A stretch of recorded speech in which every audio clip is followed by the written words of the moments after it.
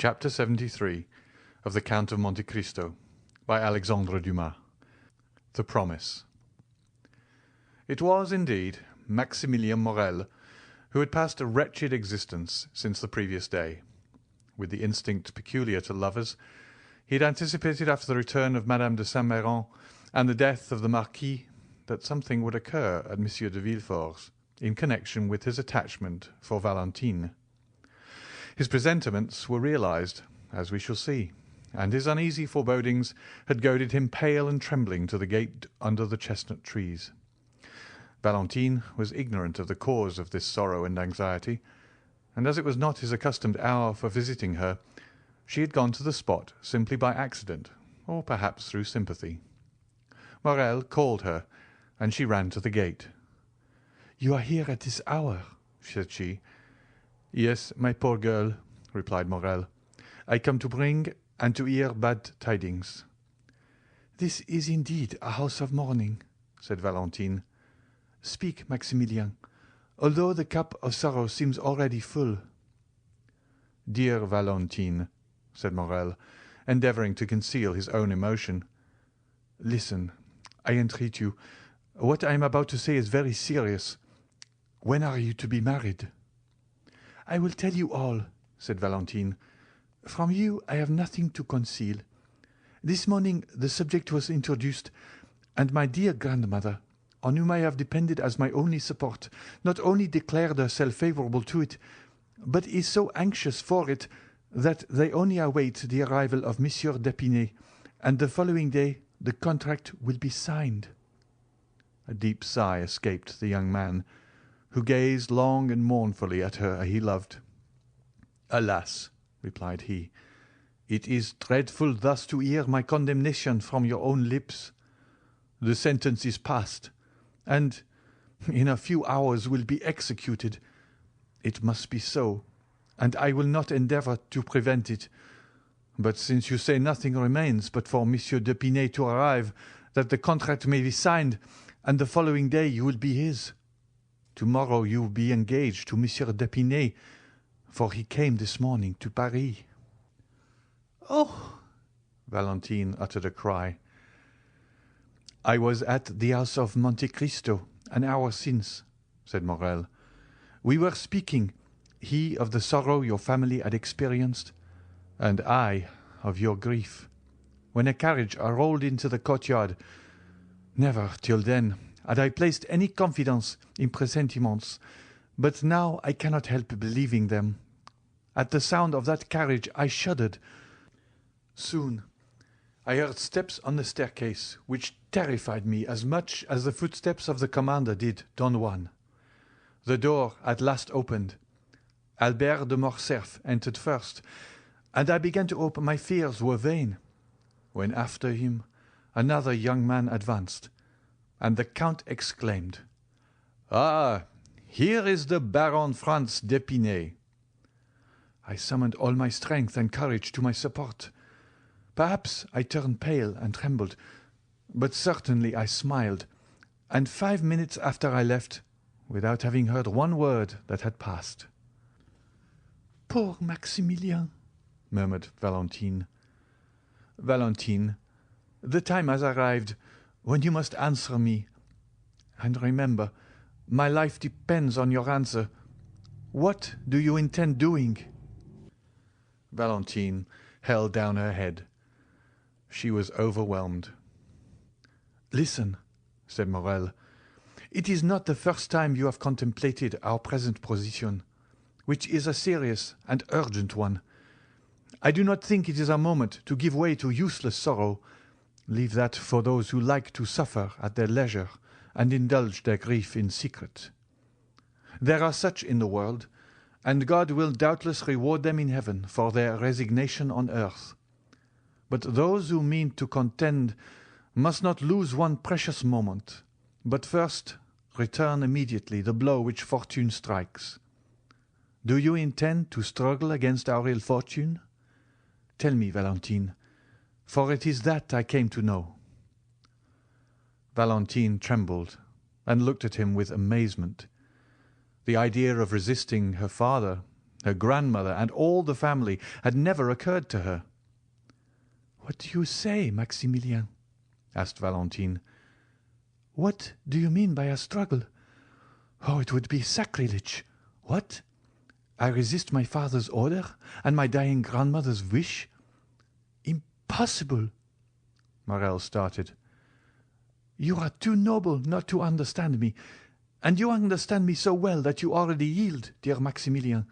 No, no, I shall need all my strength to struggle with myself and support my grief in secret, as you say. But to grieve my father, to disturb my grandfather's last moments, never." "You are right," said Morrel calmly. "In what a tone you speak!" cried Valentine.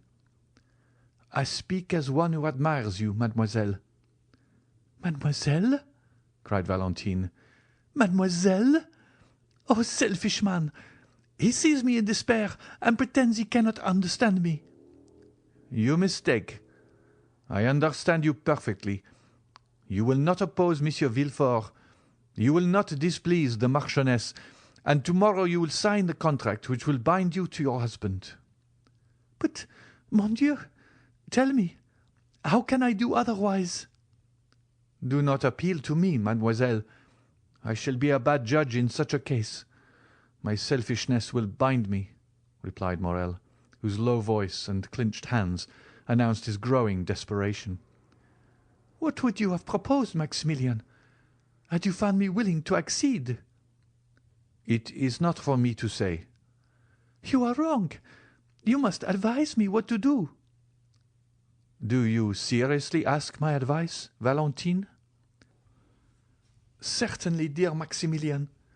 For if it is good, I will follow it. You know my devotion to you." "Valentine," said Morrel, pushing aside a loose plank, "give me your hand in token of forgiveness of my anger. My senses are confused, and during the last hour the most extravagant thoughts have passed through my brain. Oh, if you refuse my advice—" "What do you advise?" said Valentine, raising her eyes to heaven and sighing. "I am free," said Maximilian, "and rich enough to support you. I swear to make you my lawful wife before my lips even shall have approached your forehead." "You make me tremble," said the young girl. "Follow me," said Morrel. "I will take you to my sister, who is worthy also to be yours. We will embark for Algiers, for England, for America, or, if you prefer it, retire to the country and only return to Paris when our friends have reconciled your family." Valentine shook her head. "I feared it, Maximilian," said she. "It is the counsel of a madman, and I should be more mad than you did I not stop you at once with the word impossible, impossible." "You will then submit to what fate decrees for you, without even attempting to contend with it?" said Morrel sorrowfully. "Yes, if I die." "Well, Valentine," resumed Maximilian, "I can only say again that you are right. Truly it is I who am mad, and you prove to me that passion blinds the most well-meaning. I appreciate your calm reasoning.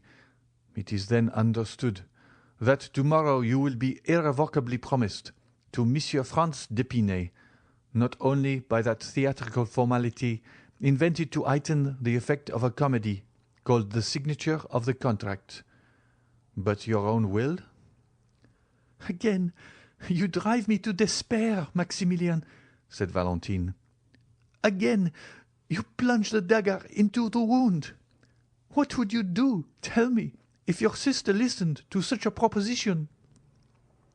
"Mademoiselle," replied Morrel with a bitter smile, "I am selfish. You have already said so.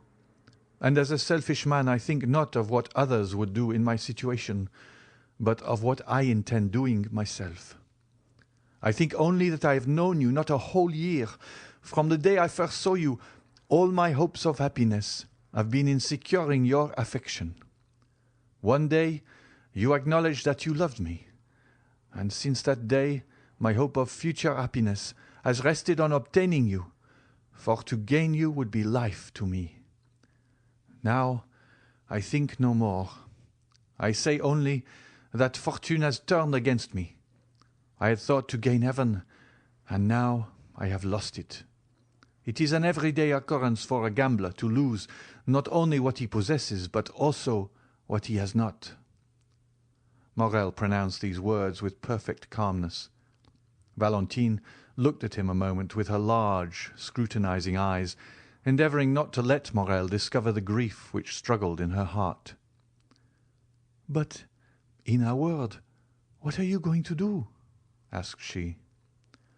"I am going to have the honour of taking my leave of you, mademoiselle, solemnly assuring you that I wish your life may be so calm, so happy, and so full occupied, that there may be no place for me, even in your memory." "Oh," murmured Valentine. "Adieu, Valentine, adieu," said Morrel, bowing. "Where are you going?" cried the young girl, extending her hand through the opening and seizing Maximilian by his coat, for she understood from her own agitated feelings that her lover's calmness could not be real. "Where are you going?" "I am going that I may not bring fresh trouble into your family, and to set an example which every honest and devoted man, situated as I am, may follow." "Before you leave me, tell me what you are going to do, Maximilian." The young man smiled sorrowfully. "Speak, speak," said Valentine. "I entreat you." "Has your resolution changed, Valentine?" "It cannot change, unhappy man. You know it must not," cried the young girl. "Then adieu, Valentine." Valentine shook the gate with a strength of which she could not have been supposed to be possessed, as Morrel was going away, and passing both her hands through the opening, she clasped and wrung them. "I must know what you mean to do," she said. "Where are you going?" "Oh, fear not," said Maximilian, stopping at a short distance. "I do not intend to render another man responsible for the rigorous fate reserved for me. Another might threaten to seek Monsieur Franz, to provoke him and to fight with him. All that would be folly. What has Monsieur Franz to do with it? He saw me this morning for the first time, and has already forgotten he has seen me. He did not even know I existed when it was arranged by your two families that you should be united. I have no enmity against Monsieur Franz, and promise you the punishment shall not fall on him." "On whom, then? On me?" "On you? Valentine! Oh, heaven forbid! Woman is sacred. The woman one loves is holy." "On yourself, then, unhappy man, on yourself?" "I am the only guilty person, am I not?" said Maximilian. "Maximilian," said Valentine, "Maximilian, come back, I entreat you." He drew near with his sweet smile, and but for his paleness one might have thought him in his usual happy mood. "Listen, my dear, my adored Valentine," said he in his melodious and grave tone. "Those who, like us, have never had a thought for which we need blush before the world, such may read each other's hearts. I never was romantic, and am no melancholy hero. I imitate neither Manfred nor Antony, but without words, protestations, or vows, my life has entwined itself with yours. You leave me, and you are right in doing so. I repeat it, you are right, but in losing you, I lose my life. The moment you leave me, Valentine, I am alone in the world. My sister is happily married.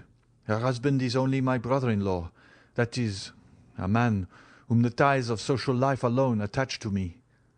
No one then longer needs my useless life. This is what I shall do. I will wait until the very moment you are married, for I will not lose the shadow of one of those unexpected chances which are sometimes reserved for us, since Monsieur Franz may, after all, die before that time. A thunderbolt may fall even on the altar as you approach. Nothing appears impossible to one condemned to die, and miracles appear quite reasonable when his escape from death is concerned.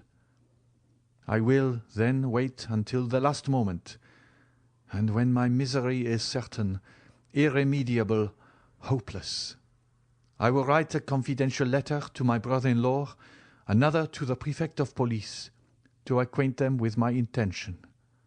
And at the corner of some wood, on the brink of some abyss, on the bank of some river, I will put an end to my existence, as certainly as I am the son of the most honest man who ever lived in France." Valentine trembled convulsively. She loosened her hold of the gate.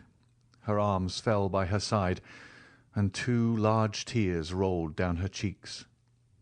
The young man stood before her, sorrowful and resolute. "Oh, for pity's sake," said she, "you will live, will you not?" "No, on my honour," said Maximilian, "but that will not affect you. You have done your duty, and your conscience will be at rest." Valentine fell on her knees and pressed her almost bursting heart. "Maximilian," said she, "Maximilian, my friend, my brother on earth, my true husband in heaven, I entreat you, do as I do. Live in suffering. Perhaps one day we may be united." "Adieu, Valentine," repeated Morrel. "My God!" said Valentine, raising both her hands to heaven with a sublime expression. "I have done my utmost to remain a submissive daughter. I have begged, entreated, implored. He has regarded neither my prayers, my entreaties, nor my tears. It is done!" cried she, willing away her tears and resuming her firmness. "I am resolved not to die of remorse, but rather of shame. Live, Maximilian, and I will be yours. Say when shall it be? Speak, command, I will obey." Morrel, who had already gone some few steps away, again returned, and, pale with joy, extended both hands towards Valentine through the opening. "Valentine," said he, "dear Valentine, you must not speak thus. Rather let me die. Why should I obtain you by violence, if our love is mutual? Is it from mere humanity you bid me live? I would rather die." "Truly," murmured Valentine, "who on this earth cares for me, if he does not? Who has consoled me in my sorrow but he? On whom do my hopes rest? On whom does my bleeding heart repose? On him, always on him. Yes, you are right, Maximilian. I will follow you. I will leave the paternal home. I will give up all. Oh, ungrateful girl that I am!" cried Valentine, sobbing. "I will give up all, even my dear old grandfather, whom I had nearly forgotten."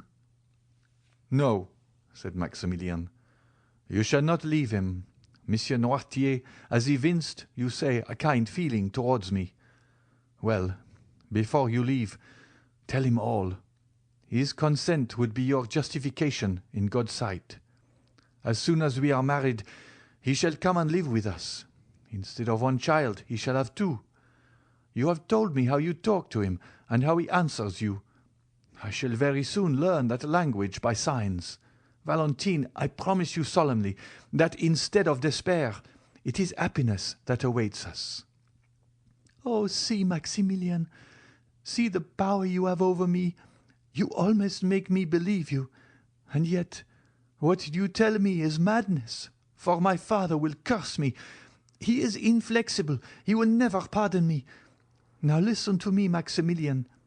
If by artifice, by entreaty, by accident, In short, if by any means I can delay this marriage, will you wait?" "Yes, I promise you, as faithfully as you have promised me that this horrible marriage shall not take place, and that if you are dragged before a magistrate or a priest, you will refuse." "I promise you by all that is most sacred to me in the world, namely, by my mother." "We will wait, then," said Morrel. "Yes, we will wait," replied Valentine, who revived at these words. "There are so many things which may save unhappy beings such as we are." "I rely on you, Valentine," said Morrel. "All you do will be well done, only if they disregard your prayers. If your father and Madame de Saint-Méran insist that Monsieur de d'Épinay should be called tomorrow to sign the contract—" "Then you have my promise, Maximilian." "Instead of signing?" "I will go to you, and we will fly. But from this moment until then, let us not tempt Providence. Let us not see each other. It is a miracle, it is a providence that we have not been discovered. If we were surprised, if it were known that we met thus, we should have no further resource." "You are right, Valentine, but how shall I ascertain?" "From the notary, Monsieur Deschamps." "I know him." "And for myself, I will write to you. Depend on me. I dread this marriage, Maximilian, as much as you." "Thank you, my adored Valentine, thank you. That is enough. When once I know the hour, I will hasten to this spot.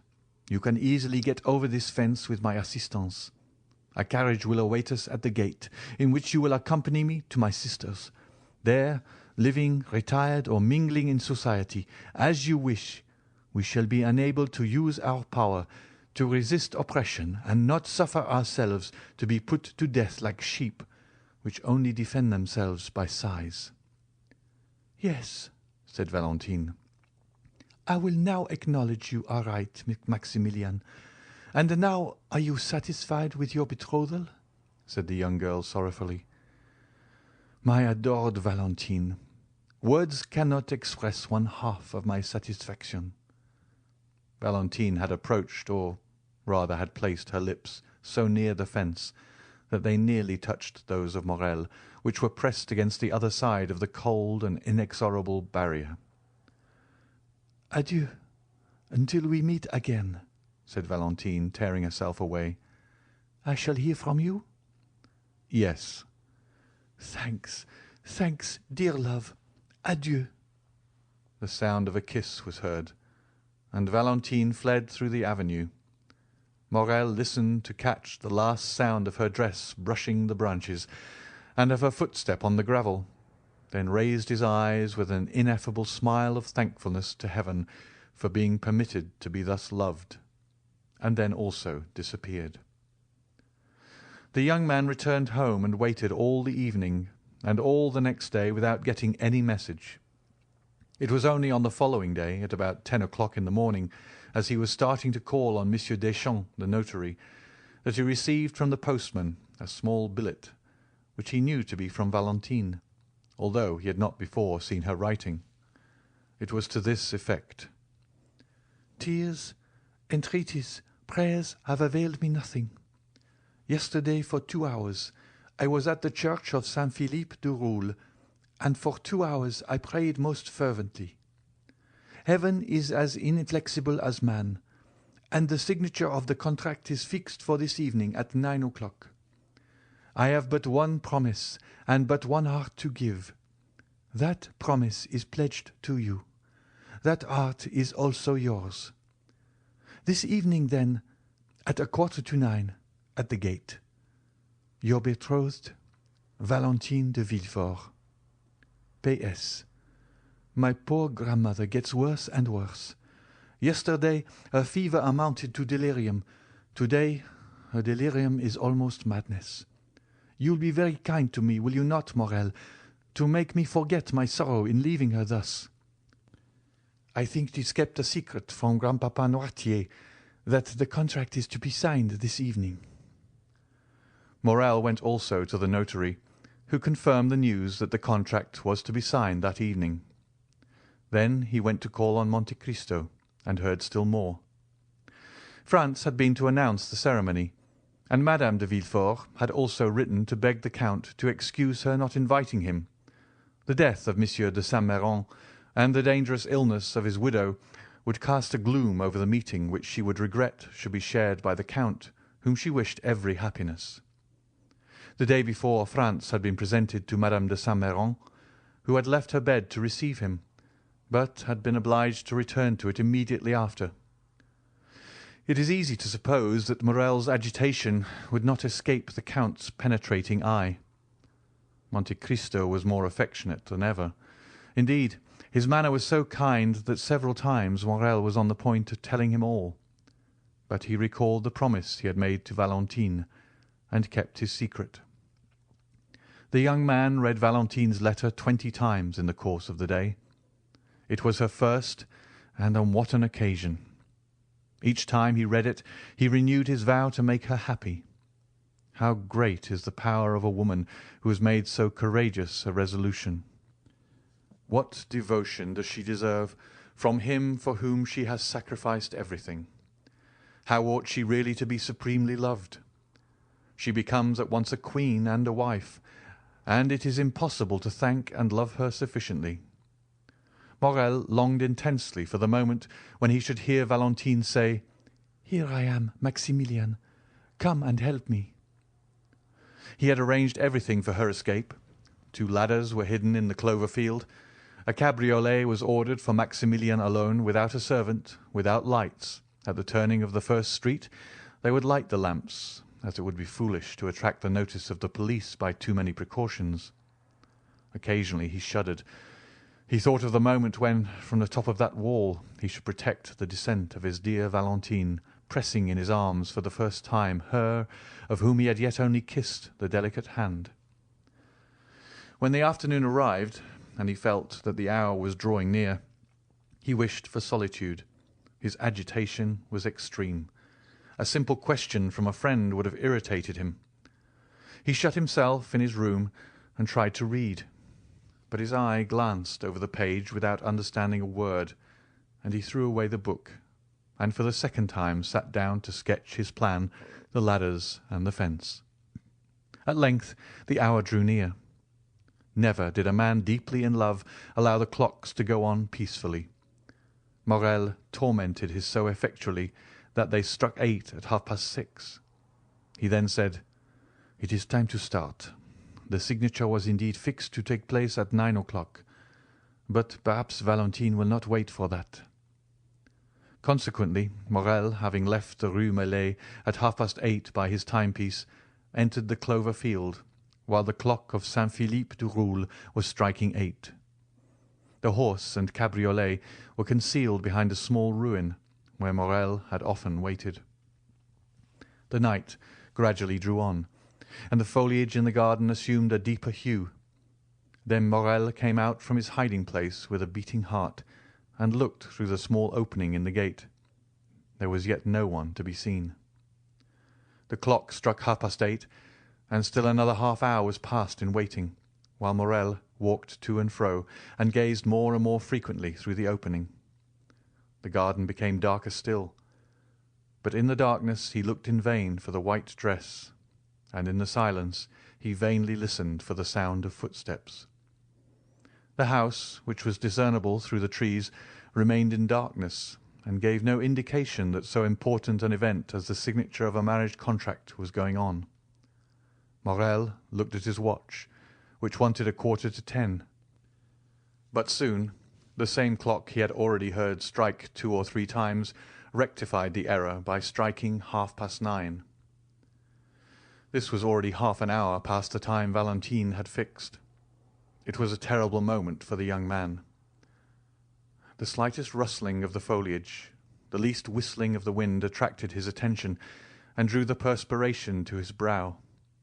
Then he tremblingly fixed his ladder, and, not to lose a moment, placed his foot on the first step.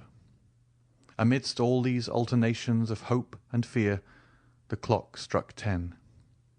"It is impossible," said Maximilian, "that the signing of a contract should occupy so long a time without unexpected interruptions.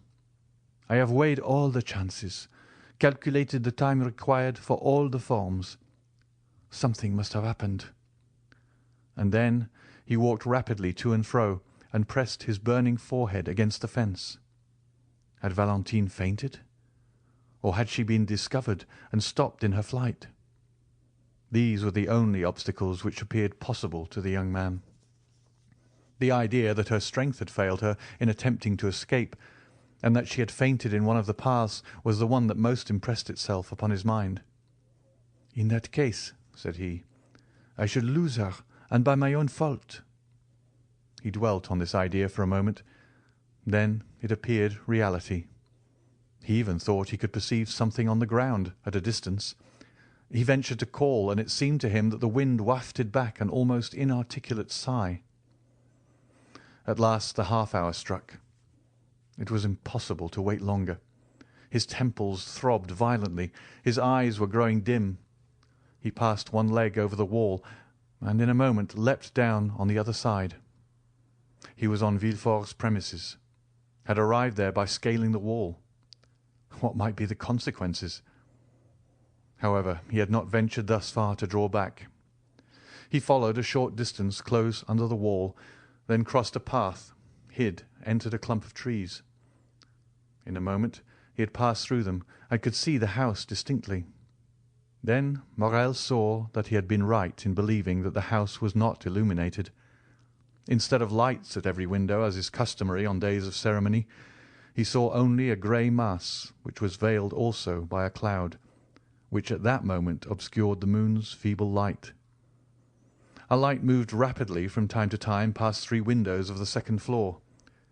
These 3 windows were in Madame de Saint-Méran's room. Another remained motionless behind some red curtains which were in Madame de Villefort's bedroom. Morrel guessed all this. So many times, in order to follow Valentine in thought at every hour in the day, had he made her describe the whole house, that without having seen it, he knew it all. This darkness and silence alarmed Morrel still more than Valentine's absence had done. Almost mad with grief, and determined to venture everything in order to see Valentine once more, and be certain of the misfortune he feared, Morrel gained the edge of the clump of trees, and was going to pass as quickly as possible through the flower garden, when the sound of a voice, still at some distance, but which was borne upon the wind, reached him. At this sound, as he was already partially exposed to view, he stepped back and concealed himself completely, remaining perfectly motionless. He had formed his resolution. If it was Valentine alone, he would speak as she passed. If she was accompanied, and he could not speak, still he should see her and know that she was safe. If they were strangers, he would listen to their conversation, and might understand something of this hitherto incomprehensible mystery. The moon had just then escaped from behind the cloud which had concealed it, and Morrel saw Villefort come out upon the steps, followed by a gentleman in black. They descended and advanced towards the clump of trees, and Morrel soon recognized the other gentleman as Dr. d'Avrigny. The young man, seeing them approach, drew back mechanically until he found himself stopped by a sycamore tree in the centre of the clump. There he was compelled to remain. Soon the 2 gentlemen stopped also. "Ah, my dear doctor," said the procureur, "heaven declares itself against my house. What a dreadful death! What a blow! Seek not to console me. Alas, nothing can alleviate so great a sorrow. The wound is too deep and too fresh. Dead! Dead!" The cold sweat sprang to the young man's brow, and his teeth chattered. Who could be dead in that house, which Villefort himself had called accursed?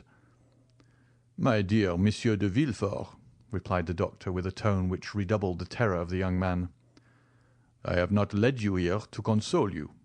On the contrary." "What can you mean?" asked the procureur, alarmed. "I mean that behind the misfortune which has just happened to you, There is another, perhaps still greater." "Can it be possible?" murmured Villefort, clasping his hands. "What are you going to tell me?" "Are we quite alone, my friend?" "Yes, quite. But why all these precautions?" "Because I have a terrible secret to communicate to you," said the doctor. "Let us sit down." Villefort fell rather than seated himself. The doctor stood before him with one hand placed on his shoulder. Morrel, horrified, supported his head with one hand, and with the other pressed his heart lest its beating should be heard.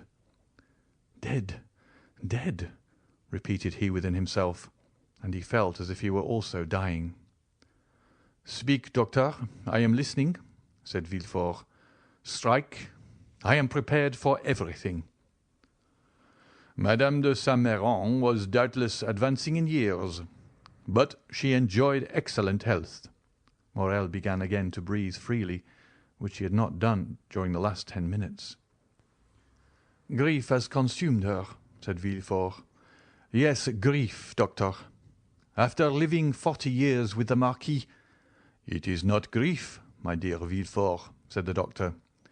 "Grief may kill, although it rarely does, and never in a day, never in an hour, never in 10 minutes."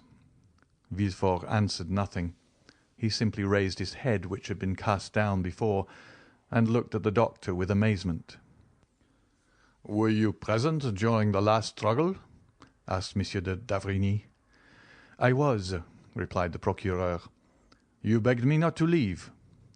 Did you notice the symptoms of the disease to which Madame de Saint-Méran has fallen a victim?" "I did. Madame de Saint-Méran had 3 successive attacks, at intervals of some minutes, each one more serious than the former. When you arrived, Madame de Saint-Méran had already been panting for breath some minutes. She then had a fit, which I took to be simply a nervous attack, and it was only when I saw her raise herself in the bed, and her limbs and neck appeared stiffened, that I became really alarmed. Then I understood from your countenance there was more to fear than I had thought. This crisis past, I endeavoured to catch your eye, but could not. You held her hand, you were feeling her pulse, and the second fit came on before you had turned towards me. This was more terrible than the first. The same nervous movements were repeated, and the mouth contracted and turned purple." "And at the third she expired?" "At the end of the first attack I discovered symptoms of tetanus. You confirm my opinion." "Yes, before others," replied the doctor. "But now we are alone. What are you going to say? Oh, spare me!" "That the symptoms of tetanus and poisoning by vegetable substances are the same." Monsieur de Villefort started from his seat, then in a moment fell down again silent and motionless. Morrel knew not if he were dreaming or awake. "Listen," said the doctor.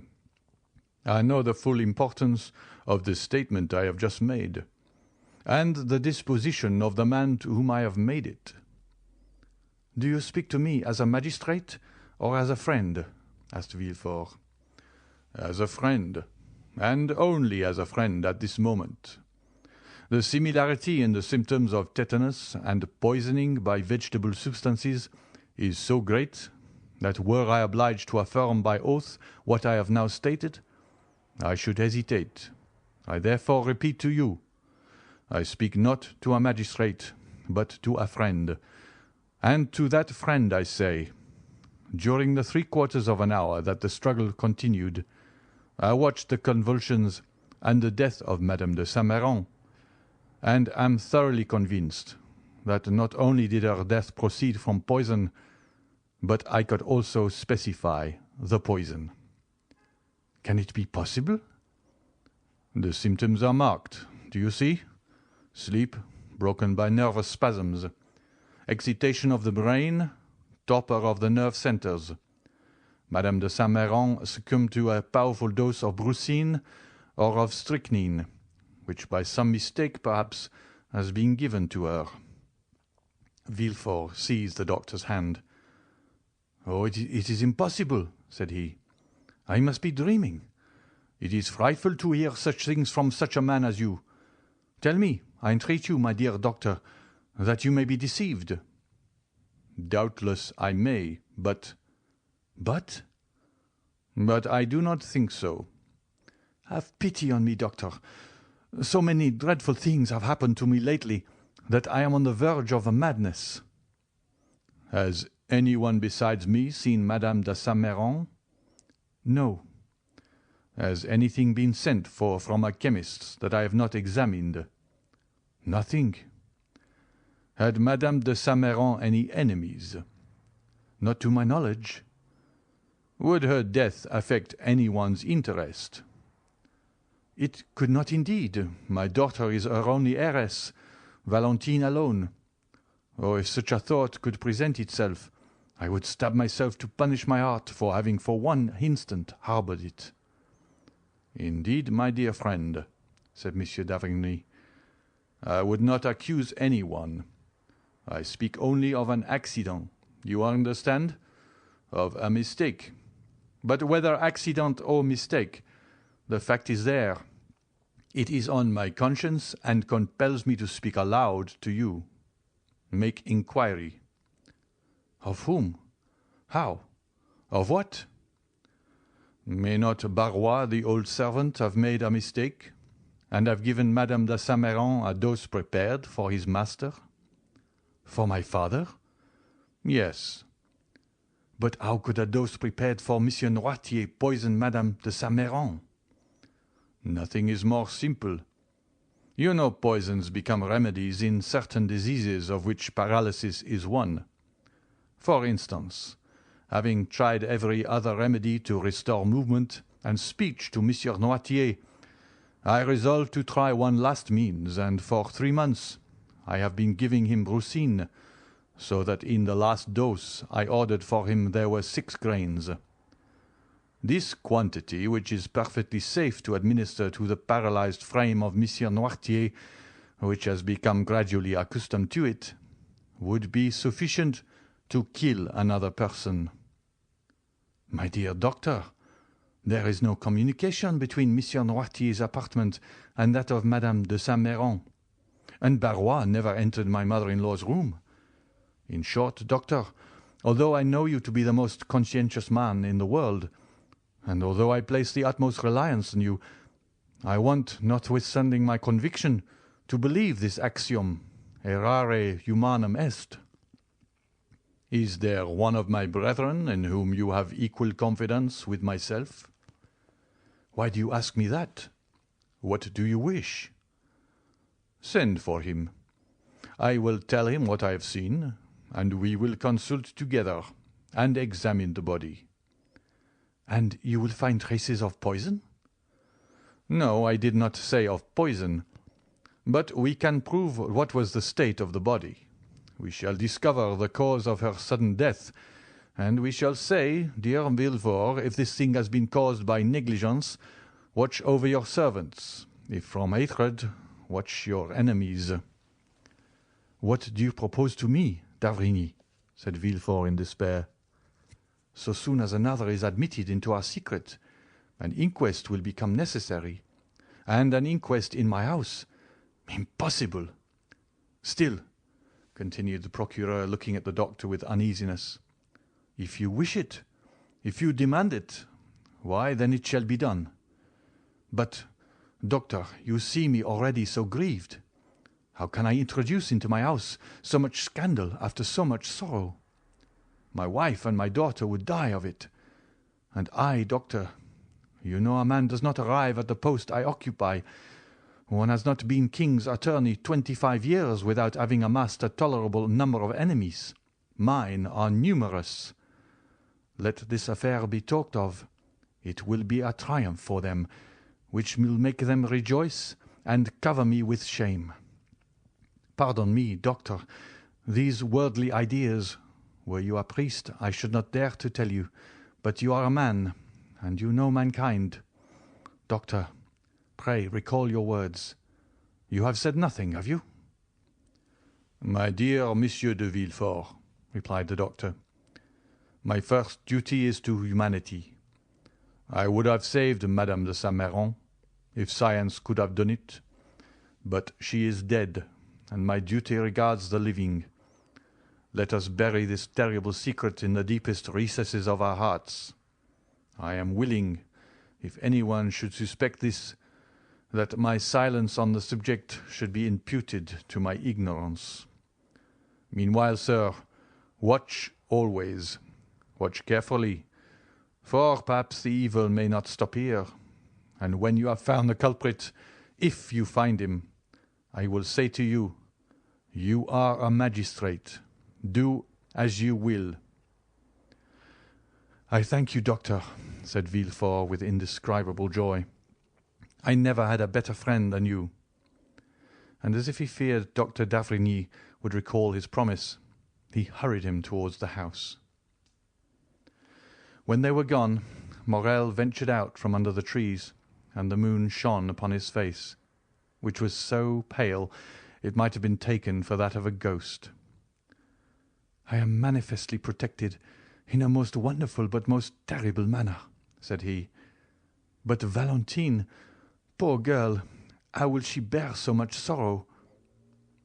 As he thought thus, he looked alternately at the window with red curtains and the three windows with white curtains. The light had almost disappeared from the former. Doubtless Madame de Villefort had just put out her lamp, and the night lamp alone reflected its dull light on the window. At the extremity of the building, on the contrary, he saw one of the three windows open. A wax light placed on the mantelpiece threw some of its pale rays without, and a shadow was seen for one moment on the balcony. Morrel shuddered. He thought he heard a sob. It cannot be wondered at that his mind, generally so courageous, but now disturbed by the two strongest human passions, love and fear, was weakened even to the indulgence of superstitious thoughts. Although it was impossible that Valentine should see him, hidden as he was, he thought he heard the shadow at the window call him. His disturbed mind told him so. This double error became an irresistible reality, and by one of the incomprehensible transports of youth he bounded from his hiding-place, and with 2 strides, at the risk of being seen, at the risk of alarming Valentine, at the risk of being discovered by some exclamation which might escape the young girl, he crossed the flower garden, which by the light of the moon resembled a large white lake, and having passed the rows of orange trees which extended in front of the house, he reached the step, ran quickly up, and pushed the door, which opened without offering any resistance. Valentine had not seen him. Her eyes, raised towards heaven, were watching a silvery cloud gliding over the azure, its form that of a shadow mounting towards heaven. Her poetic and excited mind pictured it as the soul of her grandmother. Meanwhile, Morrel had traversed the anteroom and found the staircase, which, being carpeted, prevented his approach being heard, and he had regained that degree of confidence that the presence of Monsieur de Villefort even would not have alarmed him. He was quite prepared for any such encounter. He would at once approach Valentine's father and acknowledge all, begging Villefort to pardon and sanction the love which united 2 fond and loving hearts. Morrel was mad. Happily, he did not meet anyone. Now, especially, did he find the description Valentine had given of the interior of the house useful to him. He arrived safely at the top of the staircase, and while he was feeling his way, a sob indicated the direction he was to take. He turned back. A door, partly opened, enabled him to see his road and to hear the voice of one in sorrow. He pushed the door open and entered. At the other end of the room, under a white sheet which covered it, lay the corpse, still more alarming to Morrel since the account he had so unexpectedly overheard. By its side, on her knees, and with her head buried in the cushion of an easy-chair, was Valentine, trembling and sobbing, her hands extended above her head, clasped and stiff. She had turned from the window, which remained open, and was praying in accents that would have affected the most unfeeling. Her words were rapid, incoherent, unintelligible, for the burning weight of grief almost stopped her utterance. The moon, shining through the open blinds, made the lamp appear to burn paler, and cast a sepulchral hue over the whole scene. Morel could not resist this. He was not exemplary for piety. He was not easily impressed. But Valentine, suffering, weeping, wringing her hands before him, was more than he could bear in silence. He sighed and whispered a name, and the head bathed in tears and pressed on the velvet cushion of the chair, a head like that of a Magdalene by Correggio, was raised and turned toward him. Valentine perceived him without betraying the least surprise. A heart overwhelmed with one great grief is insensible to minor emotions. Morel held out his hand to her. Valentine, as her only apology for not having met him, pointed to the corpse under the sheet, and began to sob again. Neither dared for some time to speak in that room. They hesitated to break the silence which death seemed to impose. At length Valentine ventured. "My dear friend," said she, "how came you here? Alas, I would say you are welcome, had not death opened the way for you into this house." "Valentine," said Morel with a trembling voice, "I had waited since 8:30, and did not see you come. I became uneasy, leapt the wall, found my way through the garden, when voices conversing about the fatal event." "What voices?" asked Valentine. Morel shuddered as he thought of the conversation of the doctor and Monsieur de Villefort, and he thought he could see through the sheet the extended hands, the stiff neck, and the purple lips. "Your servants," said he, "were repeating the whole of the sorrowful story. From them I learned it all." "But it was risking the failure of our plan to come up here, love." "Forgive me," replied Morel. "I will go away." "No," said Valentine. "You might meet someone. Stay." "But if anyone should come here?" The young girl shook her head. "No one will come," said she. "Do not fear. There is our safeguard," pointing to the bed. "But what has become of Monsieur d'Épinay?" replied Morel. "Monsieur Franz arrived to sign the contract, just as my dear grandmother was dying." "Alas!"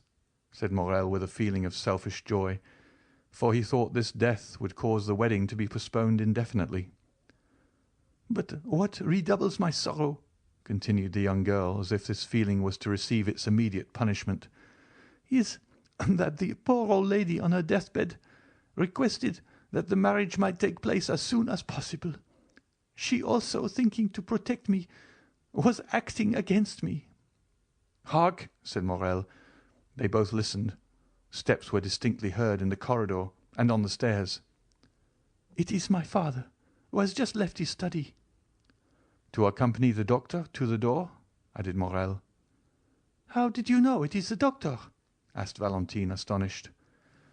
"I imagined it must be," said Morel.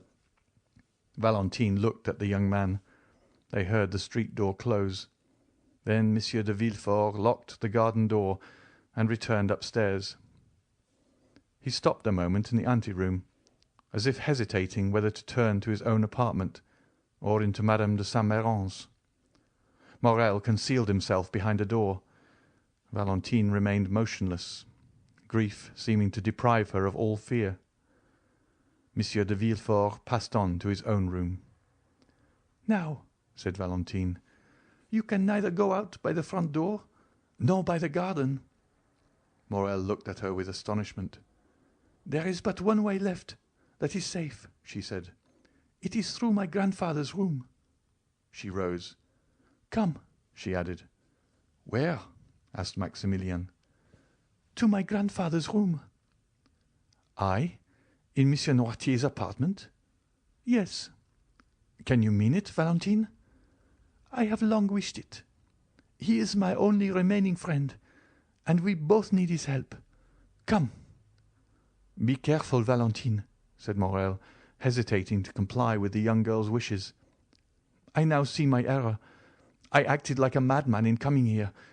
Are you sure you are more reasonable?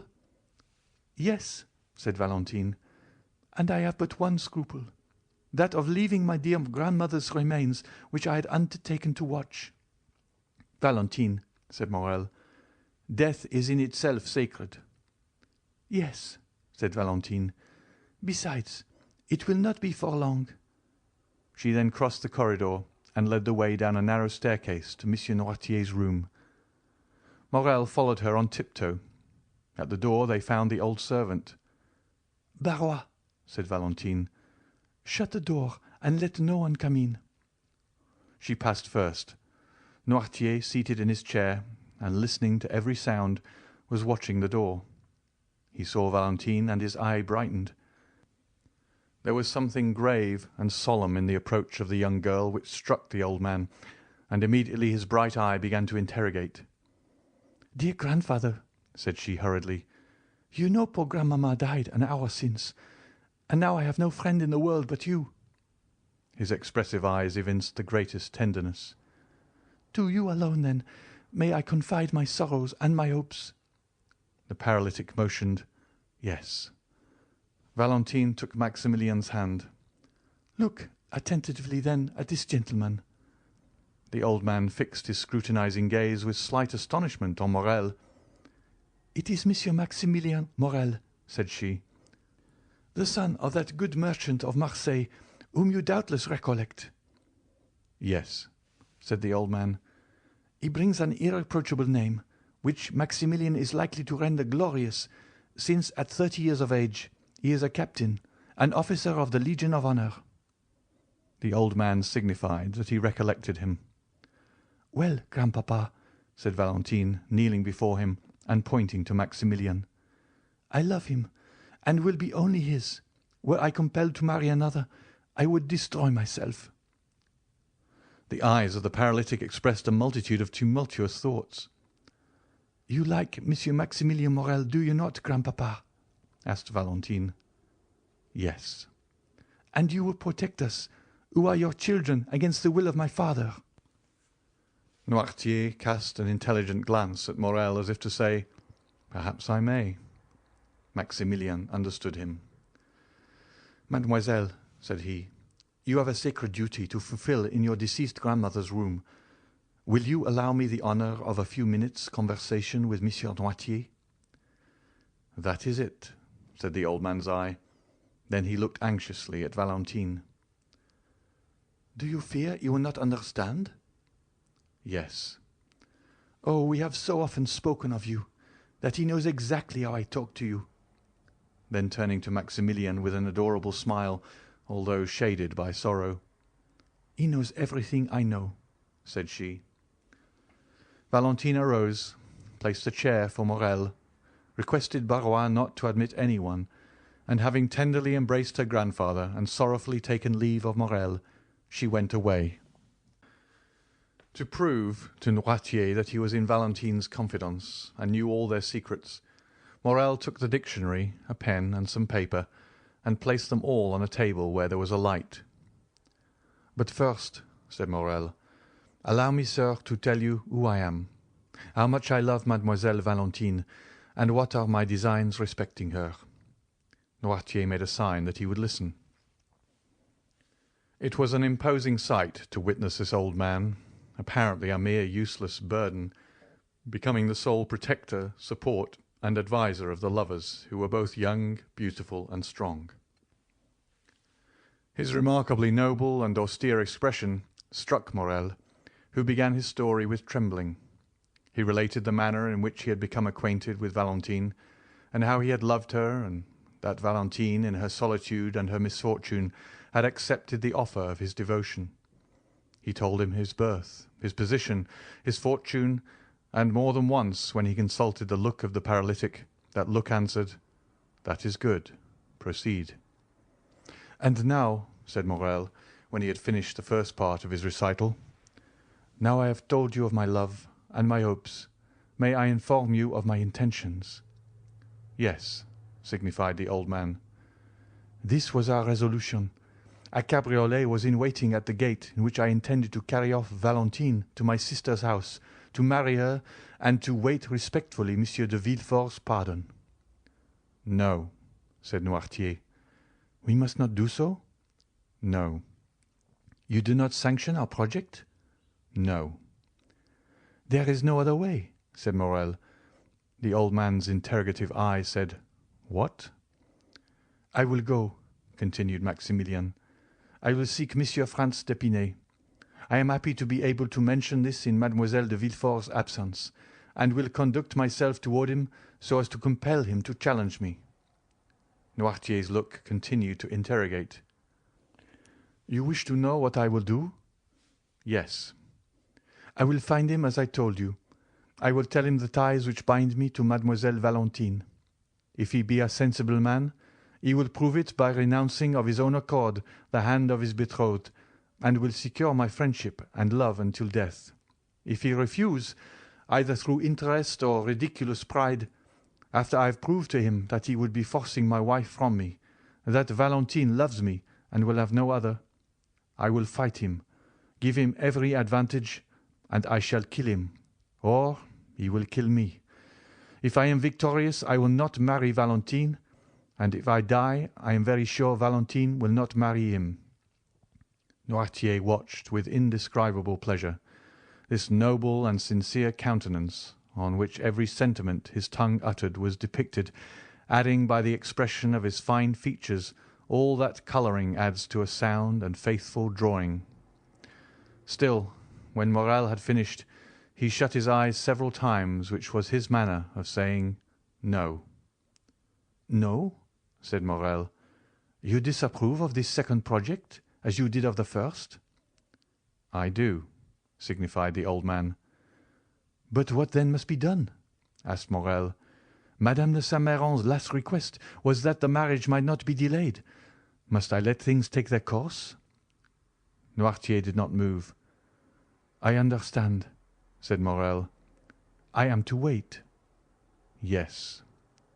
"But delay may ruin our plan, sir," replied the young man. "Alone, Valentine has no power. She will be compelled to submit. I am here almost miraculously, and can scarcely hope for so good an opportunity to occur again. Believe me, there are only the two plans I have proposed to you. Forgive my vanity, and tell me which you prefer. Do you authorize Mademoiselle Valentine to entrust herself to my honor?" "No." "Do you prefer I seek out Monsieur d'Épinay?" "No." "Whence, then, will you come the help we need? From chance?" resumed Morrel. "No." "From you?" "Yes." "You thoroughly understand me, sir. Pardon my eagerness, for my life depends on your answer. Will our help come from you?" "Yes." "You are sure of it?" "Yes." There was so much firmness in the look which gave this answer, no one could at any rate doubt his will, if they did his power. "Oh, thank you 1,000 times. But how? Unless a miracle should restore your speech, your gesture, your movement, how can you, chained to that armchair, dumb and motionless, oppose this marriage?" A smile lit up the old man's face, a strange smile of the eyes in a paralyzed face. "Then I must wait?" asked the young man. "Yes." "But the contract?" The same smile returned. "Will you assure me it shall not be signed?" "Yes," said Noirtier. "The contract shall not be signed!" cried Morrel. "Oh, pardon me, sir. I can scarcely realize so great a happiness. Will they not sign it?" "No," said the paralytic.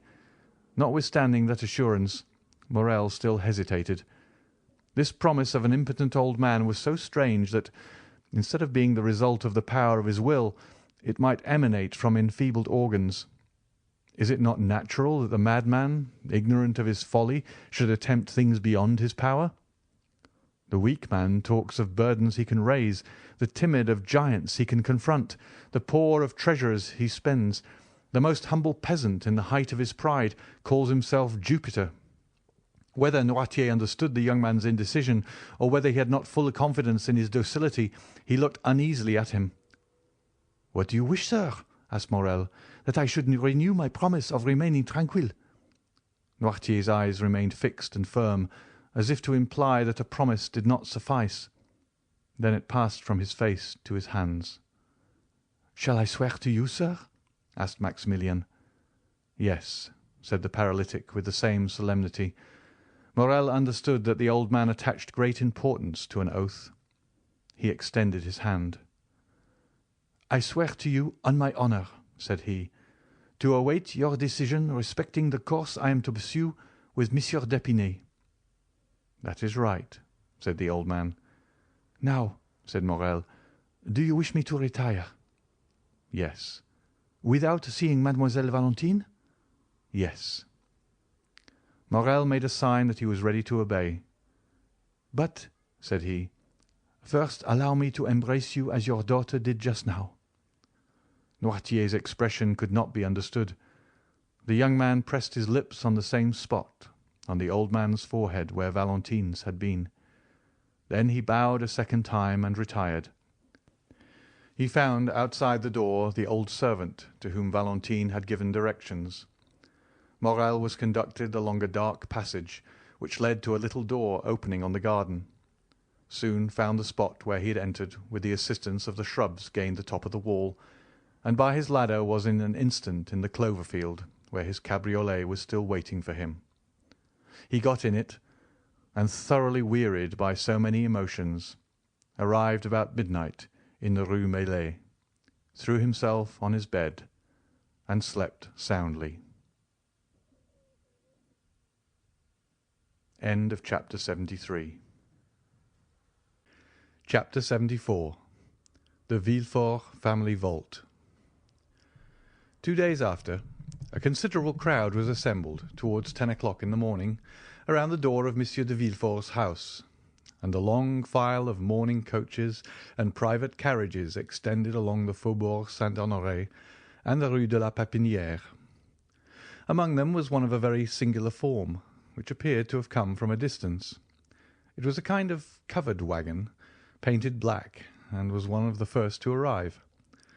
Inquiry was made, and it was ascertained that by a strange coincidence this carriage contained the corpse of the Marquis de Saint-Méran, and that those who had come thinking to attend one funeral would follow two. Their number was great. The Marquis de Saint-Méran was one of the most zealous and faithful dignitaries of Louis XVIII and King Charles X, had preserved a great number of friends, and these, added to the personages whom the usages of society gave Villefort a claim on, formed a considerable body. Due information was given to the authorities, and permission obtained that the two funerals should take place at the same time. A second hearse, decked with the same funereal pomp, was brought to Monsieur de Villefort's door, and the coffin removed into it from the post-wagon. The two bodies were to be interred in the cemetery of Père-Lachaise, where Monsieur de Villefort had long since had a tomb prepared for the reception of his family. The remains of poor Renée were already deposited there, and now, after 10 years of separation, her father and mother were to be reunited with her. The Parisians, always curious, always affected by funereal display, looked on with religious silence, while the splendid procession accompanied to their last abode two of the number of the old aristocracy, the greatest protectors of commerce and sincere devotees to their principles. In one of the mourning coaches, Beauchamp, Debray, and Château Renaud were talking of the very sudden death of the Marchioness. "I saw Madame de Saint-Méran only last year at Marseilles when I was coming back from Algiers," said Château Renaud. "She looked like a woman destined to live to be 100 years old from her apparent sound health and great activity of mind and body. How old was she?" "France assured me," replied Albert, "that she was 66 years old, but she has not died of old age, but of grief. It appears that since the death of the Marquis, which affected her very deeply, she has not completely recovered her reason. "But of what disease, then, did she die?" asked Debray. "It is said to have been a congestion of the brain, or apoplexy, which is the same thing, is it not?" "Nearly." "It is difficult to believe that it was apoplexy," said Beauchamp. "Madame de Saint-Méran, whom I once saw, was short, of slender form, and of a much more nervous than sanguine temperament. Grief could hardly produce apoplexy in such a constitution as that of Madame de Saint-Méran."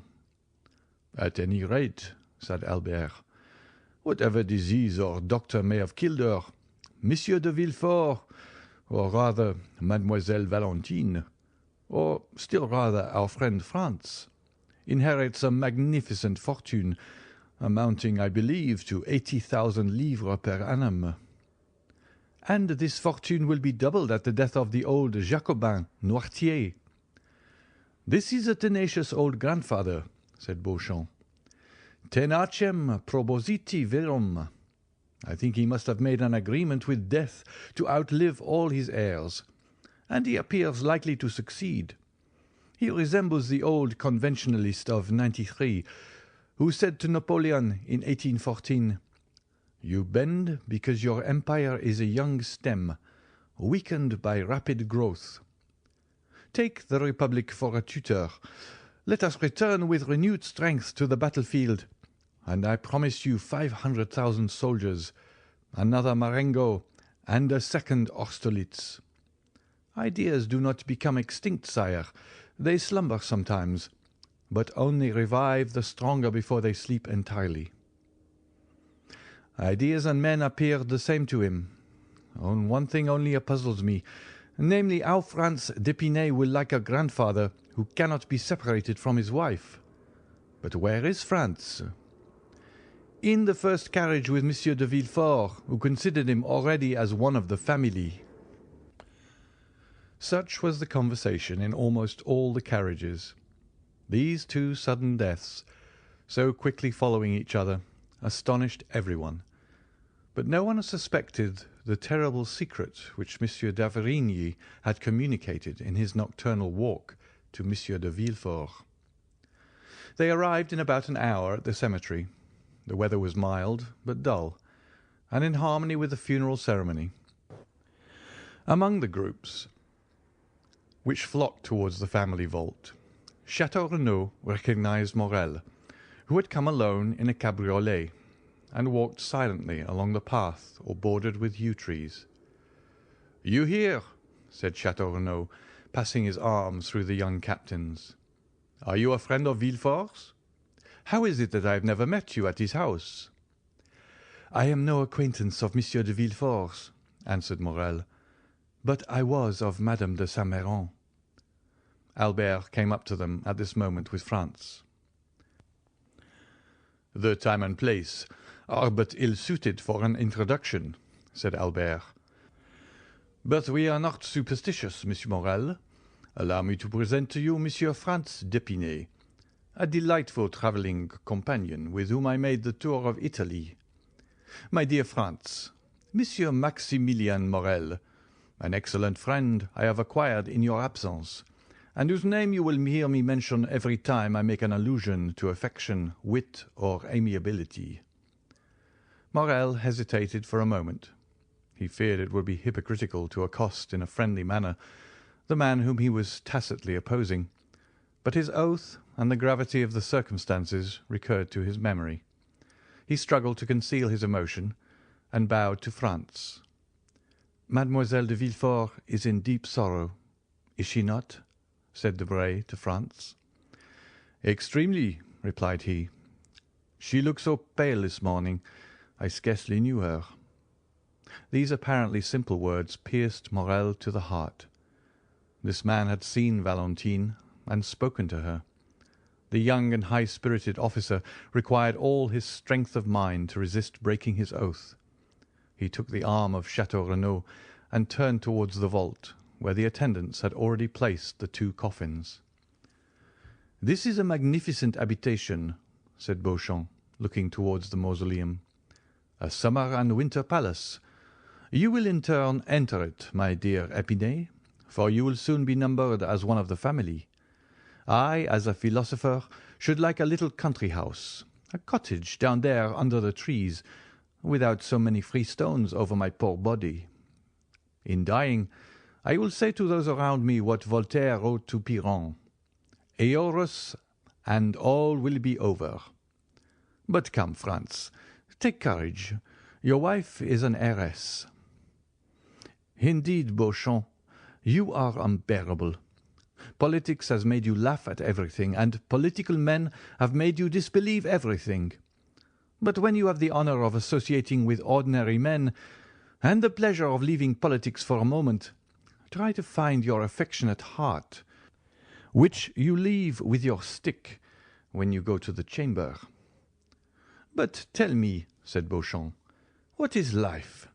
Is it not a hole in death's anteroom? I am prejudiced against Beauchamp, said Albert, drawing Franz away, and leaving the former to finish his philosophical dissertation with Debray. The Villefort vault formed a square of white stones about 20 feet high. An interior partition separated the two families, and each apartment had its entrance door. Here were not, as in other tombs, ignoble drawers, one above another, where thrift bestows its dead and labels them like specimens in a museum. All that was visible within the bronze gates was a gloomy-looking room, separated by a wall from the vault itself. The two doors before mentioned were in the middle of this wall, and enclosed the Villefort and Saint-Méran coffins. Their grief might freely expend itself, without being disturbed by the trifling loungers who came from a picnic party to visit Père Lachaise, or by lovers who made it their rendezvous. The two coffins were placed on trestles previously prepared to their reception in the right-hand crypt belonging to the Saint-Méran family. Villefort, Franz, and a few near relatives alone entered the sanctuary. As the religious ceremonies had all been performed at the door, and there was no address given, the party all separated. Château Renaud, Albert, and Morel went one way, and Debray and Beauchamp the other. Franz remained with Monsieur de Villefort at the gate of the cemetery. Morel made an excuse to wait. He saw Franz and Monsieur de Villefort get into the same mourning coach, and thought this meeting foreboded evil. He then returned to Paris, and although in the same carriage with Château Renaud and Albert, he did not hear one word of their conversation. As Franz was about to take leave of Monsieur de Villefort, "When shall I see you again?" said the latter. "At what time you please, sir," replied Franz. "As soon as possible." "I am at your command, sir. Shall we return together?" "If not unpleasant to you." "On the contrary, I shall feel much pleasure." Thus the future father and son-in-law stepped into the same carriage, and Morel, seeing them pass, became uneasy. Villefort and Franz returned to the Faubourg Saint-Honoré. The procureur, without going to see either his wife or his daughter, went at once to his study, and offering the young man a chair, "Monsieur d'Épinay," said he, "allow me to remind you at this moment, which is perhaps not so ill-chosen as at first sight may appear, for obedience to the wishes of the departed is the first offering which should be made at their tomb. Allow me then to remind you of the wish expressed by Madame de Saint-Méran on her deathbed, that Valentine's wedding might not be deferred. You know the affairs of the deceased are in perfect order, and her will bequeaths to Valentine the entire property of the Saint-Méran family. The notary showed me the documents yesterday, which will enable us to draw up the contract immediately. You may call on the notary, Monsieur Deschamps, Place Beauvau, Faubourg Saint-Honoré, and you have my authority to inspect those deeds." "Sir," replied Monsieur d'Épinay, "it is not, perhaps, the moment for Mademoiselle Valentine, who is in deep distress, to think of her husband. Indeed, I fear—" "Valentine will have no greater pleasure than that of fulfilling her grandmother's last injunctions. There will be no obstacle from that quarter, I assure you." "In that case, replied Franz. "As I shall raise none, you may make arrangements when you please. I have pledged my word, and shall feel pleasure and happiness in adhering to it." "Then," said Villefort, "nothing further is required. The contract was to have been signed 3 days since. We shall find it all ready and can sign it today." "But the morning," said Franz, hesitating. "Don't be uneasy on that score," replied Villefort. "No ceremony will be neglected in my house. Mademoiselle de Villefort may retire during the prescribed 3 months to her estate of Saint-Méran. I say hers, for she inherits it today. There, after a few days, if you like, the civil marriage shall be celebrated without pomp or ceremony. Madame de Saint-Méran wished her daughter should be married there. When that is over, you, sir, can return to Paris, while your wife passes the time of her mourning with her mother-in-law." "As you please, sir," said Franz. "Then," replied Monsieur de Villefort, "have the kindness to wait half an hour. Valentine shall come down into the drawing-room. I will send Monsieur Deschamps. We will read and sign the contract before we separate. And this evening Madame de Villefort shall accompany Valentine to her estate, where we will rejoin them in a week." "Sir," said Franz, "I have one request to make." "What is it?" "I wish Albert de Morcerf and Raoul de Châteaurenaud to be present at this signature. You know they are my witnesses." "Half an hour will suffice to apprise them. Will you go for them yourself, or shall you send?" "I prefer going, sir." "I shall expect you then in half an hour, Baron, and Valentine will be ready." Franz bowed and left the room. Scarcely had the door closed when Monsieur de Villefort sent to tell Valentine to be ready in the drawing-room in half an hour, as he expected the notary and Monsieur d'Épinay and his witnesses. The news caused a great sensation throughout the house. Madame de Villefort would not believe it, and Valentine was thunderstruck. She looked around for help, and would have gone down to her grandfather's room, but on the stairs she met Monsieur de Villefort, who took her arm and led her into the drawing-room. In the ante-room Valentine met Barrois, and looked despairingly at the old servant. A moment later Madame de Villefort entered the drawing-room with her little Edward. It was evident that she had shared the grief of the family, for she was pale and looked fatigued. She sat down, took Edward on her knees, and from time to time pressed this child, on whom her affections appeared centred, almost convulsively to her bosom. 2 carriages were soon heard to enter the courtyard. One was the notary's, the other that of Franz and his friends. In a moment the whole party was assembled. Valentine was so pale one might trace the blue veins from her temples, round her eyes and down her cheeks. Franz was deeply affected. Château and Albert looked at each other with amazement. The ceremony, which was just concluded, had not appeared more sorrowful than did that which was about to begin. Madame de Villefort had placed herself in the shadow behind a velvet curtain, and as she constantly bent over her child, it was difficult to read the expression of her face. Monsieur de Villefort was, as usual, unmoved. The notary, after having, according to the customary method, arranged the papers on the table, taken his place in an armchair, and raised his spectacles, turned towards Franz. "Are you Monsieur Franz de Quesnel, Baron d'Épinay?" asked he, although he knew it perfectly. "Yes, sir," replied Franz. The notary bowed. "I have then to inform you, sir, at the request of Monsieur de Villefort, that your projected marriage with Mademoiselle de Villefort has changed the feeling of Monsieur Noirtier towards his grandchild, and that he disinherits her entirely of the fortune he would have left her.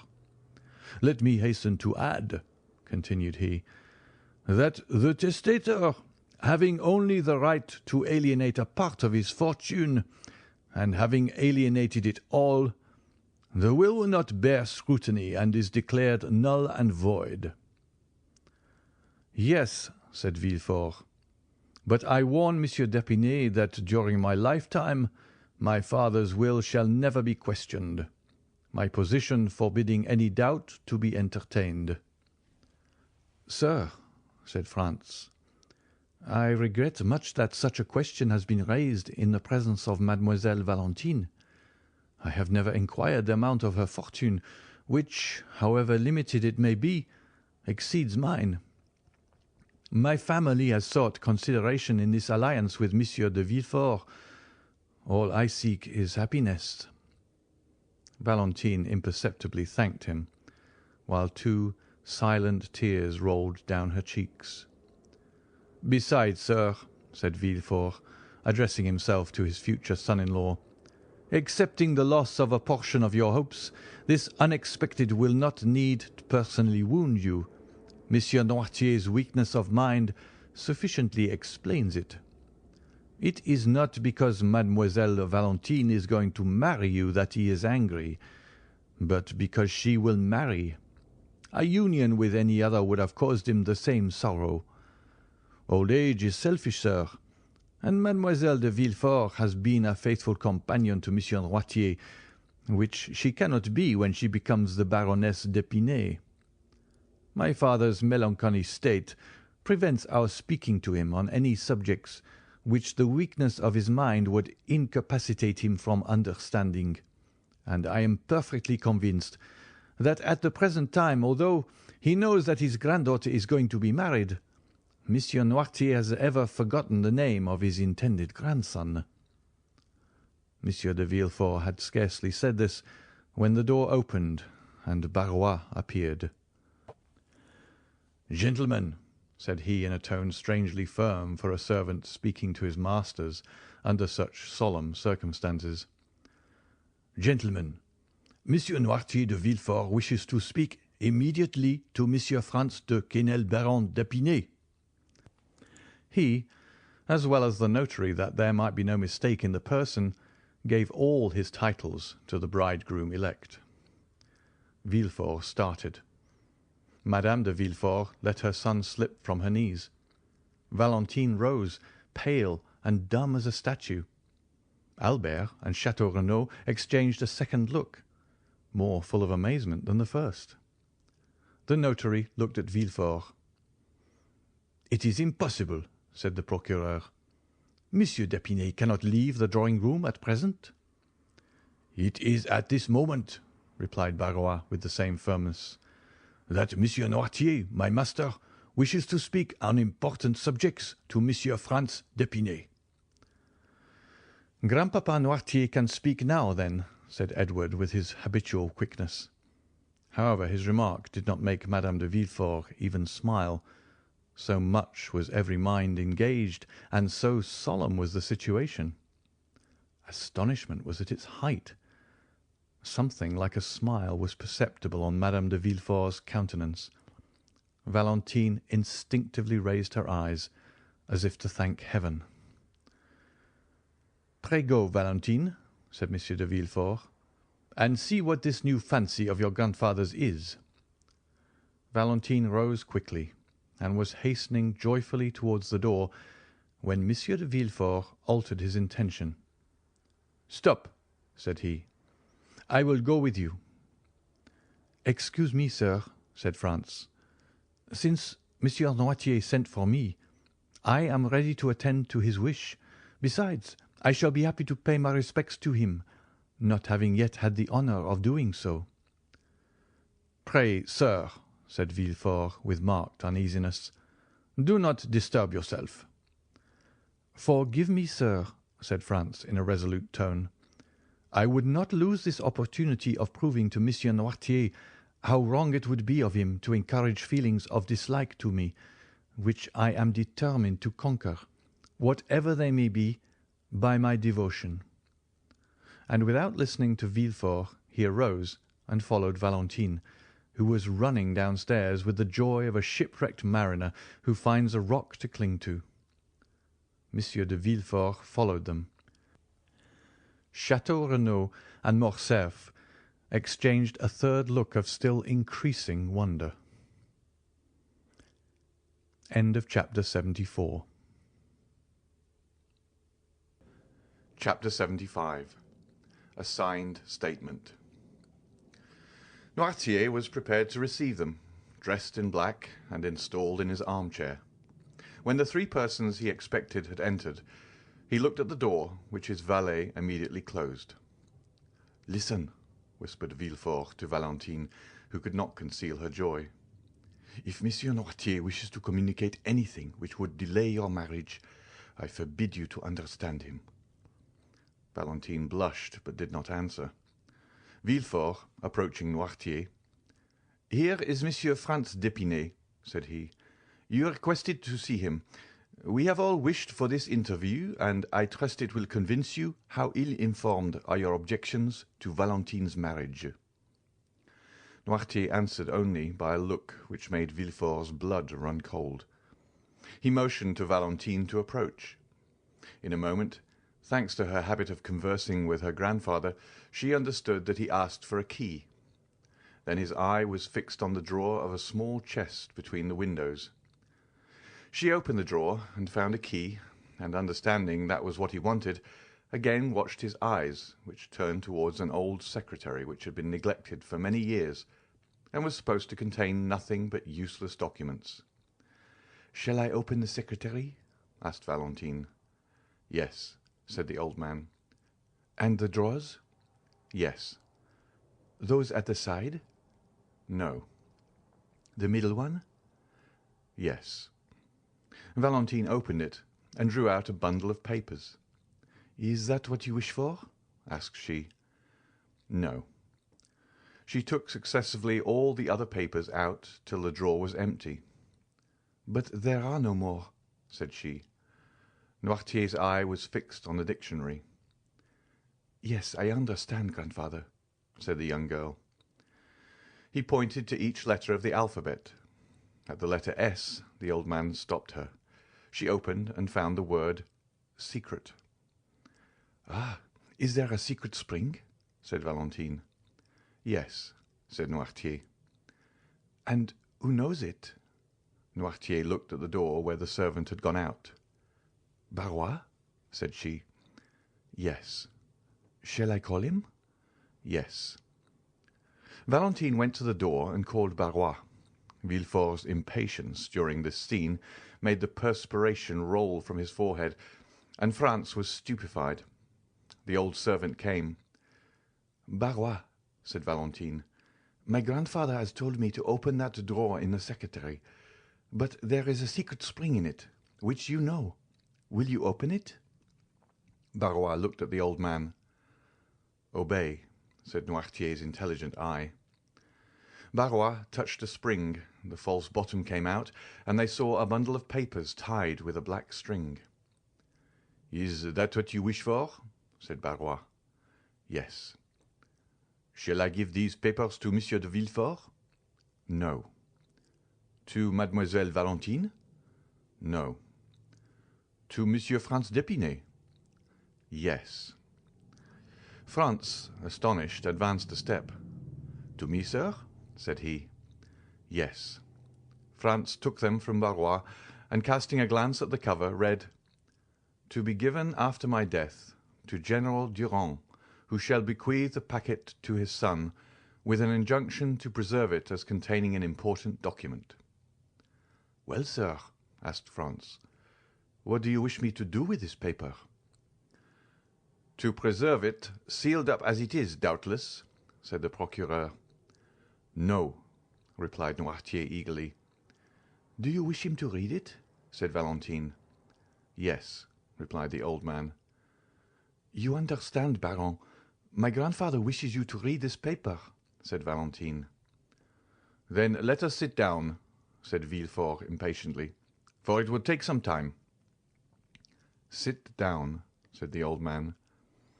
Villefort took a chair, but Valentine remained standing by her father's side, and Franz before him, holding the mysterious paper in his hand. "Read," said the old man. Franz untied it, and in the midst of the most profound silence read, "Extract from the report of a meeting of the Bonapartist Club in the Rue Saint-Jacques, held February 5th, 1815. Franz stopped. "February 5th, 1815?" said he. "It is the day my father was murdered." Valentine and Villefort were dumb. The eye of the old man alone seemed to say clearly, "Go on." "But it was on leaving this club," said he, "my father disappeared." Noirtier's eyes continued to say, "Read." He resumed. "The undersigned Louis-Jacques Beaupère, Lieutenant-Colonel of Artillery, Etienne d'Auchampy, General of the Brigade, and Claude Lecharpal, Keeper of the Woods and Forests, declare that on the 4th of February a letter arrived from the island of Elba, recommending to the kindness and the confidence of the Bonapartist Club General Flavien de Quesnel, who, having served the Emperor from 1804 to 1814, was supposed to be devoted to the interests of the Napoleon dynasty, notwithstanding the title of Baron, which Louis XVIII had just granted to him with his estate of Épinay. A note was in consequence addressed to General de Quesnel, begging him to be present at the meeting next day, the 5th. The note indicated neither the street nor the number of the house where the meeting was to be held. It bore no signature, but it announced to the general that someone would call for him if he would be ready at 9 o'clock. The meetings were always held from that time till midnight. At 9 o'clock the president of the club presented himself. The general was ready. The president informed him that one of the conditions of his introduction was that he should be eternally ignorant of the place of the meeting, and that he would allow his eyes to be bandaged, swearing that he would not endeavor to take off the bandage. General de Quesnel accepted the condition, and promised on his honor not to seek to discover the road they took. The general's carriage was ready, but the president told him it was impossible for him to use it, since it was useless to blindfold the master if the coachman knew through what streets he went. "What must be done, then?" asked the general. "I have my carriage here," said the president. "Have you then so much confidence in your servant that you can entrust him with a secret you will not allow me to know?" "Our coachman is a member of the club," said the president. "We shall be driven by a state councillor." "Then we run another risk," said the general, laughing, "that of being upset." We insert this joke to prove that the general was not in the least compelled to attend the meeting, but that he came willingly. When they were seated in the carriage, the president reminded the general of his promise to allow his eyes to be bandaged, to which he made no opposition. On the road, the president thought he saw the general make an attempt to remove the handkerchief, and reminded him of his oath. "Sure enough," said the general. The carriage stopped at an alley leading out of the Rue Saint-Jacques. The general alighted, leaning on the arm of the president, of whose dignity he was not aware, considering him simply as a member of the club. They went through the alley, mounted a flight of stairs, and entered the assembly room. The deliberations had already begun. The members, apprised of the sort of presentation which was to be made that evening, were all in attendance. When, in the middle of the room, the general was invited to remove his bandage, he did so immediately, and was surprised to see so many well-known faces in a society of whose existence he had till then been ignorant. They questioned him as to his sentiments, but he contented himself with answering that the letters from the island of Elba ought to have informed them. Franz interrupted himself by saying, "My father was a royalist.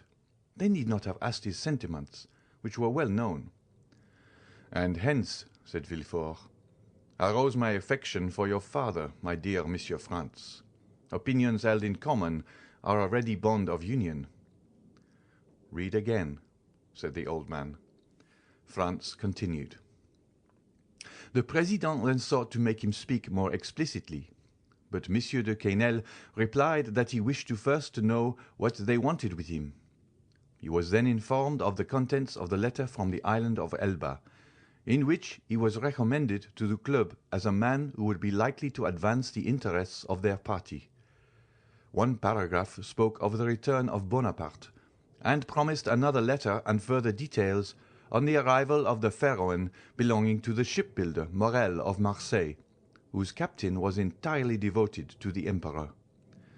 During all this time, the general on whom they thought to have relied as on a brother manifested evidently signs of discontent and repugnance. When the reading was finished, he remained silent, with knitted brows. "Well," asked the President, "what do you say to this letter, General?" "I say that it is too soon after declaring myself for Louis XVIII to break my vow in behalf of the ex-Emperor." This answer was too clear to permit of any mistake as to his sentiments. "General," said the President, "we acknowledge no King Louis XVIII or an ex-Emperor, but His Majesty the Emperor and King driven from France, which is his kingdom by violence and treason." "Excuse me, gentlemen," said the General. "You may not acknowledge Louis XVIII, but I do, as he has made me a baron and a field marshal, and I shall never forget that for these two titles I am indebted to his happy return to France." "Sir," said the President, rising with gravity, "be careful what you say. Your words clearly show us that they are deceived concerning you in the island of Elba, and have deceived us. The communication has been made to you in consequence of the confidence placed in you, and which does you honor.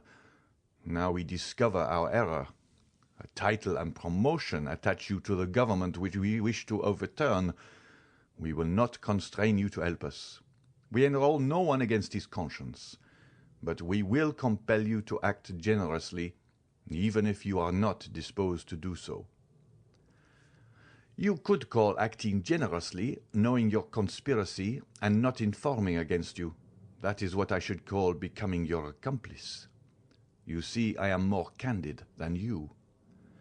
"Ah, my father," said Franz, interrupting himself, "I understand now why they murdered him." Valentine could not help casting one glance toward the young man, whose filial enthusiasm it was delightful to behold. Villefort walked to and fro behind them. Noirtier watched the expression of each one, and preserved his dignified and commanding attitude. Franz returned to the manuscript and continued. "Sir," said the President, "you have been invited to join this assembly. You were not forced here. It was proposed to you to come blindfolded. You accepted. When you complied with this twofold request, you well knew we did not wish to secure the throne of Louis XVIII, or we should not take so much care to avoid the vigilance of the police. It would be conceding too much to allow you to put on a mask to aid you in the discovery of our secret, and then to remove it that you may ruin those who have confided in you. No, no, you must first say if you declare yourself for the king of a day who now reigns, or for His Majesty the Emperor." "I am a royalist," replied the general. "I have taken the oath of allegiance to Louis XVIII, and I will adhere to it." These words were followed by a general murmur, and it was evident that several of the members were discussing the propriety of making the general repent of his rashness.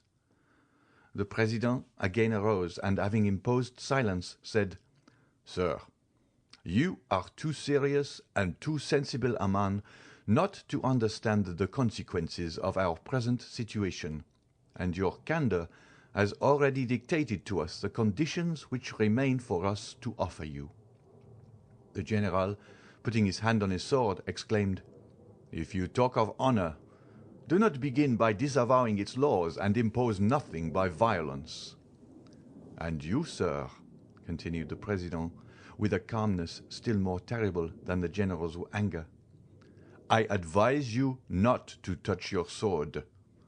The general looked around with slight uneasiness. However, he did not yield, but calling up all his fortitude, said, "I will not swear. "Then you must die," replied the President calmly. Monsieur d'Épinay became very pale. He looked round him for a second time. Several members of the club were whispering and getting their arms from under their cloaks. "General," said the President, "do not alarm yourself. You are among men of honor, who will use every means to convince you before resorting to the last extremity. But as you have said you are among conspirators, you are in possession of our secret, and you must restore it to us." A significant silence followed these words, and as the general did not reply, "Close the doors," said the President to the doorkeeper. The same deadly silence succeeded these words. Then the general advanced, and making a violent effort to control his feelings, "I have a son," said he, "and I ought to think of him, finding myself among assassins." "General," said the chief of the assembly, "one man may insult 50. It is the privilege of weakness, but he does wrong to use his privilege. Follow my advice. Swear, and do not insult." The general, again daunted by the superiority of the chief, hesitated a moment, then advancing to the President's desk, "What is the form?" said he. "It is this: I swear by my honor not to reveal to anyone what I have seen and heard on the 5th of February, 1815, between 9 and 10 o'clock in the evening, and I plead guilty of death should I ever violate this oath." The general appeared to be affected by a nervous tremor, which prevented his answering for some moments. Then, overcoming his manifest repugnance, he pronounced the required oath, but in so low a tone as to be scarcely audible to the majority of the members, who insisted on his repeating it clearly and distinctly, which he did. "Now, am I at liberty to retire?" said the general. The President arose, appointed 3 members to accompany him, and got into the carriage with the general after bandaging his eyes. One of those 3 members was the coachman who had driven them there. The other members silently dispersed. "Where do you wish to be taken?" asked the President. "Anywhere out of your presence," replied Monsieur d'Épinay. "Beware, sir," replied the President. "You are no longer in the Assembly, and have only to do with individuals. Do not insult them unless you wish to be held responsible." But instead of listening, Monsieur d'Épinay went on. "You are still as brave in your carriage as in your assembly, because you are still 4 against 1. The President stopped the coach. They were at the part of the Quai des Ormes where the steps lead down to the river. "Why do you stop here?" asked d'Épinay. "Because, sir," said the President, "you have insulted a man, and that man will not go one step farther without demanding honorable reparation." "Another method of assassination," said the general, shrugging his shoulders. "Make no noise, sir, unless you wish me to consider you as one of the men of whom you spoke just now as cowards, who take their weakness for a shield. You are alone. One alone shall answer you. You have a sword by your side. I have one in my cane. You have no witness. One of these gentlemen will serve you. Now, if you please, remove your bandage." The general tore the handkerchief from his eyes. "At last," said he, "I shall know with whom I have to do." They opened the door, and the 4 men alighted. Franz again interrupted himself and wiped the cold drops from his brow. There was something awful in hearing the son read aloud in trembling pallor these details of his father's death, which had hitherto been a mystery. Valentine clasped her hands as if in prayer. Noirtier looked at Villefort with an almost sublime expression of contempt and pride. Franz continued. "It was, as we said, the 5th of February. For 3 days the mercury had been 5 or 6 degrees below freezing, and the steps were covered with ice. The general was stout and tall. The president offered him the side of the railing to assist him in getting down. The two witnesses followed. It was a dark night. The ground from the steps to the river was covered with snow and hoarfrost.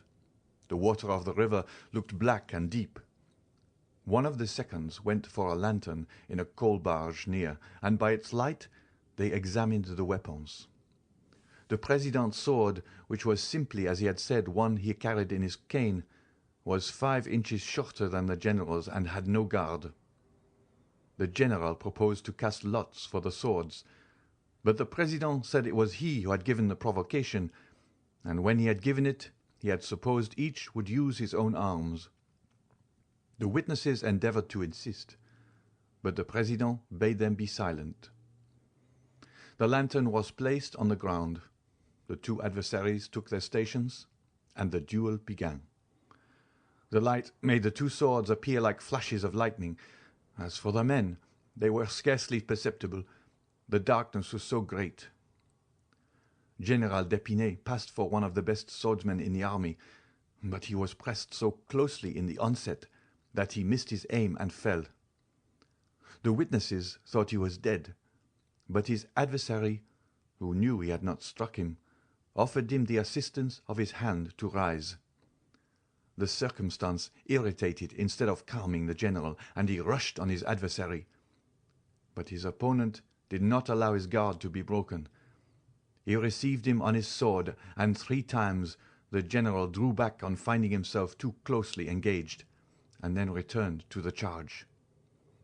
At the third, he fell again. They thought he slipped, as at first, and the witnesses, seeing he did not move, approached and endeavored to raise him. But the one who passed his arm around the body found it was moistened with blood. The general, who had almost fainted, revived. "Ah," said he, "they have sent some fencing master to fight with me." The president, without answering, approached the witness who held the lantern, and raising his sleeve, showed him 2 wounds he had received in his arm. Then opening his coat and unbuttoning his waistcoat, displayed his side, pierced with a 3rd wound. Still, he had not even uttered a sigh. General d'Épinay died 5 minutes after. Franz read these last words in a voice so choked that they were hardly audible, and then stopped, passing his hand over his eyes as if to dispel a cloud. But after a moment's silence, he continued. The president went up the steps, after pushing his sword into his cane.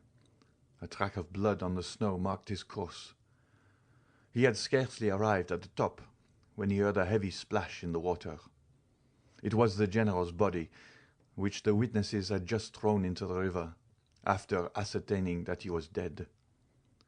The general fell, then, in a loyal duel, and not in ambush, as it might have been reported. In proof of this, we have signed this paper to establish the truth of the facts, lest the moment should arrive when either of the actors in this terrible scene should be accused of premeditated murder or of infringement of the laws of honor. Signed, Beaurepère, Deschamps, and Le Charpal. When Franz had finished reading this account, so dreadful for a son, when Valentine, pale with emotion, had wiped away a tear, when Villefort, trembling and crouched in a corner, had endeavoured to lessen the storm by supplicating glances at the implacable old man. "Sir," said d'Épinay to Noirtier, "since you are well acquainted with all these details, which are attested by honourable signatures, since you appear to take some interest in me, although you have only manifested it hitherto by causing me sorrow, refuse me not one final satisfaction. Tell me the name of the president of the club, that I may at least know who killed my father." Villefort mechanically felt for the handle of the door. Valentine, who understood sooner than anyone her grandfather's answer, and who had often seen 2 scars upon his right arm, drew back a few steps. "Mademoiselle," said Franz, returning towards Valentine, "unite your efforts with mine to find out the name of the man who made me an orphan at 2 years of age." Valentine remained dumb and motionless. "Hold, sir," said Villefort. "Do not prolong this dreadful scene. The names have been purposely concealed. My father himself does not know who his president was, and if he knows, he cannot tell you. Proper names are not in the dictionary." "Oh, misery!" cried Franz. "The only hope which sustained me and enabled me to read to the end was that of knowing at least the name of him who killed my father. Sir, sir," cried he, turning to Noirtier, "do what you can. Make me understand in some way." "Yes," replied Noirtier. "Oh, mademoiselle, mademoiselle!" cried Franz. "Your grandfather says he can indicate the person. Help me. Lend me your assistance." Noirtier looked at the dictionary. Franz took it with a nervous trembling and repeated the letters of the alphabet successfully, until he came to M. At that letter the old man signified yes. "M," repeated Franz. The young man's finger glided over the words, but at each one Noirtier answered by a negative sign. Valentine hid her head between her hands. At length Franz arrived at the word. "Myself." "Yes." "You!" cried Franz, whose hair stood on end. "You, Monsieur Noirtier! You killed my father?" "Yes," replied Noirtier. Fixing a majestic look on the young man, Franz fell powerless on a chair. Villefort opened the door and escaped, for the idea had entered his mind to stifle the little remaining life in the heart of this terrible old man. End of chapter 75. Chapter 76. Progress of Cavalcanti the Younger. Meanwhile, Monsieur Cavalcanti the elder had returned to his service, not in the army of His Majesty the Emperor of Austria, but at the gaming table of the Baths of Lucca, of which he was one of the most assiduous courtiers. He had spent every farthing that had been allowed for his journey as a reward for the majestic and solemn manner in which he had maintained his assumed character of father. Monsieur Andrea, at his departure, inherited all the papers which proved that he had indeed the honour of being the son of the Marquis Bartolomeo and the Marchioness Oliva Corsinari. He was now fairly launched in that Parisian society which gives such ready access to foreigners, and treats them, not as they really are, but as they wish to be considered. Besides, what is required of a young man in Paris? To speak its language tolerably, to make a good appearance, to be a good gamester, and to pay in cash. They are certainly less particular with a foreigner than with a Frenchman. Andrea had then in a fortnight attained a very fair position. He was called Count. He was said to possess 50,000 livres per annum, and his father's immense riches, buried in the quarries of Saravezza, were a constant theme. A learned man, before whom the last circumstance was mentioned as a fact, declared he had seen the quarries in question, which gave great weight to assertions hitherto somewhat doubtful, but which now assumed the garb of reality. Such was the state of society in Paris at the period we bring before our readers, when Monte Cristo went one evening to pay Monsieur Danglars a visit. Monsieur Danglars was out, but the Count was asked to go and see the Baroness, and he accepted the invitation. It was never without a nervous shudder since the dinner at Auteuil and the events which followed it, that Madame Danglars heard Monte Cristo's name announced. If he did not come, the painful sensation became most intense. If, on the contrary, he appeared, his noble countenance, his brilliant eyes, his amiability, his polite attention even towards Madame Danglars, soon dispelled every impression of fear. It appeared impossible to the Baroness that a man of such delightfully pleasing manners should entertain evil designs against her.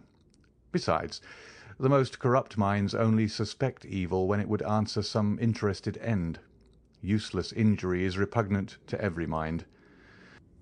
When Monte Cristo entered the boudoir, to which we have already once introduced our readers, and where the Baroness was examining some drawings which her daughter passed to her after having looked at them with Monsieur Cavalcanti, his presence soon produced its usual effect, and it was with smiles that the Baroness received the Count. Although she had been a little disconcerted at the announcement of his name, the latter took in the whole scene at a glance. The Baroness was partially reclining on a sofa. Eugénie sat near her, and Cavalcanti was standing. Cavalcanti, dressed in black like one of Goethe's heroes, with varnished shoes and white silk open-worked stockings, passed a white and tolerably nice-looking hand through his light hair, and so displayed a sparkling diamond, that in spite of Monte Cristo's advice, the vain young man had been unable to resist putting on his little finger. This movement was accompanied by killing glances at Mademoiselle Danglars, and by sighs launched in the same direction. Mademoiselle Danglars was still the same, cold, beautiful, and satirical. Not one of these glances, nor one sigh, was lost on her. They might have been said to fall on the shield of Minerva, which some philosophers assert protected sometimes the breast of Sappho. Eugénie bowed coldly to the Count, and availed herself of the first moment when the conversation became earnest to escape to her study, whence very soon two cheerful and noisy voices, being heard in connection with occasional notes of the piano, assured Monte Cristo that Mademoiselle Danglars preferred to his society and to that of Monsieur Cavalcanti the company of Mademoiselle Louise d'Armilly, her singing teacher.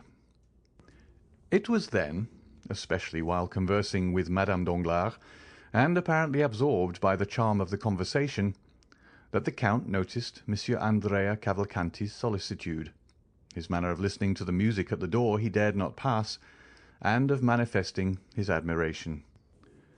The banker soon returned. His first look was certainly directed towards Monte Cristo, but the second was for Andrea. As for his wife, he bowed to her as some husbands do to their wives, but in a way that bachelors will never comprehend, until a very extensive code is published on conjugal life. "Have not the ladies invited you to join them at the piano?" said Danglars to Andrea. "Alas, no, sir," replied Andrea with a sigh, still more remarkable than the former ones. Danglars immediately advanced towards the door and opened it. The two young ladies were seen seated on the same chair at the piano, accompanying themselves each with one hand, a fancy to which they had accustomed themselves, and performed admirably. Mademoiselle d'Armilly, whom they then perceived through the open doorway, formed with Eugénie one of the tableaux vivants of which the Germans are so fond. She was somewhat beautiful and exquisitely formed, a little fairy-like figure with large curls falling on her neck, which was rather too long, as Perugino sometimes makes his virgins, and her eyes dull from fatigue. She was said to have a weak chest, and like Antonia in the Cremona violin, she would die one day while singing. Monte Cristo cast one rapid and curious glance round this sanctum. It was the first time he had ever seen Mademoiselle d'Armilly, of whom he had heard much. "Well," said the banker to his daughter, "are we then all to be excluded?" He then led the young man into the study, and either by chance or manoeuvre the door was partially closed after Andrea, so that from the place where they sat neither the Count nor the Baroness could see anything. But as the banker had accompanied Andrea, Madame Danglars appeared to take no notice of it. The Count soon heard Andrea's voice, singing a Corsican song accompanied by the piano. While the Count smiled at hearing this song, which made him lose sight of Andrea in the recollection of Benedetto, Madame Danglars was boasting to Monte Cristo of her husband's strength of mind, who that very morning had lost 300,000 or 400,000 francs by a failure at Milan. The praise was well deserved, for had not the Count heard it from the Baroness, or by one of these means by which he knew everything, the Baron's countenance would not have led him to suspect it. Thought Monte Cristo, he begins to conceal his losses. A month since he boasted of them. And then aloud, "Oh, madame, Monsieur Danglars is so skilful. He will soon regain at the Bourse what he loses elsewhere." "I see that you participate in a prevalent error," said Madame Danglars. "What is it?" said Monte Cristo. "That Monsieur Danglars speculates, whereas he never does." "Truly, madame, I recollect Monsieur Debray told me, apropos, what is become of him. I have seen nothing of him the last 3 or 4 days." "Nor I," said Madame Danglars. "But you began a sentence, sir, and did not finish." "Which?" "Monsieur Debray had told you." "Ah, yes, he told me it was you who sacrificed to the demon of speculation." "I was once very fond of it, but I do not indulge now." "Then you are wrong, madame. Fortune is precarious, and if I were a woman and fate had made me a banker's wife, whatever might be my confidence in my husband's good fortune, still in speculation you know there is great risk. Well, I would secure for myself a fortune independent of him, even if I acquired it by placing my interests in hands unknown to him." Madame Danglars blushed in spite of all her efforts. "Stay," said Monte Cristo, as though he had not observed her confusion.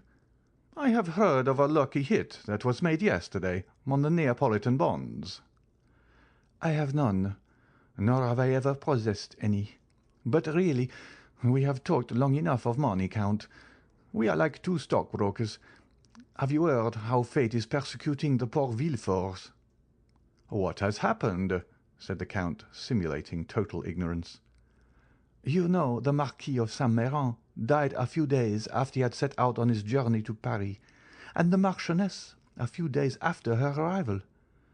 "Yes," said Monte Cristo, "I have heard that. But as Claudius said to Hamlet, it is a law of nature their fathers died before them, and they mourned their loss. They will die before their children, who will in their turn grieve for them." "But that is not all." "Not all?" "No, they were going to marry their daughter—" "To Monsieur Franz d'Épinay. Is it broken off?" "Yesterday morning, it appears. Franz declined the honour." "Indeed. And is the reason known?" "No." "How extraordinary! And how does Monsieur de Villefort bear it?" "As usual, like a philosopher." Danglars returned at this moment alone. "Well," said the Baroness, "do you leave Monsieur Cavalcanti with your daughter?" "And Mademoiselle d'Armilly," said the banker. "Do you consider her no one?" Then turning to Monte Cristo, he said, "Prince Cavalcanti is a charming young man, is he not? But is he really a prince?" "I will not answer for it," said Monte Cristo. "His father was introduced to me as a marquis, so he ought to be a count. But I do not think he has much claim to that title." "Why?" said the banker. "If he is a prince, he is wrong not to maintain his rank. I do not like anyone to deny his origin." "Oh, you are a thorough democrat," said Monte Cristo, smiling. "But do you see to what you are exposing yourself?" said the Baroness. "If perchance Monsieur de Morcerf came, he would find Monsieur Cavalcanti in that room where he, the betrothed of Eugénie, has never been admitted." "You may well say perchance," replied the banker, "for he comes so seldom. It would seem only chance that brings him." "But should he come and find that young man with your daughter? He might be displeased." "He? You are mistaken. Monsieur Albert would not do us the honour to be jealous. He does not like Eugénie sufficiently. Besides, I care not for his displeasure." "Still, situated as we are—" "Yes. Do you know how we are situated? At his mother's ball he danced one with Eugénie and Monsieur Cavalcanti 3 times, and he took no notice of it." The valet announced the Vicomte Albert de Morcerf. The Baroness rose hastily and was going into the study when Danglars stopped her. "Let her alone," said he. She looked at him in amazement. Monte Cristo appeared to be unconscious of what passed. Albert entered, looking very handsome and in high spirits. He bowed politely to the Baroness, familiarly to Danglars, and affectionately to Monte Cristo. Then turning to the Baroness, "May I ask how Mademoiselle Danglars is?" said he. "She is quite well," replied Danglars quickly. "She is at the piano with Monsieur Cavalcanti." Albert retained his calm and indifferent manner. He might feel perhaps annoyed, but he knew Monte Cristo's eye was on him. "Monsieur Cavalcanti has a fine tenor voice," said he, "and Mademoiselle Eugénie a splendid soprano, and then she plays the piano like a Thalberg. The concert must be a delightful one." "They suit each other remarkably well," said Danglars. Albert appeared not to notice this remark, which was, however, so rude that Madame Danglars blushed. "I, too," said the young man, "am a musician. At least, my masters used to tell me so. But it is strange that my voice never would suit any other, and the soprano less than any." Danglars smiled, and seemed to say, "It is of no consequence." Then, hoping doubtless to effect his purpose, he said, "The prince and my daughter were universally admired yesterday. You were not of the party, Monsieur de Morcerf." "What prince?" asked Albert. "Prince Cavalcanti," said Danglars, who persisted in giving the young man that title. "Pardon me," said Albert. "I was not aware that he was a prince. And Prince Cavalcanti sang with Mademoiselle Eugénie yesterday? It must have been charming. Indeed, I regret not having heard them, but I was unable to accept your invitation, having promised to accompany my mother to a German concert given by the Baroness of Château Renaud." This was followed by rather an awkward silence. "May I also be allowed," said Morcerf, "to pay my respects to Mademoiselle Danglars?" "Wait a moment," said the banker, stopping the young man. "Do you hear that delightful cavatina? Ta-ta-ta, ti-ta-ta, ta-ta. It is charming. Let them finish. One moment. Bravi, bravi, brava."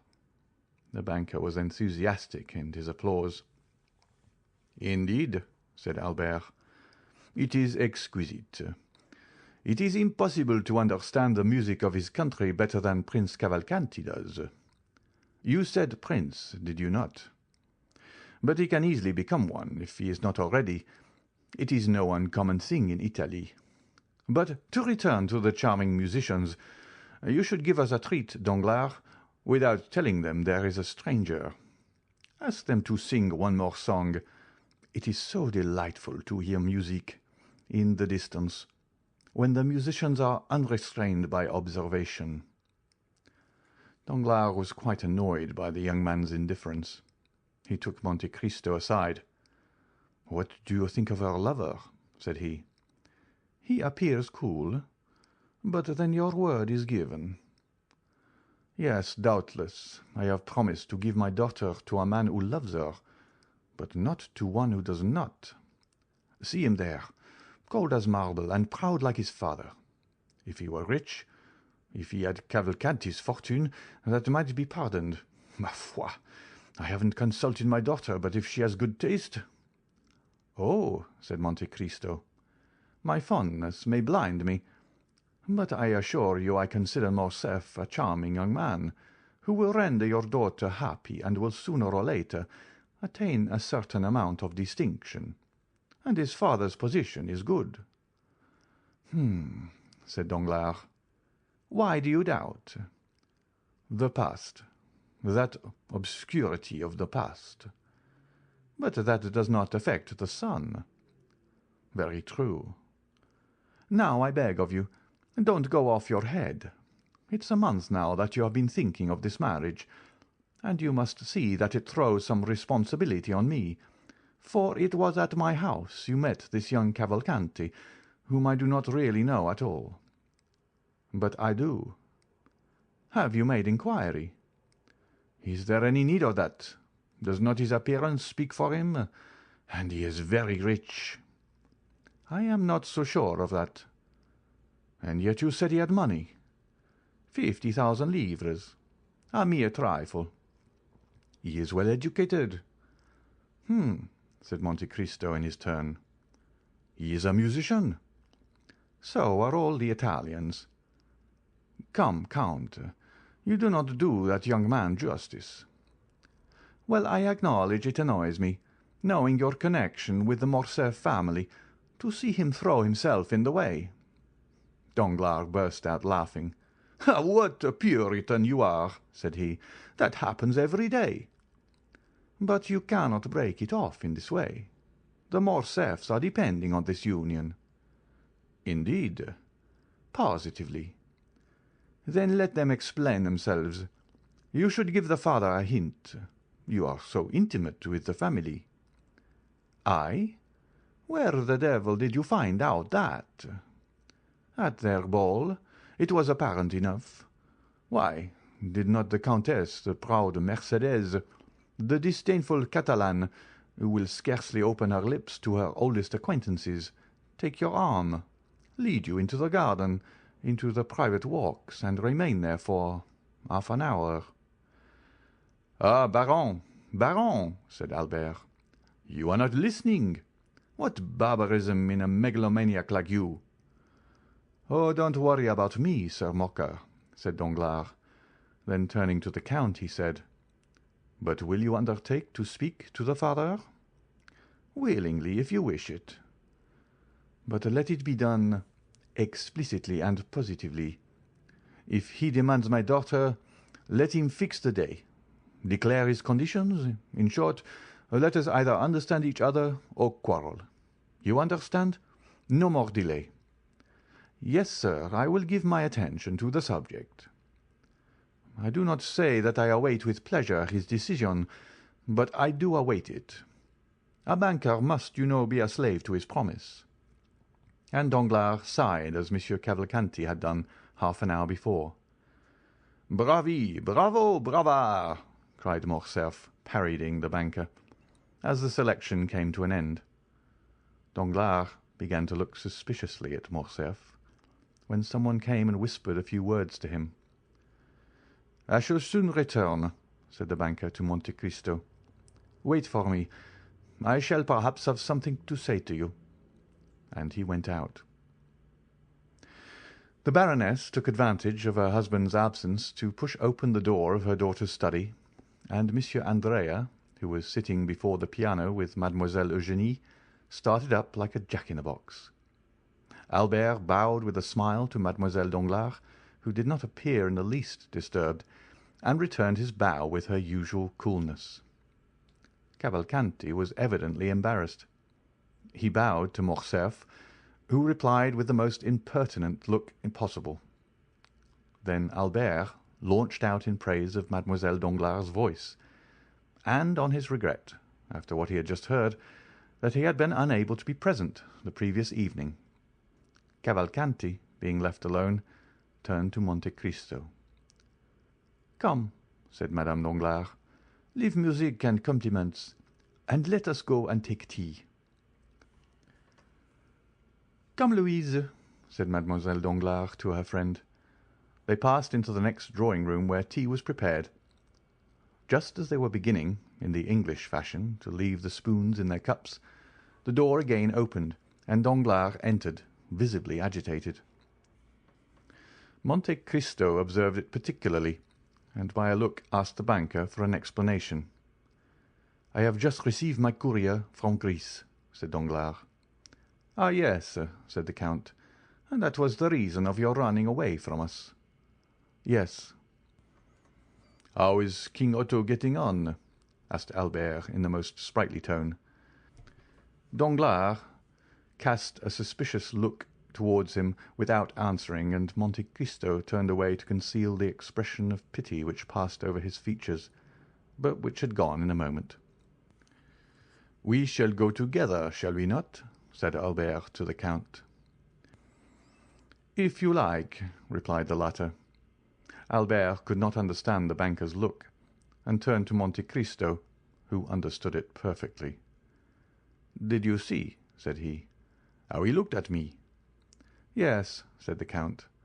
"But did you think there was anything particular in his look?" "Indeed I did. And what does he mean by his news from Greece?" "How can I tell you?" "Because I imagine you have correspondents in that country." Monte Cristo smiled significantly. "Stop," said Albert. "Here he comes. I shall compliment Mademoiselle Danglars on her cameo while the father talks to you."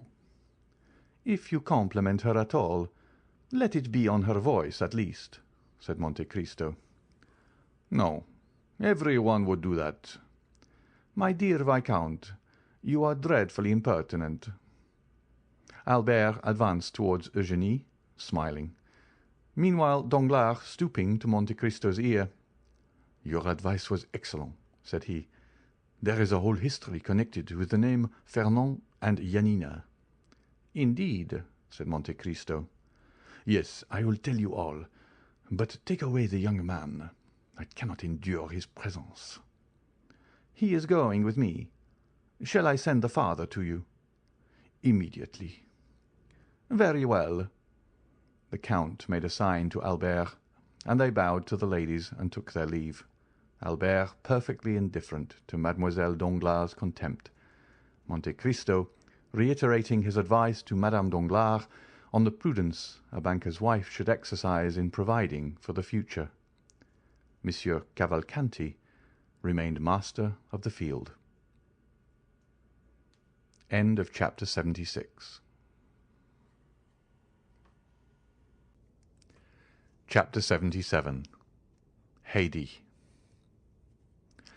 Scarcely had the Count's horses cleared the angle of the boulevard than Albert, turning towards the Count, burst into a loud fit of laughter. Much too loud, in fact, not to give the idea of its being rather forced and unnatural.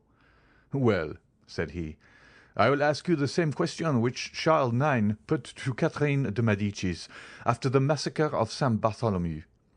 How have I played my little part?" "To what do you allude?" asked Monte Cristo. "To the installation of my rival at Monsieur Danglars." "What rival?" "Ma foi! What rival? Why, your protégé, Monsieur Andrea Cavalcanti." "Ah, no joking, Viscount, if you please. I do not patronize Monsieur Andrea, at least, not as concerns Monsieur Danglars." "And you would be to blame for not assisting him if the young man really needed your help in that quarter. But happily for me, he can dispense with it." "What, do you think he is paying his addresses?" "I am certain of it. His languishing looks and modulated tones when addressing Mademoiselle Danglars fully proclaim his intentions. He aspires to the hand of the proud Eugénie." "What does that signify, so long as they favour your suit?" "But it is not the case, my dear Count. On the contrary, I am repulsed on all sides." "What?" "It is so indeed. Mademoiselle Eugénie scarcely answers me, and Mademoiselle d'Armilly, her confidant, does not speak to me at all." "But the father has the greatest regard possible for you," said Monte Cristo. "He? Oh, no. He has plunged 1,000 daggers into my heart. Tragedy weapons, I own, which instead of wounding sheathe their points in their own handles, but daggers which he nevertheless believed to be real and deadly." "Jealousy indicates affection." "True, but I am not jealous." "He is." "Of whom? Of Debray?" "No, of you." "Of me? I will engage to say that before a week is past the door will be closed against me." "You are mistaken, my dear Viscount." "Prove it to me." "Do you wish me to do so?" "Yes." "Well, I am charged with the commission of endeavouring to induce the Comte de Morcerf to make some definite arrangement with the Baron." "By whom are you charged?" "By the Baron himself." "Oh," said Albert, with all the cajolery of which he was capable, "you surely will not do that, my dear Count." "Certainly I shall, Albert, as I have promised to do it." "Well," said Albert with a sigh. "It seems you are determined to marry me." "I am determined to try and be on good terms with everybody at all events," said Monte Cristo. "But apropos of Debray, how is it that I have not seen him lately at the Baron's house?" "There has been a misunderstanding." "What, with the Baroness?" "No, with the Baron."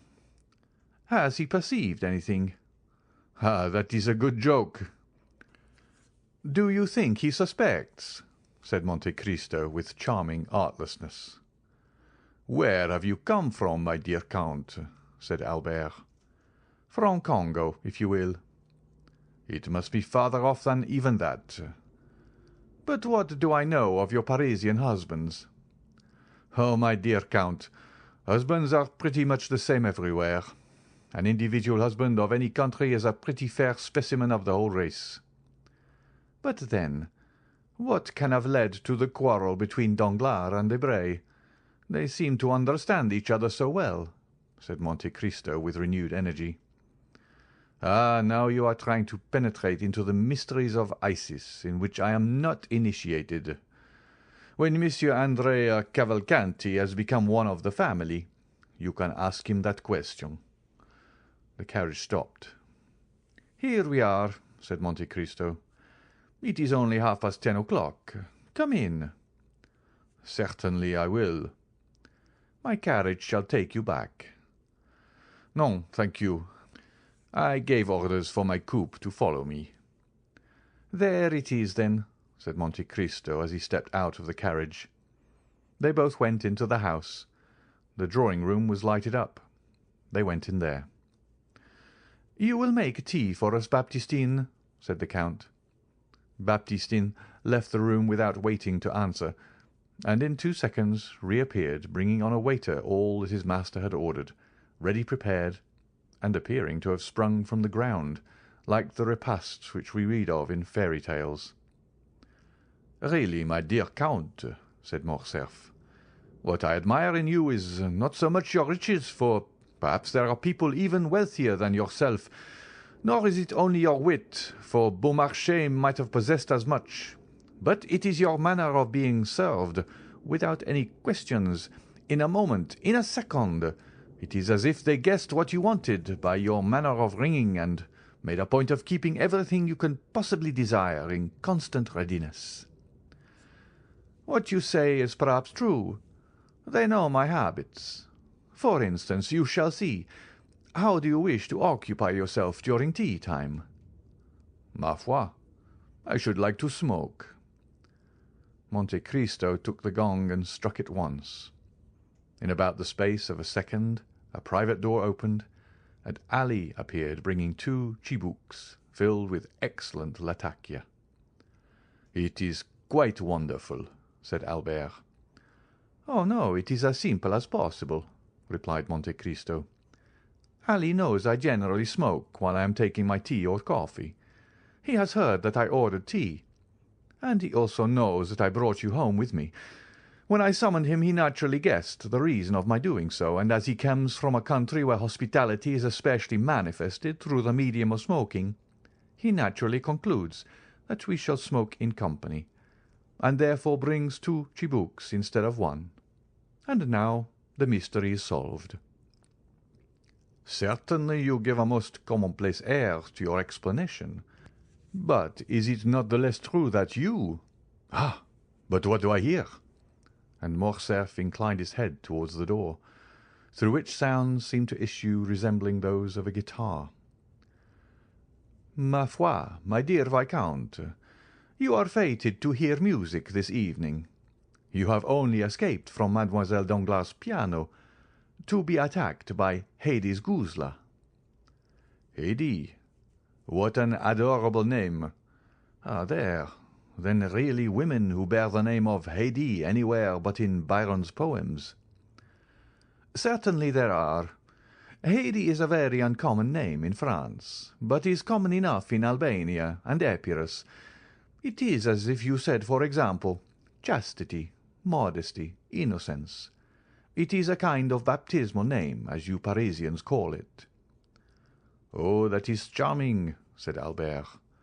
How I should like to hear my countrymen called Mademoiselle Goodness, Mademoiselle Silence, Mademoiselle Christian Charity.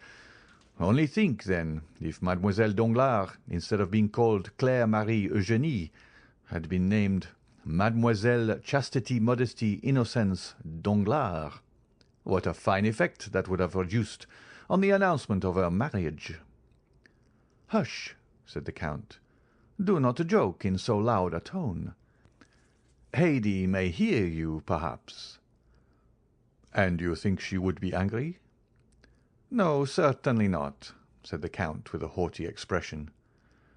"She is very amiable, then, is she not?" said Albert. "It is not to be called amiability. It is her duty. A slave does not dictate to a master." "Come, you are joking yourself now. Are there any more slaves to be had who bear this beautiful name?" "Undoubtedly." "Really, Count, you do nothing, and have nothing like other people. The slave of the Count of Monte Cristo. Why, it is a rank of itself in France, and from the way in which you lavish money, it is a place that must be worth 100,000 francs a year." 100,000 francs! The poor girl originally possessed much more than that. She was born to treasures in comparison with which those recorded in the 1001 Nights would seem but poverty. "She must be a princess, then." "You are right, and she is one of the greatest in her country, too." "I thought so.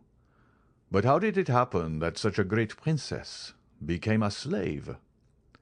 "How was it that Dionysius the tyrant became a schoolmaster?" "The fortune of war, my dear Viscount." "The caprice of fortune. That is the way in which these things are to be accounted for." "And is her name a secret?" "As regards the generality of mankind, it is, but not for you, my dear Viscount, who are one of my most intimate friends, and on whose silence I feel I may rely, if I consider it necessary to enjoin it. May I not do so?" "Certainly, on my word of honour." "You know the history of the Pasha of Yanina, do you not?" "Of Ali Tepelini? Oh, yes. It was in his service that my father made his fortune." "True. I had forgotten that." "Well, what is Haidee to Ali Tepelini?" "Merely his daughter." "What?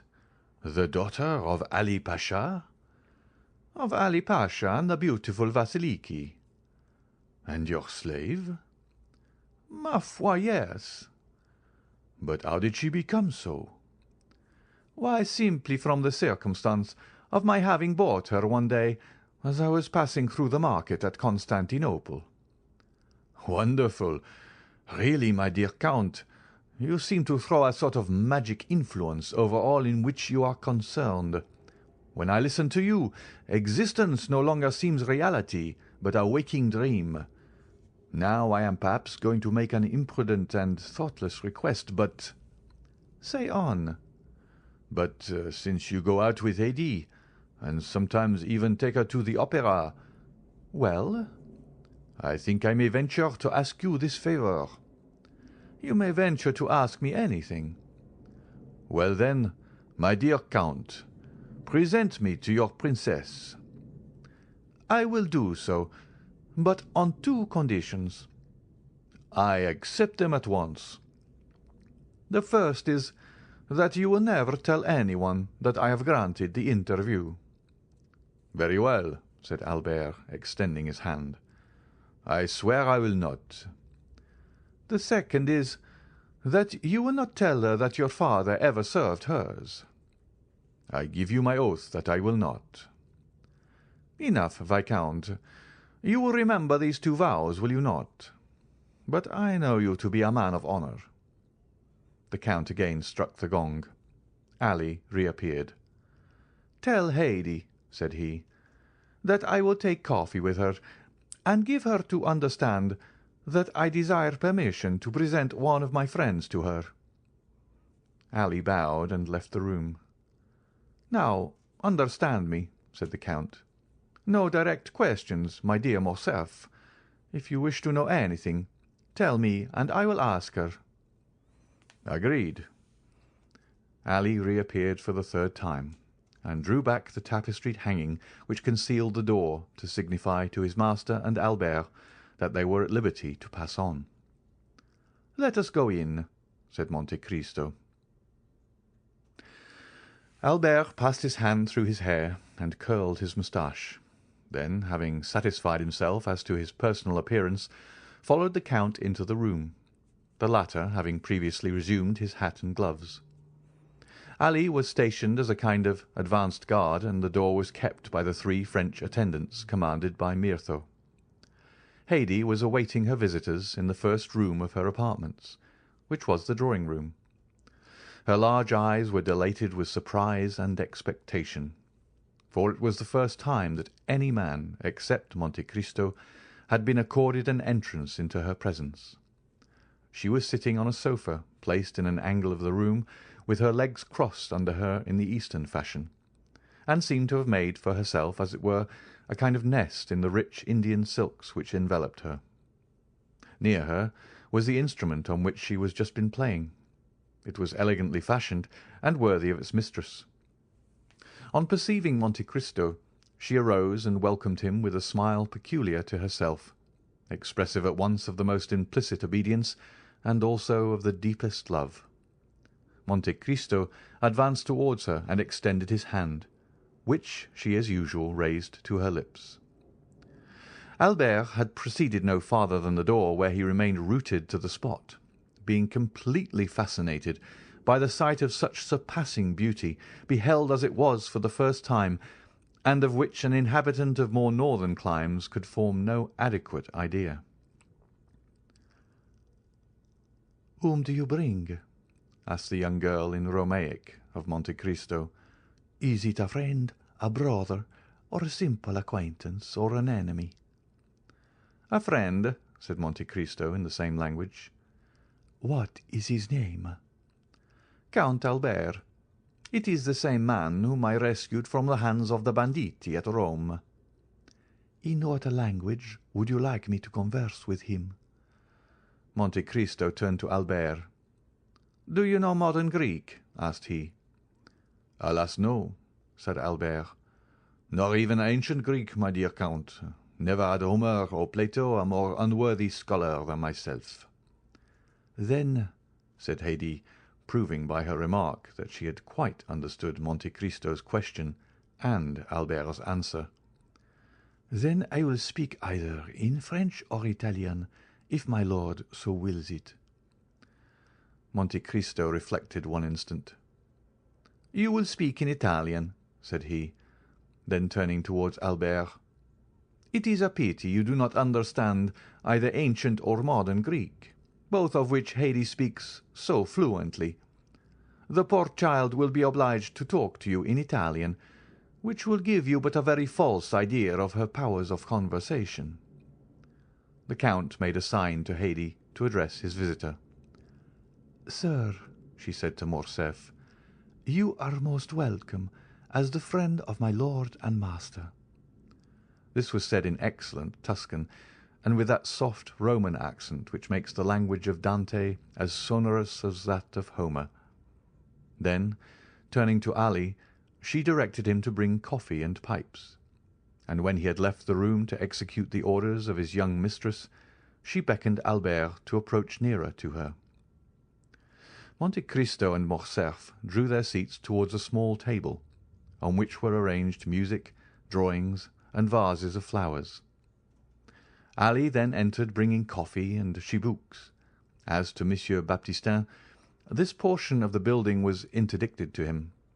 Albert refused the pipe which the Nubian offered him. "Oh, take it, said the Count. "Haidee is almost as civilized as a Parisian. The smell of an Havana is disagreeable to her, but the tobacco of the East is a most delicious perfume, you know." Ali left the room. The cups of coffee were all prepared, with the addition of sugar which had been brought for Albert. Monte Cristo and Haidee took the beverage in the original Arabian manner, that is to say, without sugar. Haidee took the porcelain cup in her little slender fingers, and conveyed it to her mouth with all the innocent artlessness of a child when eating or drinking something which it likes. At this moment 2 women entered, bringing salvers filled with ices and sherbet, which they placed on 2 small tables appropriated to that purpose. "My dear host, and you, signora," said Albert in Italian, "excuse my apparent stupidity. I am quite bewildered, and it is natural that it should be so. Here I am in the heart of Paris, but a moment ago I heard the rumbling of the omnibuses and the tinkling of the bells of the lemonade sellers, and now I feel as if I were suddenly transported to the East, not such as I have seen it, but such as my dreams have painted it. Oh, signora, if I could but speak Greek, your conversation added to the fairy scene which surrounds me would furnish an evening of such delight as it would be impossible for me ever to forget." "I speak a sufficient Italian to enable me to converse with you, sir," said Haidee quietly, "and if you like what is Eastern, I will do my best to secure the gratification of your tastes while you are here." "On what subject shall I converse with her?" said Albert in a low tone to Monte Cristo. "Just what you please. You may speak of her country, and of her youthful reminiscences. Or if you like it better, you can talk of Rome, Naples, or Florence." "Oh," said Albert, "it is of no use to be in the company of a Greek if one converses just in the same style as with a Parisian. Let me speak to her of the East." "Do so, then. For all of themes which you could choose, that will be the most agreeable to her taste." Albert turned towards Haidee. "At what age did you leave Greece, signora?" asked he. "I left it when I was but 5 years old," replied Haidee. "And have you any recollection of your country?" "When I shut my eyes and think, I seem to see it all again.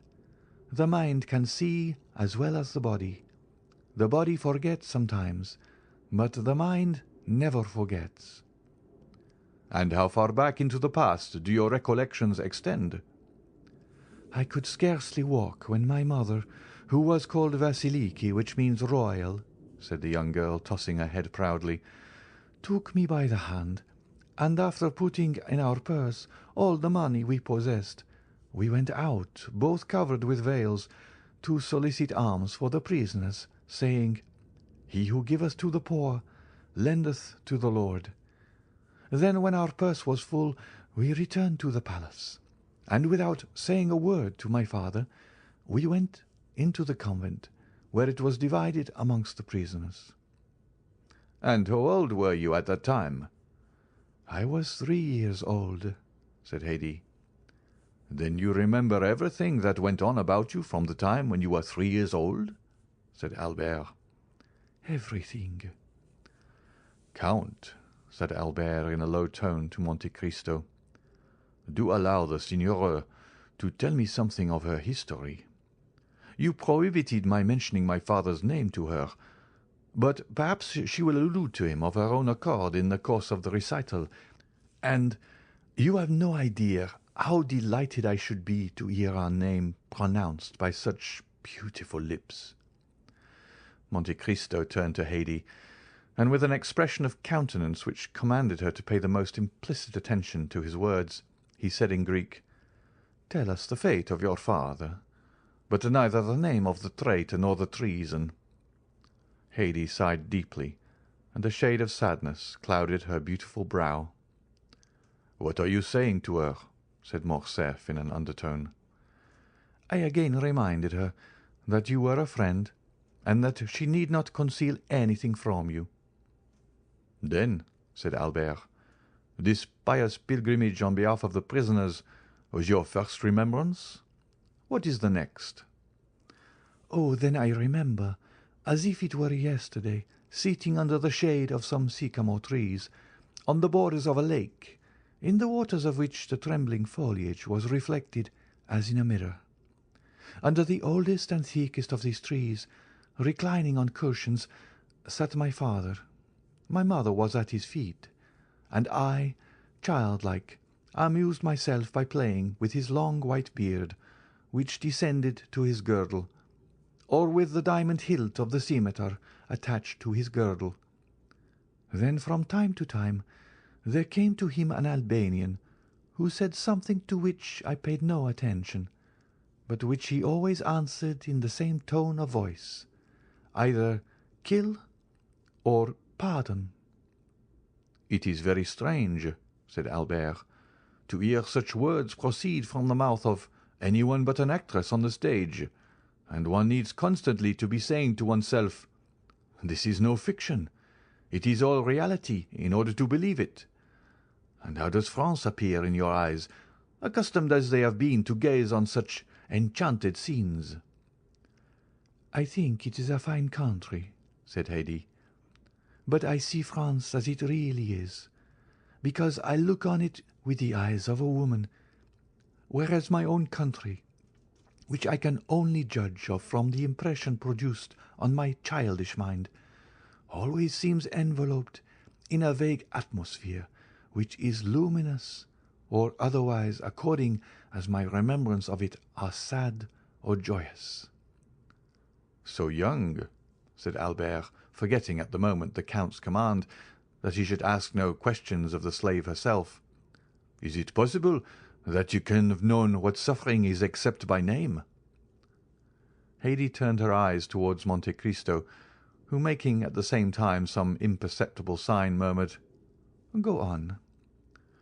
"Nothing is ever so firmly impressed on the mind as of the memory of early childhood, and with the exception of the two scenes I have just described to you, all my earliest reminiscences are fraught with deepest sadness."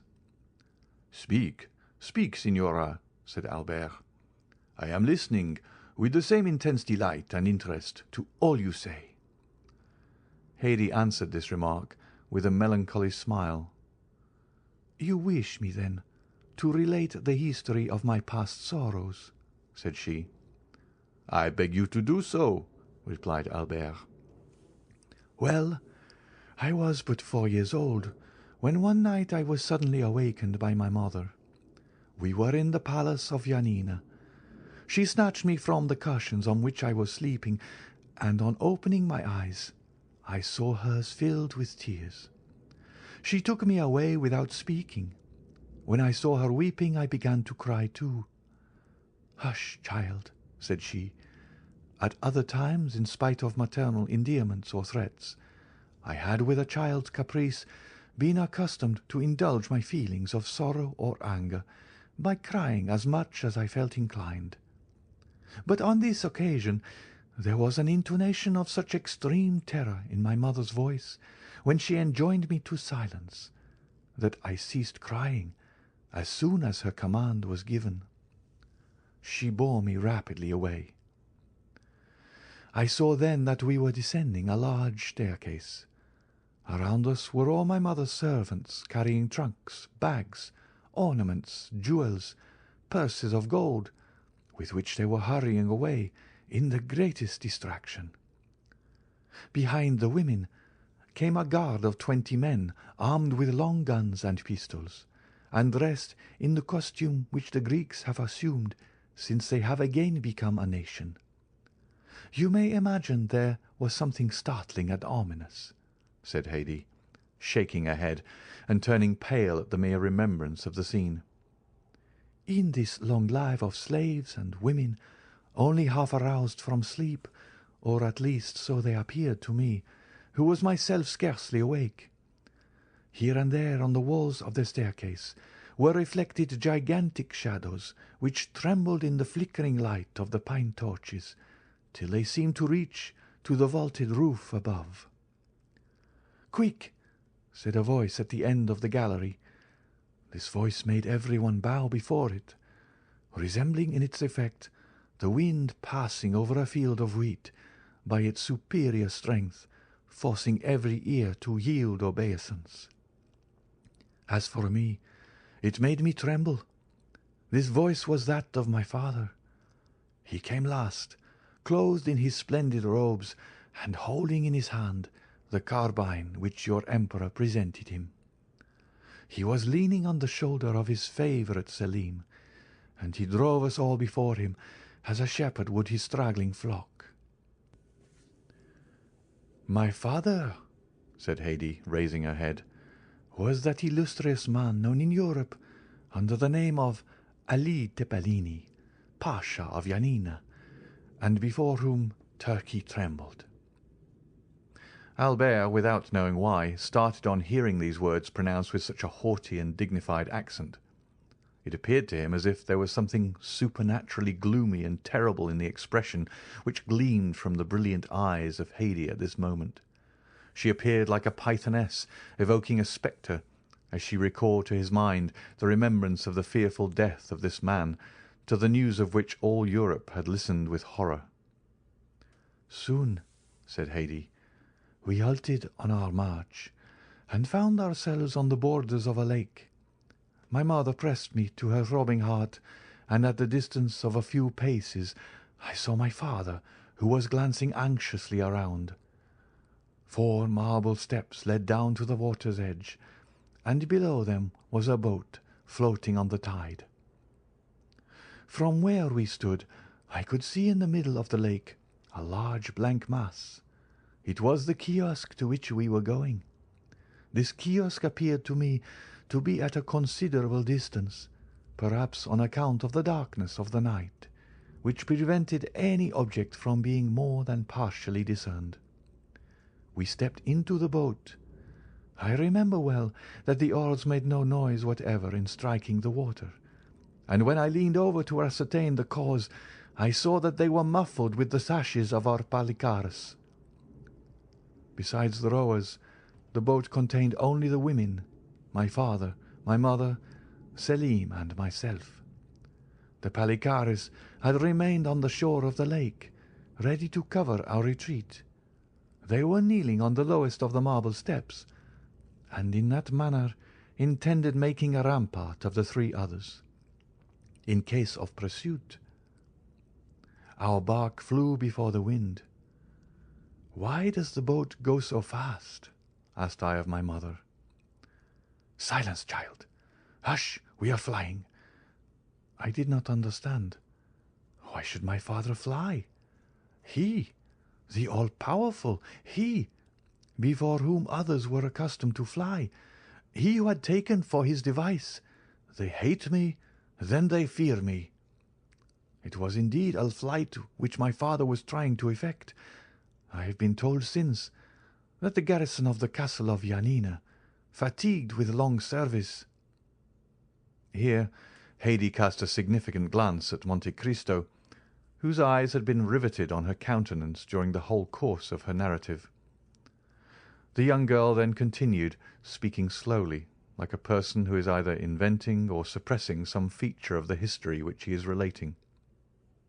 "You were saying, Signora," said Albert, who was paying the most implicit attention to the recital, "that the garrison of Yanina, fatigued with long service—" "Had treated with the Seraskier, Khorshid, who had been sent by the Sultan to gain possession of the person of my father.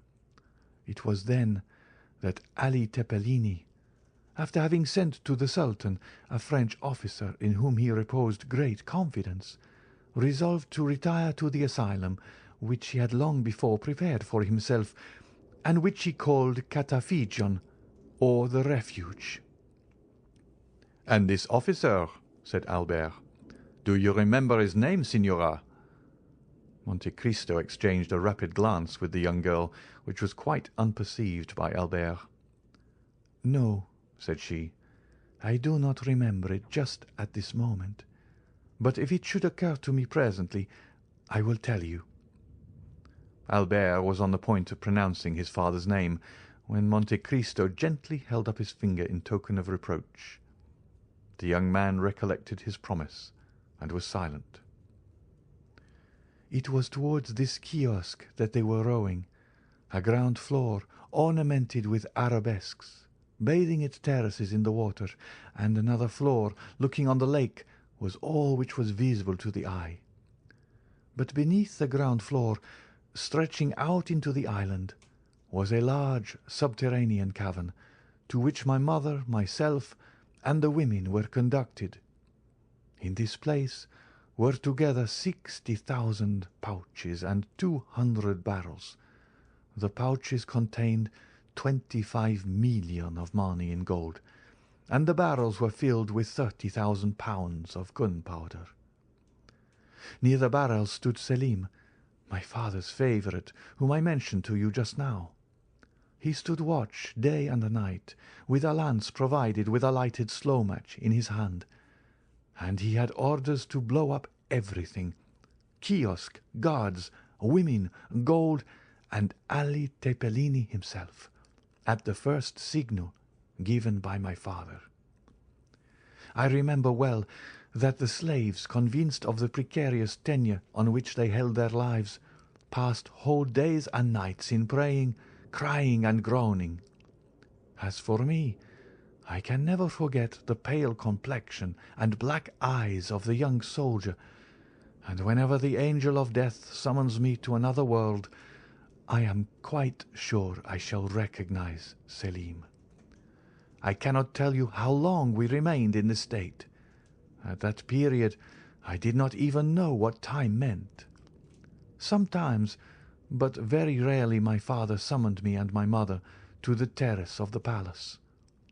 These were hours of recreation for me, as I never saw anything in the dismal cavern but the gloomy countenances of the slaves and Selim's fiery lance.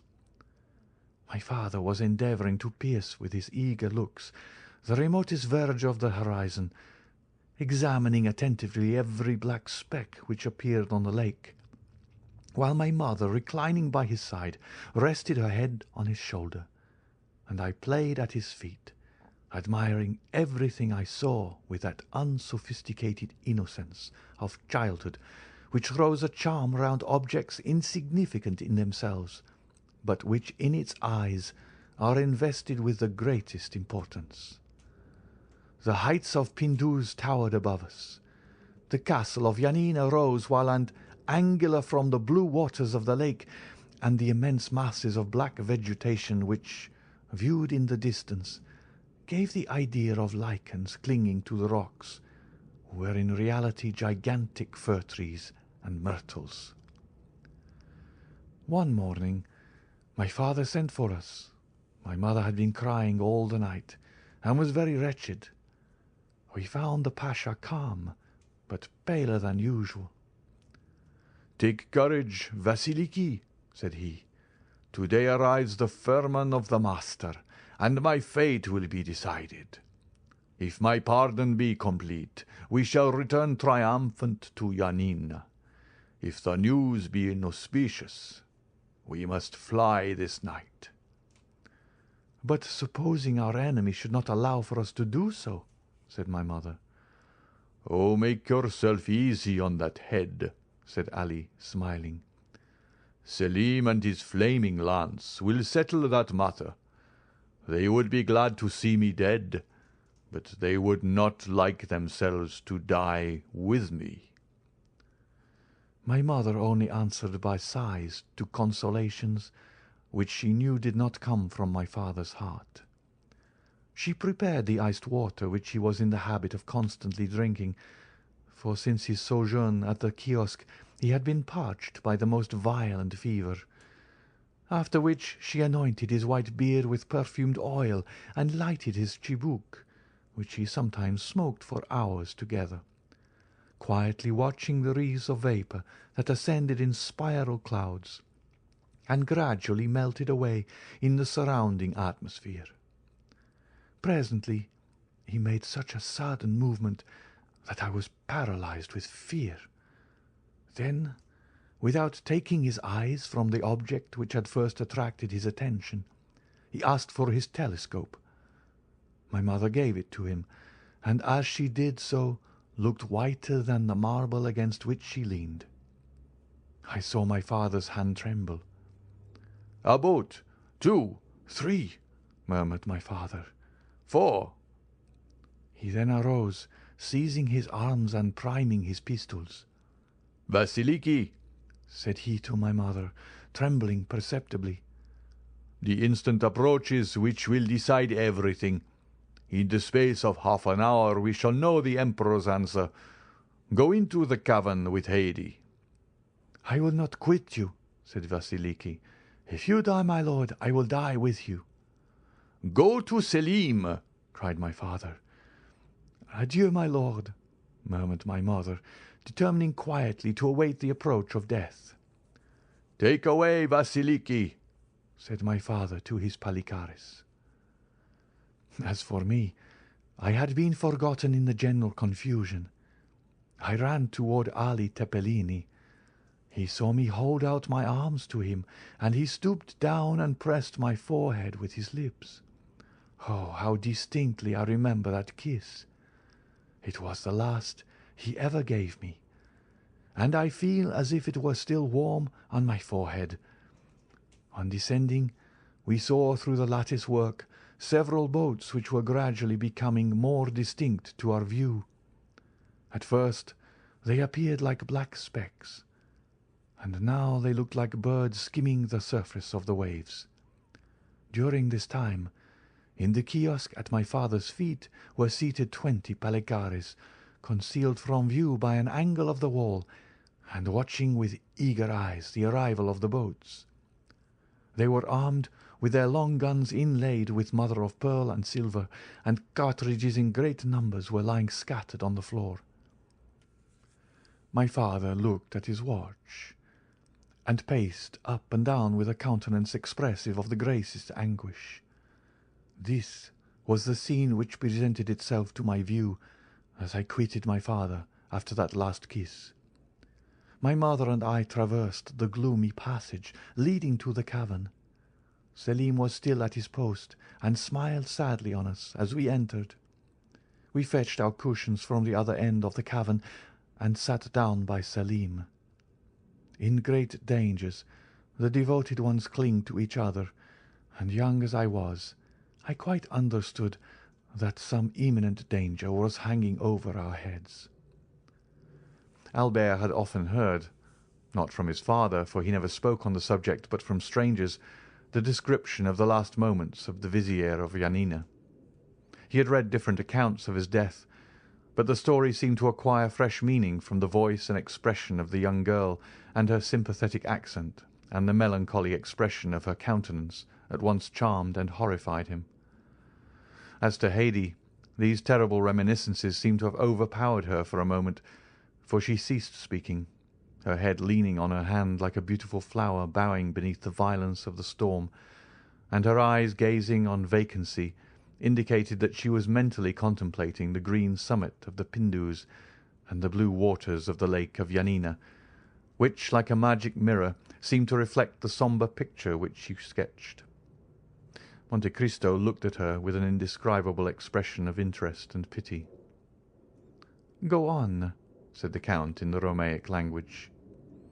Haidee looked up abruptly, as if the sonorous tones of Monte Cristo's voice had awakened her from a dream, and she resumed her narrative. "It was about 4 o'clock in the afternoon, and although the day was brilliant out of doors, we were enveloped in the gloomy darkness of the cavern. One single solitary light was burning there, and it appeared like a star set in a heaven of blackness. It was Selim's flaming lance. My mother was a Christian, and she prayed. Selim repeated from time to time the sacred words, 'God is great.' However, my mother had still some hope. As she was coming down, she thought she recognized the French officer who had been sent to Constantinople, and in whom my father placed so much confidence, for he knew that all the soldiers of the French Emperor were naturally noble and generous. She advanced some steps towards the staircase and listened. 'They are approaching,' said she. 'Perhaps they bring us peace and liberty.' 'What do you hear, Vasiliki?' said Selim, in a voice at once so gentle and yet so proud. 'If they do not bring us peace, we will give them war. If they do not bring life, we will give them death.' and he renewed the flame of his lance with a gesture which made one think of Dionysus of Crete. But I, being only a little child, was terrified by this undaunted courage, which appeared to me both ferocious and senseless, and I recoiled with horror from the idea of the frightful death amidst fire and flames which probably awaited us. My mother experienced the same sensations, for I felt her tremble. "Mamma, mamma," said I, "are we really to be killed?" And at the sound of my voice the slaves redoubled their cries and prayers and lamentations. "My child," said Vasiliki, "may God preserve you from ever wishing for that death which today you so much dread." Then, whispering to Selim, she asked what were her master's orders. "If he sent me his poniard, it will signify that the Emperor's intentions are not favourable, and I am to set fire to the powder. If, on the contrary, he sent me his ring, it will be a sign that the Emperor pardons him, and I am to extinguish the match and leave the magazine untouched." "My friend," said my mother, "when your master's orders arrive, if it is the poniard which he sends, instead of dispatching us by that horrible death which we both so much dread, he will mercifully kill us with this same poniard, will you not?"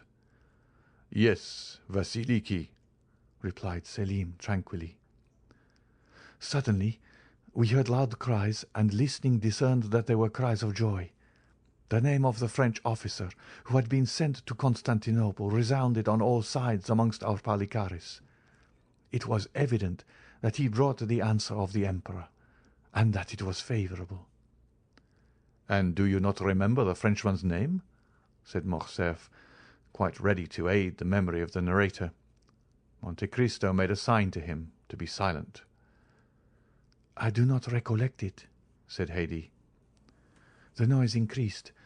Steps were heard approaching nearer and nearer. They were descending the steps leading to the cavern.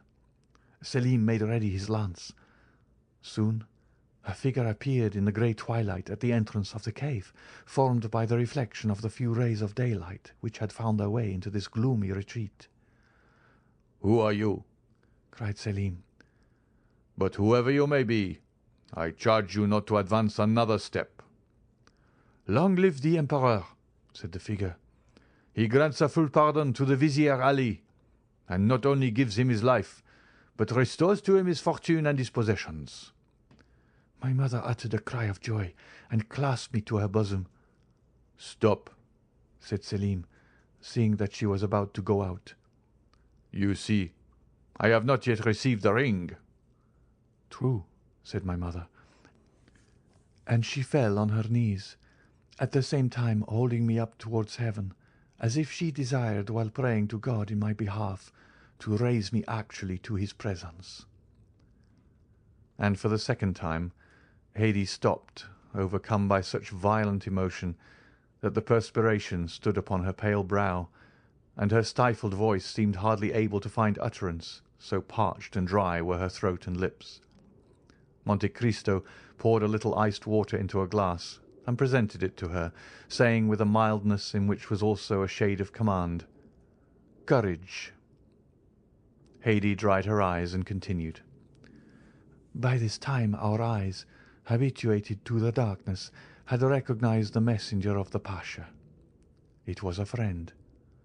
Selim had also recognized him, but the brave young man only acknowledged one duty, which was to obey. "In whose name do you come?" said he to him. "I come in the name of our master, Ali Tepelini." "If you come from Ali himself," said Selim, "you know what you are charged to remit to me." "Yes," said the messenger, "and I bring you his ring." At these words he raised his hand above his head to show the token, but it was too far off, and there was no light enough to enable Selim, where he was standing, to distinguish and recognize the object presented to his view. "I do not see what you have in your hand," said Selim. "Approach, then," said the messenger, "or I will come nearer to you if you prefer it." "I will agree to neither one nor the other. replied the young soldier. "Place the object which I desire to see in the ray of light which shines there, and retire while I examine it." "Be it so," said the envoy, and he retired after having first deposited the token agreed on in the place pointed out to him by Selim.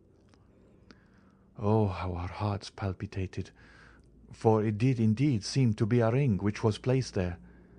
But was it my father's ring? That was the question. Selim, still holding in his hand the lighted match, walked towards the opening in the cavern, and, aided by the faint light which streamed in through the mouth of the cave, picked up the token. "It is well," said he, kissing it. "It is my master's ring." And throwing the match on the ground, he trampled on it and extinguished it. The messenger uttered a cry of joy and clapped his hands. At this signal, 4 soldiers of the Seraska Khorshid suddenly appeared, and Selim fell, pierced by 5 blows. Each man had stabbed him separately, and intoxicated by their crime, though still pale with fear, they sought all over the cavern to discover if there was any fear of fire, after which they amused themselves by rolling on the bags of gold. At this moment my mother seized me in her arms, and hurrying noiselessly along the numerous turnings and windings known only to ourselves, she arrived at a private staircase of the kiosk, where was a scene of frightful tumult and confusion. The lower rooms were entirely filled with Khorshid's troops, that is to say, with our enemies. Just as my mother was on the point of pushing open a small door, we heard the voice of the Pasha sounding in a loud and threatening tone. My mother applied her eye to the crack between the boards. I luckily found a small opening which afforded me a view of the apartment and what was passing within. "What do you want?" said my father to some people who were holding a paper inscribed with characters of gold. "What we want," replied one, "is to communicate to you the will of His Highness. Do you see this firman?" "I do," said my father. "Well, read it. He demands your head." My father answered with a loud laugh, which was more frightful than even threats would have been, and he had not ceased when 2 reports of a pistol were heard. He had fired them himself, and had killed 2 men. The Palikares, who were prostrated at my father's feet, now sprang up and fired, and the room was filled with fire and smoke. At the same instant the firing began on the other side, and the balls penetrated the boards all around us. Oh, how noble did the Grand Vizier, my father, look at that moment, in the midst of the flying bullets, his scimitar in his hand, and his face blackened with the powder of his enemies. And how he terrified them, even then, and made them fly before him.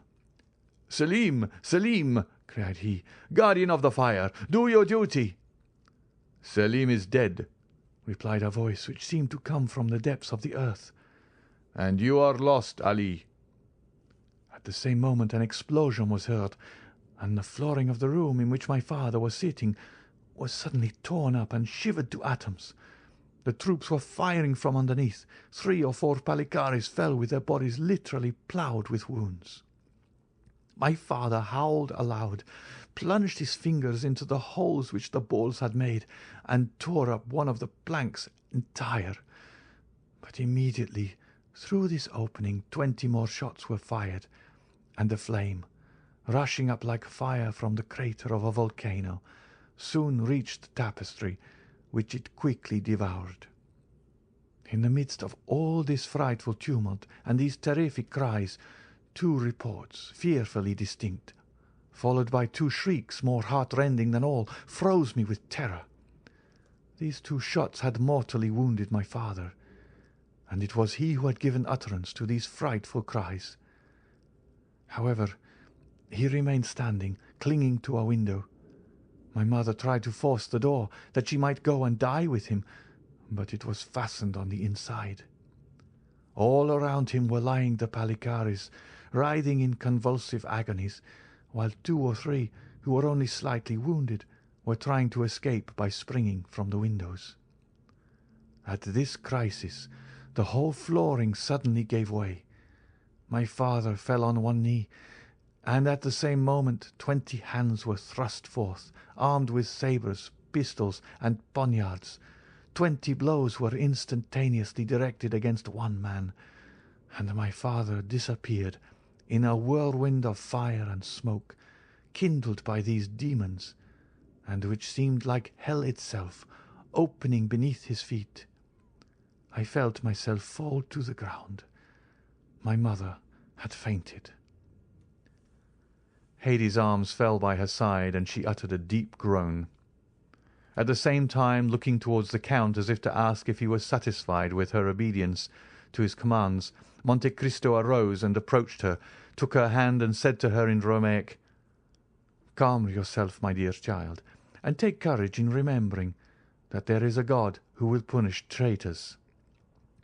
"It is a frightful story, Count," said Albert, terrified at the paleness of Haidee's countenance, "and I reproach myself now for having been so cruel and thoughtless in my request." "Oh, it is nothing," said Monte Cristo. Then patting the young girl on the head, he continued, "Haidee is very courageous, and she sometimes even finds consolation in the recital of her misfortunes." "Because, my lord," said Haidee eagerly, "my miseries recall to me the remembrance of your goodness."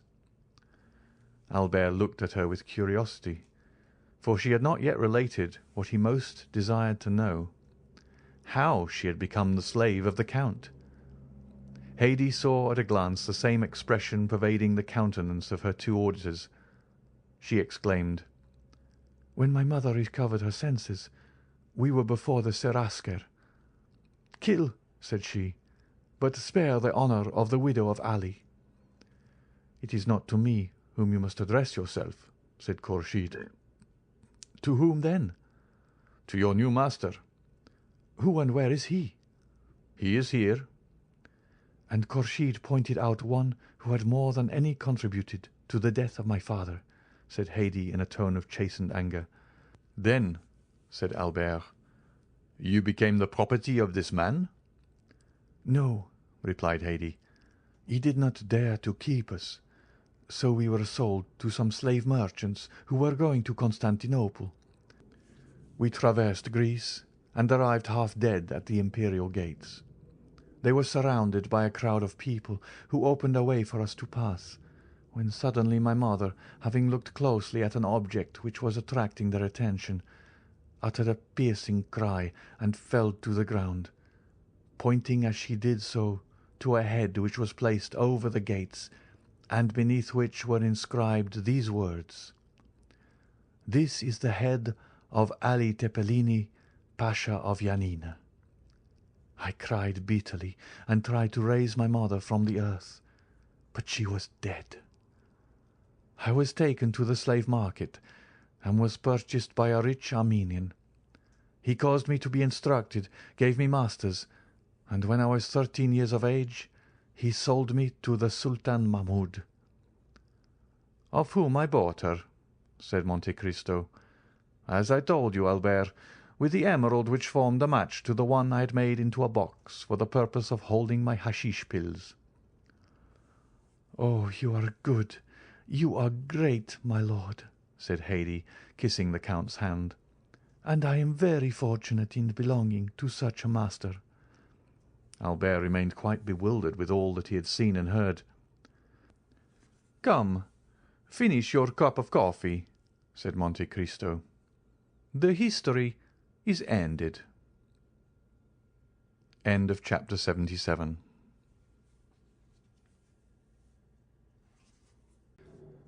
Chapter 78. We hear from Yanina. If Valentine could have seen the trembling step and agitated countenance of Franz when he quitted the chamber of Monsieur Noirtier, even she would have been constrained to pity him. Villefort had only just given utterance to a few incoherent sentences, and then retired to his study, where he received, about 2 hours afterwards, the following letter. "After all the disclosures which were made this morning, Monsieur Noirtier de Villefort must see the utter impossibility of any alliance being formed between his family and that of Monsieur Franz d'Épinay. Monsieur d'Épinay must say that he is shocked and astonished that Monsieur de Villefort, who appeared to be aware of all the circumstances detailed this morning, should not have anticipated him in his announcement. No one who had seen the magistrate at this moment, so thoroughly unnerved by the recent inauspicious combination of circumstances, would have supposed for an instant that he had anticipated the annoyance, although it certainly never had occurred to him that his father would carry candour, or rather rudeness, so far as to relate such a history.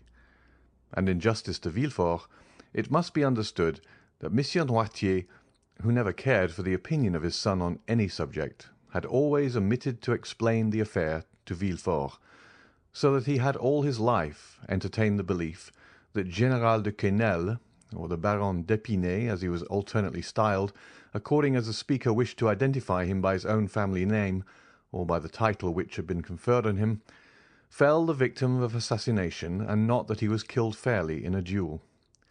This harsh letter, coming as it did from a man generally so polite and respectful, struck a mortal blow at the pride of Villefort. Hardly had he read the letter when his wife entered.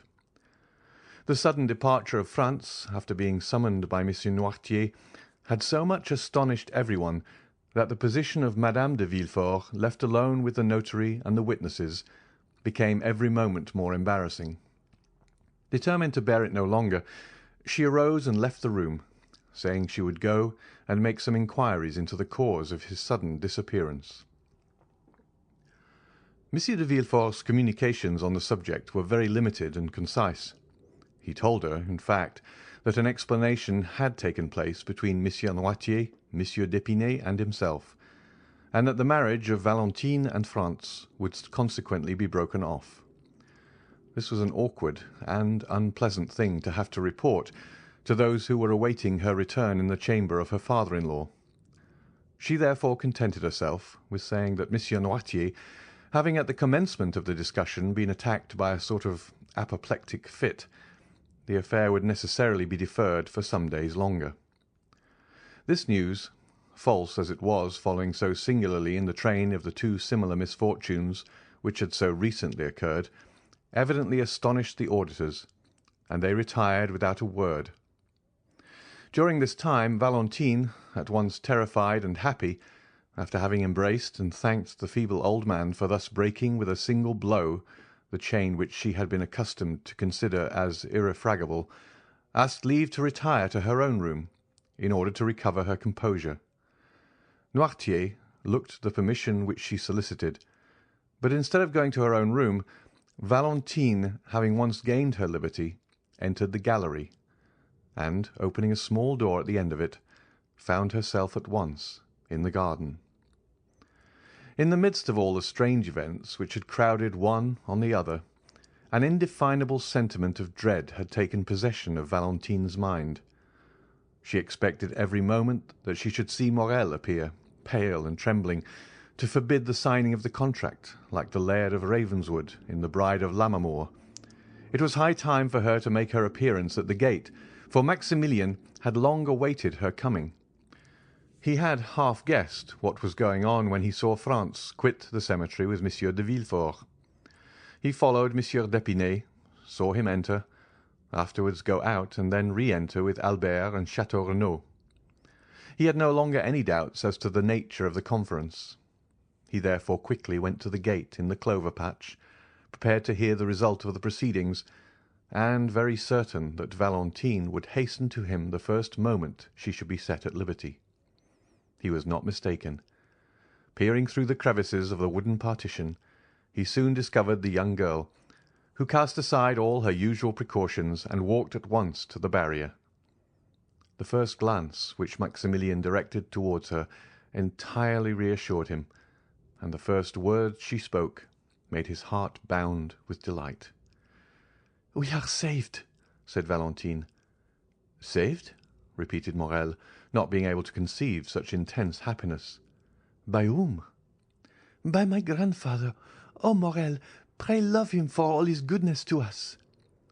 Morel swore to love him with all his soul, and at that moment he could safely promise to do so, for he felt as though it were not enough to love him merely as a friend or even as a father.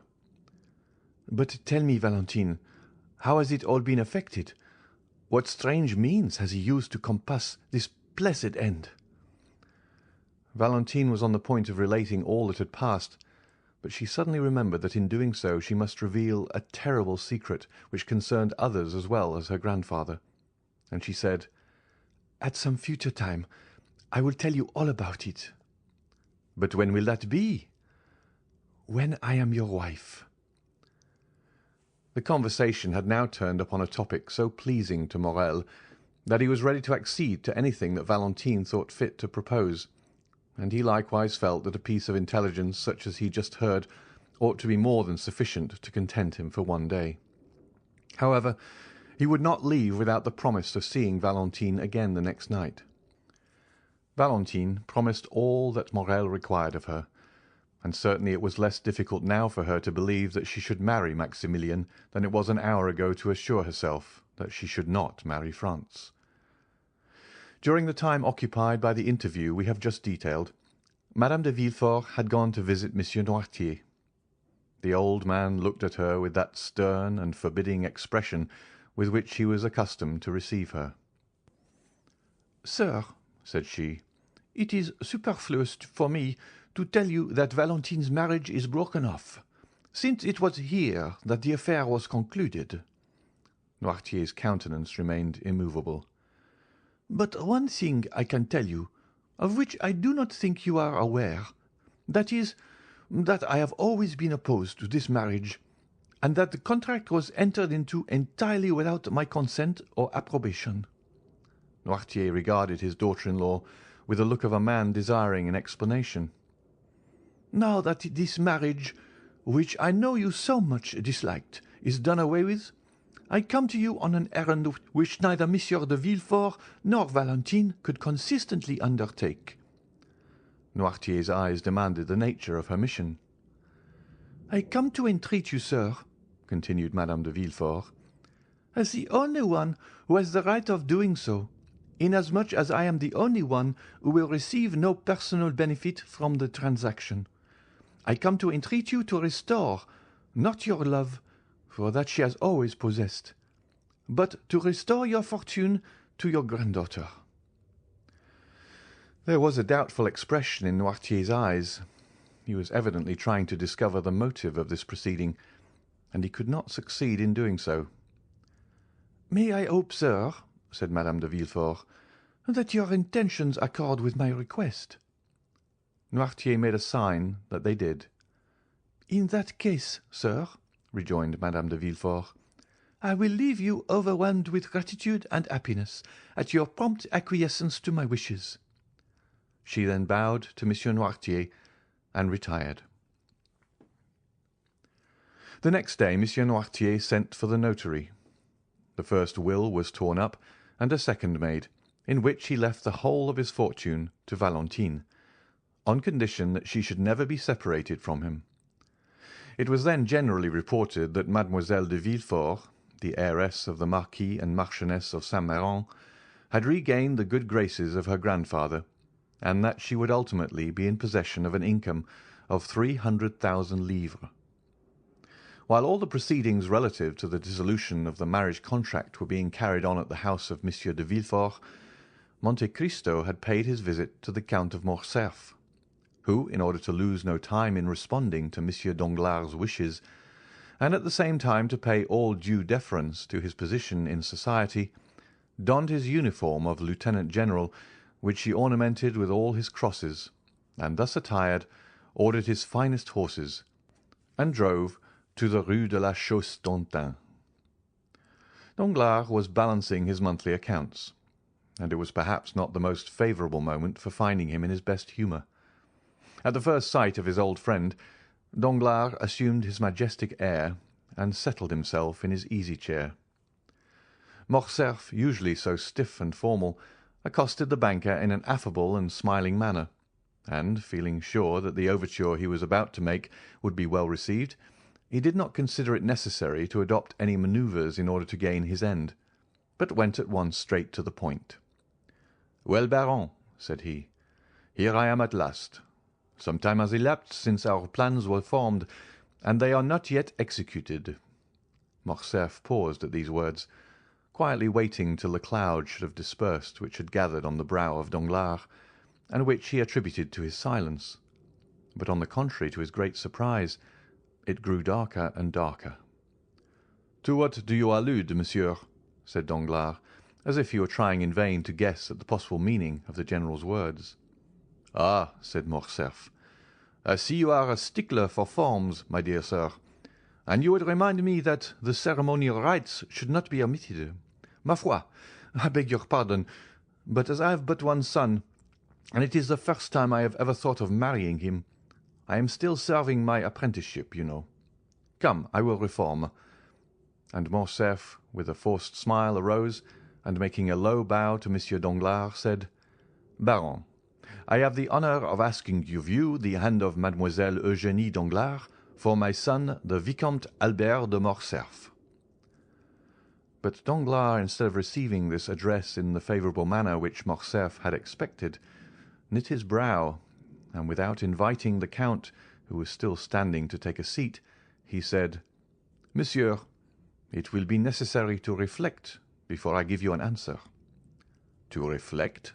said Morcerf, more and more astonished. "Have you not had enough time for reflection during the 8 years which have elapsed since this marriage was first discussed between us?"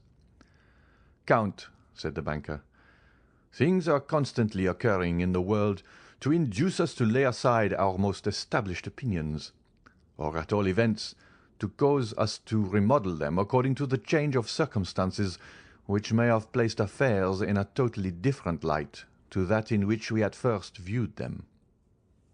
"I do not understand you, Baron," said Morcerf.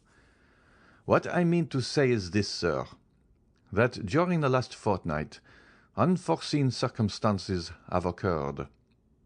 "Excuse me," said Morcerf, "but is it a play we are acting?" "A play?" "Yes, for it is like one. Pray let us come more to the point, and endeavour thoroughly to understand each other." "That is quite my desire." "You have seen Monsieur de Monte Cristo, have you not?"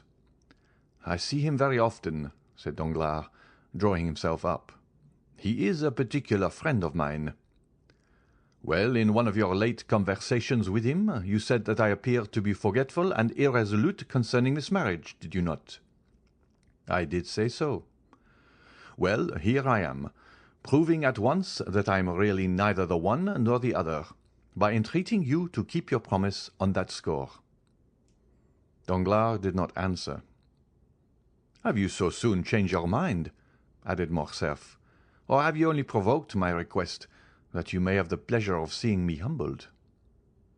Danglars, seeing that if he continued the conversation in the same tone in which he had begun it, the whole thing might turn out to his own disadvantage, turned to Morcerf and said, "Count, you must doubtless be surprised at my reserve, and I assure you it cost me much to act in such a manner towards you. But believe me when I say that imperative necessity has imposed the painful task upon me." "These are also many empty words, my dear sir," said Morcerf. "They might satisfy a new acquaintance, but the Comte de Morcerf does not rank in that list, and when a man like him comes to another, recalls to him his plighted word, and this man fails to redeem the pledge, he has at least a right to exact from him a good reason for doing so." Danglars was a coward, but did not wish to appear so. He was piqued at the tone which Morcerf had just assumed. "I am not without a good reason for my conduct," replied the banker. "What do you mean to say?" "I mean to say that I have good reason, but that it is difficult to explain." "You must be aware, at all events, that it is impossible for me to understand motives before they are explained to me. But one thing at least is clear, which is, that you decline allying yourself with my family." "No, sir," said Danglars. "I merely suspend my decision, that is all." "And do you really flatter yourself that I shall yield to all your caprice, and quietly and humbly await the time of again being received into your good graces?"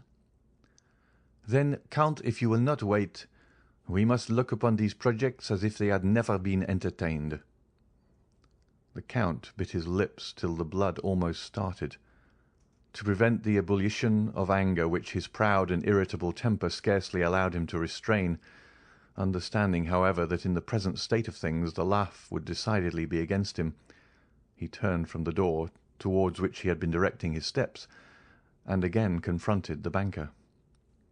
A cloud settled on his brow, evincing decided anxiety and uneasiness, instead of the expression of offended pride which had lately reigned there. "My dear Danglars," said Morcerf, "we have been acquainted for many years, and consequently we ought to make some allowance for each other's failings. You owe me an explanation, and really it is but fair that I should know what circumstance has occurred to deprive my son of your favour." "It is from no personal ill-feeling towards the Viscount, that is all I can say, sir," replied Danglars, who resumed his insolent manner as soon as he perceived that Morcerf was a little softened and calmed down. "And towards whom do you bear this personal ill-feeling, then?" said Morcerf, turning pale with anger. The expression of the Count's face had not remained unperceived by the banker. He fixed on him a look of greater assurance than before, and said, "You may perhaps be better satisfied that I should not go farther into particulars." A tremor of suppressed rage shook the whole frame of the Count, and making a violent effort over himself, he said, "I have a right to insist on your giving me an explanation. Is it Madame de Morcerf who has displeased you? Is it my fortune which you find insufficient? Is it because my opinions differ from yours?"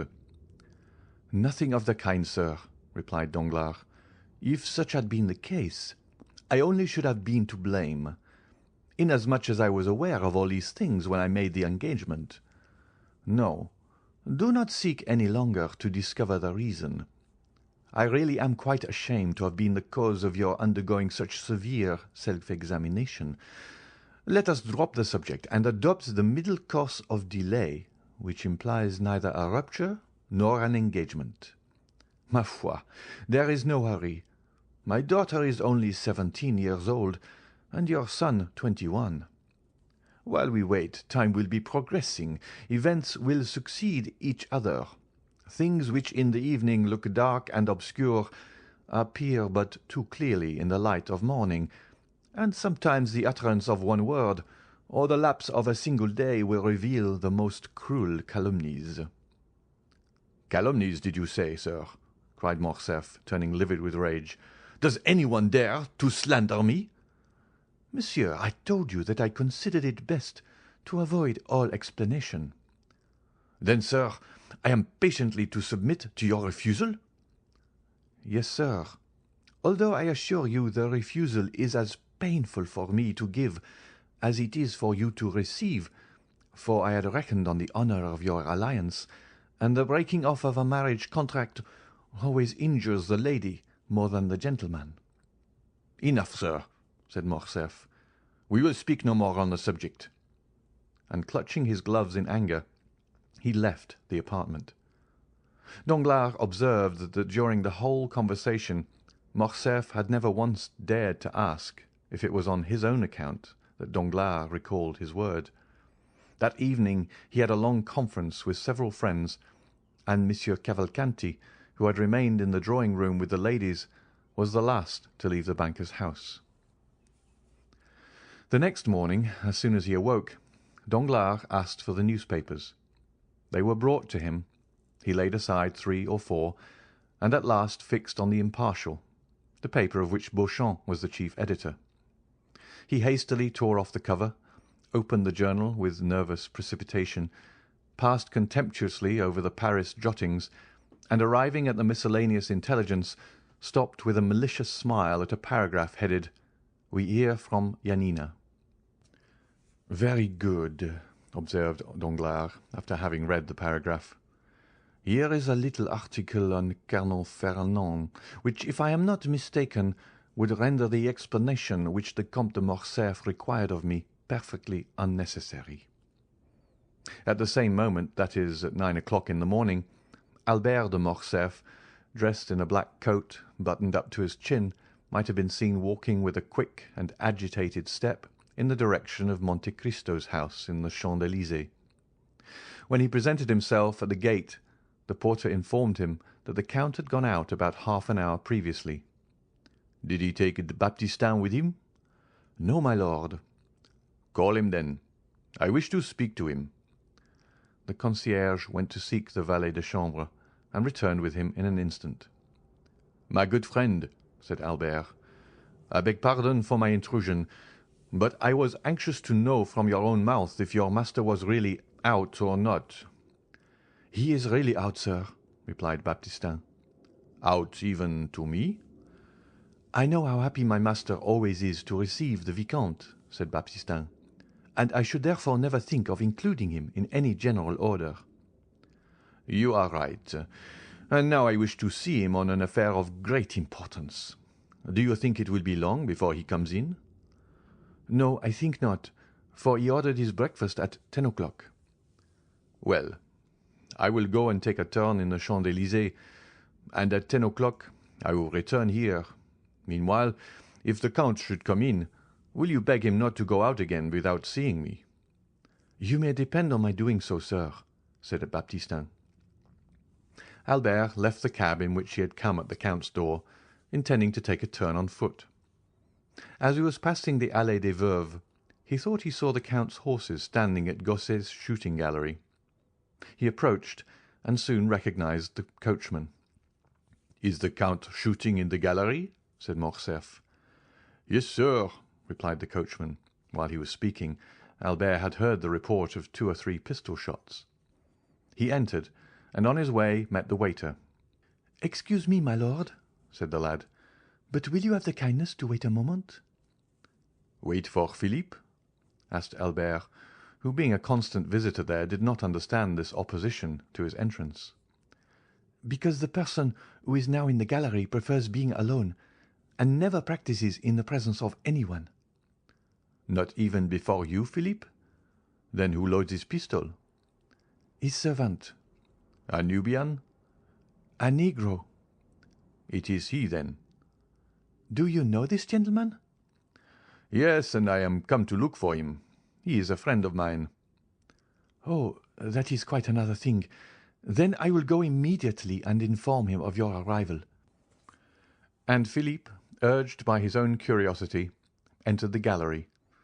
A second afterwards Monte Cristo appeared on the threshold. "I ask your pardon, my dear Count," said Albert, "for following you here, and I must first tell you that it was not the fault of your servants that I did so. I alone am to blame for the indiscretion. I went to your house, and they told me you were out, but that they expected you home at 10 o'clock to breakfast. I was walking about in order to pass away the time till 10 o'clock, when I caught sight of your carriage and horses. What you have just said induces me to hope that you intend breakfasting with me." "No, thank you. I am thinking of other things besides breakfast just now. Perhaps we may take that meal at a later hour, and in worse company." "What on earth are you talking about?" "I am to fight to-day." "For what?" "I am going to fight." "Yes, I understand that. But what is the quarrel? People fight for all sorts of reasons, you know." "I fight in the cause of honor." "Ah, that is something serious." "So serious that I come to beg you to render me a service." "What is it?" "To be my second." "That is a serious matter, and we will not discuss it here. Let us speak of nothing till we get home. Ali, bring me some water." The Count turned up his sleeves and passed into the little vestibule where the gentlemen were accustomed to wash their hands after shooting. "Come in, my lord," said Philippe in a low tone, "and I will show you something droll." Morcerf entered, and in place of the usual target he saw some playing cards fixed against the wall. At a distance Albert thought it was a complete suit, for he counted from the ace to the 10. "Aha!" said Albert. "I see you are preparing for a game of cards." "No," said the Count. I was making a suit." "How?" said Albert. "Those are really aces and twos which you see, but my shots have turned them into threes, fives, sevens, eights, nines, and tens." Albert approached. In fact, the bullets had actually pierced the cards in the exact places which the painted signs would otherwise have occupied, the lines and distances being as regularly kept as if they had been ruled with pencil. "Diable!" said Morcerf. "What would you have, my dear Viscount?" said Monte Cristo, wiping his hands on the towel which Ali had brought him. "I must occupy my leisure moments in some way or other. But come, I am waiting for you." Both men entered Monte Cristo's carriage, which in the course of a few minutes deposited them safely at number 30. Monte Cristo took Albert into his study, and pointing to a seat, placed another for himself. "Now let us talk the matter over quietly," said the Count. "You see I am perfectly composed," said Albert. "With whom are you going to fight?" "With Beauchamp." "One of your friends?" "Of course. It is always with friends that one fights." "I suppose you have some cause of quarrel?" "I have." "What has he done to you?" "There appeared in his journal last night. But wait, read for yourself." And Albert handed over the paper to the Count, who read as follows: "A correspondent at Yanina informs us of a fact of which until now we had remained in ignorance. The castle which formed the protection of the town was given up to the Turks by a French officer named Fernand, in whom the Grand Vizier, Ali Tepelini, had reposed the greatest confidence." "Well," said Monte Cristo, "what do you see in that to annoy you?" "What do I see in it?" "Yes, what does it signify to you if the castle of Yanina was given up by a French officer?" "It signifies to my father, the Count of Morcerf, whose Christian name is Fernand." "Did your father serve under Ali Pasha?" "Yes. That is to say, he fought for the independence of the Greeks, and hence arises the calumny." "Oh, my dear Viscount, do talk reason." "I do not desire to do otherwise." "Now just tell me, who the devil should know in France that the officer Fernand and the Count of Morcerf are one and the same person? And who cares now about Yanina, which was taken as long ago as the year 1822 or 1823? "That just shows the meanness of this slander. They have allowed all this time to elapse, and then all of a sudden rake up events which have been forgotten, to furnish materials for scandal, in order to tarnish the lustre of our high position.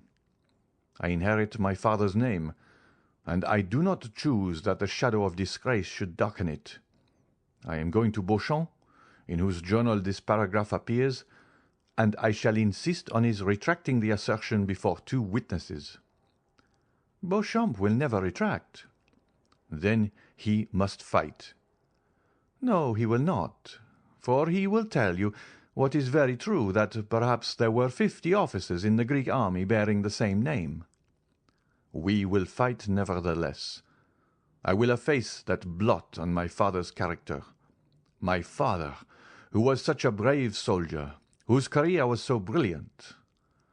"Oh, well," he will add, "we are warranted in believing that this Fernand is not the illustrious Count of Morcerf, who also bears the same Christian name." "I am determined not to be content with anything short of an entire retraction." "And you intend to make him do it in the presence of 2 witnesses, do you?" "Yes." "You do wrong." "Which means, I suppose, that you refuse the service which I ask of you." "You know my theory regarding duels. I told you my opinion on that subject, if you remember, when we were at Rome." "Nevertheless, my dear Count, I found you this morning engaged in an occupation but little consistent with the notions you profess to entertain." "Because, my dear fellow, you understand one must never be eccentric. If one's lot is cast among fools, it is necessary to study folly. I shall perhaps find myself one day called out by some harebrained scamp who has no more real cause of quarrel with me than you have with Beauchamp. He may take me to task for some foolish trifle or other.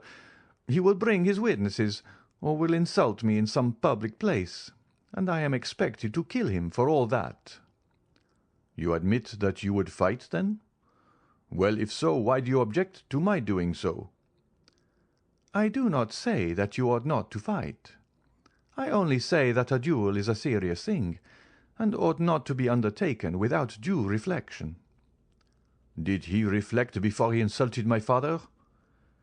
"If he spoke hastily, and owns that he did so, you ought to be satisfied." "Ah, my dear Count, you are far too indulgent." "And you are far too exacting. Supposing, for instance, and do not be angry at what I am going to say." "Well?" "Supposing the assertion to be really true." "A son ought not to submit to such a stain on his father's honour." "Ma foi, we live in times when there is much to which we must submit." "That is precisely the fault of the age." "And do you undertake to reform it?" "Yes, as far as I am personally concerned." "Well, you are indeed exacting, my dear fellow." "Yes, I own it." "Are you quite impervious to good advice?" "Not when it comes from a friend." "And do you account me that title?" "Certainly I do." "Well, then, before going to Beauchamp with your witnesses, seek further information on the subject." "From whom?" "From Haidee." "Why, what can be the use of mixing a woman up in the affair? What can she do in it?" "She can declare to you, for example, that your father had no hand whatever in the defeat and death of the Vizier, or if by chance he had, indeed, the misfortune to—" "I have told you, my dear Count, that I would not for one moment admit of such a proposition." "You reject this means of information, then?" "I do, most decidedly." "Then let me offer one more word of advice." "Do so, then, but let it be the last." "You do not wish to hear it, perhaps?" "On the contrary, I request it." "Do not take any witnesses with you when you go to Beauchamp. Visit him alone." "That would be contrary to old custom." "Your case is not an ordinary one."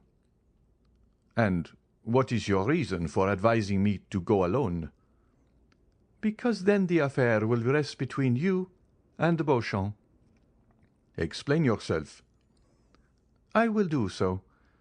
If Beauchamp be disposed to retract, you ought at least to give him the opportunity of doing it of his own free will. The satisfaction to you will be the same. If, on the contrary, he refuses to do so, it will then be quite time enough to admit two strangers into your secret." "They will not be strangers. They will be friends." "Ah, but the friends of today are the enemies of tomorrow. Beauchamp, for instance." "So you recommend—" "I recommend you to be prudent." "Then you advise me to go alone to Beauchamp?" "I do, and I will tell you why. When you wish to obtain some concession from a man's self-love, you must avoid even the appearance of wishing to wound it." "I believe you are right." "I am glad of it." "Then I will go alone." "Go, but you would do better still by not going at all." "That is impossible." "Do so, then. It will be a wiser plan than the first which you proposed." "But if, in spite of all my precautions, I am at last obliged to fight, will you not be my second?" "My dear Viscount," said Monte Cristo gravely, "you must have seen before to-day that at all times and in all places I have been at your disposal. But the service which you have just demanded of me is one which is out of my power to render you." "Why?" "Perhaps you may know at some future period, and in the meantime I request you to excuse my declining to put you in possession of my reasons. Well, I will have France and Château Renaud. They will be the very men for it. Do so, then. But if I do fight, you will surely not object to giving me a lesson or two in shooting and fencing. That, too, is impossible. What a singular being you are!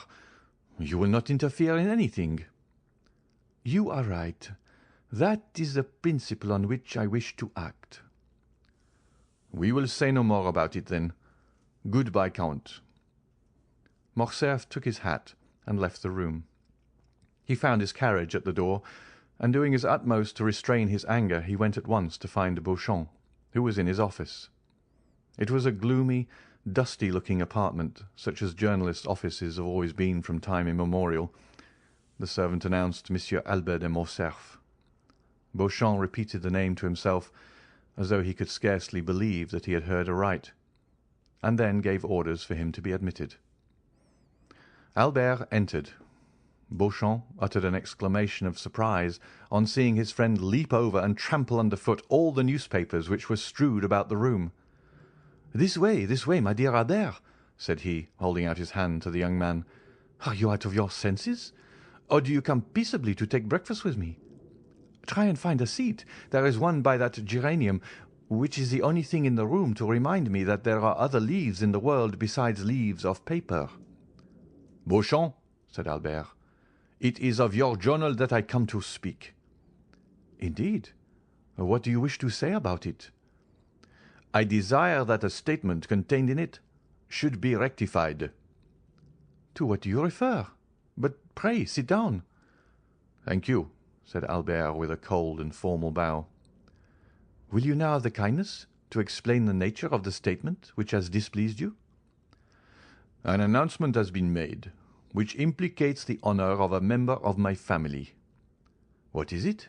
said Beauchamp, much surprised. "Surely you must be mistaken." "The story sent you from Yanina." "Yanina?" "Yes.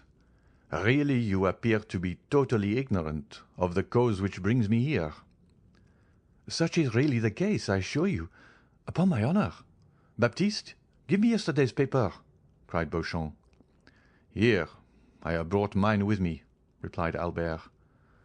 Beauchamp took the paper and read the article to which Albert pointed in an undertone. "You see, it is a serious annoyance," said Morcerf, when Beauchamp had finished the perusal of the paragraph. "Is the officer referred to a relation of yours, then?" demanded the journalist. "Yes," said Albert, blushing. "Well, what do you wish me to do for you?" said Beauchamp mildly. "My dear Beauchamp, I wish you to contradict this statement." Beauchamp looked at Albert with a benevolent expression. "Come," said he, "this matter will want a good deal of talking over. A retraction is always a serious thing, you know. Sit down, and I will read it again." Albert resumed his seat, and Beauchamp read with more attention than at first the lines denounced by his friend. "Well," said Albert in a determined tone, "you see that your paper has insulted a member of my family, and I insist on a retraction being made." "You insist?" "Yes, I insist." "Permit me to remind you that you are not in the chamber, my dear Vicomte." "Nor do I wish to be there," replied the young man, rising. "I repeat that I am determined to have the announcement of yesterday contradicted. You have known me long enough," continued Albert, biting his lips convulsively, for he saw that Beauchamp's anger was beginning to rise. "You have been my friend, and therefore sufficiently intimate with me to be aware that I am likely to maintain my resolution on this point." "I have been your friend, Morcerf. Your present manner of speaking would almost lead me to forget that I ever bore that title. But wait a moment. Do not let us get angry, or at least not yet. You are irritated and vexed. Tell me how this Fernand is related to you." "He is merely my father," said Albert. "Monsieur Fernand Mondego, Count of Morcerf, an old soldier who has fought in 20 battles, and whose honourable scars they would denounce as badges of disgrace." "Is it your father?" said Beauchamp. "That is quite another thing. Then I can well understand your indignation, my dear Albert. I will look at it again." And he read the paragraph for the third time, laying a stress on each word as he proceeded. "But the paper nowhere identifies this Fernand with your father." "No, but the connection will be seen by others, and therefore I will have the article contradicted." At the words "I will," Beauchamp steadily raised his eyes to Albert's countenance, and then, as gradually lowering them, he remained thoughtful for a few moments. "You will retract this assertion, will you not, Beauchamp?" said Albert, with increased though stifled anger. "Yes," replied Beauchamp. "Immediately?" said Albert. "When I am convinced that the statement is false." "What?"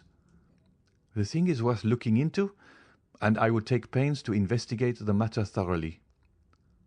"But what is there to investigate, sir?" said Albert, enraged beyond measure at Beauchamp's last remark. "If you do not believe that it is my father, say so immediately, and if on the contrary you believe it to be him, state your reasons for doing so." Beauchamp looked at Albert with the smile which was so peculiar to him, and which in its numerous modifications served to express every varied emotion of his mind.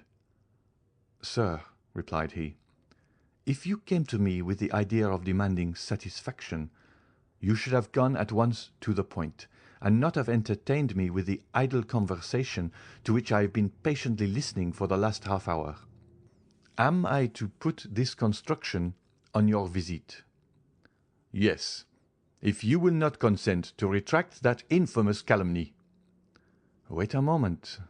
No threats, if you please, Monsieur Fernand Mondego, Vicomte de Morcerf. I never allow them from my enemies, and therefore shall not put up with them from my friends. You insist on my contradicting the article relating to General Fernand, an article with which, I assure you on my word of honour, I had nothing whatever to do."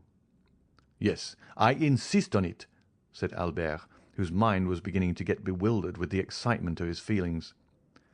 "And if I refuse to retract, you wish to fight, do you?" said Beauchamp in a calm tone. "Yes," replied Albert, raising his voice. "Well," said Beauchamp, "here is my answer, my dear sir. The article was not inserted by me. I was not even aware of it, but you have, by the step you have taken, called my attention to the paragraph in question, and it will remain until it shall be either contradicted or confirmed by someone who has a right to do so."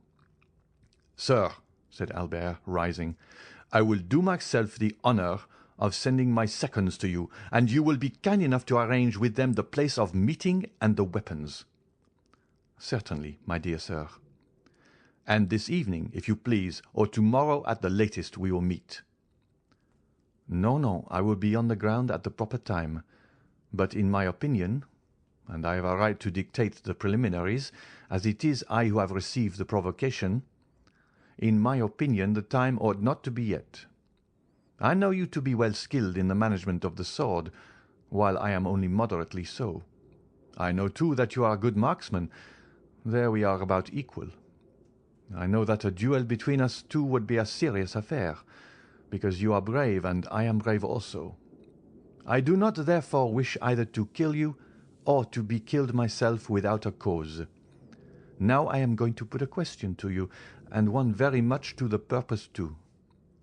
Do you insist on this retraction so far as to kill me if I do not make it, although I have repeated more than once and affirmed on my honour that I was ignorant of the thing with which you charge me, and although I still declare that it is impossible for anyone but you to recognize the Count of Morcerf under the name of Fernand?" "I maintain my original resolution." "Very well, my dear sir.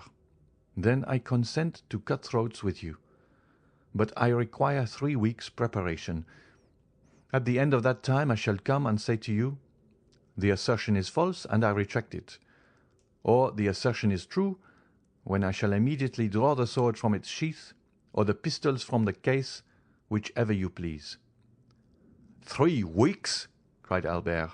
"They will pass as slowly as 3 centuries. when I am all the time suffering dishonour?" "Had you continued to remain on amicable terms with me, I should have said, 'Patience, my friend.' But you have constituted yourself my enemy. Therefore I say, what does that signify to me, sir?"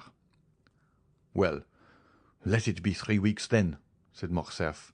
"But remember, at the expiration of that time, no delay or subterfuge will justify you in—" "Monsieur Albert de Morcerf," said Beauchamp, rising in his turn, "I cannot throw you out of window for 3 weeks, that is to say, for 24 days to come, nor have you any right to split my skull open till that time has elapsed.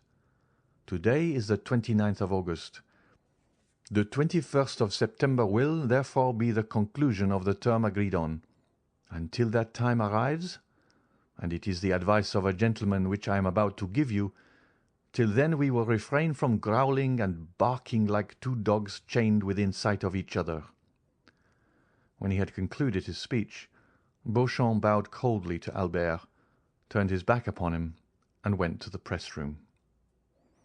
Albert vented his anger on a pile of newspapers, which he sent flying all over the office by switching them violently with his stick, after which ebullition he departed, not, however, without walking several times to the door of the press-room, as if he had half a mind to enter. While Albert was lashing the front of his carriage in the same manner that he had the newspapers which were the innocent agents of his discomfiture, as he was crossing the barrier he perceived Morrel, who was walking with a quick step and a bright eye. He was passing the Chinese baths, and appeared to have come from the direction of the Porte Saint-Martin, and to be going towards the Madeleine. "Ah," said Morcerf, "there goes a happy man." And it so happened Albert was not mistaken in his opinion. End of chapter 78. Chapter 79. The Lemonade. Morrel was, in fact, very happy. Mr. Noirtier had just sent for him, and he was in such haste to know the reason of his doing so that he had not stopped to take a cab, placing infinitely more dependence on his own 2 legs than on the 4 legs of a cab-horse. He had therefore set off at a furious rate from the Rue Meslay, and was hastening with rapid strides in the direction of the Faubourg Saint-Honoré. Morrel advanced with a firm, manly tread, and poor Barrois followed him as he best might. Morrel was only 31. Barrois was 60 years of age. Morrel was deeply in love, and Barrois was dying with heat and exertion.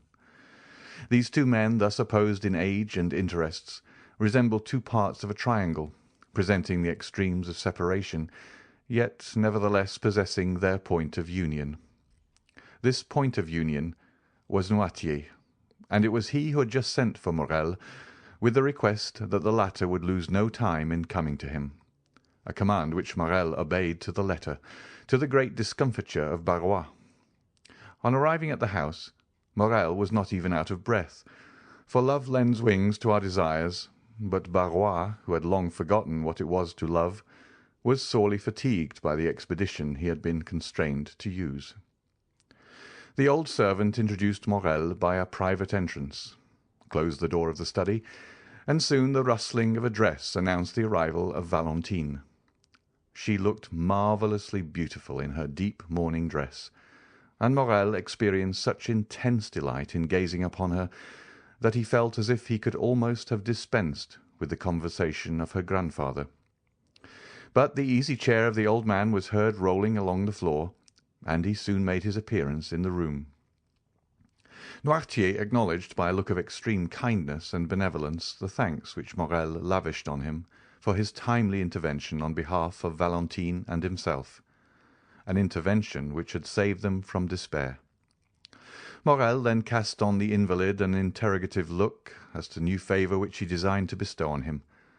Valentine was sitting at a little distance from them, timidly awaiting the moment when she should be obliged to speak. Noirtier fixed his eyes on her. "Am I to say what you told me?" asked Valentine. Noirtier made a sign that she was to do so. "Monsieur Morrel," said Valentine to the young man, who was regarding her with the most intense interest. My grandfather, Monsieur Noirtier, had 1,000 things to say, which he told me 3 days ago, and now he has sent for you, that I may repeat them to you. I will repeat them then, and since he has chosen me as his interpreter, I will be faithful to the trust and will not alter a word of his intentions." "Oh, I am listening with the greatest impatience," replied the young man. "Speak, I beg of you." Valentine cast down her eyes. This was a good omen for Morrel, for he knew that nothing but happiness could have the power of thus overcoming Valentine. "My grandfather intends leaving this house," said she, "and Barrois is looking out suitable apartments for him in another." "But you, Mademoiselle de Villefort, you who are necessary to Monsieur Noirtier's happiness." "I?" interrupted Valentine. "I shall not leave my grandfather. That is an understood thing between us. My apartment will be close to his. Now, Monsieur de Villefort must either give his consent to this plan or his refusal. In the first case, I shall leave directly, and in the second, I shall wait till I am of age, which will be in about 10 months. Then I shall be free. I shall have an independent fortune and—" "And what?" demanded Morrel. "And with my grandfather's consent, I shall fulfill the promise which I have made you." Valentine pronounced these last few words in such a low tone that nothing but Morrel's intense interest in what she was saying could have enabled him to hear them. "Have I not explained your wishes, grandpapa?" said Valentine, addressing Noirtier. "Yes," looked the old man. "Once under my grandfather's roof, Monsieur Morrel can visit me in the presence of my good and worthy protector. If we still feel that the union we contemplated will be likely to ensure our future comfort and happiness, in that case I shall expect Monsieur Morrel to come and claim me at my own hands. But alas, I have heard it said that hearts inflamed by obstacles to their desire grew cold in time of security. I trust we shall never find it so in our experience." "Oh!" cried Morrel, almost tempted to throw himself on his knees before Noirtier and Valentine, and to adore them as two superior beings. "What have I ever done in my life to merit such unbounded happiness?" "Until that time," continued the young girl in a calm and self-possessed tone of voice, "we will conform to circumstance, and be guided by the wishes of our friends, so long as those wishes do not tend finally to separate us. In a word, and I repeat it because it expresses all I wish to convey, we will wait." "And I swear to make all the sacrifices which this word imposes, sir," said Morrel, "not only with resignation, but with cheerfulness." "Therefore," continued Valentine, looking playfully at Maximilian, "no more inconsiderate actions, no more rash projects, for you surely would not wish to compromise one who from this day regards herself as destined honourably and happily to bear your name." Morrel looked obedience to her commands. Noirtier regarded the lovers with a look of ineffable tenderness, while Barrois, who had remained in the room in the character of a man privileged to know everything that passed, smiled on the youthful couple, as he wiped the perspiration from his bald forehead. "How hot you look, my good Barrois," said Valentine. "Ah, I have been running very fast, mademoiselle. But I must do Monsieur Morrel the justice to say that he ran still faster." Noirtier directed their attention to a waiter, on which was placed a decanter containing lemonade and a glass. The decanter was nearly full, with the exception of a little which had been already drunk by Monsieur Noirtier. "Come, Barrois," said the young girl, "take some of this lemonade. I see you are coveting a good draught of it." "The fact is, mademoiselle," said Barrois, "I am dying with thirst, and since you are so kind as to offer it to me, I cannot say I should at all object to drinking your health in a glass of it." "Take some then, and come back immediately." Barrois took away the waiter, and hardly was he outside the door, which in his haste he forgot to shut, than they saw him throw back his head and empty to the very dregs the glass which Valentine had filled. Valentine and Morrel were exchanging their adieux in the presence of Noirtier when a ring was heard at the door-bell. It was the signal of a visit. Valentine looked at her watch. "It is past noon," said she, "and to-day is Saturday. I dare say it is the doctor, grandpapa." Noirtier looked his conviction that she was right in her supposition. "He will come in here, and Monsieur Morrel had better go. Do you not think so, grandpapa?" "Yes," signed the old man. "Barrois!" cried Valentine. "Barrois!" "I am coming, mademoiselle," replied he. "Barrois will open the door for you," said Valentine, addressing Morrel. "And now remember one thing, monsieur officer, that my grandfather commands you not to take any rash or ill-advised step which would be likely to compromise our happiness." "I promised him to wait," replied Morrel, "and I will wait." At this moment Barrois entered. "Who rang?" asked Valentine. "Dr. d'Avrigny," said Barrois, staggering as if he would fall. "What is the matter, Barrois?" said Valentine. The old man did not answer, but looked at his master with wild, staring eyes, while with his cramped hand he grasped a piece of furniture to enable him to stand upright. "He is going to fall," cried Morrel.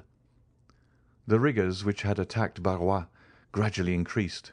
The features of the face became quite altered, and the convulsive movement of the muscles appeared to indicate the approach of a most serious nervous disorder. Noirtier, seeing Barrois in this pitiable condition, showed by his looks all the various emotions of sorrow and sympathy which can animate the heart of a man. Barrois made some steps towards his master. "Ah, sir," said he, "tell me what is the matter with me. I am suffering. I cannot see. 1,000 fiery darts are piercing my brain. Oh, don't touch me. Pray don't." By this time his haggard eyes had the appearance of being ready to start from their sockets. His head fell back, and the lower extremities of the body began to stiffen. Valentine uttered a cry of horror. Morrel took her in his arms as if to defend her from some unknown danger. "Monsieur d'Avrigny! Monsieur d'Avrigny!" cried she in a stifled voice. "Help! Help!" Barrois turned round and with a great effort stumbled a few steps, then fell at the feet of Noirtier, and resting his hand on the knee of the invalid, exclaimed, "My master! My good master!" At this moment Monsieur de Villefort, attracted by the noise, appeared on the threshold. Morrel relaxed his hold of Valentine, and retreating to a distant corner of the room, remained half hidden behind a curtain. Pale, as if he had been gazing on a serpent, he fixed his terrified eye on the agonized sufferer. Noirtier, burning with impatience and terror, was in despair at his utter inability to help his old domestic, whom he regarded more in the light of a friend than a servant. One might be the fearful swelling of the veins of his forehead, and the contraction of the muscles around the eye trace the terrible conflict which was going on between the living, energetic mind and the inanimate and helpless body. Barrois, his features convulsed, his eyes suffused with blood, and his head thrown back, was lying at full length, beating the floor with his hands, while his legs had become so stiff that they looked as if they would break rather than bend. A slight appearance of foam was visible around the mouth, and he breathed painfully and with extreme difficulty. Villefort seemed stupefied with astonishment, and remained gazing intently on the scene before him without uttering a word. He had not seen Morrel. After a moment of dumb contemplation, during which his face became pale and his hair seemed to stand on end, he sprang toward the door, crying out, "Doctor! Doctor! Come instantly! Pray come!" "Madame! Madame!" cried Valentine, calling her stepmother, and running upstairs to meet her. "Come, quick, quick, and bring your bottle of smelling salts with you." "What is the matter?" said Madame de Villefort in a harsh and constrained tone. Oh, come, come!" "But where is the doctor?" exclaimed Villefort. "Where is he?" Madame de Villefort now deliberately descended the staircase. In one hand she held her handkerchief, with which she appeared to be wiping her face, and in the other a bottle of English smelling salts. Her first look on entering the room was at Noirtier, whose face, independent of the emotion which such a scene could not fail of producing, proclaimed him to be in possession of his usual health. Her second glance was at the dying man. She turned pale, and her eye passed quickly from the servant and rested on the master. "In the name of heaven, madame," said Villefort, "where is the doctor? He was with you just now. You see this a fit of apoplexy, and he might be saved if he could be but bled." "Has he eaten anything lately?" asked Madame de Villefort, eluding her husband's question. "Madame," replied Valentine, "he has not even breakfasted. He has been running very fast on an errand with which my grandfather charged him, and when he returned took nothing but a glass of lemonade." "Ah," said Madame de Villefort, "Why did he not take wine? Lemonade was a very bad thing for him. Grandpapa's bottle of lemonade was standing just by his side. Poor Barrois was very thirsty, and was thankful to drink anything he could find." Madame de Villefort started. Noirtier looked at her with a glance of the most profound scrutiny. "He was such a short neck," said she. "Madame," said Villefort, "I ask where is Monsieur d'Avrigny? In God's name, answer me." "He is with Edward, who is not quite well," replied Madame de Villefort, no longer being able to avoid answering.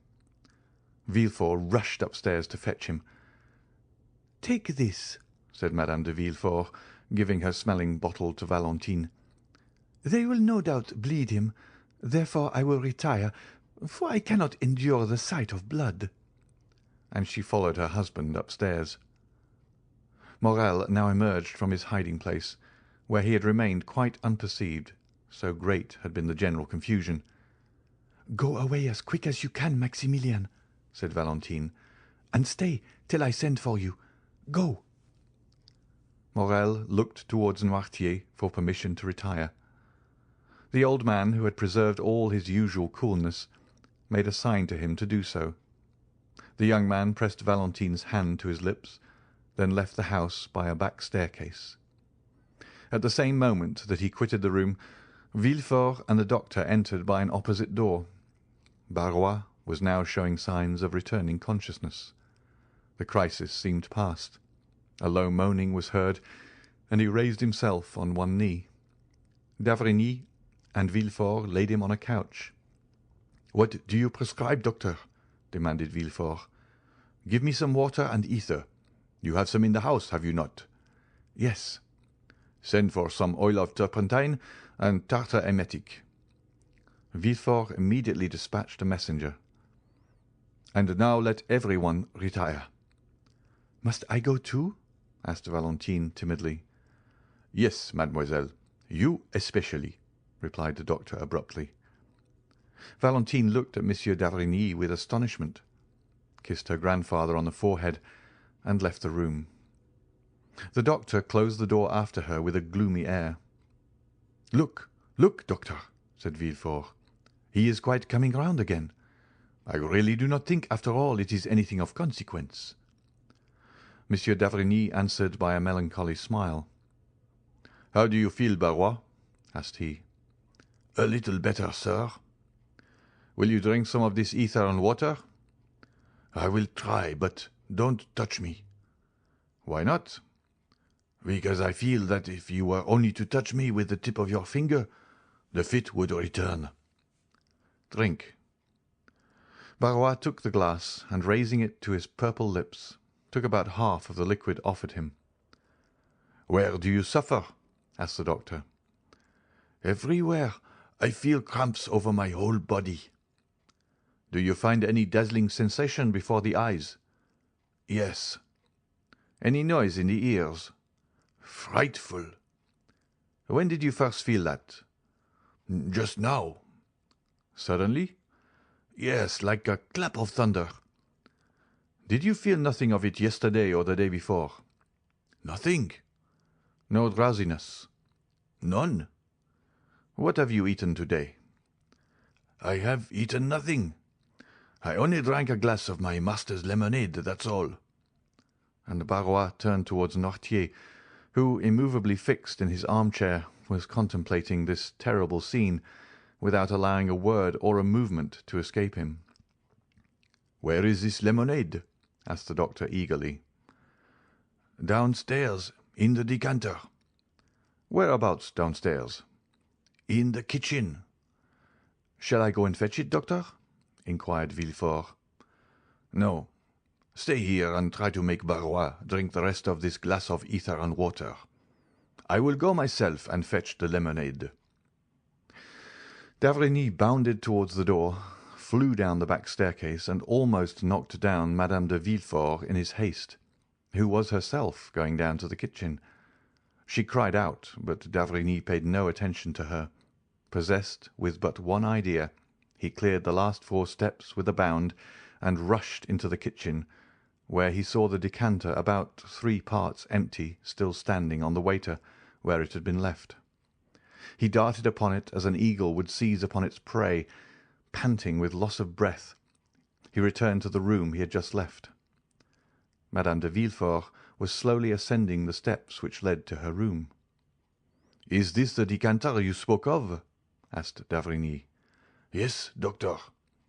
"Is this the same lemonade of which you partook?" "I believe so." "What did it taste like?" "It had a bitter taste." The doctor poured some drops of the lemonade into the palm of his hand, put his lips to it, and after having rinsed his mouth as a man does when he is tasting wine, he spat the liquor into the fireplace. "It is no doubt the same," said he. "Did you drink some too, Monsieur Noirtier?" "Yes." "And did you also discover a bitter taste?" "Yes." "Oh, doctor," cried Barrois, "the fit is coming on again. Oh, do something for me." The doctor flew to his patient. "That emetic, Villefort. See if it is coming." Villefort sprang into the passage, exclaiming, "The emetic! The emetic! Is it come yet?" No one answered. The most profound terror reigned throughout the house. "If I had anything by means of which I could inflate the lungs," said d'Avrigny, looking around him, "perhaps I might prevent suffocation. But there is nothing which would do, nothing." "Oh, sir," cried Barrois, "are you going to let me die without help? Oh, I am dying. Oh, save me!" "A pen, a pen," said the doctor. There was one lying on the table. He endeavoured to introduce it into the mouth of the patient, who in the midst of his convulsions was making vain attempts to vomit, but the jaws were so clinched that the pen could not pass them. This second attack was much more violent than the first, and he had slipped from the couch to the ground, where he was writhing in agony. The doctor left him in his paroxysm, knowing that he could do nothing to alleviate it, and going up to Noirtier, said abruptly, "How do you find yourself? Well?" "Yes." "Have you any weight on the chest, or does your stomach feel light and comfortable? Eh?" "Yes." "Then you feel pretty much as you generally do, after you have had the dose which I am accustomed to give you every Sunday?" "Yes." "Did Barrois make your lemonade?" "Yes." "Was it you who asked him to drink some of it?" "No." "Was it Monsieur de Villefort?" "No." "Madame?" "No." "It was your granddaughter, then, was it not?" "Yes." A groan from Barrois, accompanied by a yawn which seemed to crack the very jaw bones, attracted the attention of Monsieur d'Avrigny. He left Monsieur Noirtier and returned to the sick man. "Barrois," said the doctor, "can you speak?" Barrois muttered a few unintelligible words.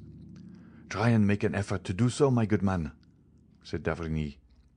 Barrois reopened his bloodshot eyes. "Who made the lemonade?" "I did." Did you bring it to your master directly it was made?" "No." "You left it somewhere, then, in the meantime?" "Yes, I left it in the pantry, because I was called away." "Who brought it into the room, then?" "Mademoiselle Valentine." D'avrigny struck his forehead with his hand. "Gracious heaven!" exclaimed he. "Doctor! Doctor!" cried Barrois, who felt another fit coming. "Will they never bring that emetic?" asked the doctor. "Here is a glass with one already prepared," said Villefort, entering the room. "Who prepared it?" "The chemist who came here with me." "Drink it," said the doctor to Barrois. "Impossible, doctor. It is too late. My throat is closing up. I am choking. Oh, my heart! Oh, my head! Oh, what agony! Shall I suffer like this long?" "No, no, friend," replied the doctor. "You will soon cease to suffer." "Oh, I understand you," said the unhappy man. "My God, have mercy upon me!" And uttering a fearful cry, Barrois fell back as if he had been struck by lightning. D'avrigny put his hand to his heart and placed a glass before his lips. "Well?" said Villefort. "Go to the kitchen and get me some syrup of violets." Villefort went immediately. "Do not be alarmed, Monsieur Noirtier," said d'Avrigny. "I am going to take my patient into the next room to bleed him. This sort of attack is very frightful to witness." And taking Barrois under the arms, he dragged him into an adjoining room, but almost immediately he returned to fetch the lemonade. Noirtier closed his right eye. "You want Valentine, do you not? I will tell them to send her to you." Villefort returned, and d'Avrigny met him in the passage. "Well, how is he now?" asked he. "Come in here," said d'Avrigny, and he took him into the chamber where the sick man lay. "Is he still in a fit?" said the procureur. "He is dead." Villefort drew back a few steps, and clasping his hands, exclaimed with real amazement and sympathy, "Dead? And so soon, too?" "Yes, it is very soon," said the doctor, looking at the corpse before him. "But that ought not to astonish you. Monsieur and Madame de Saint Méran died as soon. People die very suddenly in your house, Monsieur Villefort." "What?" cried the magistrate with an accent of horror and consternation. "Are you still harping on this terrible idea?" "Still, sir, and I shall always do so," replied d'Avrigny, "for it has never for one instant ceased to retain possession of my mind, and that you may be quite sure I am not mistaken this time, listen well to what I am going to say, Monsieur de Villefort." The magistrate trembled convulsively. "There is a poison which destroys life almost without leaving any perceptible traces. I know it well. I have studied it in all its forms and in the effects which it produces. I recognize the presence of this poison in the case of poor Barrois, as well as in that of Madame de Saint Méran. There is a way of detecting its presence. It restores the blue color of litmus paper reddened by an acid, and it turns syrup of violets green. We have no litmus paper, but see, here, they come with the syrup of violets." The doctor was right. Steps were heard in the passage. Monsieur d'Avrigny opened the door, and took from the hands of the chambermaid a cup which contained 2 or 3 spoonfuls of the syrup. He then carefully closed the door. "Look," said he to the procureur, whose heart beat so loudly that it might almost be heard. "Here is in this cup some syrup of violets, and this decanter contains the remainder of the lemonade of which Monsieur Noirtier and Barrois partook. If the lemonade be pure and inoffensive, the syrup will retain its color. If, on the contrary, the lemonade be drugged with the poison, the syrup will become green. Look closely." The doctor then slowly poured some drops of the lemonade from the decanter into the cup, and in an instant A light, cloudy sediment began to form at the bottom of the cup.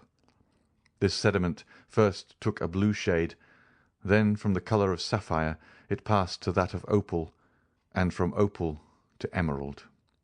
Arrived at this last hue, it changed no more. The result of the experiment left no doubt whatever on the mind. "The unfortunate Barrois has been poisoned," said d'Avrigny, "and I will maintain this assertion before God and man." Villefort said nothing, but he clasped his hands, opened his haggard eyes, and, overcome with his emotion, sank into a chair. End of chapter 79. Chapter 80. The Accusation. Monsieur d'Avrigny soon restored the magistrate to consciousness, who had looked like a second corpse in that chamber of death. "Oh, death is in my house!" cried Villefort. "Say rather crime," replied the doctor. "Monsieur d'Avrigny," cried Villefort, "I cannot tell you all I feel at this moment. Terror, grief, madness." "Yes," said Monsieur d'Avrigny with an imposing calmness, "but I think it is now time to act. I think it is time to stop this torrent of mortality. I can no longer bear to be in possession of these secrets without the hope of seeing the victims and society generally revenged." Villefort cast a gloomy look around him. "In my house," murmured he. "In my house." "Come, magistrate," said Monsieur d'Avrigny, "show yourself a man. As an interpreter of the law, do honour to your profession by sacrificing your selfish interest to it." "You make me shudder, doctor. Do you talk of a sacrifice?" "I do." "Do you, then, suspect anyone?" "I suspect no one. Death raps at your door.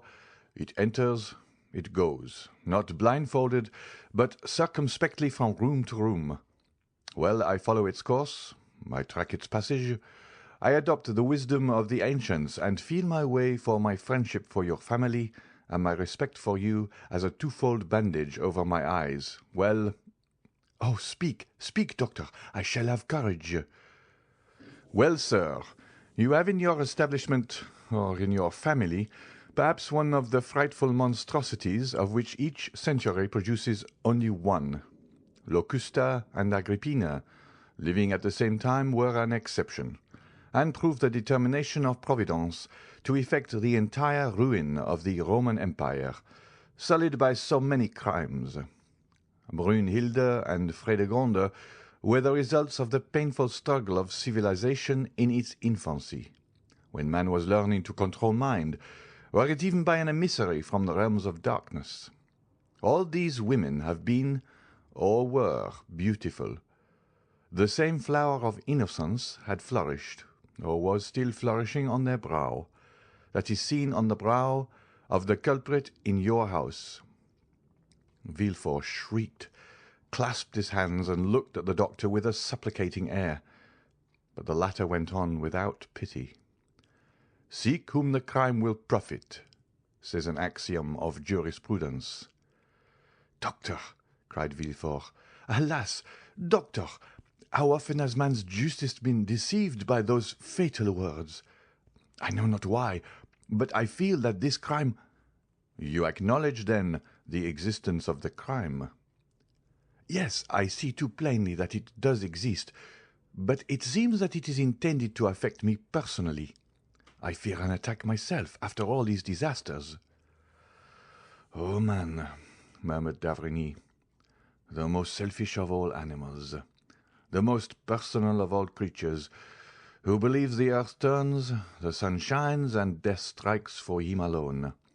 An ant cursing God from the top of a blade of grass, and have those who have lost their lives lost nothing? Monsieur de Saint-Méran? Madame de Saint-Méran? Monsieur Noirtier?" "How? Monsieur Noirtier?" "Yes.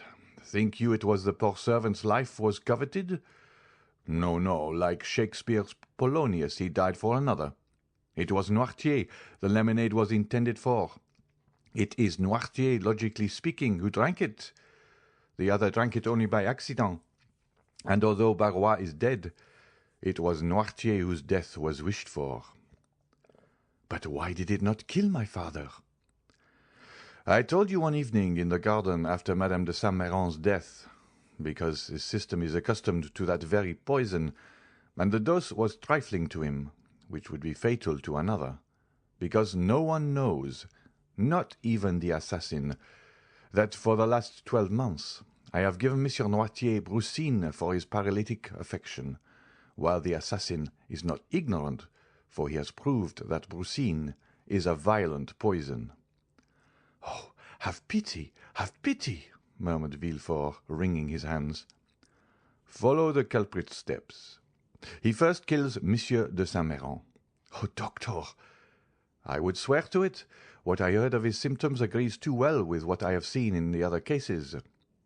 Villefort ceased to contend. He only groaned. "He first kills Monsieur de Saint-Méran," repeated the doctor. "Then Madame de Saint-Méran? A double fortune to inherit." Villefort wiped the perspiration from his forehead. "Listen attentively." Alas!" stammered Villefort, I do not lose a single word." "Monsieur Noirtier," resumed Monsieur d'Avrigny in the same pitiless tone, "Monsieur Noirtier had once made a will against you, against your family, in favour of the poor, in fact. Monsieur Noirtier is spared, because nothing is expected from him. But he has no sooner destroyed his first will and made a second, than, for fear he should make a third, he is struck down. The will was made the day before yesterday, I believe. You see, there has been no time lost." "Oh, merci, Monsieur d'Avrigny." "No mercy, sir.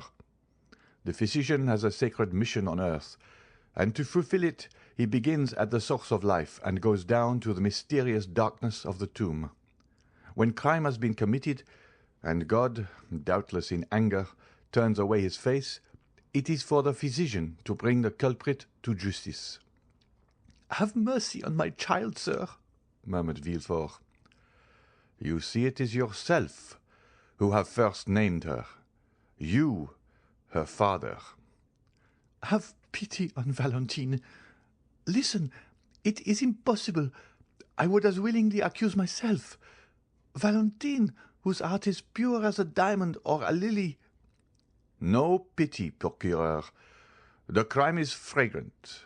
Mademoiselle herself packed all the medicines which were sent to Monsieur de Saint-Méran, and Monsieur de Saint-Méran is dead. Mademoiselle de Villefort prepared all the cooling draughts which Madame de Saint-Méran took, and Madame de Saint-Méran is dead. Mademoiselle de Villefort took from the hands of Barrois, who was sent out, the lemonade which Monsieur Noirtier had every morning, and he has escaped by a miracle. Mademoiselle de Villefort is the culprit. She is the poisoner. To you, as the king's attorney, I denounce Mademoiselle de Villefort. Do your duty." "Doctor, I resist no longer. I can no longer defend myself. I believe you, but for pity's sake, spare my life, my honor." "Monsieur de Villefort," replied the doctor with increased vehemence, "there are occasions when I dispense with all foolish human circumspection. If your daughter had committed only one crime, and I saw her meditating another, I would say, 'Warn her, punish her, let her pass the remainder of her life in a convent, weeping and praying.' If she had committed two crimes, I would say, 'Here, Monsieur de Villefort, is a poison that the prisoner is not acquainted with, one that has no known antidote. Quick as thought, rapid as lightning, mortal as the thunderbolt. Give her that poison, recommending her soul to God, and save your honor and your life, for it is yours she aims at. And I can picture her approaching your pillow, with her hypocritical smiles and her sweet exhortations. Woe to you, Monsieur de Villefort, if you do not strike first.' That is what I would say had she only killed two persons. But she has seen 3 deaths, has contemplated 3 murdered persons, has knelt by 3 corpses. To the scaffold with the poisoner, To the scaffold! Do you talk of your honour? Do what I tell you, and immortality awaits you." Villefort fell on his knees. "Listen," said he. "I have not the strength of mind you have, or rather that which you would not have if, instead of my daughter Valentine, your daughter Madeleine were concerned." The doctor turned pale. "Doctor, every son of woman is born to suffer and to die. I am content to suffer and to await death." "Beware," said Monsieur d'Avrigny. "It may come slowly. You will see it approach after having struck your father, your wife, perhaps your son." Villefort, suffocating, pressed the doctor's arm. "Listen," cried he. "Pity me. Help me. No, my daughter is not guilty. If you drag us both before a tribunal, I will still say, no, my daughter is not guilty. There is no crime in my house. I will not acknowledge a crime in my house, for when crime enters a dwelling, it is like death. It does not come alone. Listen, what does it signify to you if I am murdered? Are you my friend? Are you a man? Have you a heart? No, you are a physician. Well, I tell you, I will not drag my daughter before a tribunal and give her up to the executioner. Would drive me like a madman to dig my heart out with my fingernails. And if you were mistaken, doctor, if you were not my daughter, if I should come one day, pale as a spectre, and say to you, 'Assassin, you have killed my child,' hold, if that should happen, although I am a Christian, Monsieur d'Avrigny, I should kill myself." "Well," said the doctor, after a moment's silence, "I will wait." Villefort looked at him as if he had doubted his words. "Only," continued Monsieur d'Avrigny with a slow and solemn tone, "if anyone falls ill in your house, if you feel yourself attacked, do not send for me, for I will come no more. I will consent to share this dreadful secret with you, but I will not allow shame and remorse to grow and increase in my conscience, as crime and misery will in your house." "Then you abandon me, doctor?" "Yes, for I can follow you no farther, and I only stop at the foot of the scaffold. Some further discovery will be made which will bring this dreadful tragedy to a close. Adieu." "I entreat you, doctor." "All the horrors that disturb my thoughts make your house odious and fatal. Adieu, sir." "One word, one single word more, doctor. You go, leaving me in all the horror of my situation, after increasing it by what you have revealed to me. But what will be reported of the sudden death of the poor old servant?" "True," said Monsieur d'Avrigny. "We will return." The doctor went out first, followed by Monsieur de Villefort. The terrified servants were on the stairs and in the passage where the doctor would pass. "Sir," said d'Avrigny to Villefort, so loud that all might hear, "poor Barrois has led too sedentary a life of late. Accustomed formerly to ride on horseback or in the carriage to the four corners of Europe, the monotonous walk around that armchair has killed him. His blood has thickened. He was stout, had a short, thick neck. He was attacked with apoplexy, and I was called in too late. By the way," added he in a low tone, "take care to throw away that cup of syrup of violets in the ashes." The doctor, without shaking hands with Villefort, without adding a word to what he had said, went out, amid the tears and lamentations of the whole household. The same evening all Villefort's servants, who had assembled in the kitchen and had a long consultation, came to tell Madame de Villefort that they wished to leave. No entreaty, no proposition of increased wages could induce them to remain. To every argument they replied, "We must go, for death is in this house." They all left, in spite of prayers and entreaties, testifying their regret at leaving so good a master and mistress, and especially Mademoiselle Valentine, so good, so kind, and so gentle. Villefort looked at Valentine as they said this, she was in tears. And, strange as it was, in spite of the emotions he felt at the sight of these tears, he looked also at Madame de Villefort, and it appeared to him as if a slight, gloomy smile had passed over her thin lips, like a meteor seen passing inauspiciously between two clouds in a stormy sky. End of chapter 80.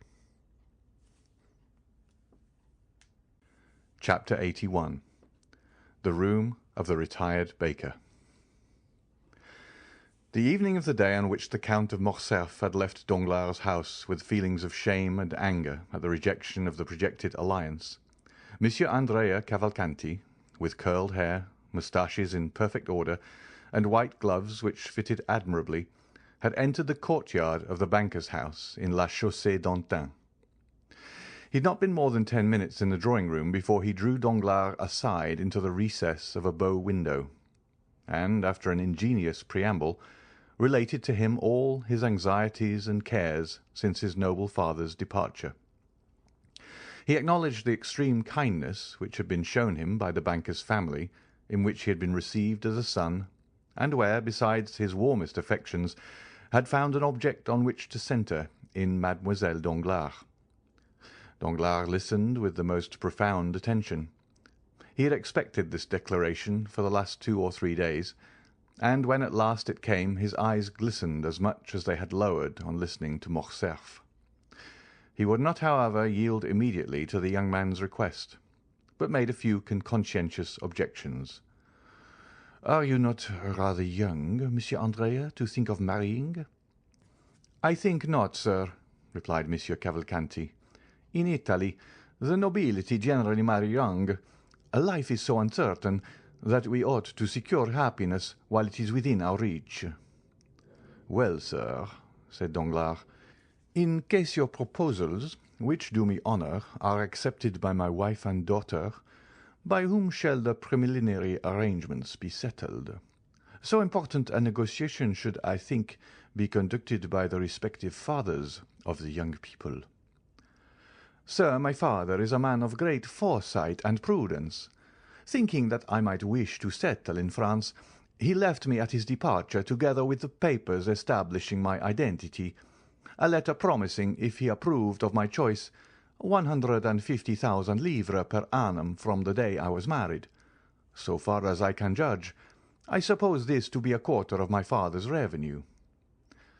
"I," said Danglars, "have always intended giving my daughter 500,000 francs as her dowry. She is, besides, my sole heiress." "All would then be easily arranged if the Baroness and her daughter are willing. We should command an annuity of 175,000 livres. Supposing also I should persuade the Marquis to give me my capital, which is not likely, but still is possible, we would place these 2 or 3 millions in your hands, whose talent might make it realize 10%. "I never give more than 4%, and generally only 3.5. But to my son-in-law I would give 5, and we would share the profit."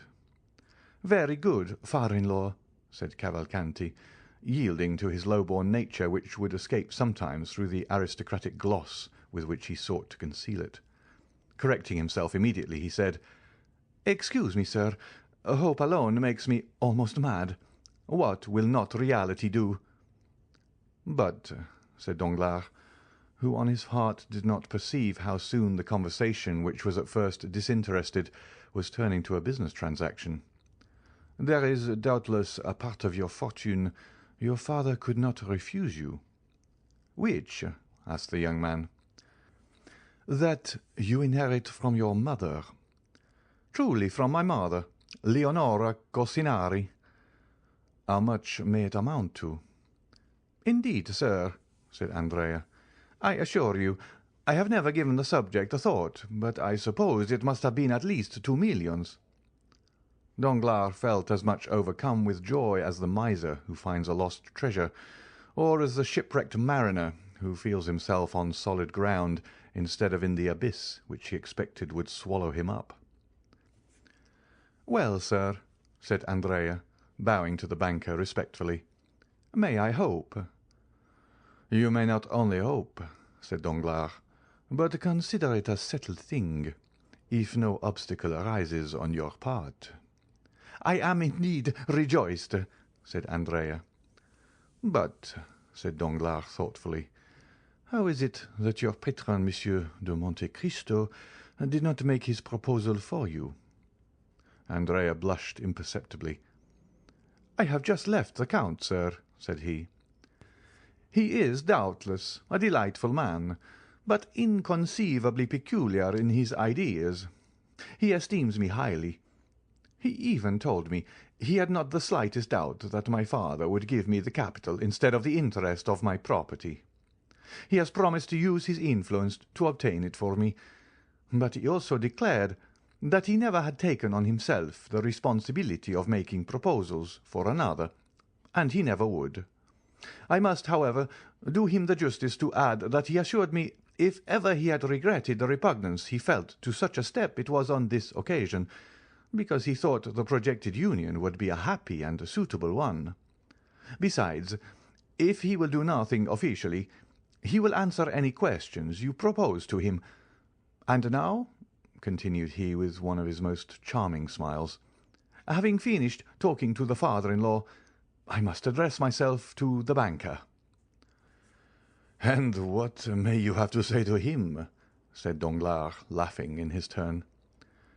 "That the day after tomorrow I shall have to draw upon you for about 4,000 francs, but the count, expecting my bachelor's revenue could not suffice for the coming month's outlay, has offered me a draft for 20,000 francs. It bears his signature, as you see, which is all sufficient." "Bring me 1,000,000 such as that," said Danglars. "I shall be well pleased," putting the draft in his pocket. "Fix your own hour for tomorrow, and my cashier shall call on you with a cheque for 80,000 francs." "At 10 o'clock, then, if you please. I should like it early, as I am going into the country tomorrow." "Very well. At 10 o'clock you are still at the Hôtel des Princes?" "Yes." The following morning, with the banker's usual punctuality, the 80,000 francs were placed in the young man's hands as he was on the point of starting, after having left 200 francs for Caderousse. He went out chiefly to avoid this dangerous enemy, and returned as late as possible in the evening. But scarcely had he stepped out of his carriage when the porter met him with a parcel in his hand. "Sir," said he, "that man has been here." "What man?" said Andrea carelessly, apparently forgetting him whom he but too well recollected. "Him to whom your Excellency pays that little annuity." "Oh," said Andrea, "my father's old servant. Well, you gave him the 200 francs I had left for him." "Yes, your Excellency." Andrea had expressed a wish to be thus addressed. "But," continued the porter, "he would not take them." Andrea turned pale, but as it was dark his pallor was not perceptible. "What, he would not take them?" said he with slight emotion. "No, he wished to speak to your Excellency. I told him you were gone out, and after some dispute he believed me and gave me this letter, which he had brought with him already sealed." "Give it to me," said Andrea, and he read by the light of his carriage lamp. "You know where I live. I expect you tomorrow morning at 9 o'clock." Andrea examined it carefully to ascertain if the letter had been opened, or if any indiscreet eyes had seen its contents. But it was so carefully folded that no one could have read it, and the seal was perfect. "Very well," said he. "Poor man, he is a worthy creature." He left the porter to ponder on these words, not knowing which most to admire, the master or the servant. "Take out the horses quickly, and come up to me," said Andrea to his groom. In 2 seconds the young man had reached his room and burnt Caderousse's letter. The servant entered just as he had finished. "You are about my height, Pierre," said he. "I have that honour, your Excellency." "You have a new livery yesterday." "Yes, sir." I have an engagement with a pretty little girl for this evening, and do not wish to be known.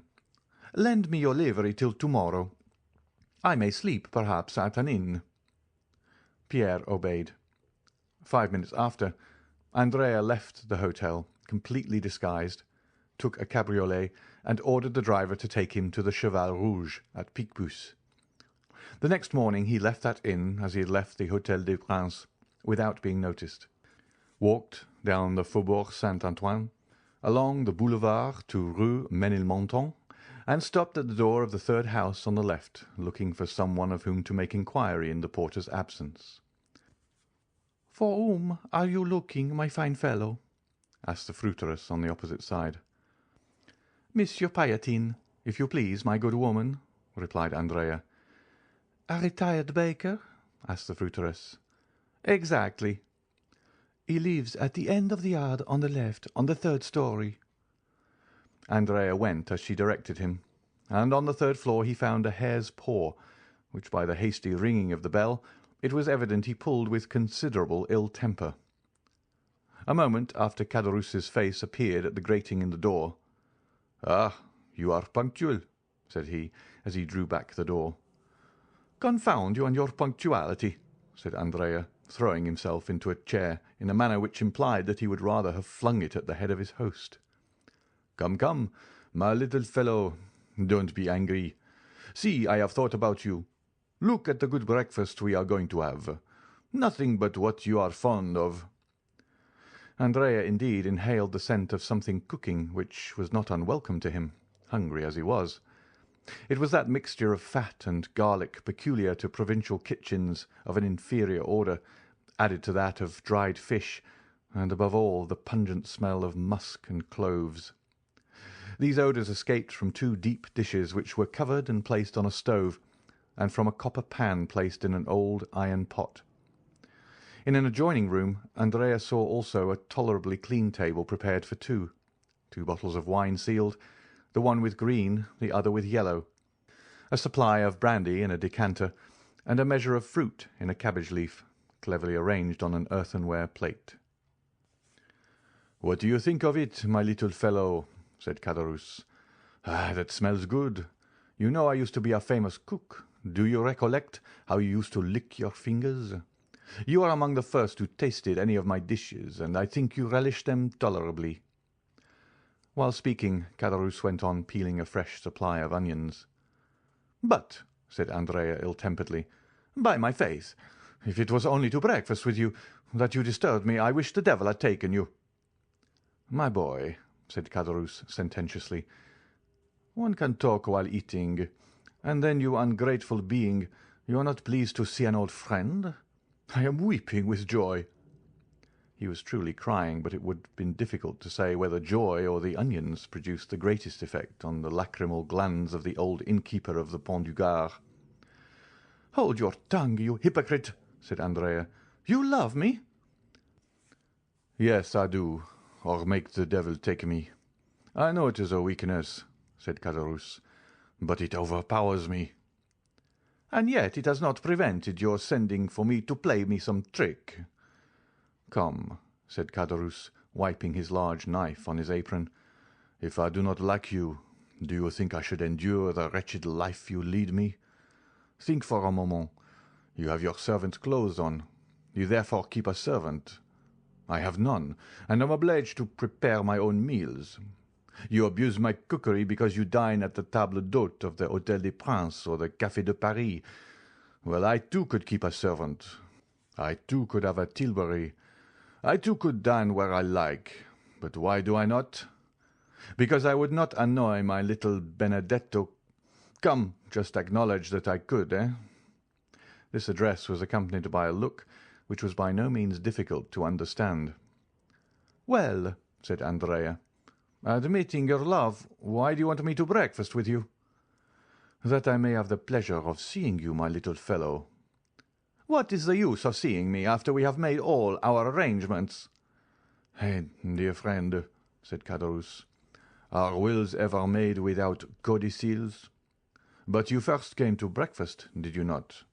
Well, sit down, and let us begin with these pilchards and this fresh butter, which I have put on some vine leaves to please you, wicked one. Ah, yes, you look at my room, my 4 straw chairs, my image, 3 francs each. But what do you expect? This is not the Hôtel des Princes. Come, you are growing discontented. You are no longer happy. You, who only wish to live like a retired baker. Caderousse sighed. Well, what have you to say? You have seen your dream realized. I can still say it is a dream. A retired baker, my poor Benedetto, is rich. He has an annuity. Well, you have an annuity. I have? Yes, since I bring you your 200 francs. Caderousse shrugged his shoulders. It is humiliating, said he, thus to receive money given grudgingly, an uncertain supply which may soon fail. You see, I am obliged to economize, in case your prosperity should cease. Well, my friend, fortune is inconstant, as the chaplain of the regiment said. I know your prosperity is great, you rascal. You are to marry the daughter of Danglars. What? Of Danglars? Yes, to be sure. Must I say Baron Danglars? I might as well say Count Benedetto. He was an old friend of mine, and if he had not so bad a memory, he ought to invite me to your wedding, seeing he came to mine. Yes, to mine. Gad, he was not so proud then. He was an under-clerk to the good Monsieur Morel. I have dined many times with him and the Count of Morcerf. So you see I have some high connections, and were I to cultivate them a little, we might meet in the same drawing-rooms.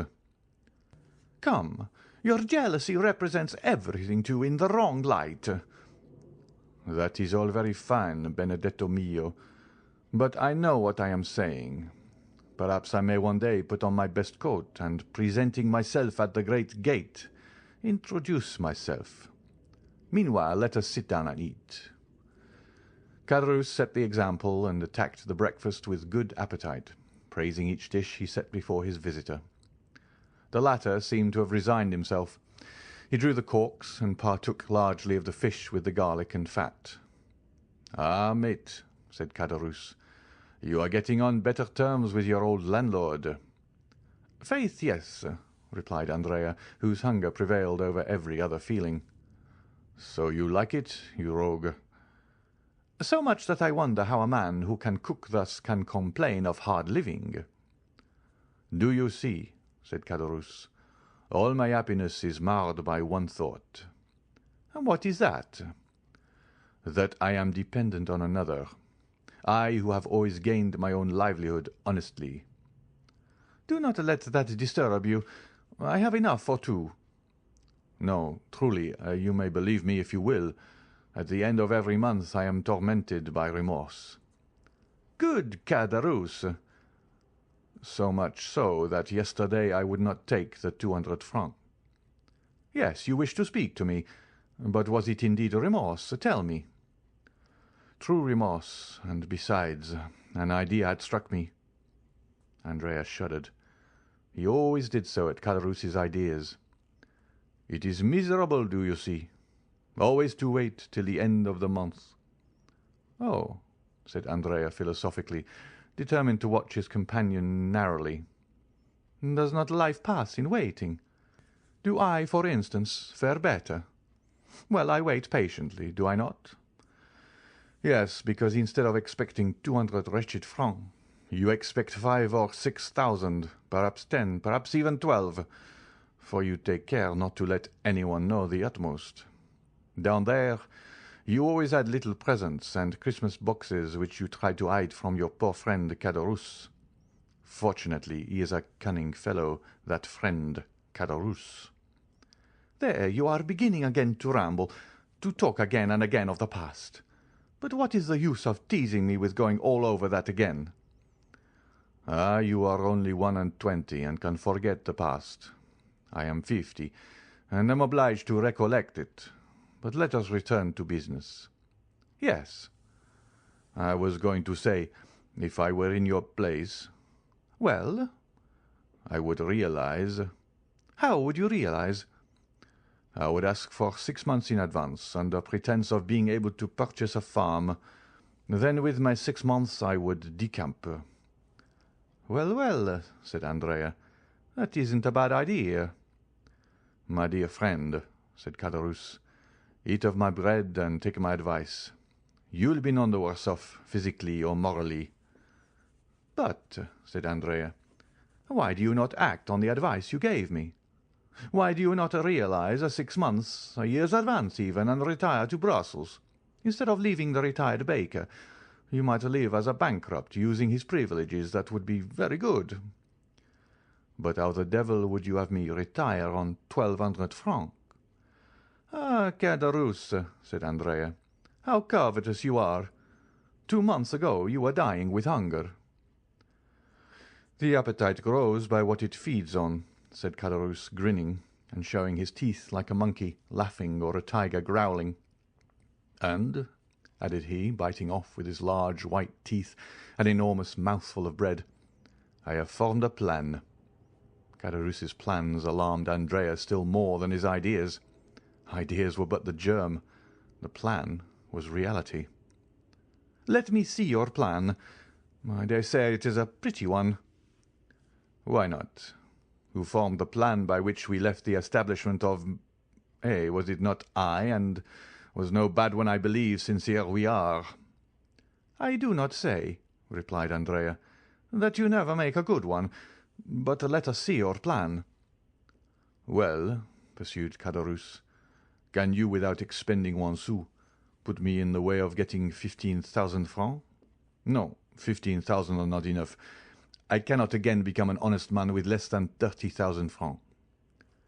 "No," replied Andrea dryly. "No, I cannot." "I do not think you understand me," replied Caderousse calmly. "I said without your laying out a sou." "Do you want me to commit a robbery, to spoil all my good fortune and yours with mine, and both of us to be dragged down there again?" "It would make very little difference to me," said Caderousse, "if I were retaken. I am a poor creature to live alone, and sometimes pine for my old comrades, not like you, heartless creature, who would be glad never to see them again." Andrea did more than tremble this time. He turned pale. "Come, Caderousse, no nonsense," said he. "Don't alarm yourself, my little Benedetto, but just point out to me some means of gaining those 30,000 francs without your assistance, and I will contrive it." "Well, I'll see. I'll try to contrive some way," said Andrea. "Meanwhile, you raise my monthly allowance to 500 francs, my little fellow. I have a fancy and mean to get a housekeeper." "Well, you shall have your 500 francs," said Andrea. "But it is very hard for me, my poor Caderousse. You take advantage." "Ah," said Caderousse, "when you have access to countless stores." One would have said Andrea anticipated his companion's words, so did his eye flash like lightning. But it was but for a moment. "True," he replied, "and my protector is very kind." "That dear protector," said Caderousse. "And how much does he give you monthly?" 5,000 francs. "As many thousands as you give me hundreds. Truly, it is only bastards who are thus fortunate. 5,000 francs per month. What the devil can you do with all that?" "Oh, it is no trouble to spend that. And I'm like you, I want capital." "Capital. Yes, I understand. Everyone would like capital." "Well, and I shall get it." "Who will give it to you? Your prince?" "Yes, my prince, but unfortunately I must wait." "You must wait for what?" asked Caderousse. "For his death." "The death of your prince?" "Yes." "How so?" "Because he has made his will in my favour." "Indeed?" "On my honour." "For how much?" "For 500,000. "Only that? It's little enough." "But so it is." "No, it cannot be." "Are you my friend, Caderousse?" "Yes, in life or death." "Well, I will tell you a secret." "What is it?" "But remember, Ah, pardieu, mute as a carp. Well, I think—" Andrea stopped and looked around. You think? Do not fear, pardieu, we are alone. "I think I have discovered my father." Your true father? "Yes." Not old Cavalcanti? "No, for he has gone again. The true one, as you say." And what father is? "Well, Caderousse, it is Monte Cristo." Ah! "Yes, you understand, that explains all. He cannot acknowledge me openly, it appears, but he does it through Monsieur Cavalcanti, and gives him 50,000 francs for it." 50,000 francs for being your father? I would have done it for half that, for 20,000, for 15,000. Why did you not think of me, ungrateful man? "Did I know anything about it, when it was all done, when I was down there?" Ah, truly. And you say that by his will "He leaves me 500,000 livres." Are you sure of it? "He showed it to me. But that is not all. There is a codicil, as I said just now." Probably. "And in that codicil he acknowledges me." Oh, the good father, the brave father, the very honest father, said Caderousse, twirling a plate in the air between his two hands. "Now say if I conceal anything from you." No, and your confidence makes you honourable in my opinion. And your princely father, is he rich? Very rich? "Yes, he is that. He does not himself know the amount of his fortune." Is it possible? "It is evident enough to me, who am always at his house. The other day a banker's clerk brought him 50,000 francs in a portfolio about the size of your plate. Yesterday his banker brought him 100,000 francs in gold." Caderousse was filled with wonder. The young man's words sounded to him like metal, and he thought he could hear the rushing of cascades of louis. "And you go into that house?" cried he briskly. "When I like." Caderousse was thoughtful for a moment. It was easy to perceive he was revolving some unfortunate idea in his mind. Then suddenly, "How I should like to see all that!" cried he. "How beautiful it must be!" "It is in fact magnificent," said Andrea. "And does he not live in the Champs-Élysées?" "Yes, number 30. "Ah," said Caderousse, "Numéro 30. "Yes, a fine house, standing alone, between a courtyard and a garden. You must know it." "Possibly, but it is not the exterior I care for, it is the interior. What beautiful furniture there must be in it." "Have you ever seen the Tuileries?" "No." "Well, it surpasses that." "It must be worth one's while to stoop, Andrea, when that good Monsieur Monte Cristo lets fall his purse." "It is not worth while to wait for that," said Andrea. "Money is as plentiful in that house as fruit in an orchard." "But you should take me there one day with you." "How can I? On what plea?" "You are right, but you have made my mouth water. I must absolutely see it. I shall find a way." "No nonsense, Caderousse." "I will offer myself as floor polisher." "The rooms are all carpeted." "Well, then, I must be contented to imagine it." "That is the best plan, believe me." "Try at least to give me an idea of what it is." "How can I?" "Nothing is easier. Is it large?" "Middling." "How is it arranged?" "Faith, I should require pen, ink, and paper to make a plan." "They are all here," said Caderousse briskly. He fetched from an old secretary a sheet of white paper and pen and ink. "Here," said Caderousse. "Draw me all that on the paper, my boy." Andrea took the pen with an imperceptible smile and began. "The house, as I said, is between the court and the garden. In this way, do you see?" Andrea drew the garden, the court, and the house. "High walls?" "Not more than 8 or 10 feet." "That is not prudent," said Caderousse. "In the court are orange trees in pots, turf, and clumps of flowers." "And no steel traps?" "No." The stables are on either side of the gate which you see there." And Andrea continued his plan. "Let us see the ground floor," said Caderousse. "On the ground floor, dining room, 2 drawing rooms, billiard room, staircase in the hall, and a little black staircase." "Windows?"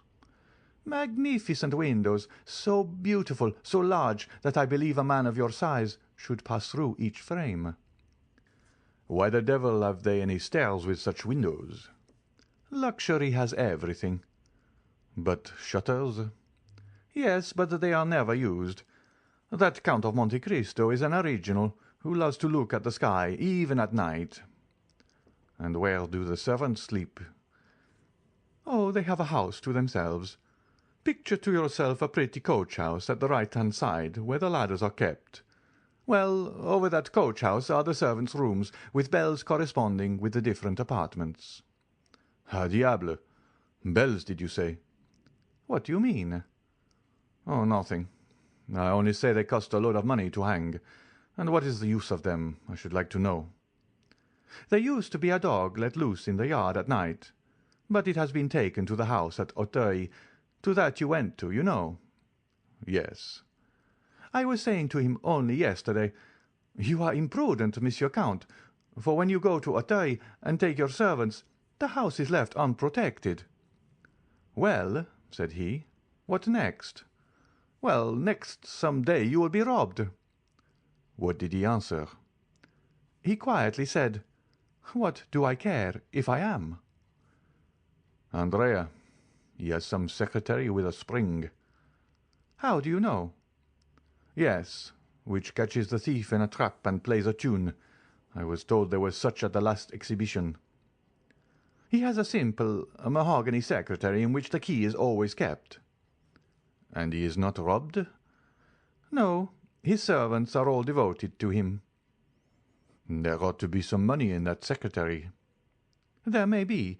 No one knows what there is." "And where is it?" "On the first floor." "Sketch me the plan of that floor, as you have done of the ground floor, my boy." "That is very simple." Andrea took the pen. "On the first story, do you see, there is the anteroom and the drawing-room. To the right of the drawing-room, a library and a study. To the left, a bedroom and a dressing-room. The famous secretary is in the dressing-room." "Is there a window in the dressing-room?" "Two, one here and one there."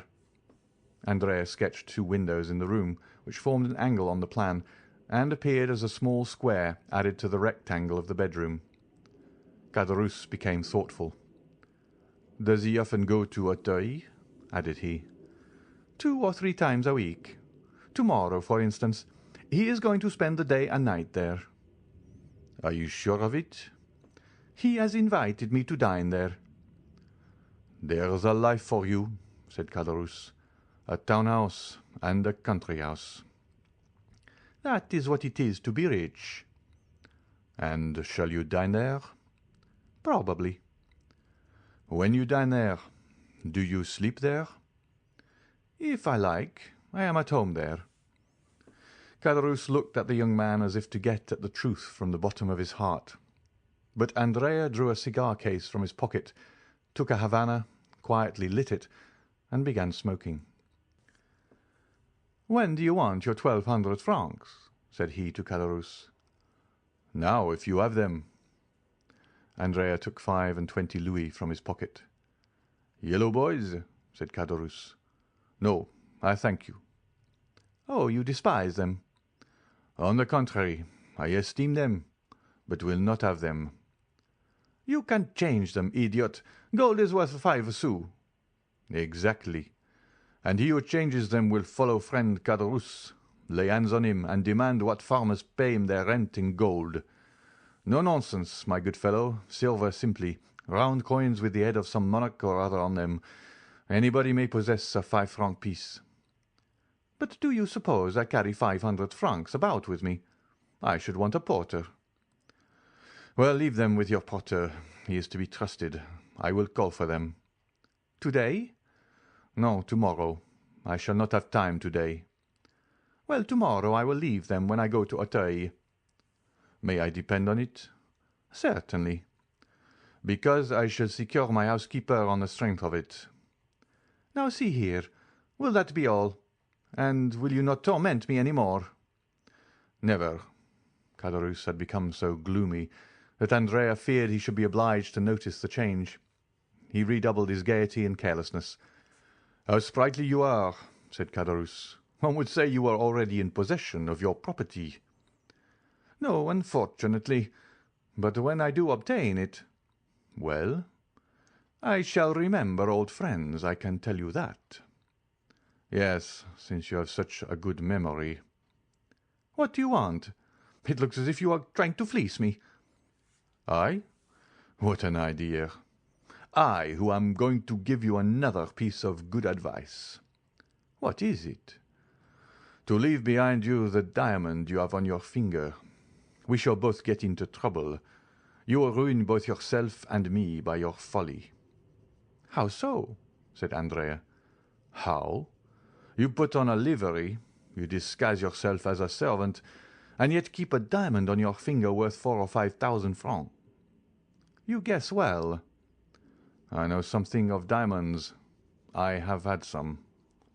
"You do well to boast of it," said Andrea, who, without becoming angry, as Caderousse feared, at this new extortion, quietly resigned the ring. Caderousse looked so closely at it that Andrea well knew that he was examining to see if all the edges were perfect. "It is a false diamond," said Caderousse. "You are joking now," replied Andrea. "Do not be angry. We can try it." Caderousse went to the window, touched the glass with it, and found it would cut. "Confiture," said Caderousse, putting the diamond on his little finger. "I was mistaken. But those thieves of jewellers imitate so well that it is no longer worth while to rob a jeweller's shop. It is another branch of industry paralyzed."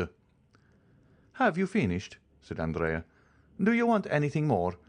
Will you have my waistcoat or my hat? Make free, now you have begun." "No, you are, after all, a good companion. I will not detain you, and will try to cure myself of my ambition."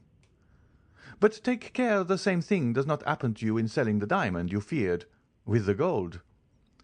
"I shall not sell it. Do not fear." "Not at least until the day after tomorrow," thought the young man. "Happy rogue," said Caderousse.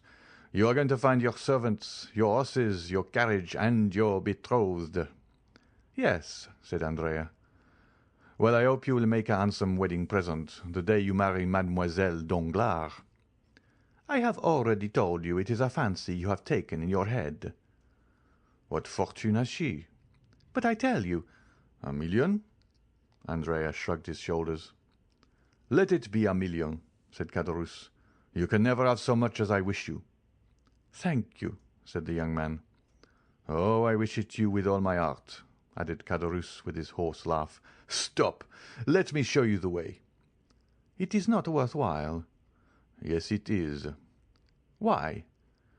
"Because there is a little secret, a precaution I thought it desirable to take. One of Huret et Fichet's locks, revised and improved by Gaspard Caderousse. I will manufacture you a similar one when you are a capitalist." "Thank you," said Andrea. "I will let you know a week beforehand." They parted. Caderousse remained on the landing until he had not only seen Andrea go down the 3 stories, but also across the court. Then he returned hastily, shut his door carefully, and began to study like a clever architect the plan Andrea had left him. "Dear Benedetto," said he, "I think he will not be sorry to inherit his fortune, and he who hastens the day when he can touch his 500,000 will not be his worst friend." End of chapter 81. Chapter 82. The Burglary.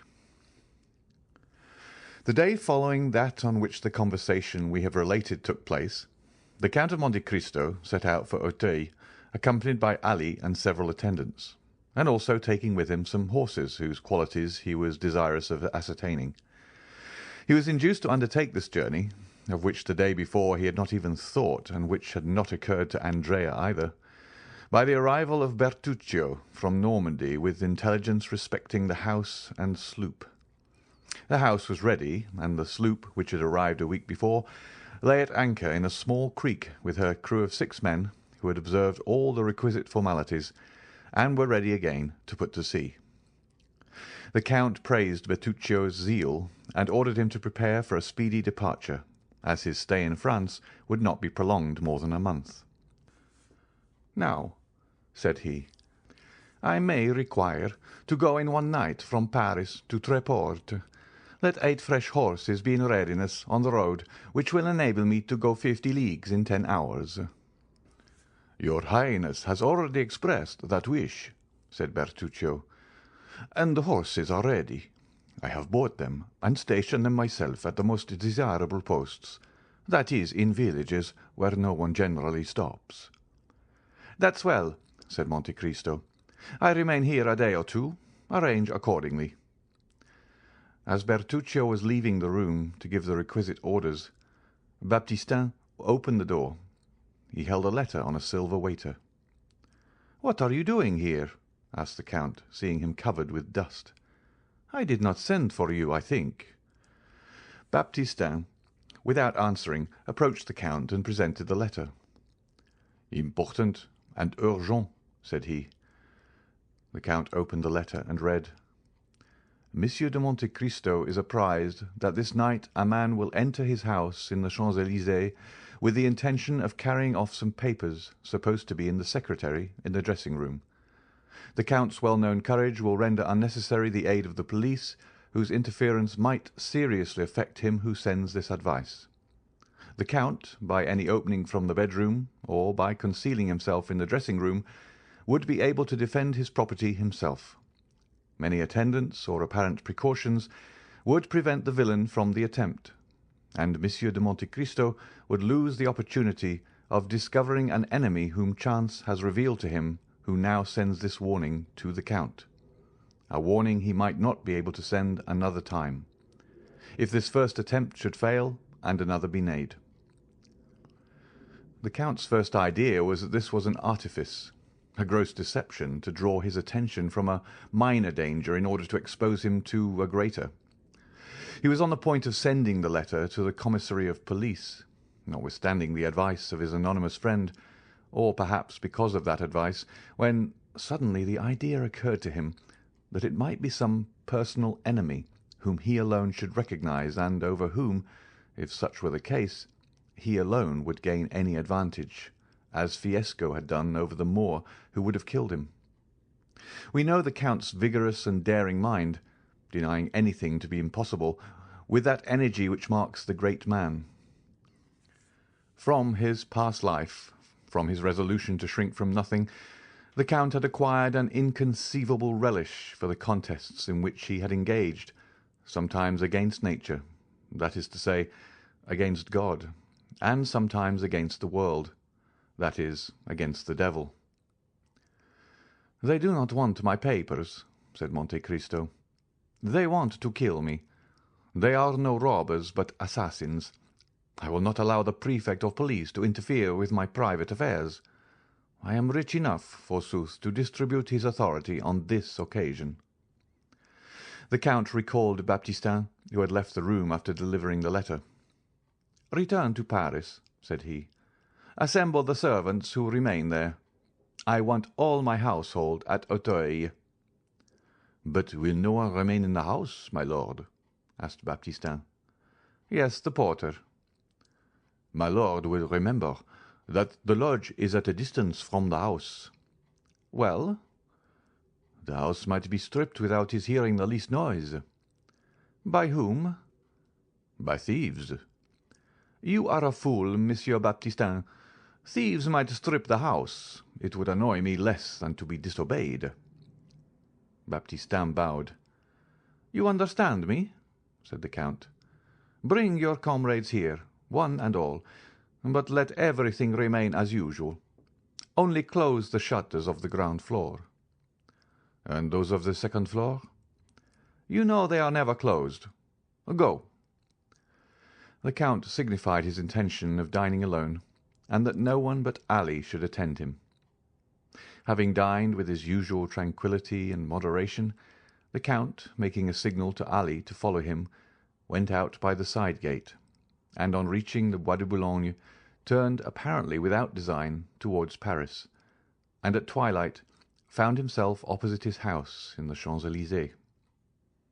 All was dark. One solitary, feeble light was burning in the porter's lodge, about 40 paces distant from the house, as Baptistin had said.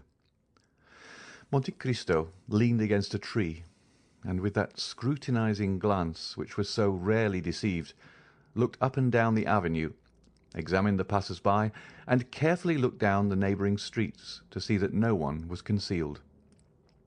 10 minutes passed thus, and he was convinced that no one was watching him.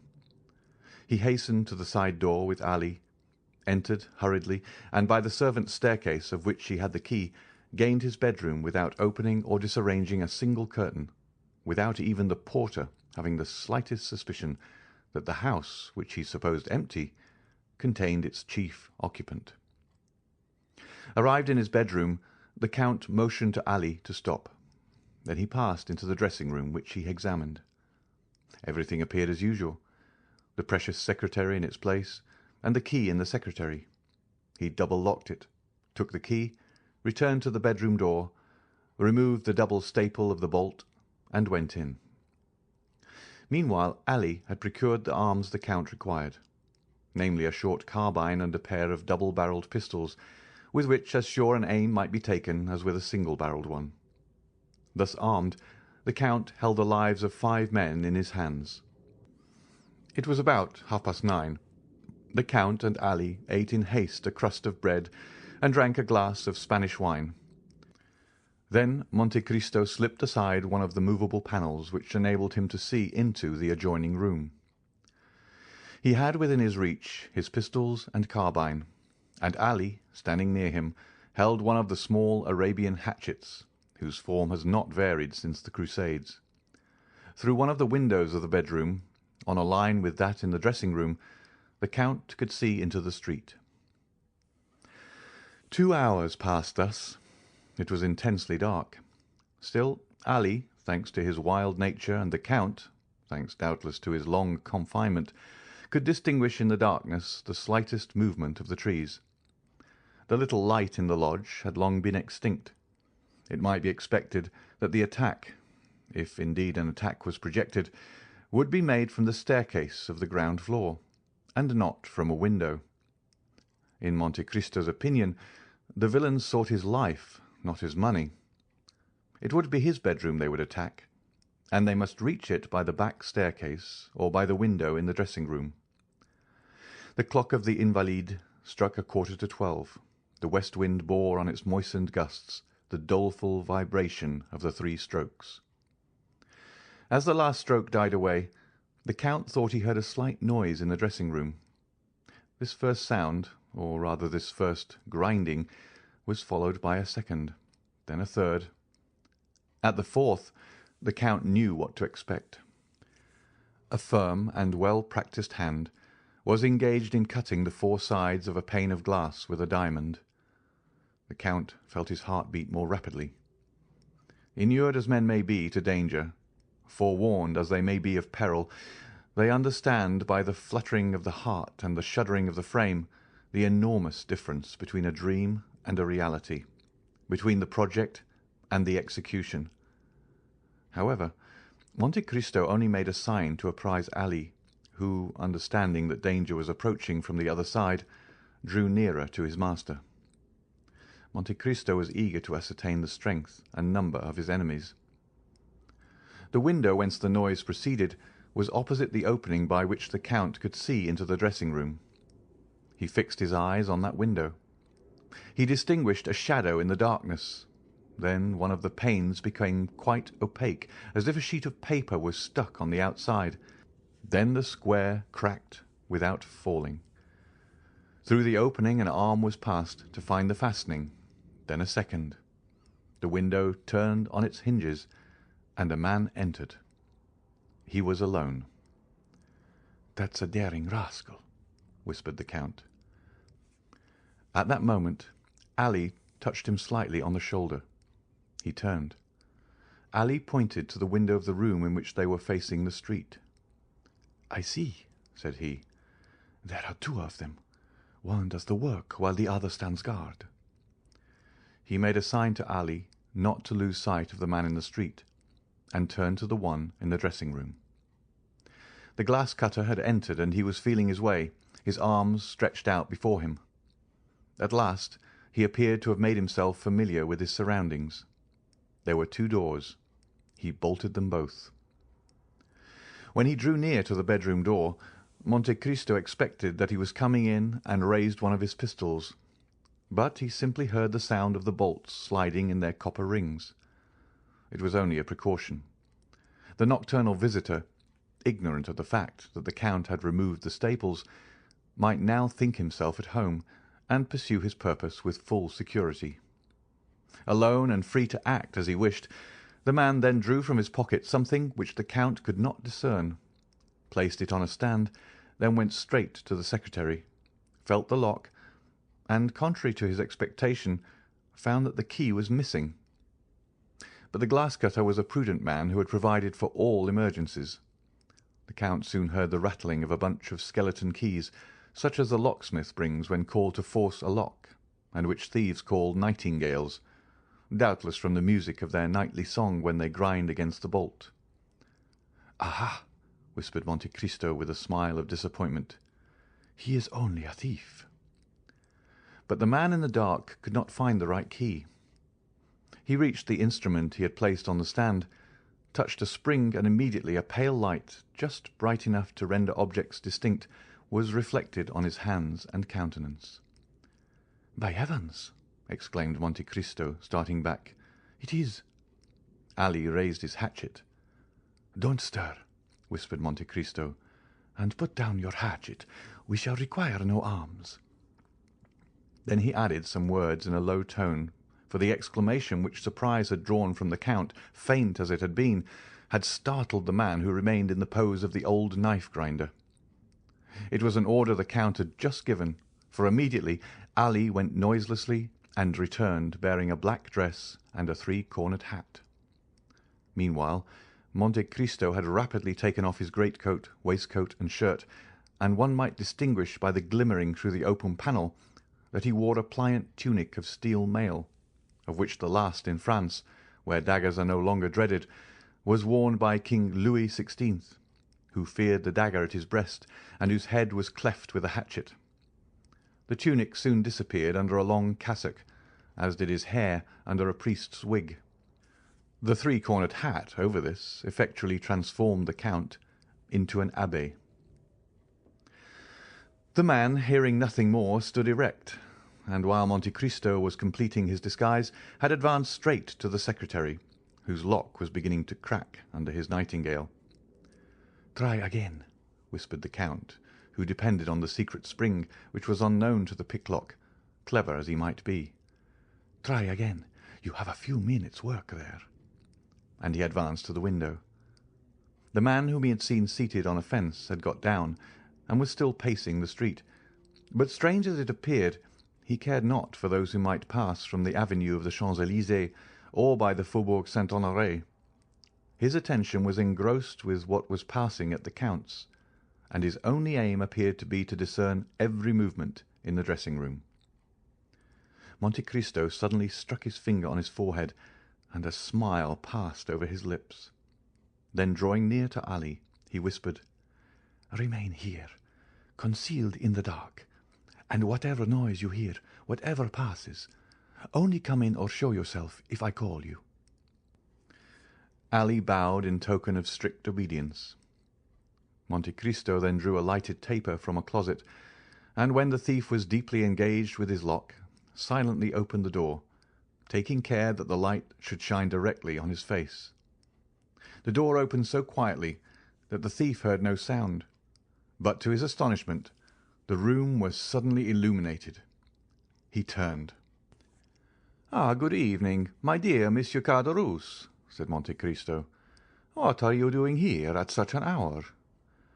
"The Abbé Busoni," exclaimed Caderousse, and, not knowing how this strange apparition could have entered when he had bolted the doors, he let fall his bunch of keys and remained motionless and stupefied. The Count placed himself between Caderousse and the window, thus cutting off from the thief his only chance of retreat. "The Abbé Busoni," repeated Caderousse, fixing his haggard gaze on the Count. "Yes, undoubtedly, the Abbé Busoni himself," replied Monte Cristo, "and I am very glad you recognize me, dear Monsieur Caderousse. It proves you have a good memory, for it must be about 10 years since we last met." This calmness of Busoni, combined with his irony and boldness, staggered Caderousse. "The Abbé! The Abbé!" murmured he, clinching his fists and his teeth chattering. "So you would rob the Count of Monte Cristo?" continued the false abbé. "Reverend sir," murmured Caderousse, seeking to regain the window which the Count pitilessly blocked. "Reverend sir, I don't know. Believe me, I take my oath." "A pane of glass out," continued the Count, "a dark lantern, a bunch of false keys, a secretary half forced. It is tolerably evident." Caderousse was choking. He looked around for some corner to hide in, some way of escape. "Come, come," continued the Count, "I see you are still the same. An assassin." "Reverend sir, since you know everything, you know it was not I, it was La Carconte. That was proved at the trial, since I was only condemned to the galleys." "Is your time, then, expired, since I find you in a fair way to return there?" "No, reverend sir, I have been liberated by someone." "That someone has done society a great kindness." "Ah," said Caderousse, "I had promised." "And you are breaking your promise," interrupted Monte Cristo. "Alas, yes," said Caderousse very uneasily. "A bad relapse that will lead you, if I mistake not, to the Place de Grève. So much the worse, so much the worse. Diavolo, as they say in my country." "Reverend sir, I am impelled." "Every criminal says the same thing." "Poverty." "Pah!" said Busoni disdainfully. "Poverty may make a man beg, steal a loaf of bread at a baker's door, but not cause him to open a secretary in a house supposed to be inhabited.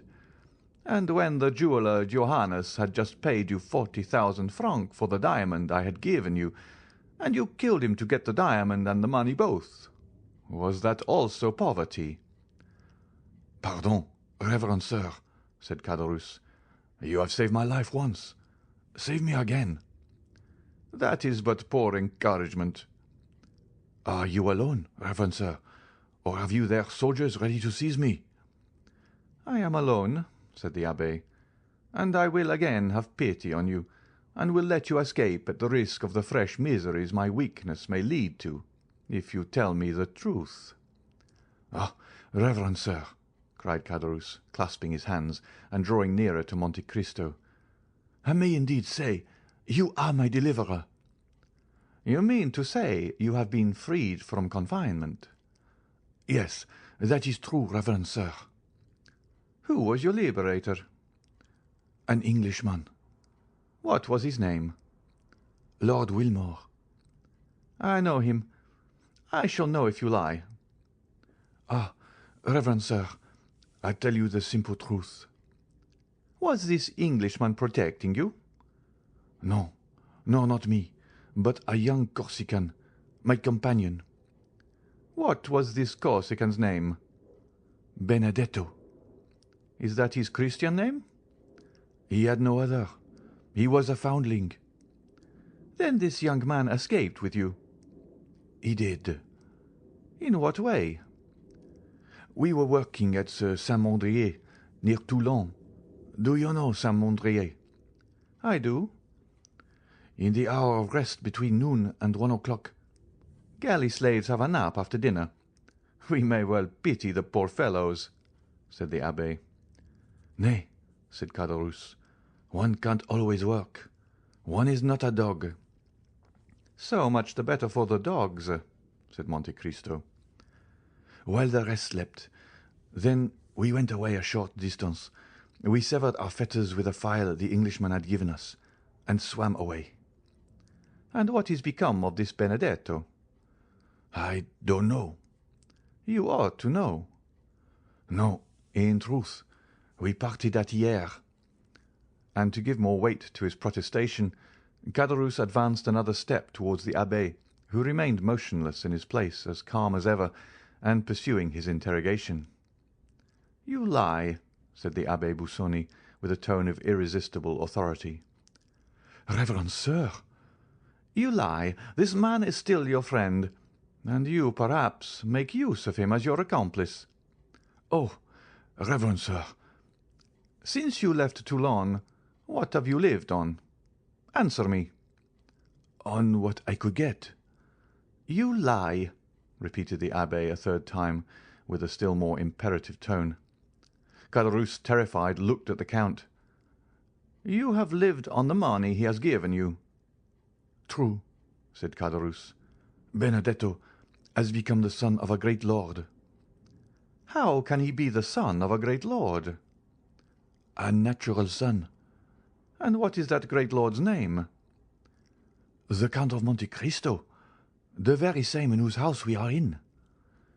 "Benedetto the count's son," replied Monte Cristo, astonished in his turn. "Well, I should think so, since the count has found him a false father, since the count gives him 4,000 francs a month, and leaves him 500,000 francs in his will." "Ah, yes," said the fictitious abbé, who began to understand. "And what name does the young man bear meanwhile?" "Andrea Cavalcanti." "Is it then that young man whom my friend the Count of Monte Cristo has received into his house, and who is going to marry Mademoiselle Danglars?" "Exactly." "And you suffer that, you wretch, you who know his life and his crime?" "Why should I stand in a comrade's way?" said Caderousse. "You are right. It is not you who should apprise Monsieur Danglars. It is I." "Do not do so, reverend sir." "Why not?" "Because you would bring us to ruin." "And you think that to save such villains as you, I will become an abettor of their plot, an accomplice in their crimes?" "Reverend sir," said Caderousse, drawing still nearer, "I will expose all." "To whom?" "To Monsieur Danglars." "By heaven!" cried Caderousse, drawing from his waistcoat an open knife and striking the count in the breast. "You shall disclose nothing, reverend sir." To Caderousse's great astonishment, the knife, instead of piercing the count's breast, flew back blunted. At the same moment, the count seized with his left hand the assassin's wrist and wrung it with such strength that the knife fell from his stiffened fingers, and Caderousse uttered a cry of pain. But the count, disregarding his cry, continued to wring the bandit's wrist until his arm being dislocated, he fell first on his knees, then flat on the floor. The count then placed his foot on his head, saying, "I now know what restrains me from crushing the skull, rascal." "Oh, mercy, mercy!" cried Caderousse. The count withdrew his foot. "Rise," said he. Caderousse rose. "What a wrist you have, reverend sir!" said Caderousse, stroking his arm, all bruised by the fleshy pincers which had held it. "What a wrist!" "Silence! God gives me strength to overcome a wild beast like you. In the name of that God I act. Remember that wretch. And to spare thee at this moment is still serving him." "Oh!" said Caderousse, groaning with pain. "Take this pen and paper, and write what I dictate." "I don't know how to write, reverend sir." "You lie! Take this pen and write." Caderousse, awed by the superior power of the abbé, sat down and wrote.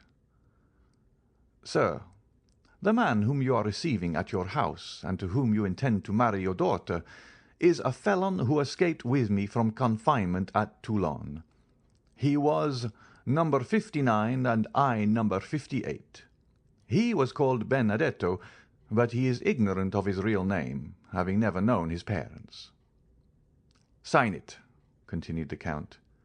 "But you would ruin me." "If I sought your ruin, fool, I should drag you to the first guard-house.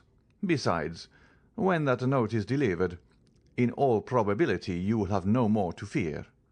Sign it." Caderousse signed it. "The address: to Monsieur the Baron Danglars, banker, Rue de la Chaussée-d'Antin." Caderousse wrote the address. The abbé took the note.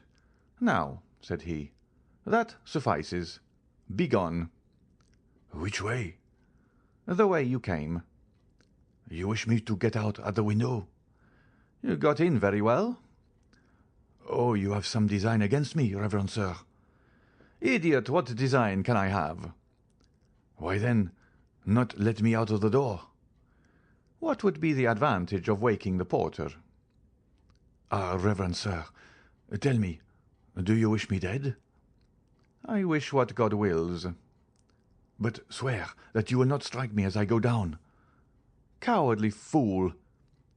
"What do you intend doing with me?" "I ask you what can I do? I have tried to make you a happy man, and you have turned out a murderer." "Oh, monsieur," said Caderousse, "make one more attempt. Try me once more." "I will," said the Count. "Listen. You know if I may be relied on?" "Yes," said Caderousse. "If you arrive safely at home?" "What have I to fear, except from you?" "If you reach your home safely, leave Paris, leave France, and wherever you may be, so long as you conduct yourself well, I will send you a small annuity. For if you return home safely, then—" "Then?" asked Caderousse, shuddering.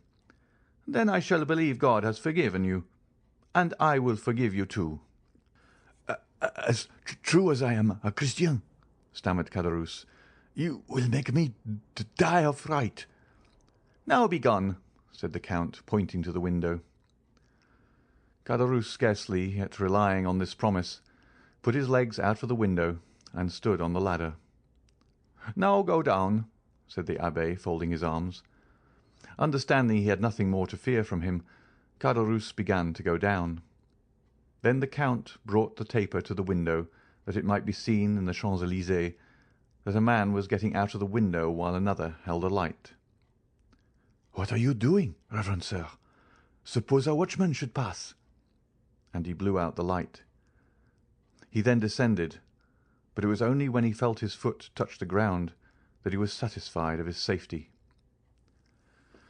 Monte Cristo returned to his bedroom, and glancing rapidly from the garden to the street, he saw first Caderousse, who, after walking to the end of the garden, fixed his ladder against the wall at a different part from where he came in. The Count, then looking over into the street, saw the man who appeared to be waiting run in the same direction and place himself against the angle of the wall where Caderousse would come over. Caderousse climbed the ladder slowly and looked over the coping to see if the street was quiet. No one could be seen or heard. The clock of the Invalides struck 1. Then Caderousse sat astride the coping, and drawing up his ladder, passed it over the wall. Then he began to descend, or rather to slide down by the 2 stanchions, which he did with an ease which proved how accustomed he was to the exercise. But once started, he could not stop. In vain did he see a man start from the shadow when he was halfway down. In vain did he see an arm raised as he touched the ground. Before he could defend himself, that arm struck him so violently in the back that he let go the ladder, crying, "Help!" A second blow struck him almost immediately in the side, and he fell, calling, "Help! Murder!" Then, as he rolled on the ground, his adversary seized him by the hair and struck him a third blow in the chest. This time Caderousse endeavoured to call again, but he could only utter a groan, and he shuddered as the blood flowed from his 3 wounds. The assassin, finding that he no longer cried out, lifted his head up by the hair. His eyes were closed, and the mouth was distorted. The murderer, supposing him dead, let fall his head and disappeared. Then Caderousse, feeling that he was leaving him, raised himself on his elbow, and with a dying voice cried with great effort, Murder! I am dying! Help, reverend sir! Help!" This mournful appeal pierced the darkness. The door of the back staircase opened, then the side gate of the garden, and Ali and his master were on the spot with lights. End of chapter 82.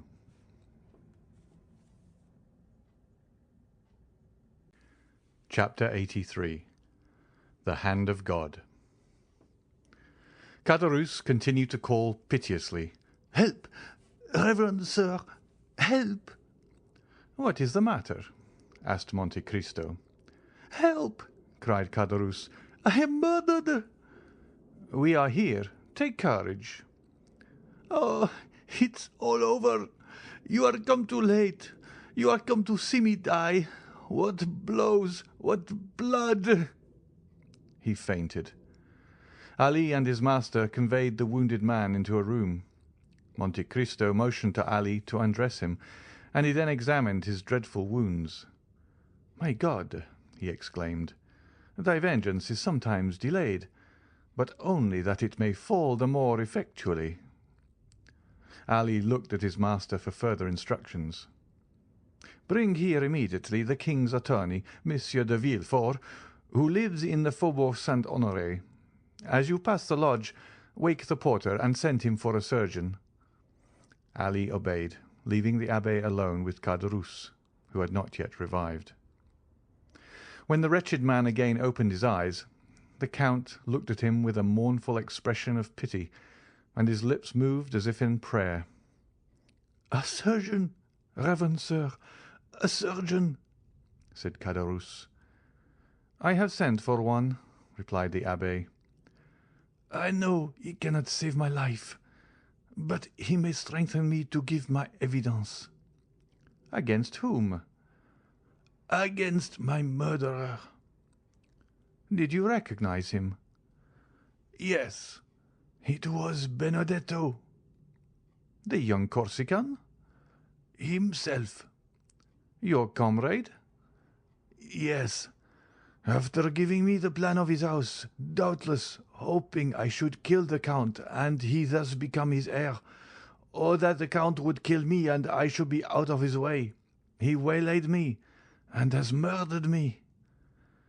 "I have also sent to the procureur."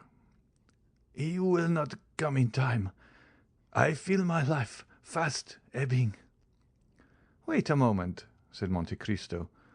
He left the room and returned in 5 minutes with the file. The dying man's eyes were all the time riveted on the door, through which he hoped succour would arrive. "Hasten, reverend sir, hasten! I shall faint again." Monte Cristo approached and dropped on his purple lips 3 or 4 drops of the contents of the phial. Caderousse drew a deep breath. "Oh," said he, "that is life to me. More, more." 2 drops more would kill you," replied the abbé. "Oh, send for someone to whom I can denounce the wretch." "Shall I write your deposition? You can sign it." "Yes, yes," said Caderousse, and his eyes glistened at the thought of this posthumous revenge.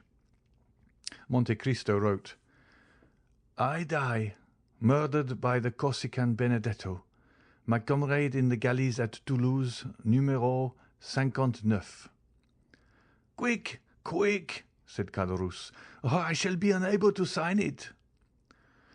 Monte Cristo gave the pen to Caderousse, who collected all his strength, signed it, and fell back on his bed, saying, "You will relate all the rest, reverend sir. You will say he calls himself Andrea Cavalcanti. He lodges at the Hôtel des Princes. Oh, I am dying!" He again fainted. The abbé made him smell the contents of the phial, and he again opened his eyes. His desire for revenge had not forsaken him. "You will tell all I have said, will you not, reverend sir?" "Yes, and much more." "What more will you say?" "I will say he had doubtless given you the plan of this house, in the hope the count would kill you.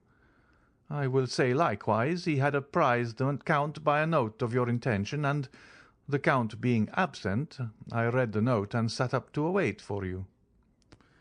"And he will be guillotined, will be not?" said Caderousse. "Promise me that, and I will die with that hope." "I will say," continued the Count, "that he followed and watched you the whole time, and, when he saw you leave the house, ran to the angle of the wall to conceal himself." "Did you see all that?" "Remember my words. If you return home safely, I shall believe God has forgiven you, and I will forgive you also." "And you did not warn me?" cried Caderousse, raising himself on his elbows. "You knew I should be killed on leaving this house, and did not warn me." "No, for I saw God's justice placed in the hands of Benedetto, and should have thought it sacrilege to oppose the designs of Providence." "God's justice! Speak not of it, reverend sir. If God were just, you know how many would be punished who now escape." "Patience," said the abbe, in a tone which made the dying man shudder. "Have patience." Caderousse looked at him with amazement. "Besides," said the abbe, "God is merciful to all, as he has been to you. He is first a father, then a judge." "Do you then believe in God?" said Caderousse. "Had I been so unhappy as not to believe in him until now," said Monte Cristo, "I must believe on seeing you." Caderousse raised his clinched hands towards heaven. "Listen," said the abbe, extending his hand over the wounded man, as if to command him to believe. "This is what the God in whom, on your deathbed, you refuse to believe, has done for you. He gave you health, strength, regular employment, even friends. A life, in fact, which a man might enjoy with a calm conscience. Instead of improving these gifts, rarely granted so abundantly, this has been your course. You have given yourself up to sloth and drunkenness, and in a fit of intoxication have ruined your best friend." "Help!" cried Caderousse. "I require a surgeon, not a priest. Perhaps I am not mortally wounded. I may not die. Perhaps they can yet save my life." "Your wounds are so far mortal that, without the 3 drops I gave you, you would now be dead. Listen, then." "Ah," murmured Caderousse, "what a strange priest you are! You drive the dying to despair instead of consoling them." "Listen," continued the abbe. "When you had betrayed your friend, God began not to strike, but to warn you. Poverty overtook you. You had already passed half your life in coveting that which you might have honourably acquired, and already you contemplated crime under the excuse of want, when God worked a miracle in your behalf, sending you by my hands a fortune, brilliant indeed for you who had never possessed any. But this unexpected, unhoped for, unheard of fortune sufficed you no longer when you once possessed it. You wished to double it, and how? By a murder. You succeeded, and then God snatched it from you and brought you to justice." "It was not I who wished to kill the Jew," said Caderousse. "It was La Carconte." "Yes," said Monte Cristo, "and God. I cannot say injustice, for his justice would have slain you, but God in his mercy spared your life." "Pardieu, to transport me for life! How merciful!" "You thought it a mercy then, miserable wretch. The coward who feared death rejoiced at perpetual disgrace, for like all galley slaves you said, 'I may escape from prison, I cannot from the grave.' And you said truly, the way was opened for you unexpectedly. An Englishman visited Toulon, who had vowed to rescue 2 men from infamy, and his choice fell on you and your companion. You received a second fortune. Money and tranquillity were restored to you, and you, who had been condemned to a felon's life, might live as other men. Then, wretched creature, then you tempted God a 3rd time. I have not enough, you said, when you had more than you before possessed, and you committed a third crime, without reason, without excuse. God is wearied. He has punished you." Caderousse was fast sinking. "Give me a drink," said he. "I thirst. I burn." Monte Cristo gave him a glass of water. "And yet that villain Benedetto will escape." "No one, I tell you, will escape. Benedetto will be punished." "Then you too will be punished, for you did not do your duty as a priest. You should have prevented Benedetto from killing me." "I?"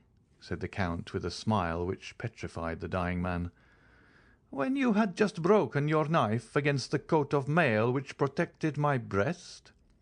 Yet perhaps if I had found you humble and penitent, I might have prevented Benedetto from killing you. But I found you proud and bloodthirsty, and I left you in the hands of God." "I do not believe there is a God," howled Caderousse. "You do not believe it. You lie! You lie!" "Silence!" said the abbe.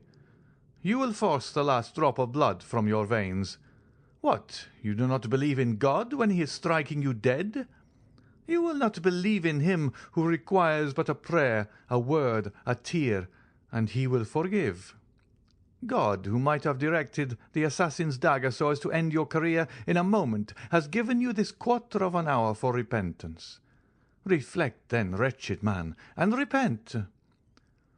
"No," said Caderousse. "No, I will not repent. There is no God. There is no providence. All comes by chance." "There is a providence. There is a God," said Monte Cristo, "of whom you are a striking proof, as you lie in utter despair, denying him, while I stand before you, rich, happy, safe, and entreating that God in whom you endeavour not to believe, while in your heart you still believe in him." "But who are you, then?" asked Caderousse, fixing his dying eyes on the Count.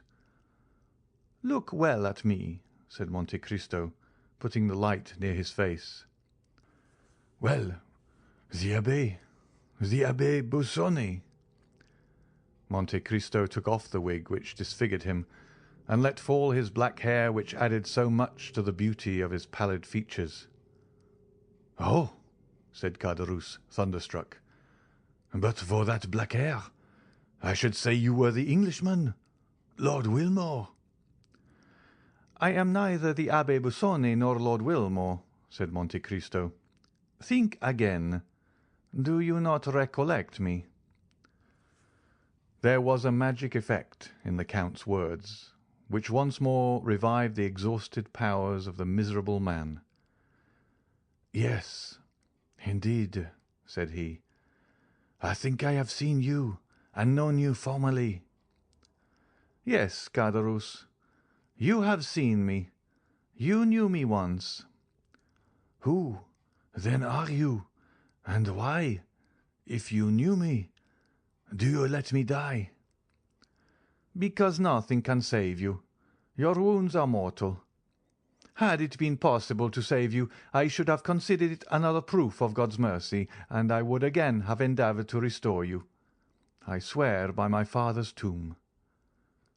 "By your father's tomb?"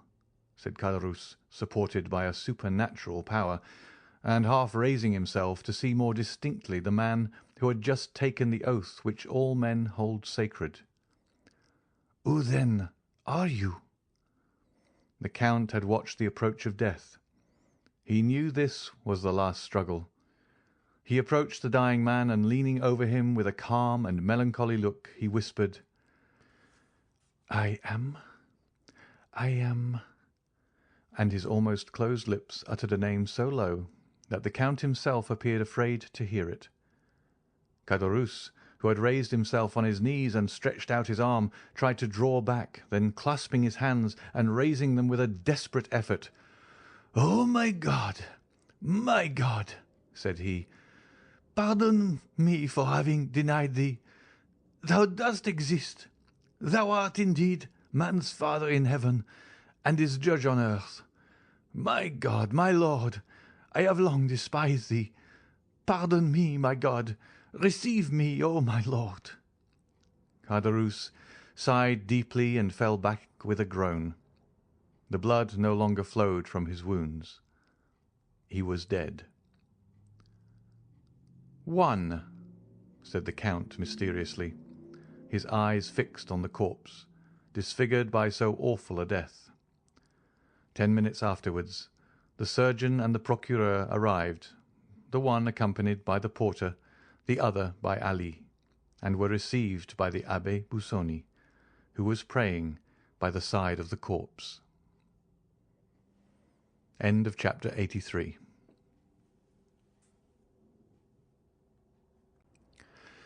Chapter 84. Beauchamp. The daring attempt to rob the Count was the topic of conversation throughout Paris for the next fortnight. The dying man had signed a deposition declaring Benedetto to be the assassin. The police had orders to make the strictest search for the murderer. Caderousse's knife, dark lantern, bunch of keys, and clothing, excepting the waistcoat, which could not be found, were deposited at the registry. The corpse was conveyed to the morgue. The Count told everyone that this adventure had happened during his absence at Auteuil, and that he only knew what was related by the Abbé Busoni, who that evening, by mere chance, had requested to pass the night in his house, to examine some valuable books in his library. Bertuccio alone turned pale whenever Benedetto's name was mentioned in his presence, but there was no reason why anyone should notice his doing so. Villefort, being called on to prove the crime, was preparing his brief with the same ardour that he was accustomed to exercise when required to speak in criminal cases. But 3 weeks had already passed, and the most diligent search had been unsuccessful. The attempted robbery and the murder of the robber by his comrade were almost forgotten in anticipation of the approaching marriage of Mademoiselle Danglars to the Count Andrea Cavalcanti. It was expected that this wedding would shortly take place, as the young man was received at the banker's as the betrothed. Letters had been dispatched to Monsieur Cavalcanti, as the Count's father, who highly approved of the union, regretted his inability to leave Parma at that time, and promised a wedding gift of 150,000 livres. It was agreed that the 3 millions should be entrusted to Danglars to invest.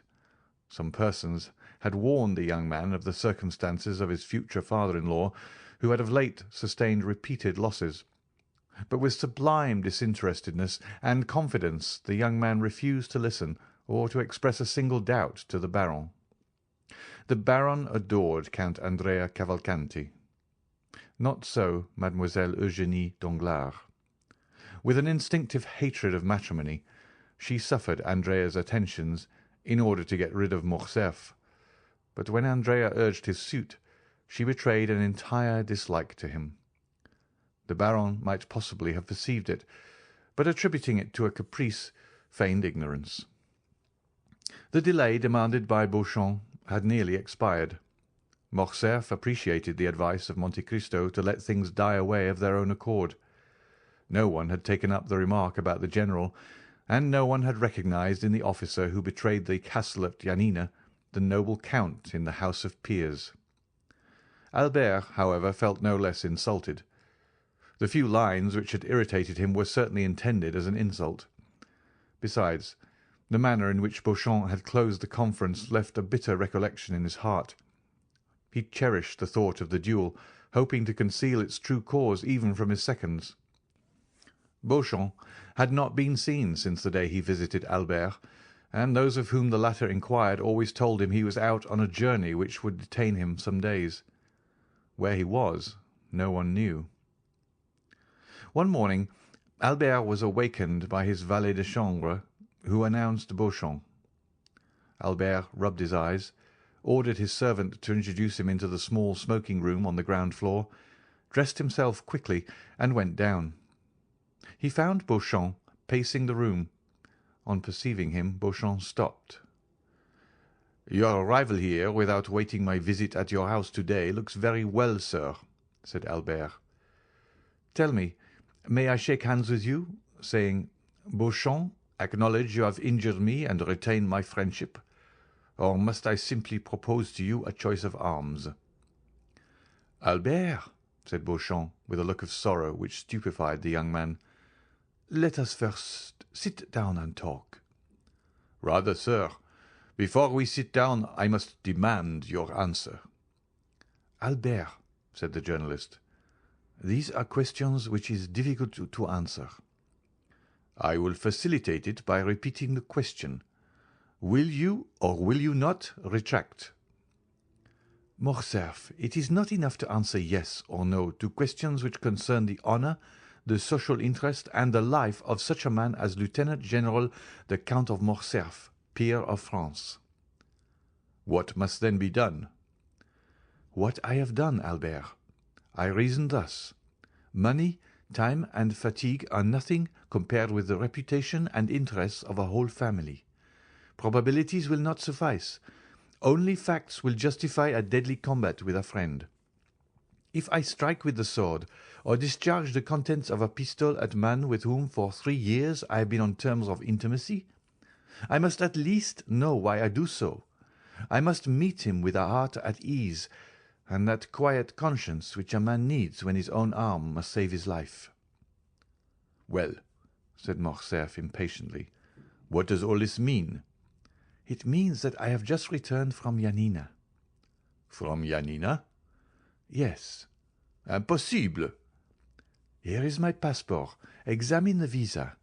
Geneva, Milan, Venice, Trieste, Delvino, Yanina. Will you believe the government of a republic, a kingdom, and an empire?" Albert cast his eyes on the passport, then raised them in astonishment to Beauchamp. "You have been to Yanina?" said he.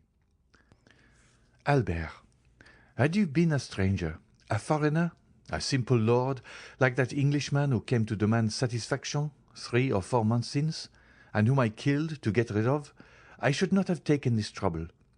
But I thought this mark of consideration due to you. I took a week to go, another to return, 4 days of quarantine and 48 hours to stay there. That makes 3 weeks. I returned last night, and here I am." "What circumlocution! How long you are before you tell me what I most wish to know." "Because in truth, Albert—" "You hesitate?" "Yes, I fear." "You fear to acknowledge that your correspondent has deceived you. Oh no, self-love, Beauchamp, acknowledge it. Beauchamp, your courage cannot be doubted." "Not so," murmured the journalist. "On the contrary." Albert turned frightfully pale. He endeavoured to speak, but the words died on his lips. "My friend," said Beauchamp, in the most affectionate tone, "I should gladly make an apology, but, alas!" "But what?" "The paragraph was correct, my friend." "What? That French officer?" "Yes." "Fernand?" "Yes." "The traitor who surrendered the castle of the man in whose service he was—" "Pardon me, my friend. That man was your father." Albert advanced furiously towards Beauchamp, but the latter restrained him more by a mild look than by his extended hand. "My friend," said he, "here is a proof of it." Albert opened the paper. It was an attestation of 4 notable inhabitants of Yanina, proving that Colonel Fernand Mondego, in the service of Ali Tepelini, had surrendered the castle for 2,000,000 crowns. The signatures were perfectly legal. Albert tottered and fell overpowered in a chair. It could no longer be doubted. The family name was fully given. After a moment's mournful silence, his heart overflowed, and he gave way to a flood of tears. Beauchamp, who had watched with sincere pity the young man's paroxysm of grief, approached him. "Now, Albert," said he, "you understand me, do you not? I wish to see all and to judge of everything for myself, hoping the explanation would be in your father's favour, and that I might do him justice. But, on the contrary, The particulars which are given prove that Fernand Mondego, raised by Ali Pasha to the rank of Governor-General, is no other than Count Fernand of Morcerf. Then, recollecting the honour you had done me in admitting me to your friendship, I hasten to you." Albert, still extended on the chair, covered his face with both hands, as if to prevent the light from reaching him. "I hasten to you," continued Beauchamp, "to tell you, Albert, that in this changing age the faults of a father cannot revert upon his children. Few have passed through this revolutionary period, in the midst of which we were born, without some stain of infamy or blood to soil the uniform of the soldier or the gown of the magistrate. Now I have these proofs, Albert, and I am in your confidence. No human power can force me to a duel which your own conscience would reproach you with as criminal, but I come to offer you what you can no longer demand of me. Do you wish these proofs, these attestations which I alone possess, to be destroyed? Do you wish this frightful secret to remain with us? Confide it to me. It shall never escape my lips. Say, Albert, my friend, do you wish it?" Albert threw himself on Beauchamp's neck. "Ah, noble fellow!" cried he. "Take these," said Beauchamp, presenting the papers to Albert. Albert seized them with a convulsive hand, tore them in pieces, and trembling lest the least vestige should escape and one day appear to confront him, he approached the wax light always kept burning for cigars, and burned every fragment. "Dear, excellent friend," murmured Albert, still burning the papers. "Let all be forgotten as a sorrowful dream," said Beauchamp. "Let it vanish as the last sparks from the blackened paper, and disappear as the smoke from those silent ashes." "Yes, yes," said Albert, "and may there remain only the eternal friendship which I promised to my deliverer, which shall be transmitted to our children's children, and shall always remind me that I owe my life and the honour of my name to you. For had this been known, oh Beauchamp, I should have destroyed myself. Oh, no, my poor mother, I could not have killed her by the same blow. I should have fled from my country." "Dear Albert," said Beauchamp, but this sudden and factitious joy soon forsook the young man and was succeeded by a still greater grief. "Well," said Beauchamp, "what still oppresses you, my friend?" "I am broken-hearted," said Albert. "Listen, Beauchamp. I cannot thus, in a moment, relinquish the respect, the confidence, and the pride with which a father's untarnished name inspires a son. Oh, Beauchamp, Beauchamp, how shall I now approach mine? Shall I draw back my forehead from his embrace, or withhold my hand from his? I am the most wretched of men. Oh, my mother, my poor mother!" said Albert, gazing through his tears at his mother's portrait. "If you know this, how much you must suffer!" "Come," said Beauchamp, taking both his hands. "Take courage, my friend." "But how came that first note to be inserted in your journal? Some unknown enemy, an invisible foe, has done this." "The more must you fortify yourself, Albert. Let no trace of emotion be visible on your countenance. Bear your grief, as the cloud bears within it ruin and death, a fatal secret, known only when the storm bursts. Go, my friend. Reserve your strength for the moment when the crash shall come." "You think, then, all is not over yet?" said Albert, horror-stricken. "I think nothing, my friend, but all things are possible.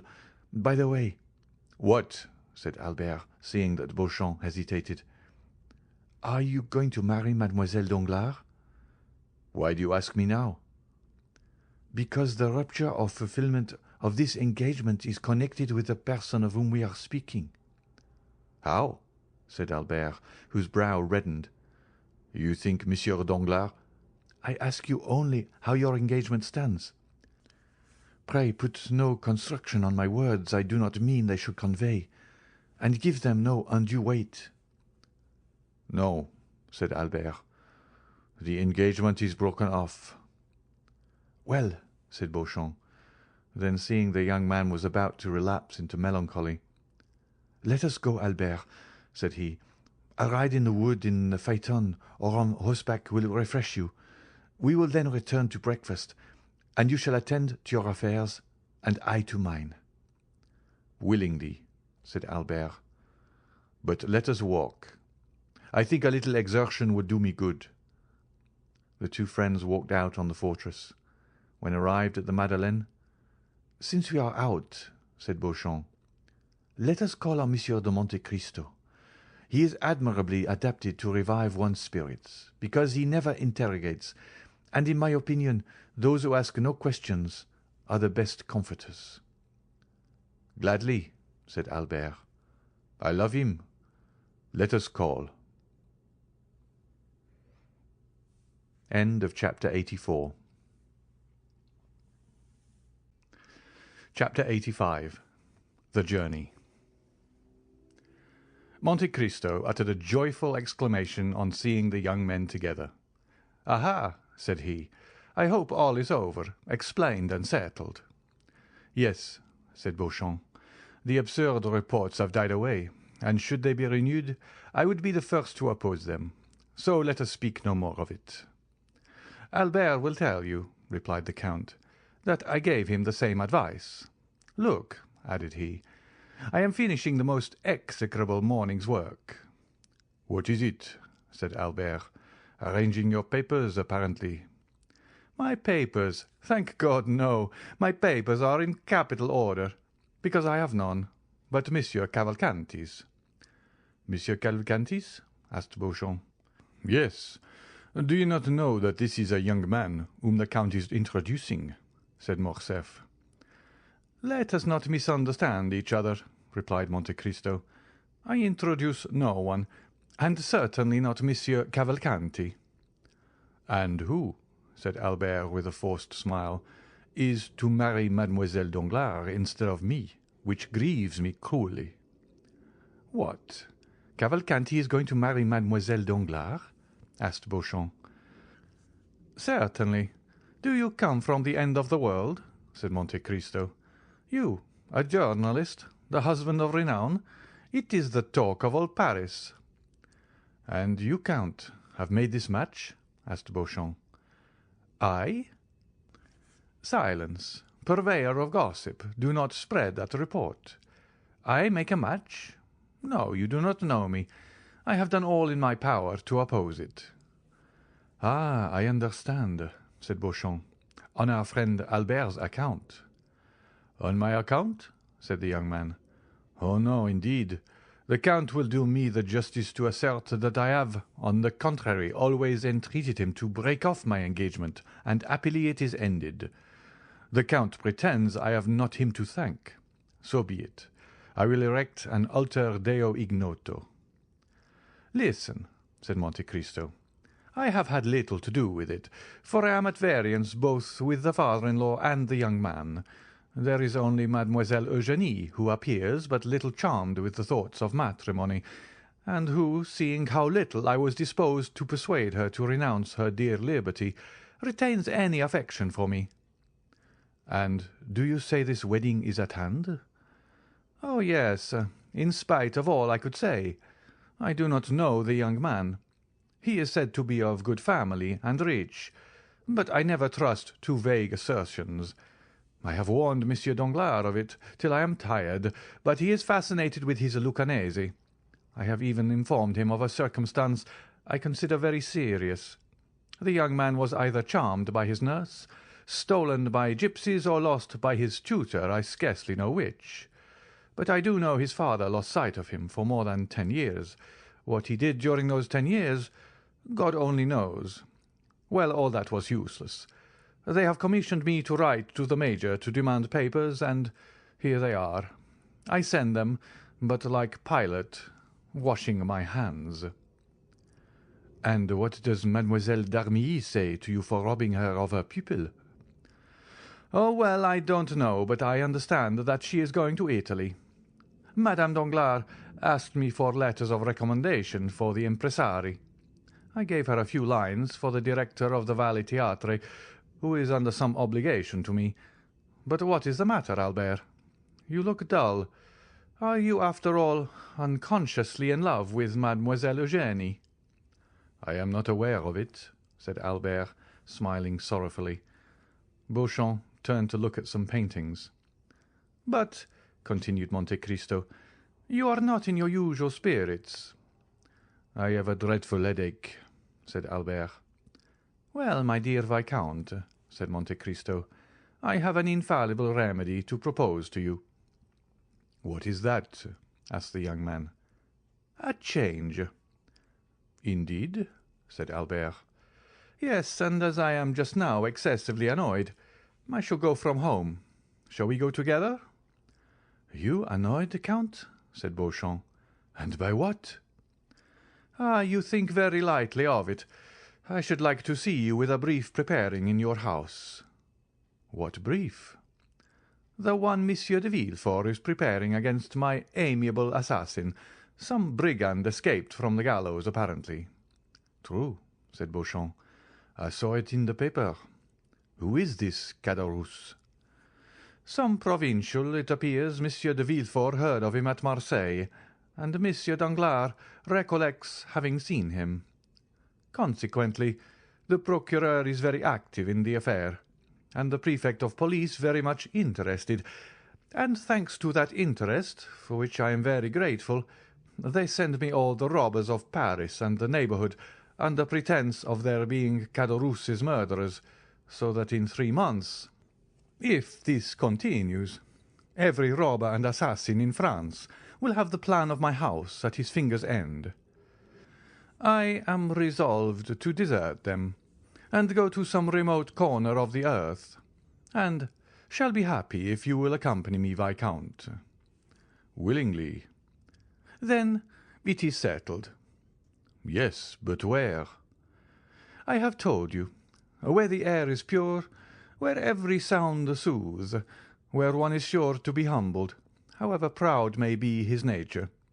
I love that humiliation, I who am master of the universe, as was Augustus." "But where are you really going?" "To sea, Viscount. You know I am a sailor. I was rocked when an infant in the arms of old Ocean, and on the bosom of the beautiful Amphitrite. I have sported with the green mantle of the one and the azure robe of the other. I love the sea as a mistress, and pine if I do not often see her." "Let us go, Count." "To sea?" "Yes." "You accept my proposal?" "I do." "Well, Viscount, there will be in my courtyard this evening a good travelling britzka with 4 post horses, in which one may rest as in a bed. Monsieur Beauchamp, it holds 4 very well. Will you accompany us?" "Thank you. I have just returned from the sea." "What? You have been to sea?" "Yes. I have just made a little excursion to the Borromean Islands." "What of that? Come with us," said Albert. "No, dear Morcerf. You know I only refuse when the thing is impossible.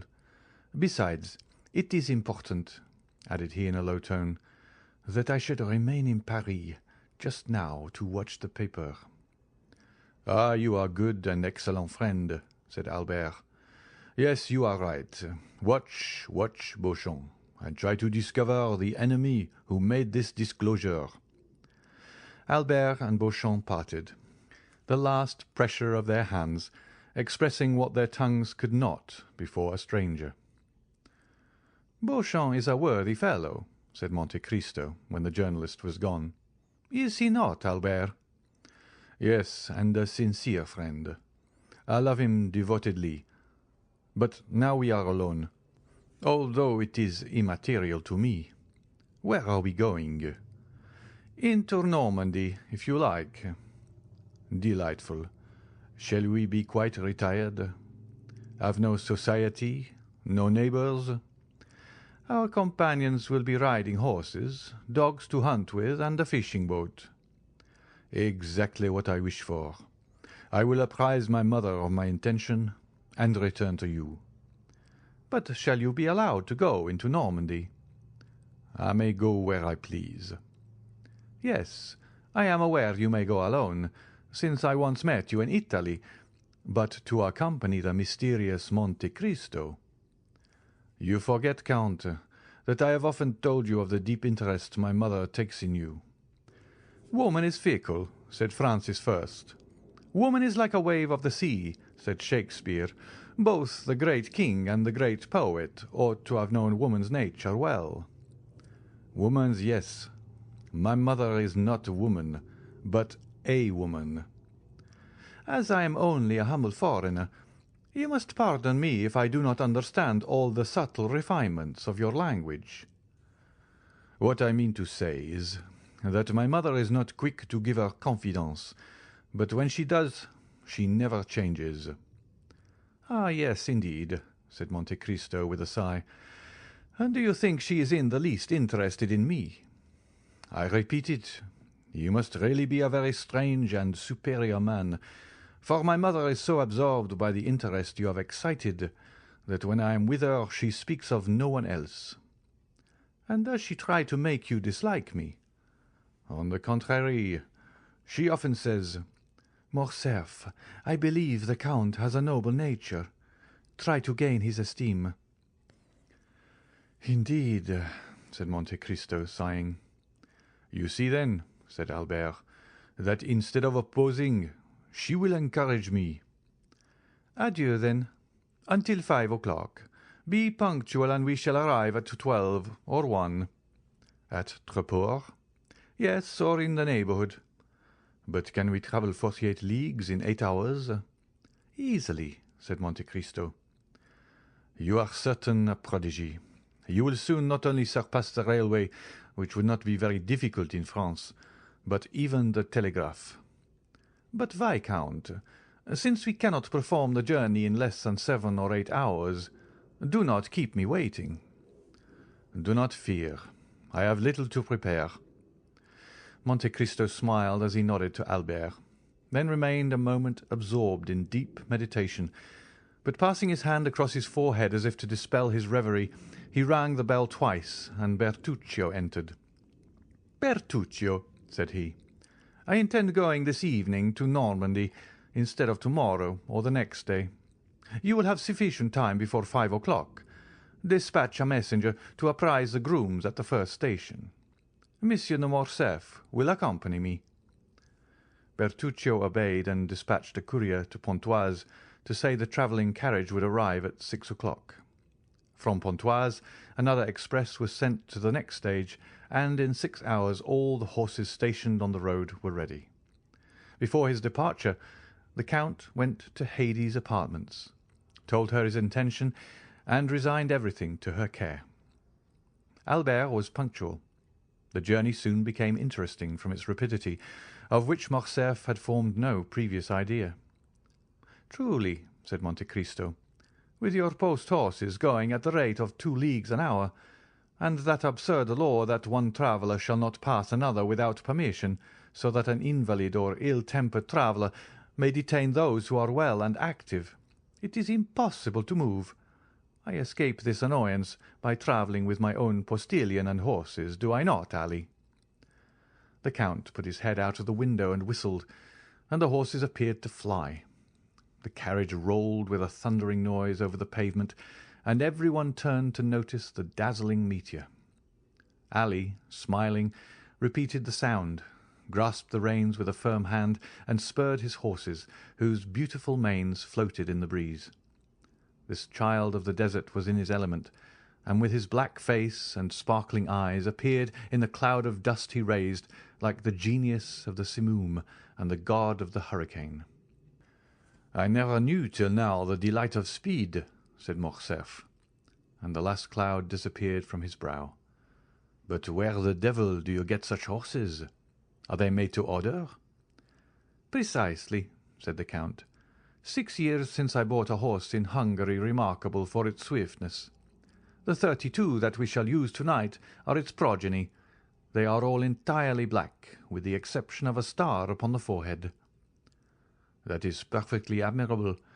But what do you do, Count, with all these horses?" You see, I travel with them." "But you are not always travelling." "When I no longer require them, Bertuccio will sell them, and he expects to realize 30 or 40,000 francs by the sale." "But no monarch in Europe will be wealthy enough to purchase them." "Then he will sell them to some Eastern vizier, who will empty his coffers to purchase them and refill them by applying the bastinado to his subjects." "Count, may I suggest one idea to you?" "Certainly." "It is that, next to you, Bertuccio must be the richest gentleman in Europe." "You are mistaken, Viscount. I believe he has not a franc in his possession." "Then he must be a wonder, my dear Count. If you tell me many more marvellous things, I warn you I shall not believe them." "I countenance nothing that is marvellous, Monsieur Albert. Tell me, why does a steward rob his master?" "Because I suppose it is his nature to do so, for the love of robbing." "You are mistaken. It is because he has a wife and family, and ambitious desires for himself and them. Also because he is not sure of always retaining his situation, and wishes to provide for the future. Now Monsieur Bertuccio is alone in the world. He uses my property without accounting for the use he makes of it. He is sure never to leave my service." "Why?" "Because I should never get a better." "Probabilities are deceptive." "But I deal in certainties. He is the best servant over whom one has the power of life and death." "Do you possess that right over Bertuccio?" "Yes." There are words which close a conversation with an iron door. Such was the Count's yes. The whole journey was performed with equal rapidity. The 32 horses, dispersed over 7 stages, brought them to their destination in 8 hours. At midnight they arrived at the gate of a beautiful park. The porter was in attendance. He had been apprised by the groom of the last stage of the Count's approach. At 2:30 in the morning, Morcerf was conducted to his apartments, where a bath and supper were prepared. The servant who had travelled at the back of the carriage waited on him. Baptistin, who rode in front, attended the Count. Albert bathed, took his supper, and went to bed. All night he was lulled by the melancholy noise of the surf. On rising, he went to his window, which opened on a terrace, having the sea in front, and at the back a pretty park bounded by a small forest. In a creek lay a little sloop with a narrow keel and high masts, bearing on its flag the Monte Cristo arms, which were a mountain on a sea azure, with the cross gules on the shield. Around the schooner lay a number of small fishing boats belonging to the fishermen of the neighbouring village, like humble subjects awaiting orders from their queen. There, as in every spot where Monte Cristo stopped, if but for 2 days, luxury abounded, and life went on with the utmost ease. Albert found in his anteroom 2 guns, with all the accoutrements for hunting, a lofty room on the ground floor containing all the ingenious instruments the English, eminent in piscatory pursuits, since they are patient and sluggish, have invented for fishing. The day passed in pursuing those exercises in which Monte Cristo excelled. They killed a dozen pheasants in the park, as many trout in the stream, dined in a summer house overlooking the ocean, and took tea in the library. Towards the evening of the 3rd day, Albert, completely exhausted with the exercise which invigorated Monte Cristo, was sleeping in an armchair near the window, while the Count was designing with his architect the plan of a conservatory in his house, when the sound of a horse at full speed on the high road made Albert look up. He was disagreeably surprised to see his own valet de chambre, whom he had not brought, that he might not inconvenience Monte Cristo. "Florentin here!" cried he, starting up. "Is my mother ill?" And he hastened to the door. Monte Cristo watched and saw him approach the valet, who drew a small sealed parcel from his pocket, containing a newspaper and a letter. "From whom is this?" said he eagerly. "From Monsieur Beauchamp," replied Florentin. "Did he send you?" "Yes, sir. He sent for me to his house, gave me money for my journey, procured a horse, and made me promise not to stop till I had reached you. I have come in 15 hours. Albert opened the letter with fear, uttered a shriek on reading the first line, and seized the paper. His sight was dimmed, his legs sank under him, and he would have fallen had not Florentin supported him. "Poor young man," said Monte Cristo in a low voice. "It is then true that the sin of the father shall fall on the children to the third and fourth generation." Meanwhile Albert had revived, and continuing to read, he threw back his head, saying, "Florentin, is your horse fit to return immediately?" "It is a poor lame post-horse." "In what state was the house when you left?" "All was quiet, but on returning from Monsieur Beauchamp, I found Madame in tears. She had sent for me to know when you would return. I told her my orders from Monsieur Beauchamp.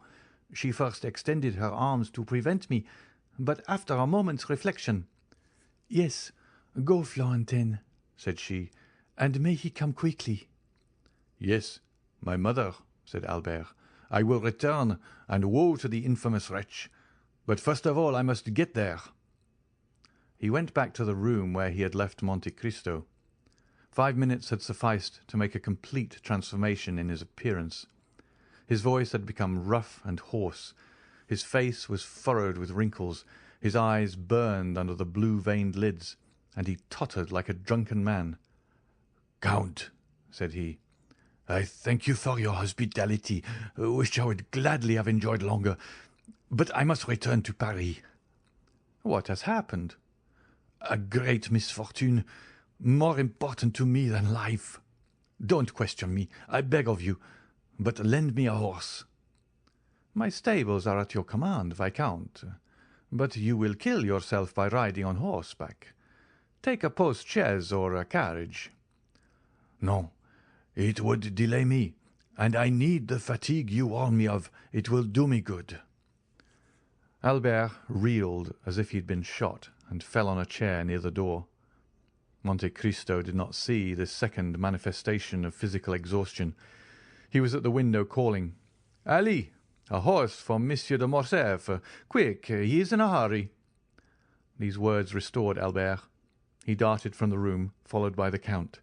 "Thank you," cried he, throwing himself on his horse. "Return as soon as you can, Florentin. Must I use any password to procure a horse?"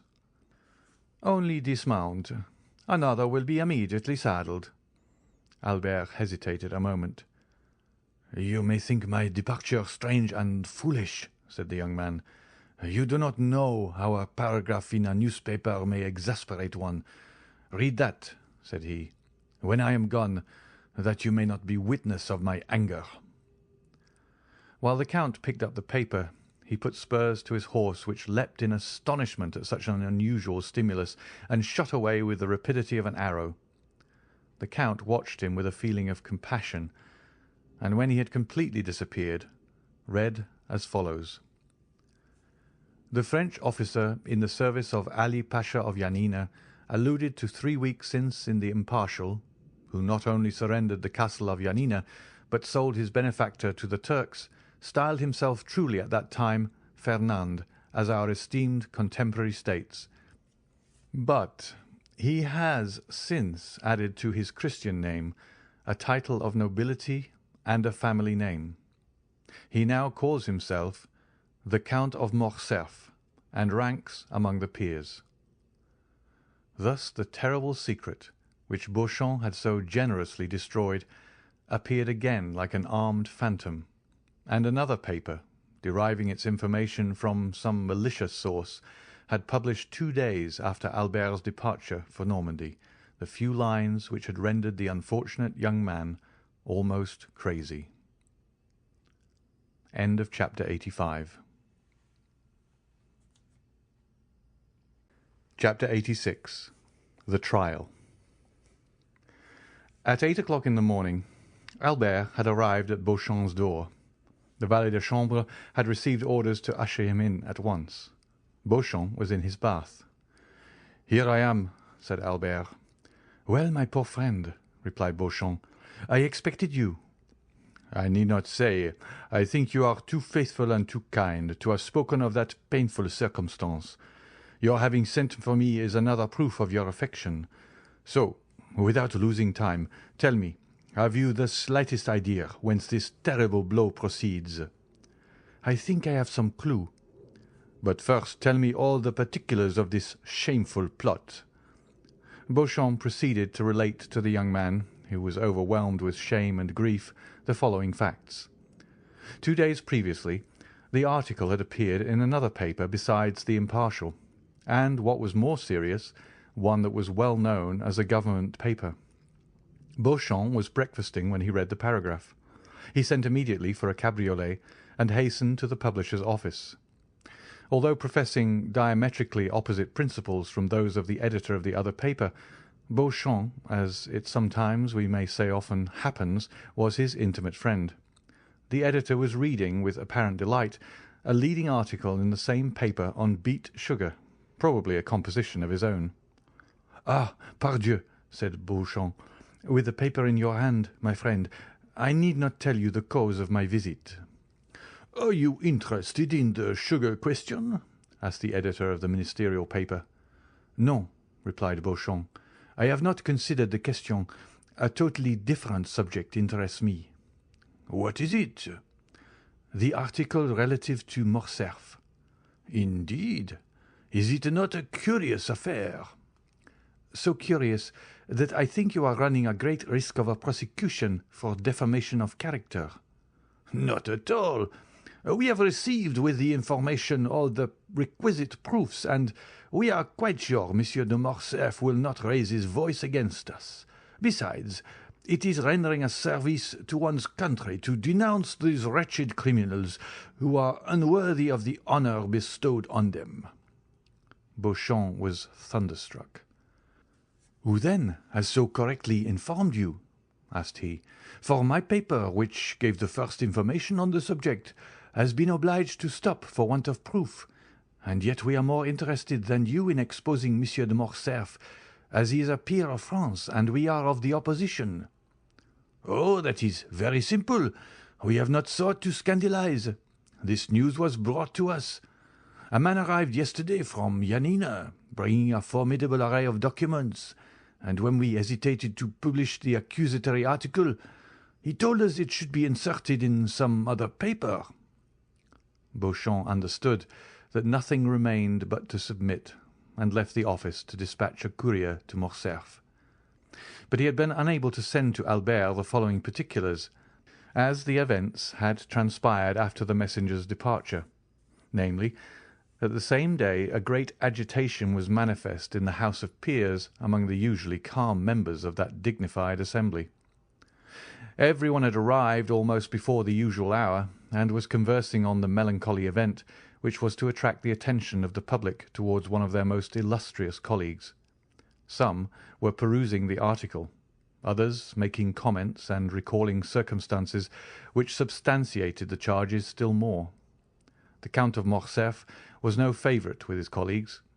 Like all upstarts, he had had recourse to a great deal of haughtiness to maintain his position. The true nobility laughed at him, the talented repelled him, and the honourable instinctively despised him.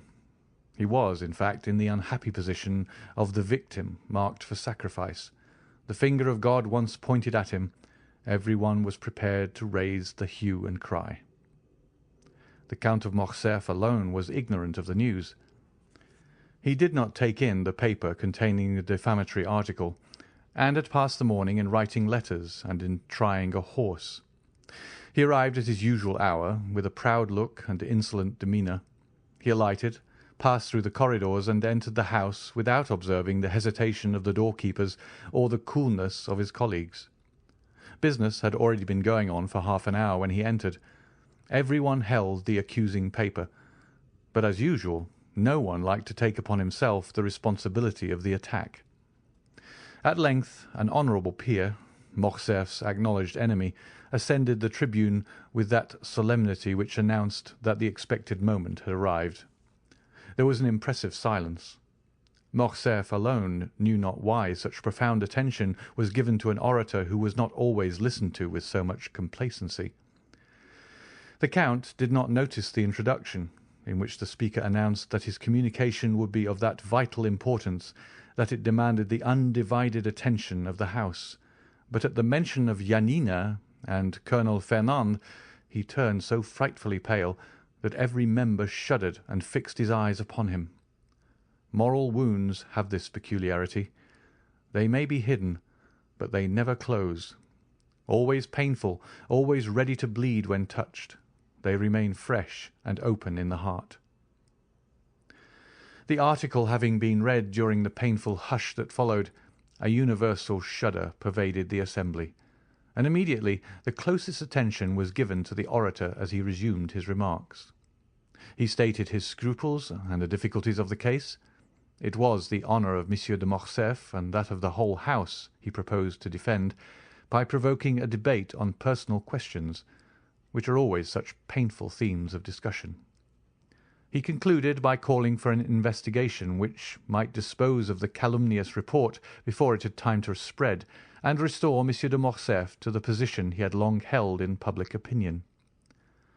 Morcerf was so completely overwhelmed by this great and unexpected calamity that he could scarcely stammer a few words as he looked around on the assembly. This timidity, which might proceed from the astonishment of innocence as well as the shame of guilt, conciliated some in his favour, for men who are truly generous are always ready to compassionate when the misfortune of their enemy surpasses the limits of their hatred. The president put it to the vote, and it was decided that the investigation should take place. The Count was asked what time he required to prepare his defence. Morcerf's courage had revived when he found himself alive after this horrible blow. "My lords," answered he, "it is not by time I could repel the attack made on me by enemies unknown to me, and doubtless hidden in obscurity. It is immediately and by a thunderbolt that I must repel the flash of lightning which for a moment startled me. Oh, that I could, instead of taking up this defence, shed my last drop of blood to prove to my noble colleagues that I am their equal in worth." These words made a favourable impression on behalf of the accused. "I demand, then, that the examination shall take place as soon as possible, and I will furnish the House with all necessary information." "What day do you fix?" asked the president. "Today I am at your service," replied the Count. The president rang the bell. "Does the House approve that the examination should take place today?" "Yes," was the unanimous answer. A committee of 12 members was chosen to examine the proofs brought forward by Morcerf. The investigation would begin at 8 o'clock that evening in the committee room, and, if postponement were necessary, the proceedings would be resumed each evening at the same hour. Morcerf asked leave to retire. He had to collect the documents he had long been preparing against this storm, which his sagacity had foreseen. Albert listened, trembling now with hope, then with anger, and then again with shame, for from Beauchamp's confidence he knew his father was guilty, and he asked himself how, since he was guilty, he could prove his innocence. Beauchamp hesitated to continue his narrative. "What next?" asked Albert. "What next, my friend? You impose a painful task on me. Must you know all?" "Absolutely, and rather from your lips than another's." "Muster up all your courage, then, for never have you required it more." Albert passed his hand over his forehead, as if to try his strength, as a man who is preparing to defend his life proves his shield and bends his sword. He thought himself strong enough, for he mistook fever for energy. "Go on," said he. "The evening arrived. All Paris was in expectation. Many said your father had only to show himself to crush the charge against him. Many others said he would not appear, while some asserted that they had seen him start for Brussels, and others went to the police office to inquire if he had taken out a passport. I used all my influence with one of the committee, a young peer of my acquaintance, to get admission to one of the galleries. He called for me at 7 o'clock, and before anyone had arrived, asked one of the doorkeepers to place me in a box. I was concealed by a column, and might witness the whole of the terrible scene which was about to take place. At 8 o'clock all were in their places, and Monsieur de Morcerf entered at the last stroke.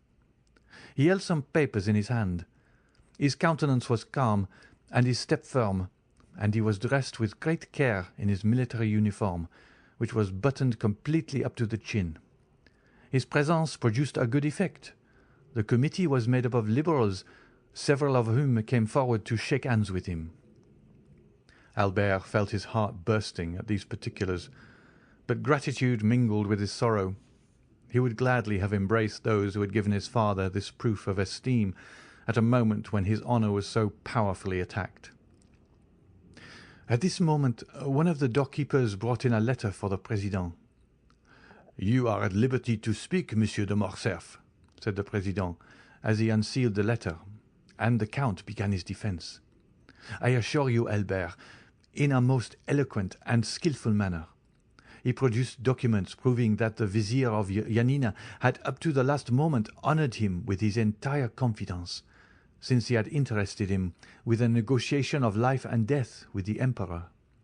He produced a ring, his mark of authority, with which Ali Pasha generally sealed his letters, and which the latter had given him that he might, on his return at any hour of the day or night, gain access to the presence even in the harem. Unfortunately, the negotiation failed, and when he returned to defend his benefactor, he was dead. But, said the Count, so great was Ali Pasha's confidence that on his deathbed he resigned his favourite mistress and her daughter to my care." Albert started on hearing these words. The history of Haidee recurred to him, and he remembered what she had said of that message and the ring, and the manner in which she had been sold and made a slave. "And what effect did this discourse produce?" anxiously inquired Albert.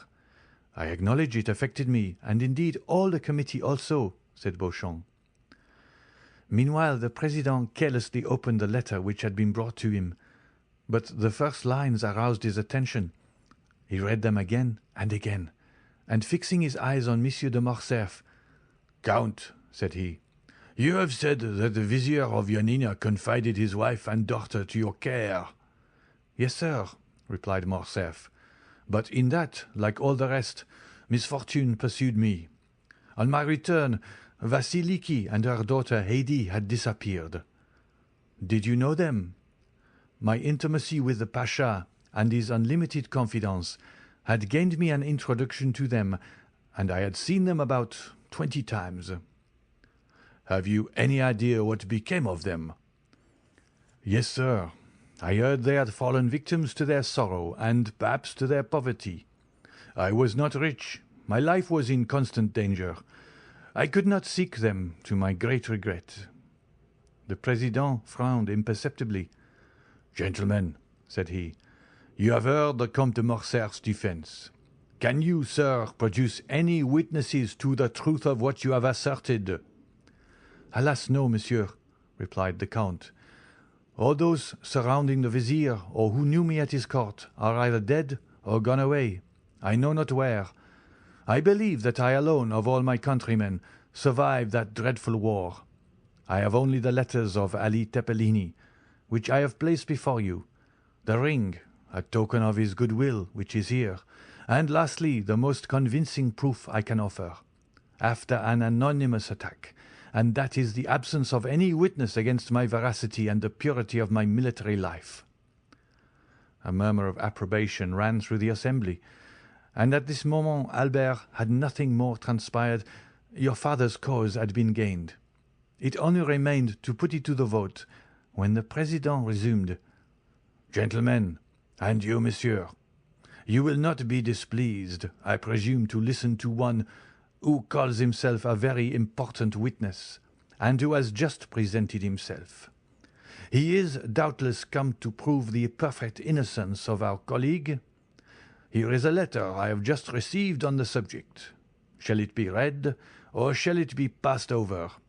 And shall we take no notice of this incident?" Monsieur de Morcerf turned pale and clenched his hands on the papers he held. The committee decided to hear the letter. The Count was thoughtful and silent. The President read, Monsieur President, I can furnish the Committee of Inquiry into the conduct of the Lieutenant General the Count of Morcerf in Epirus and in Macedonia with important particulars. The President paused, and the Count turned pale. The President looked at his auditors. Proceed, was heard on all sides. The President resumed. I was on the spot at the death of Ali Pasha. I was present during these last moments. I know what is become of Vasiliki and Haidee. I am at the command of the committee and even claim the honor of being heard. I shall be in the lobby when this note is delivered to you. And who is this witness, or rather this enemy? Asked the Count in a tone in which there was a visible alteration. We shall know, sir, replied the President. Is the committee willing to hear this witness? Yes, yes, they all said at once. The doorkeeper was called. Is there anyone in the lobby? Said the President. Yes, sir. Who is it? A woman, accompanied by a servant. Everyone looked at his neighbor. Bring her in, said the President. 5 minutes after the doorkeeper again appeared, all eyes were fixed on the door, and I, said Beauchamp, shared the general expectation and anxiety. Behind the doorkeeper walked a woman enveloped in a large veil, which completely concealed her. It was evident from her figure and the perfumes she had about her that she was young and fastidious in her tastes, but that was all. The President requested her to throw aside her veil, and it was then seen that she was dressed in the Grecian costume and was remarkably beautiful. Ah, said Albert, it was she. Who? Haidee.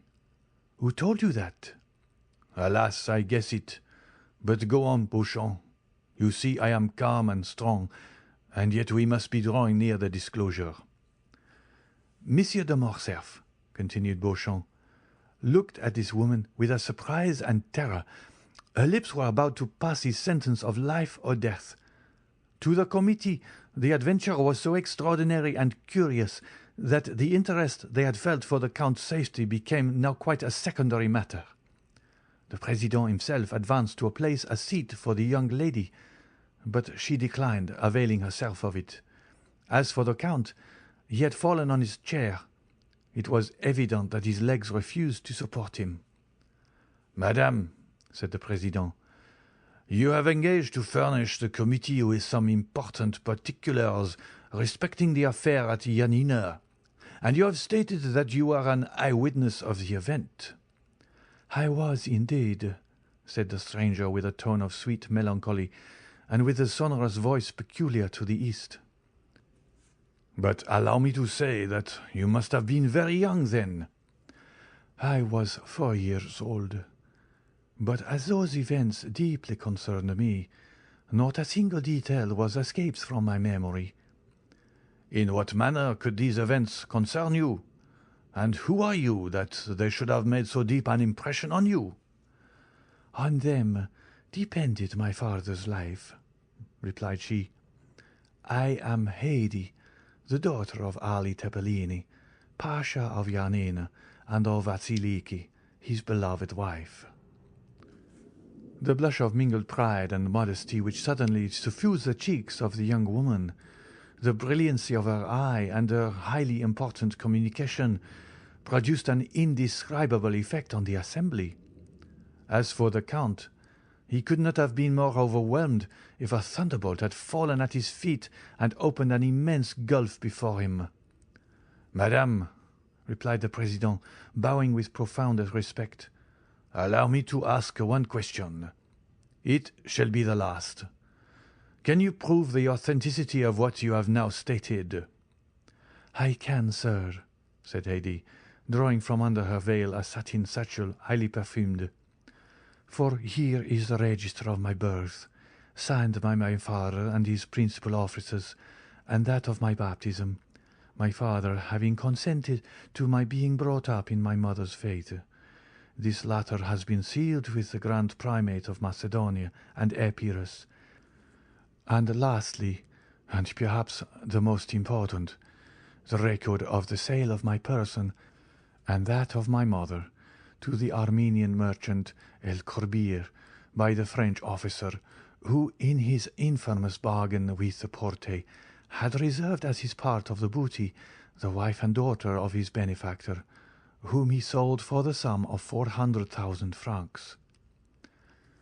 A greenish pallor spread over the Count's cheeks, and his eyes became bloodshot at these terrible imputations, which were listened to by the assembly with ominous silence. Haidee, still calm, but with a calmness more dreadful than the anger of another would have been, handed to the President the record of her sale, written in Arabic. It had been supposed some of the papers might be in the Arabian, Romaic, or Turkish language, and the interpreter of the house was in attendance. One of the noble peers, who was familiar with the Arabic language, having studied it during the famous Egyptian campaign, followed with his eyes as the translator read aloud. I, El Kobir, a slave merchant and purveyor of the harem of His Highness, acknowledge having received for transmission to the Sublime Emperor from the French lord, the Count of Monte Cristo, an emerald valued at 800,000 francs, as the ransom of a young Christian slave of 11 years of age, named Haidee, the acknowledged daughter of the late Lord Ali Tepelini, Pasha of Yanina and of Vasiliki, his favourite, she having been sold to me 7 years previously with her mother, who had died on arriving at Constantinople by a French colonel in the service of the Vizier Ali Tepelini, named Fernand Mondego. The above-mentioned purchase was made on His Highness's account, whose mandate I had for the sum of 400,000 francs. Given at Constantinople by authority of His Highness in the year 1247 of the Hegira, signed El Kobir. That this record should have all due authority, it shall bear the imperial seal, which the vendor is bound to have affixed to it. Near the merchant's signature there was indeed the seal of the Sublime Emperor. A dreadful silence followed the reading of this document. The Count could only stare, and his gaze, fixed as if unconsciously on Haidee, seemed one of fire and blood. "Madame," said the President, "may reference be made to the Count of Monte Cristo, who is now, I believe, in Paris." "Sir," replied Haidee, "the Count of Monte Cristo, my foster father, has been in Normandy the last 3 days." "Who, then, has counselled you to take this step, one for which the court is deeply indebted to you, and which is perfectly natural, considering your birth and your misfortunes?" "Sir," replied Haidee, "I have been led to take this step from a feeling of respect and grief. Although a Christian, may God forgive me, I have always sought to revenge my illustrious father. Since I set my foot in France and knew the traitor lived in Paris, I have watched carefully. I live retired in the house of my noble protector, but I do it from my choice. I love retirement and silence, because I can live with my thoughts and recollections of my past days. But the Count of Monte Cristo surrounds me with every paternal care, and I am ignorant of nothing which passes in the world. I learn all in the silence of my apartments, for instance. I see all the newspapers, every periodical as well as every new piece of music, and by thus watching the course of the life of others, I learned what had transpired this morning in the House of Peers, and what was to take place this evening when I wrote." "Then," remarked the President, "the Count of Monte Cristo knows nothing of your present proceedings." "He is quite unaware of them, and I have but one fear, which is that he should disapprove of what I have done. But it is a glorious day for me," continued the young girl, raising her ardent gaze to heaven, "that on which I find at last an opportunity of avenging my father." The Count had not uttered one word the whole of this time. His colleagues looked at him and, doubtless pitied his prospects, blighted under the perfumed breath of a woman. His misery was depicted in sinister lines on his countenance. "Monsieur de Morcerf," said the President, "do you recognize this lady as the daughter of Ali Tepelini, Pasha of Yanina?" "No," said Morcerf, attempting to rise. "It is a base plot, contrived by my enemies." Haidee, whose eyes had been fixed on the door as if expecting someone, turned hastily and seeing the Count standing, shrieked. "You do not know me?" said she. "Well, I fortunately recognize you. You are Fernand Mondego, the French officer who led the troops of my noble father. It is you who surrendered the castle of Yanina. It is you who were sent by him to Constantinople to treat with the Emperor for the life or death of your benefactor, brought back a false mandate granting full pardon. It is you who, with that mandate, obtained the Pasha's ring, which gave you authority over Selim, the firekeeper. It is you who stabbed Selim. It is you who sold us, my mother and me, to the merchant El-Kobir. Assassin! Assassin!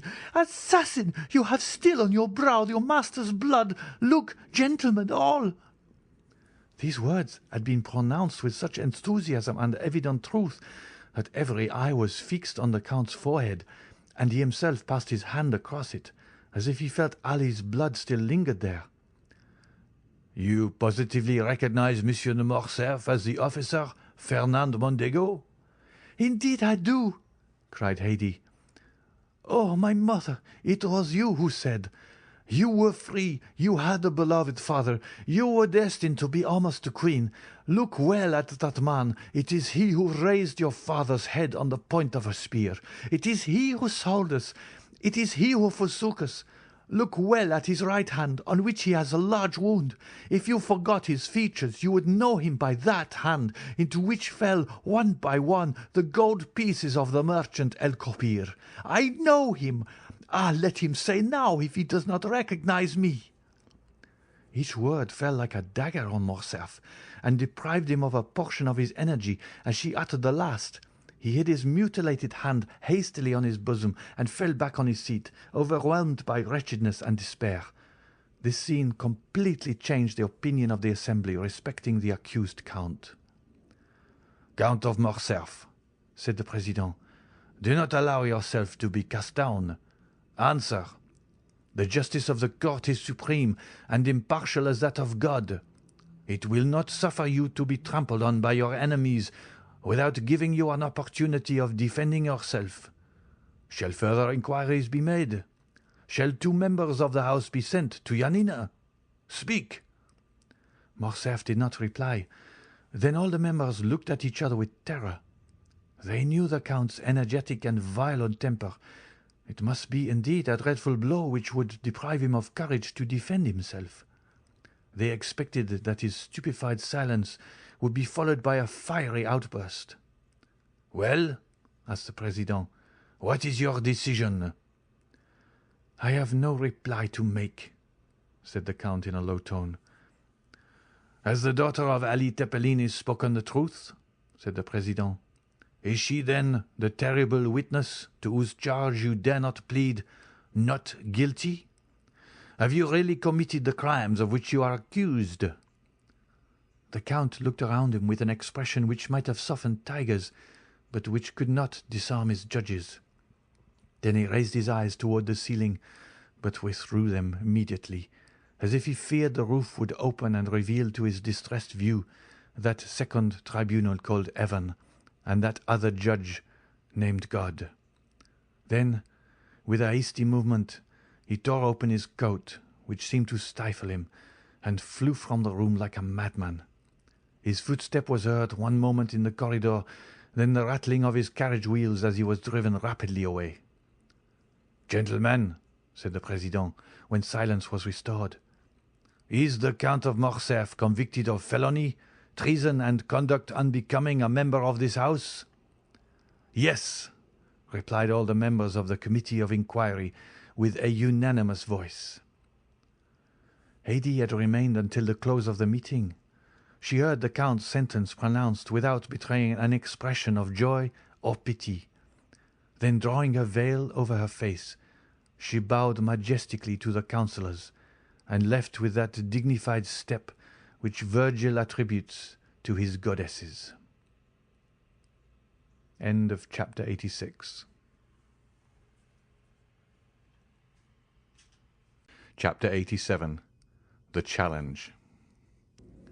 Then, continued Beauchamp, I took advantage of the silence and the darkness to leave the house without being seen.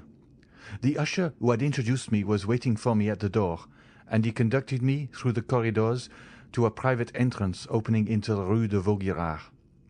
I left with mingled feelings of sorrow and delight.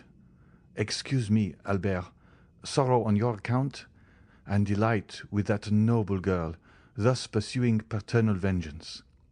Yes, Albert, from whatever source the blow may have proceeded, it may be from an enemy, but that enemy is only the agent of Providence. Albert held his head between his hands.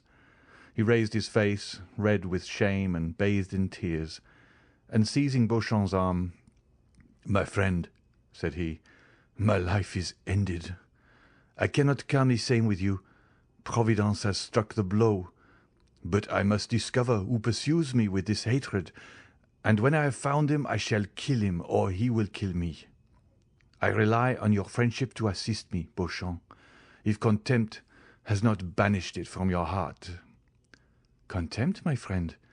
How does this misfortune affect you?" "No, happily that unjust prejudice is forgotten which made the son responsible for the father's actions. Review your life, Albert. Although it is only just beginning, did a lovely summer's day ever dawn with greater purity than has marked the commencement of your career? No, Albert. Take my advice. You are young and rich. Leave Paris. All is soon forgotten in this great Babylon of excitement and changing tastes. You will return after 3 or 4 years with a Russian princess for a bride, and no one will think more of what occurred yesterday than if it had happened 16 years ago." "Thank you, my dear Beauchamp. Thank you for the excellent feeling which prompts your advice. But it cannot be. I have told you my wish, or rather my determination. You understand that, interested as I am in this affair, I cannot see it in the same light as you do. What appears to you to emanate from a celestial source seems to me to proceed from one far less pure. Providence appears to me to have no share in this affair, and happily so, for instead of the invisible, impalpable agent of celestial rewards and punishments, I shall find one, both palpable and visible, on whom I shall revenge myself. I assure you, for all I have suffered during the last month. Now, I repeat, Beauchamp, I wish to return to human and material existence, and if you are still the friend you profess to be, help me to discover the hand that struck the blow." "Be it so," said Beauchamp. "If you must have me descend to earth, I submit. And if you will seek your enemy, I will assist you, and I will engage to find him, my honor being almost as deeply interested as yours." "Well, then, you understand, Beauchamp, that we begin our search immediately. Each moment's delay is an eternity for me. The calumniator is not yet punished, and he may hope that he will not be. But on my honor, if he thinks so, he deceives himself." "Well, listen, Morcerf." "Ah, Beauchamp, I see you know something already. You will restore me to life." "I do not say there is any truth in what I am going to tell you, but it is at least a ray of light in a dark night. By following it we may discover perhaps something more certain." "Tell me. Satisfy my impatience." "Well, I will tell you what I did not like to mention on my return from Yanina." "Say on." "I went, of course, to the chief banker of the town to make inquiries. At the first word, before I had even mentioned your father's name—" "Ah," said he, "I guess what brings you here." "How and why?" "Because a fortnight since I was questioned on the same subject." "By whom? By a Paris banker, my correspondent?" Whose name is? Danglars. He, cried Albert. Yes, it is indeed he who has so long pursued my father with jealous hatred. He, the man who would be popular, cannot forgive the Count of Morcerf for being created a peer, and this marriage broken off without a reason being assigned. Yes, it is all from the same cause. Make inquiries, Albert, but do not be angry without reason. Make inquiries, and if it be true— Oh, yes, if it be true, cried the young man, he shall pay me all I have suffered. Beware, Morcerf. He is already an old man. I will respect his age as he has respected the honour of my family. If my father had offended him, why did he not attack him personally? Oh, no, he was afraid to encounter him face to face. I do not condemn you, Albert. I only restrain you. Act prudently. Oh, do not fear. Besides, you will accompany me. Beauchamp, solemn transactions should be sanctioned by a witness. Before this day closes, if Monsieur Danglars is guilty, he shall cease to live, or I shall die. Pardieu, Beauchamp, mine shall be a splendid funeral. When such resolutions are made, Albert, they should be promptly executed. Do you wish to go to Monsieur Danglars? Let us go immediately. They sent for a cabriolet. On entering the banker's mansion, they perceived the phaeton and servant of Monsieur Andrea Cavalcanti. Ah, parbleu, that's good, said Albert with a gloomy tone. If Monsieur Danglars will not fight with me, I will kill his son-in-law. Cavalcanti will certainly fight. The servant announced the young man, but the banker, recollecting what had transpired the day before, did not wish him admitted. It was, however, too late. Albert had followed the footman, and, hearing the order given, forced the door open, and, followed by Beauchamp, found himself in the banker's study. "Sir," cried the latter, "am I no longer at liberty to receive whom I choose in my house? You appear to forget yourself sadly." "No, sir," said Albert coldly. "There are circumstances in which one cannot, except through cowardice. I offer you that refuge. Refuse to admit certain persons at least." "What is your errand, then, with me, sir?" "I mean," said Albert, drawing near, and without apparently noticing Cavalcanti, who stood with his back towards the fireplace, "I mean to propose a meeting in some retired corner, where no one will interrupt us for 10 minutes. That will be sufficient. Where two men, having met, one of them will remain on the ground." Danglars turned pale. Cavalcanti moved a step forward, and Albert turned towards him. "And you too," said he. "Come if you like, monsieur. You have a claim, being almost one of the family, and I will give as many rendezvous of that kind as I can find persons willing to accept them." Cavalcanti looked at Danglars with a stupefied air, and the latter, making an effort, arose and stepped between the two young men. Albert's attack on Andrea had placed him on a different footing, and he hoped this visit had another cause than that he had first supposed. "Indeed, sir," said he to Albert, "if you are come to quarrel with this gentleman because I have preferred him to you, I shall resign the case to the king's attorney." "You mistake, sir," said Morcerf with a gloomy smile. "I am not referring in the least to matrimony, and I only address myself to Monsieur Cavalcanti because he appeared disposed to interfere between us. In one respect, you are right, for I am ready to quarrel with everyone to-day, but you have the first claim, Monsieur Danglars." "Sir," replied Danglars, pale with anger and fear, "I warn you, when I have the misfortune to meet with a mad dog, I kill it, and far from thinking myself guilty of a crime, I believe I do society a kindness. Now, if you are mad and try to bite me, I will kill you without pity. Is it my fault that your father has dishonoured himself?" "Yes, miserable wretch!" cried Morcerf. "It is your fault."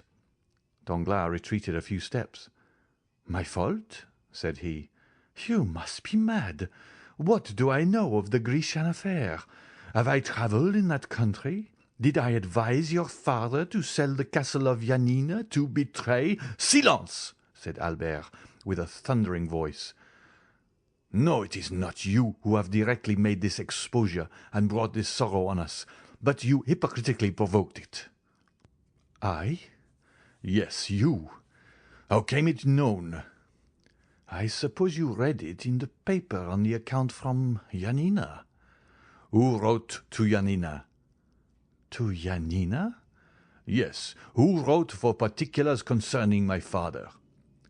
I imagine any one may write to Yanina." "But one person only wrote." One only? "Yes, and that was you." I doubtless wrote. It appears to me that when about to marry your daughter to a young man, it is right to make some inquiries respecting his family. It is not only a right, but a duty." "You wrote, sir, knowing what answer you would receive." "I? Indeed, I assure you," cried Danglars with a confidence and security proceeding less from fear than from the interest he really felt for the young man. "I solemnly declare to you that I should never have thought of writing to Yanina did I know anything of Ali Pasha's misfortunes." "Who, then, urged you to write? Tell me." "Pardieu, it was the most simple thing in the world.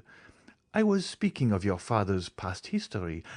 I said the origin of his fortune remained obscure. The person to whom I addressed my scruples asked me where your father had acquired his property. I answered, in Greece. Then, said he, write to Yanina." "And who thus advised you?" "No other than your friend, Monte Cristo." "The Count of Monte Cristo told you to write to Yanina?" "Yes, and I wrote, and will show you my correspondence if you like."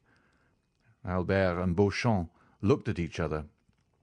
"Sir," said Beauchamp, who had not yet spoken, "you appear to accuse the Count, who is absent from Paris at this moment and cannot justify himself." "I accuse no one, sir," said Danglars. "I relate, and I will repeat before the Count what I have said to you." "Does the Count know what answer you received?" "Yes, I showed it to him." "Did he know my father's Christian name was Fernand, and his family name Mondego?" "Yes, I had told him that long since, and I did only what any other would have done in my circumstances, and perhaps less. When, the day after the arrival of this answer, your father came by the advice of Monte Cristo to ask my daughter's hand for you, I decidedly refused him, but without any explanation or exposure. In short, why should I have any more to do with the affair? How did the honour or disgrace of Monsieur de Morcerf affect me?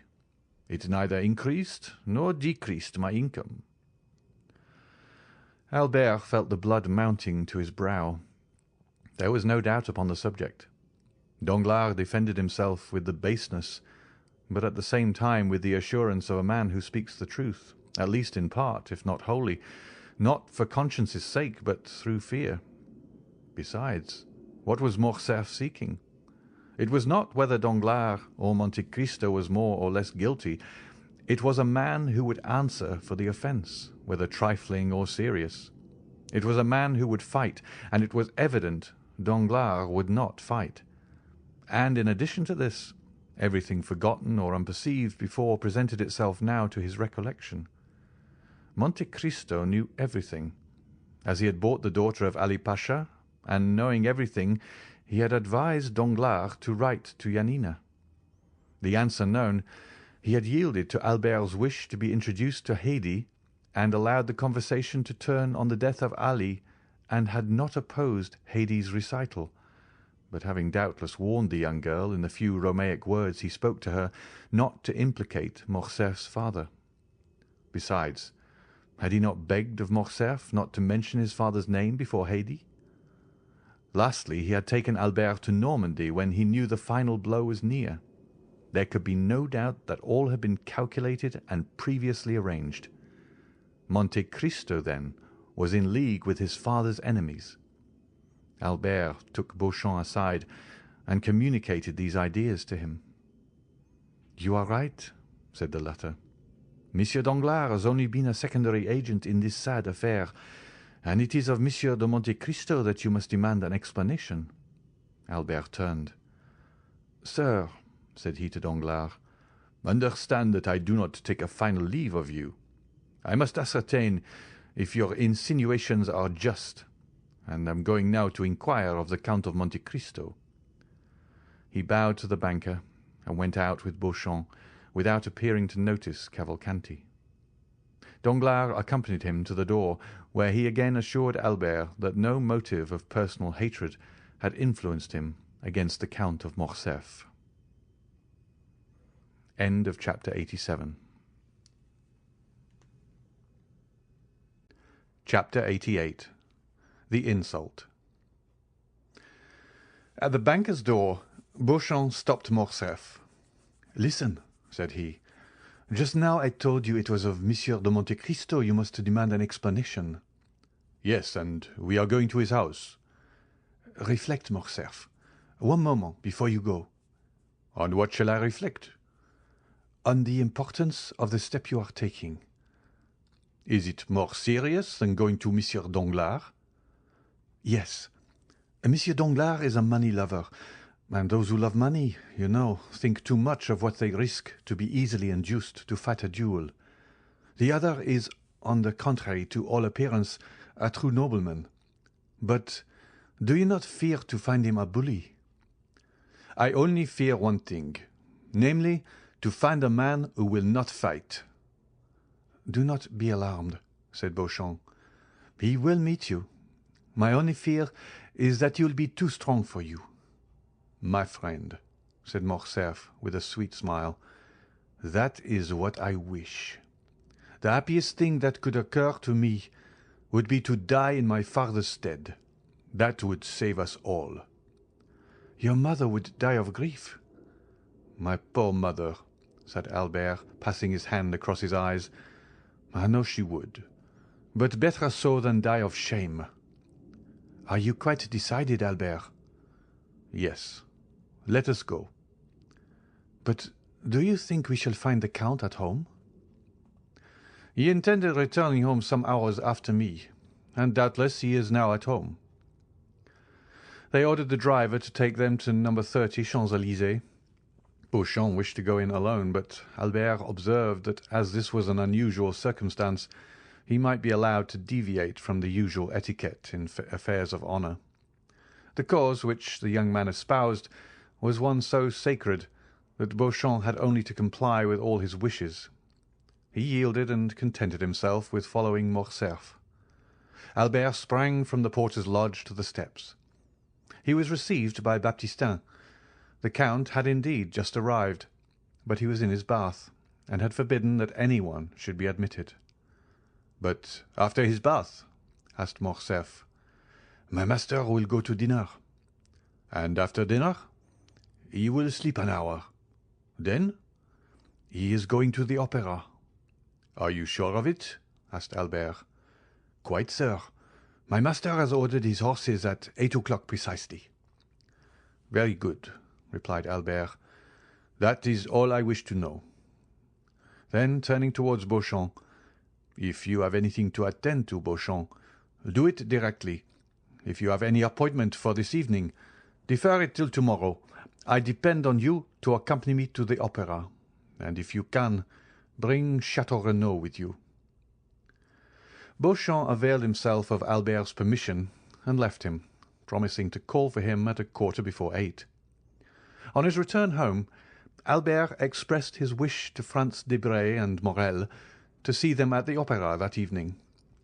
Then he went to see his mother, who, since the events of the day before, had refused to see anyone, and had kept her room. He found her in bed, overwhelmed with grief at this public humiliation. The sight of Albert produced the effect which might naturally be expected on Mercédès.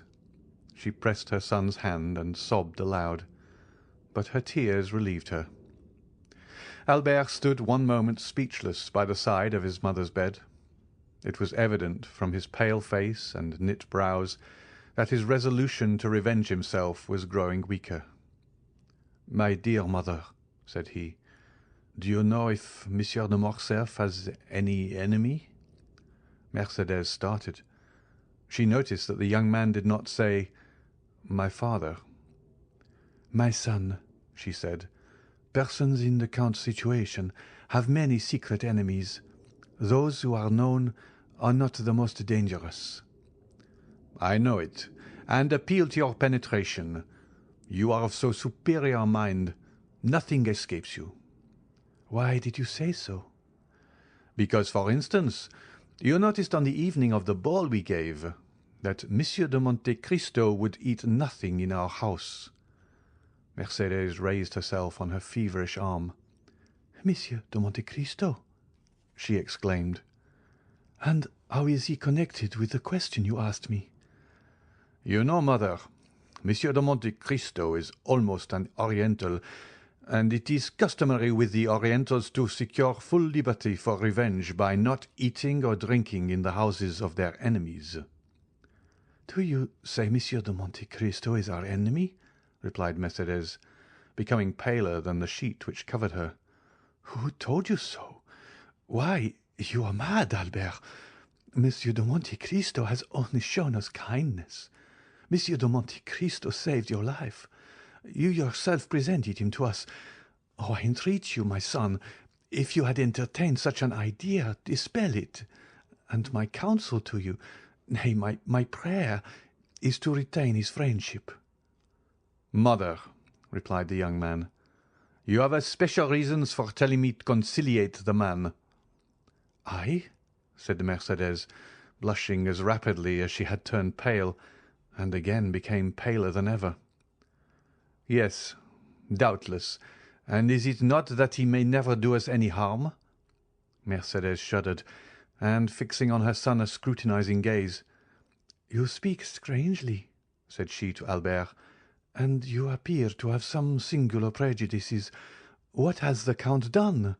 3 days since you were with him in Normandy. Only 3 days since we looked on him as our best friend." An ironical smile passed over Albert's lips.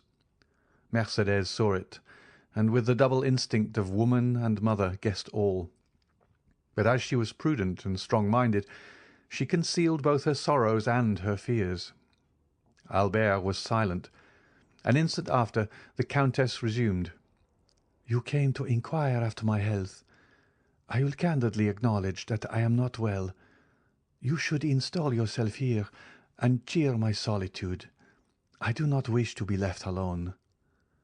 "Mother," said the young man, "you know how gladly I would obey your wish, but an urgent and important affair obliges me to leave you for the whole evening." "Well," replied Mercédès, sighing, "go, Albert. I will not make you a slave to your filial piety." Albert pretended he did not hear, bowed to his mother, and quitted her. Scarcely had he shut her door when Mercédès called a confidential servant and ordered him to follow Albert wherever he should go that evening, and to come and tell her immediately what he observed. Then she rang for her lady's maid, and, weak as she was, she dressed in order to be ready for whatever might happen. The footman's mission was an easy one. Albert went to his room and dressed with unusual care. At 8:10, Beauchamp arrived. He had seen Château Renaud, who had promised to be in the orchestra before the curtain was raised. Both got into Albert's coupé, and as the young man had no reason to conceal where he was going, he called aloud, "To the opera!" In his impatience, he arrived before the beginning of the performance. Château Renaud was at his post. Apprised by Beauchamp of the circumstances, he required no explanation from Albert. The conduct of the son in seeking to avenge his father was so natural that Château Renaud did not seek to dissuade him, and was content with renewing his assurances of devotion. Debray was not yet come, but Albert knew that he seldom lost a scene at the opera. Albert wandered about the theatre until the curtain was drawn up. He hoped to meet with Monsieur de Monte Cristo, either in the lobby or on the stairs. The bell summoned him to his seat, and he entered the orchestra with Château Renaud and Beauchamp. But his eyes scarcely quitted the box between the columns, which remained obstinately closed during the whole of the first act. At last, as Albert was looking at his watch for about the 100th time, at the beginning of the second act, the door opened, and Monte Cristo entered, dressed in black, and leaning over the front of the box, looked around the pit. Morrel followed him, and looked also for his sister and brother-in-law. He soon discovered them in another box, and kissed his hand to them. The Count, in his survey of the pit, encountered a pale face and threatening eyes, which evidently sought to gain his attention. He recognized Albert, but thought it better not to notice him as he looked so angry and discomposed. Without communicating his thoughts to his companion, he sat down, drew out his opera-glass, and looked another way.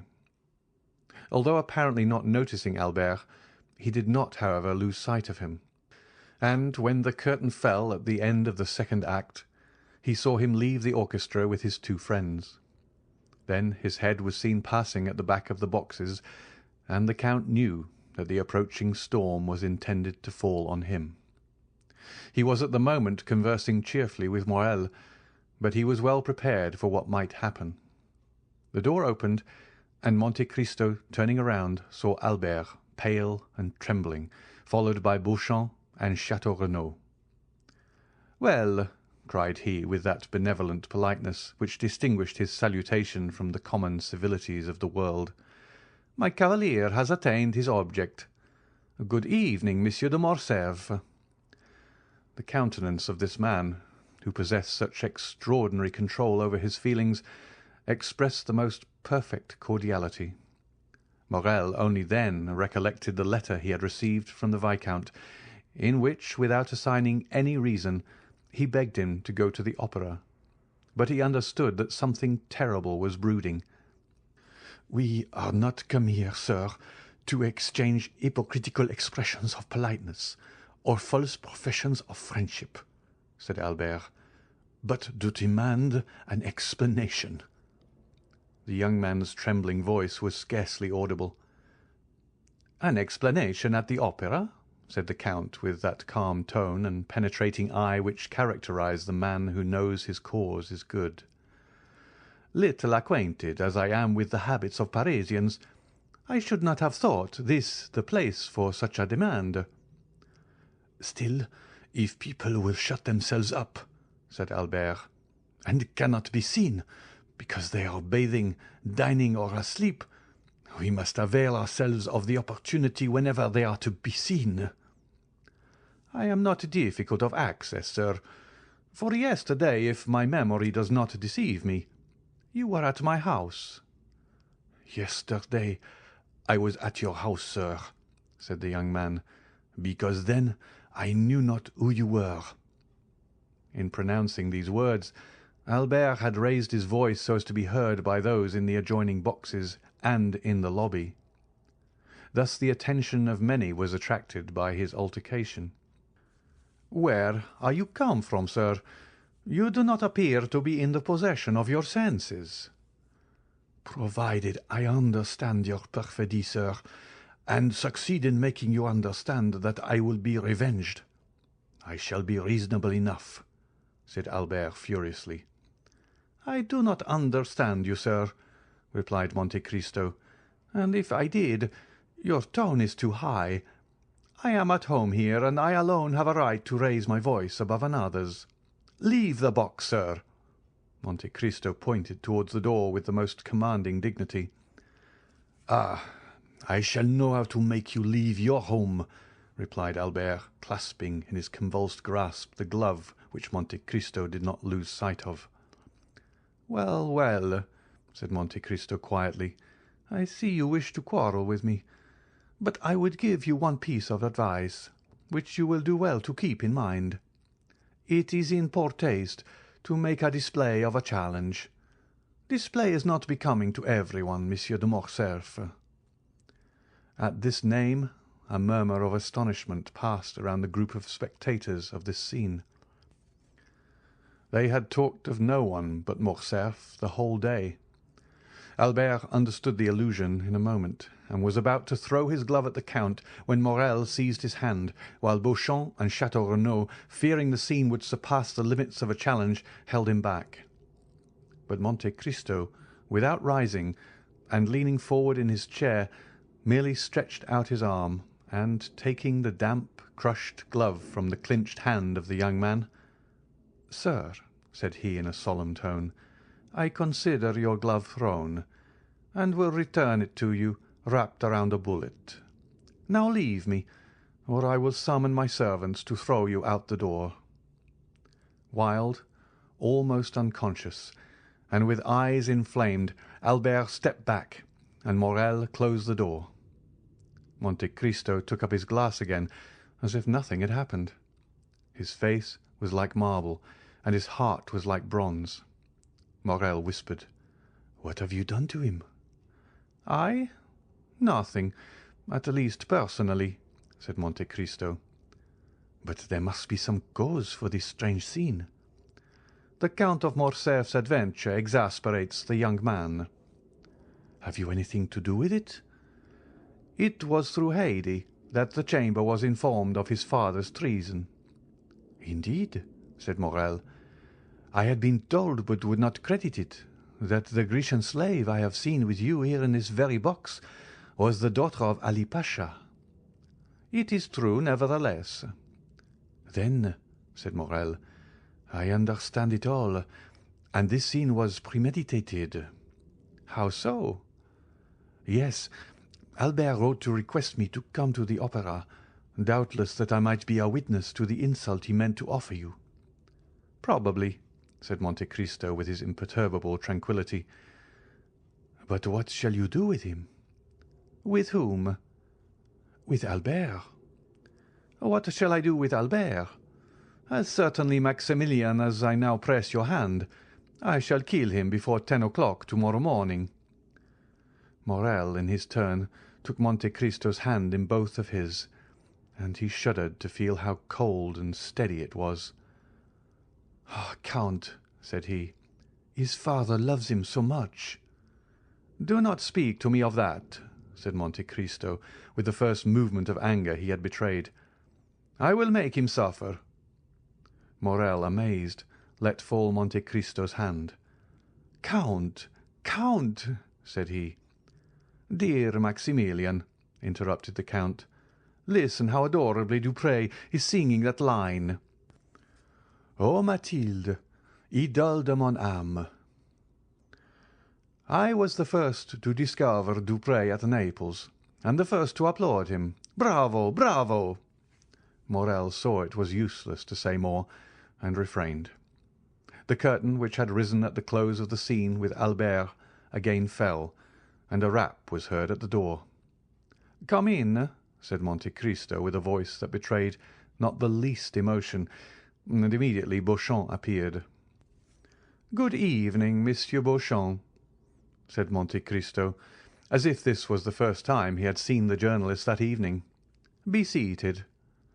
Beauchamp bowed, and sitting down, "Sir," said he, "I just now accompanied Monsieur de Morcerf, as you saw." "And that means," replied Monte Cristo, laughing, "that you had probably just dined together. I am happy to see, Monsieur Beauchamp, that you are more sober than he was." "Sir," said Monsieur Beauchamp, "Albert was wrong, I acknowledge, to betray so much anger, and I come on my own account to apologize for him, and having done so, entirely on my own account, be it understood, I would add that I believe you too gentlemanly to refuse giving him some explanation concerning your connection with Yanina. Then I will add 2 words about the young Greek girl." Monte Cristo motioned him to be silent. "Come," said he, laughing, "there are all my hopes about to be destroyed." "How so?" asked Beauchamp. "Doubtless you wish to make me appear a very eccentric character. I am, in your opinion, a Lara, a Manfred, a Lord Ruthven. Then, just as I am arriving at the climax, you defeat your own end and seek to make an ordinary man of me. You bring me down to your own level and demand explanations. Indeed, Monsieur Beauchamp, it is quite laughable." "Yet," replied Beauchamp haughtily, "there are occasions when probity commands—" "Monsieur Beauchamp," interposed this strange man, "the Count of Monte Cristo bows to none but the Count of Monte Cristo himself. Say no more, I entreat you. I do what I please, Monsieur Beauchamp, and it is always well done." "Sir," replied the young man, "honest men are not to be paid with such coin. I require honourable guarantees." "I am, sir, a living guarantee," replied Monte Cristo, motionless, but with a threatening look. "We have both blood in our veins which we wish to shed. That is our mutual guarantee. Tell the Viscount so, and that to-morrow before 10 o'clock I shall see what colour he is." "Then I have only to make arrangements for the duel," said Beauchamp. "It is quite immaterial to me," said Monte Cristo, "and it was very unnecessary to disturb me at the opera for such a trifle. In France people fight with the sword or pistol, in the colonies with the carbine, in Arabia with the dagger. Tell your client that although I am the insulted party, in order to carry out my eccentricity, I leave him the choice of arms, and will accept without discussion, without dispute, anything, even combat by drawing lots, which is always stupid, but with me different from other people, as I am sure to gain." "Sure to gain?" repeated Beauchamp, looking with amazement at the Count. "Certainly," said Monte Cristo, slightly shrugging his shoulders. "Otherwise I would not fight with Monsieur de Morcerf. I shall kill him. I cannot help it. Only by a single line this evening at my house let me know the arms and the hour. I do not like to be kept waiting." "Pistols, then, at 8 o'clock, in the Bois de Vincennes," said Beauchamp, quite disconcerted, not knowing if he was dealing with an arrogant braggadocio or a supernatural being. "Very well, sir," said Monte Cristo. "Now all that is settled. Do let me see the performance, and tell your friend Albert not to come any more this evening. He will hurt himself with all his ill-chosen barbarisms. Let him go home and go to sleep." Beauchamp left the box, perfectly amazed. "Now," said Monte Cristo, turning towards Morrel, "I may depend upon you, may I not?" "Certainly," said Morrel. "I am at your service, Count. Still—" "What?" "It is desirable I should know the real cause." "That is to say, you would rather not?" "No." "The young man himself is acting blindfolded, and knows not the true cause, which is known only to God and to me. But I give you my word, Morrel, that God, who does know it, will be on our side." "Enough," said Morrel. "Who is your second witness?" "I know no one in Paris, Morrel, on whom I could confer that honour besides you and your brother Emmanuel. Do you think Emmanuel would oblige me?" "I will answer for him, Count." "Well, that is all I require. To-morrow morning at 7 o'clock. You will be with me, will you not?" "We will." "Hush! The curtain is rising. Listen. I never lose a note of this opera if I can avoid it. The music of William Tell is so sweet." End of chapter 88. Chapter 89. A Nocturnal Interview. Monte Cristo waited, according to his usual custom, until Dupré had sung his famous Suivez-moi. Then he rose and went out. Morrel took leave of him at the door, renewing his promise to be with him the next morning at 7 o'clock, and to bring Emmanuel. Then he stepped into his coupé, calm and smiling, and was at home in 5 minutes. No one who knew the Count could mistake his expression when, on entering, he said, "Ali, bring me my pistols with the ivory cross." Ali brought the box to his master, who examined the weapons with a solicitude very natural to a man who is about to entrust his life to a little powder and shot. These were pistols of an especial pattern, which Monte Cristo had made for target practice in his own room. A cap was sufficient to drive out the bullet, and from the adjoining room no one would have suspected that the Count was, as sportsmen would say, keeping his hand in. He was just taking one up and looking for the point to aim at on a little iron plate which served him as a target, when his study door opened, and Baptistin entered. Before he had spoken a word, the Count saw in the next room a veiled woman, who had followed closely after Baptistin, and now, seeing the Count with a pistol in his hand and swords on the table, rushed in. Baptistin looked at his master, who made a sign to him, and he went out, closing the door after him. "Who are you, madame?" said the Count to the veiled woman.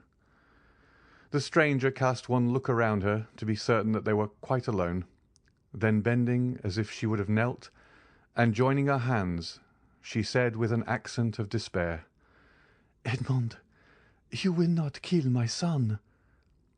The Count retreated a step, uttered a slight exclamation, and let fall the pistol he held.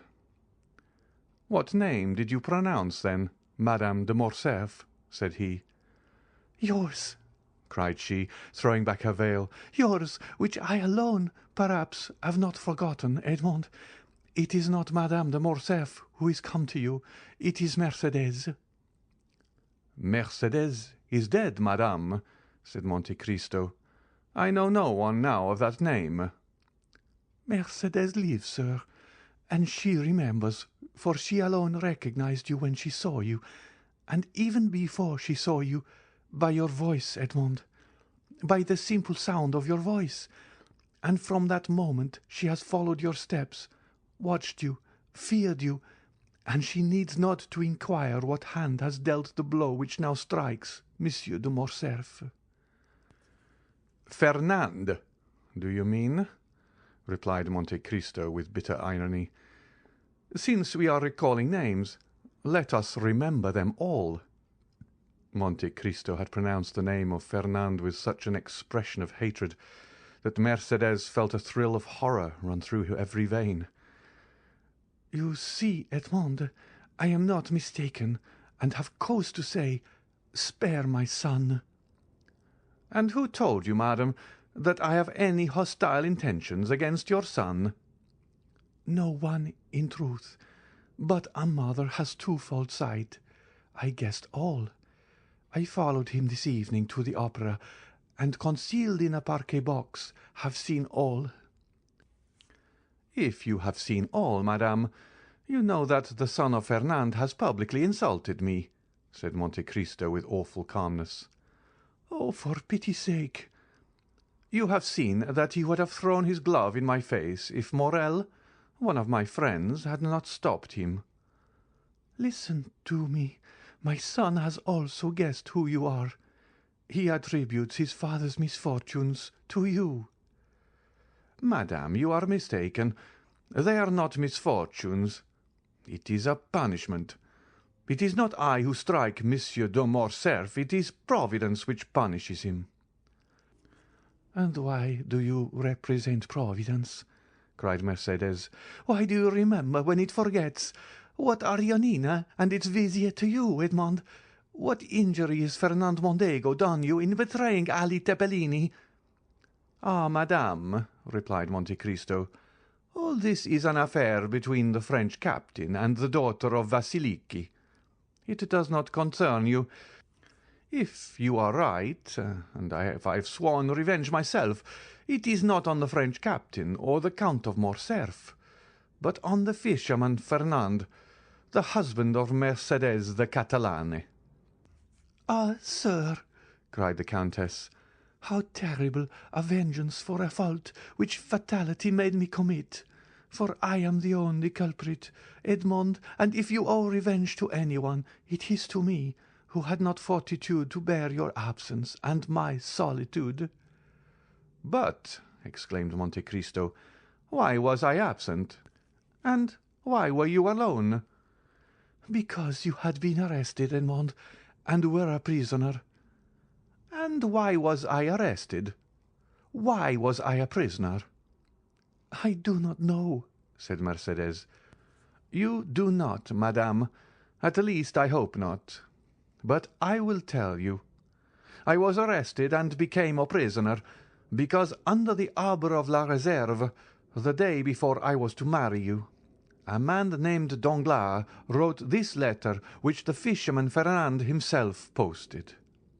Monte Cristo went to a secretary, opened a drawer by a spring from which he took a paper which had lost its original colour, and the ink of which had become a rusty hue.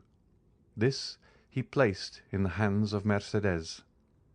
It was Danglars' letter to the king's attorney, which the Count of Monte Cristo, disguised as a clerk from the house of Thomson and French, had taken from the file against Edmond Dantès, on the day he had paid the 200,000 francs to Monsieur de Beauville.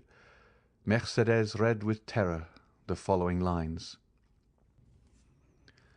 "The king's attorney is informed by a friend to the throne and religion that one Edmond Dantès, second in command on board the Pharoah, this day arrived from Smyrna, after having touched at Naples and Porto Ferraio, is the bearer of a letter from Murat to the usurper, and of another letter from the usurper to the Bonapartist Club in Paris. Ample corroboration of this statement may be obtained by arresting the above-mentioned Edmond Dantès, who either carries the letter for Paris about with him, or has it at his father's abode. Should it not be found in possession of either father or son, then it will assuredly be discovered in the cabin belonging to the said Dantès on board the Pharoah." "How dreadful!" said Mercédès, passing a hand across her brow moist with perspiration. "And that letter?" "I bought it for 200,000 francs, madame," said Monte Cristo, "but that is a trifle, since it enables me to justify myself to you." "And the result of that letter?" "You well know, madame, was my arrest.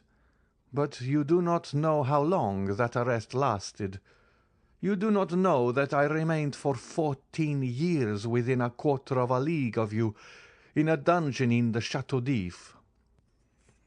You do not know that every day of those 14 years I renewed the vow of vengeance which I had made the first day, and yet I was not aware that you had married Fernand, my calumniator, and that my father had died of hunger." "Can it be?" cried Mercédès, shuddering. "That is what I heard on leaving my prison 14 years after I had entered it, and that is why, on account of the living Mercédès and my deceased father, I have sworn to revenge myself on Fernand, and I have revenged myself." "And you are sure the unhappy Fernand did that?" "I am satisfied, madame, that he did what I have told you. Besides, that is not much more odious than that a Frenchman by adoption should pass over to the English, that a Spaniard by birth should have fought against the Spaniards, that a stipendiary of Ali should have betrayed and murdered Ali. Compared with such things, what is the letter you have just read?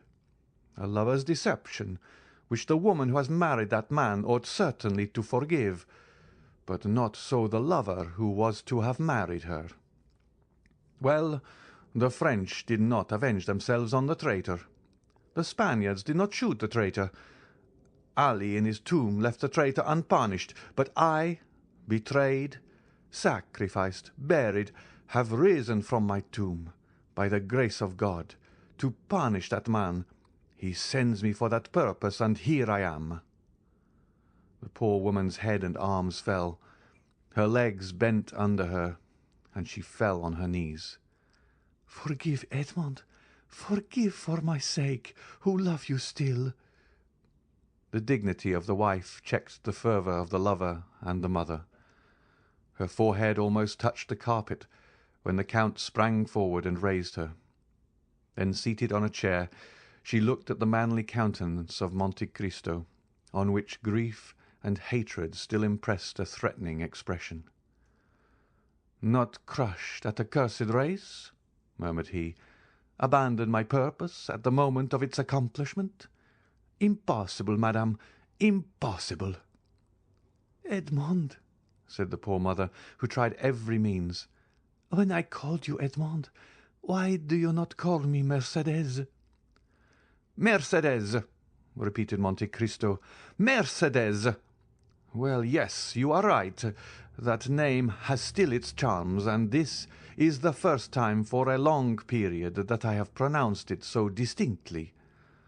Oh, Mercedes, I have uttered your name with the sigh of melancholy, with the groan of sorrow, with the last effort of despair. I have uttered it when frozen with cold, crouched on the straw in my dungeon. I have uttered it consumed with heat, rolling on the stone floor of my prison. Mercedes, I must revenge myself, for I suffered 14 years. 14 years I wept, I cursed. Now I tell you, Mercedes, I must revenge myself." The Count, fearing to yield to the entreaties of her he had so ardently loved, called his sufferings to the assistance of his hatred. "Revenge yourself, then, Edmond," cried the poor mother, "but let your vengeance fall on the culprits, on him, on me, but not on my son." "It is written in the good book," said Monte Cristo, "that the sins of the fathers shall fall upon their children to the 3rd and 4th generation, since God himself dictated those words to his prophet. Why should I seek to make myself better than God?"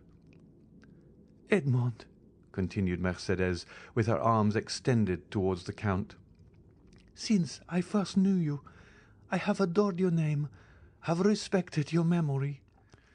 Edmond, my friend, do not compel me to tarnish that noble and pure image reflected incessantly on the mirror of my heart. Edmond, if you knew all the prayers I have addressed to God for you while I thought you were living, and since I have thought you must be dead. Yes, dead, alas! I imagined your dead body buried at the foot of some gloomy tower, or cast to the bottom of a pit by hateful jailers, and I wept. What could I do for you, Edmond, besides pray and weep? Listen, for 10 years I dreamed each night in the same dream. I had been told that you had endeavoured to escape, that you had taken the place of another prisoner, that you had slipped into the winding sheet of a dead body, that you had been thrown alive from the top of the Chateau d'If, and that the cry you uttered as you dashed upon the rocks first revealed to your jailers that they were your murderers. Well, Edmond, I swear to you, by the head of that son for whom I entreat your pity, Edmond, for 10 years I saw every night every detail of that frightful tragedy, and for 10 years I heard every night the cry which awoke me shuddering and cold. And I too, Edmond, oh, believe me, guilty as I was, oh yes, I too have suffered much." "Have you known what it is to have your father starve to death in your absence?" cried Monte Cristo, thrusting his hands into his hair. "Have you seen the woman you love giving her hand to your rival while you were perishing at the bottom of a dungeon?" "No," interrupted Mercedes. "but I have seen him whom I loved on the point of murdering my son." Mercedes uttered these words with such deep anguish, with an accent of such intense despair, that Monte Cristo could not restrain a sob. The lion was daunted, the avenger was conquered. "What do you ask of me?" said he. "Your son's life? Well, he shall live." Mercedes uttered a cry which made the tears start from Monte Cristo's eyes, but these tears disappeared almost instantaneously, for doubtless God had sent some angel to collect them. Far more precious were they in his eyes than the richest pearls of Guzerat and Ophir. "Oh," said she, seizing the Count's hand and raising it to her lips. "Oh, thank you, Edmond. Now you are exactly what I dreamt you were, the man I always loved. Oh, now I may say so." "So much the better," replied Monte Cristo, "as that poor Edmond will not have long to be loved by you. Death is about to return to the tomb, the phantom to retire in darkness." "What do you say, Edmond?" "I say, since you command me, Mercédès, I must die." "Die? And why so? Who talks of dying? Whence have you these ideas of death?" "You do not suppose that, publicly outraged, in the face of a whole theatre, in the presence of your friends and those of your son, challenged by a boy who will glory in my forgiveness as if it were a victory, you do not suppose that I can for one moment wish to live? What I most loved after you, Mercédès, was myself, my dignity, and that strength which rendered me superior to other men. That strength was my life. With one word you have crushed it, and I die." "But the duel will not take place, Edmond, since you forgive." "It will take place," said Monte Cristo in a most solemn tone. "But instead of your son's blood to stain the ground, mine will flow." Mercédès shrieked and sprang towards Monte Cristo, but suddenly stopping. "Edmond," said she, "there is a God above. Since you live, and since I have seen you again, I trust to him from my heart. While waiting his assistance, I trust to your word. You have said that my son should live, have you not?" "Yes, madame, he shall live," said Monte Cristo, surprised that without much more emotion Mercédès had accepted the heroic sacrifice he made for her. Mercédès extended her hand to the Count. "Edmond," said she, and her eyes were wet with tears while looking at him to whom she spoke, "how noble it is of you! How great the action you have just performed! How sublime to have taken pity on a poor woman who appealed to you with every chance against her! Alas! I am grown old with grief more than with years, and cannot now remind my Edmond by a smile or by a look of that Mercédès whom he once spent so many hours in contemplating. Ah, believe me, Edmond, as I told you, I too have suffered much. I repeat, it is melancholy to pass one's life without having one joy to recall, without preserving a single hope. But that proves that all is not yet over. No, it is not finished. I feel it by what remains in my heart.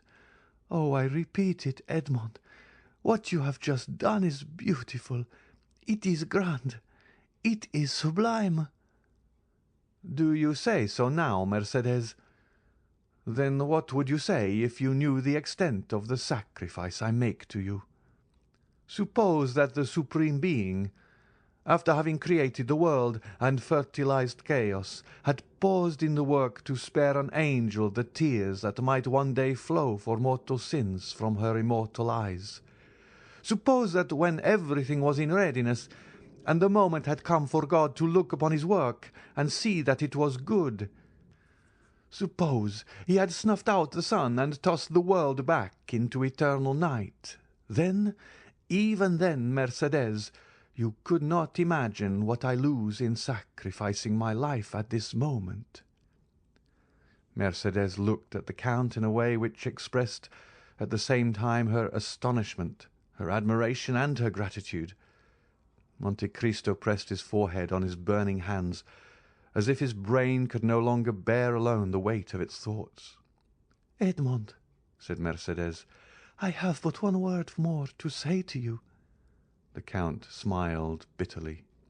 "Edmond," continued she, "you will see that if my face is pale, if my eyes are dull, if my beauty is gone, if Mercédès, in short, no longer resembles her former self in her features, you will see that her heart is still the same. Adieu, then, Edmond. I have nothing more to ask of heaven. I have seen you again, and have found you as noble and as great as formerly you were. Adieu, Edmond. Adieu, and thank you." But the Count did not answer. Mercédès opened the door of the study, and had disappeared before he had recovered from the painful and profound reverie into which his thwarted vengeance had plunged him. The clock of the Invalides struck 1 when the carriage which conveyed Madame de Morcerf away rolled on the pavement of the Champs-Élysées, and made Monte Cristo raise his head. "What a fool I was," said he, "not to tear my heart out on the day when I resolved to avenge myself." End of chapter 89.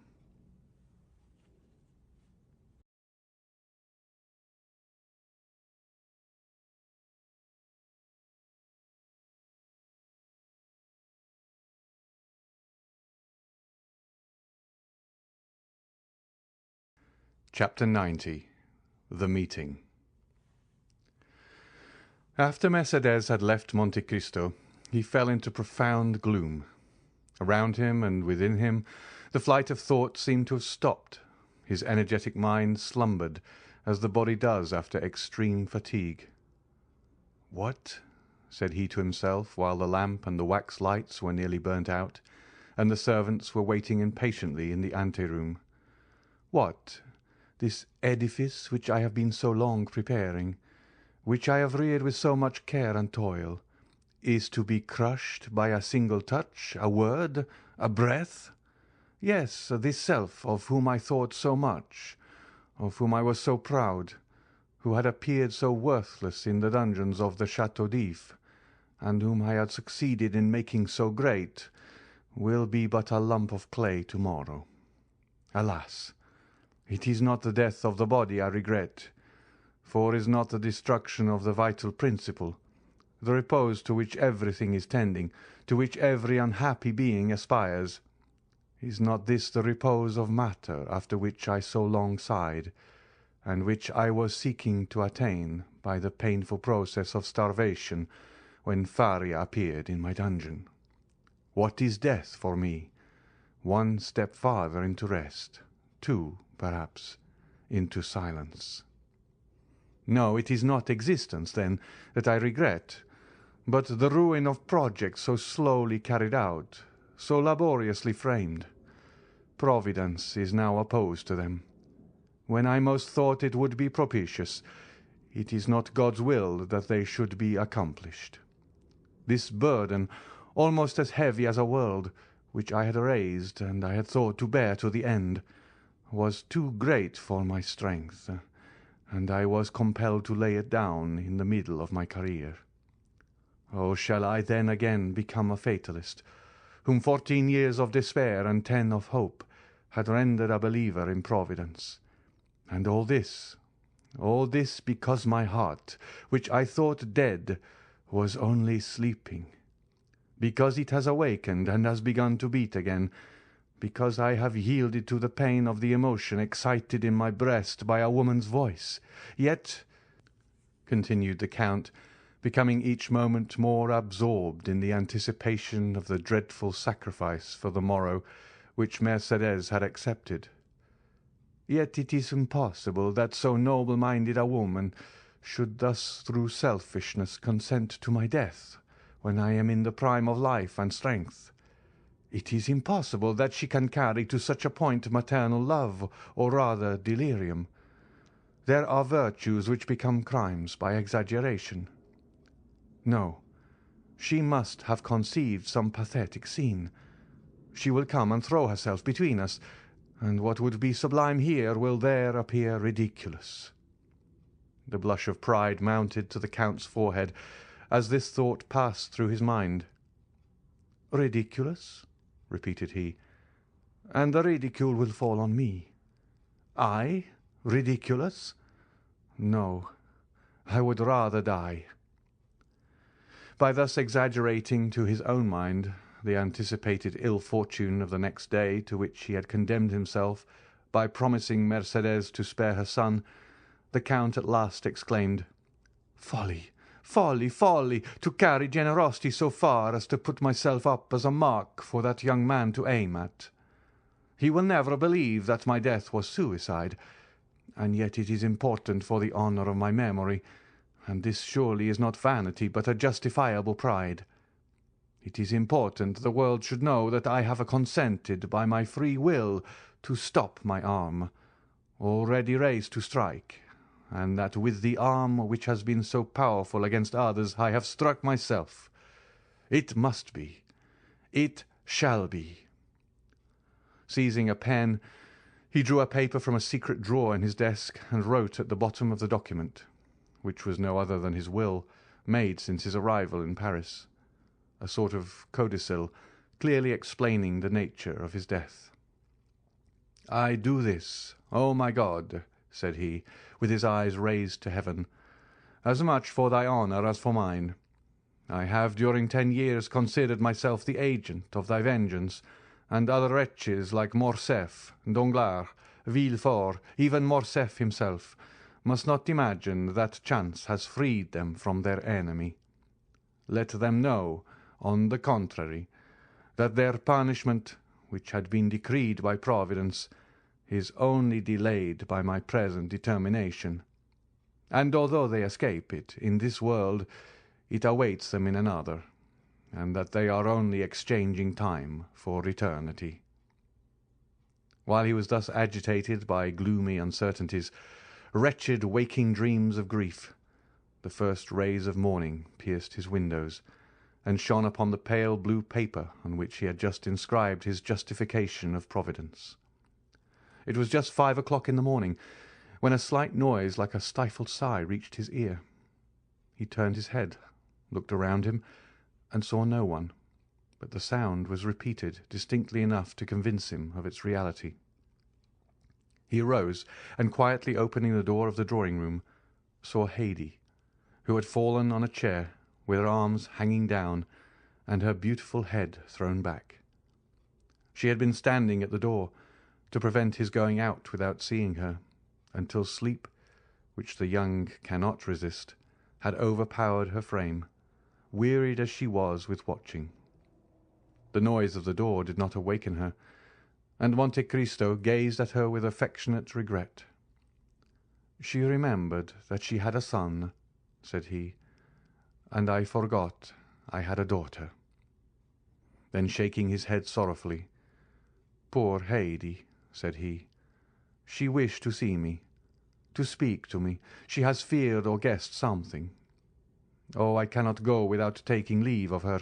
I cannot die without confiding her to someone."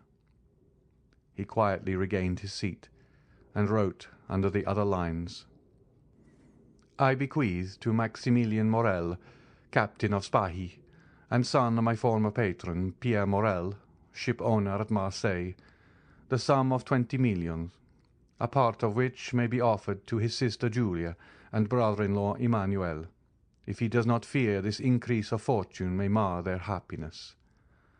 These 20 millions are concealed in my grotto at Monte Cristo, of which Bertuccio knows the secret. If his heart is free, and he will marry Haidee, the daughter of Ali Pasha of Yanina, whom I have brought up with the love of a father, and who has shown the love and tenderness of a daughter for me, he will thus accomplish my last wish.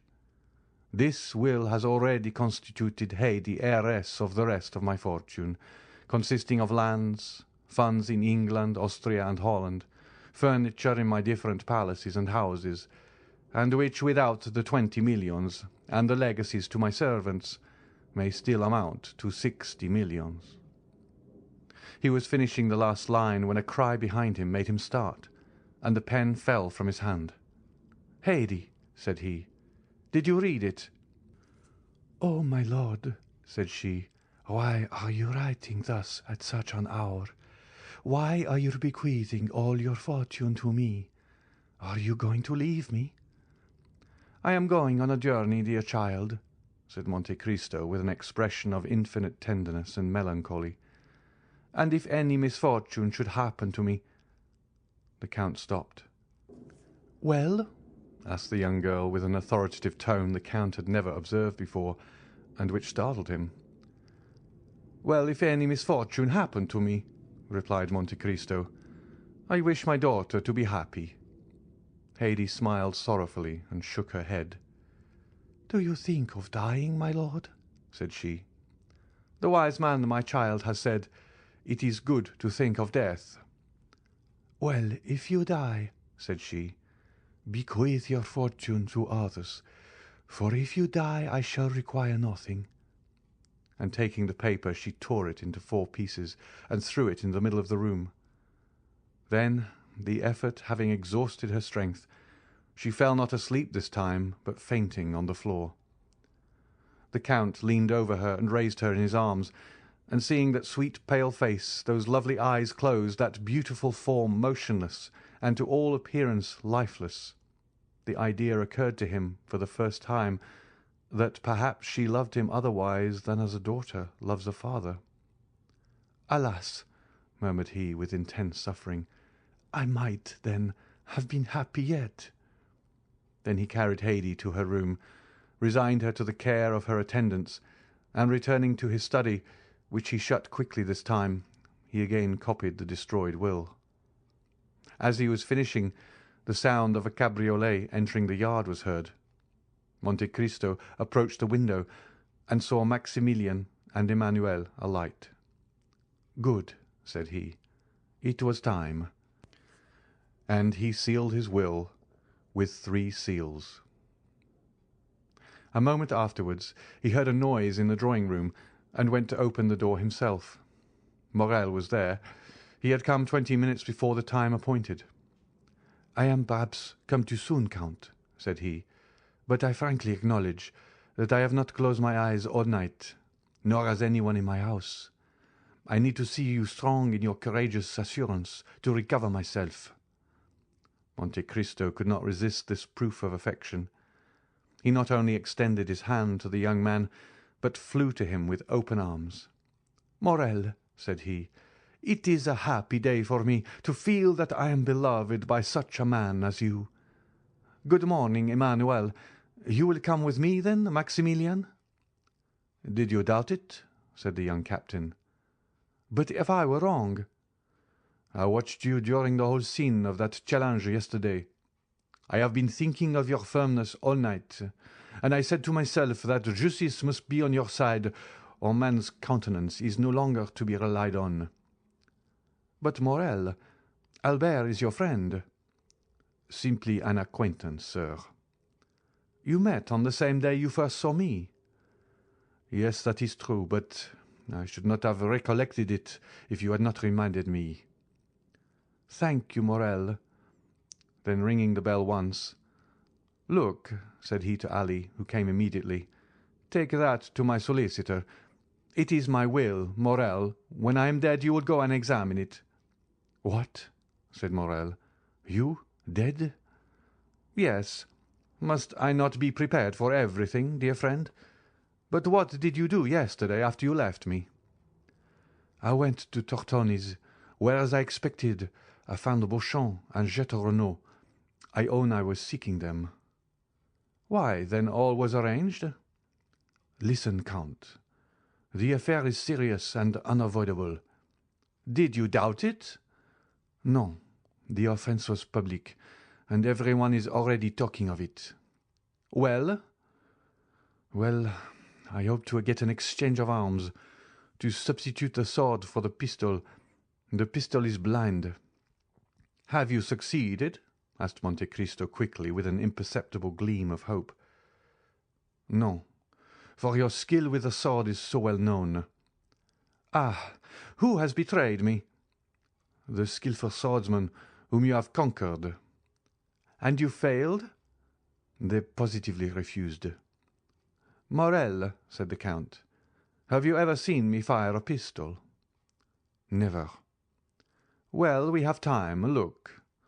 Monte Cristo took the pistols he held in his hand when Mercédès entered, and fixing an ace of clubs against the iron plate, with 4 shots, he successfully shot off the 4 sides of the club.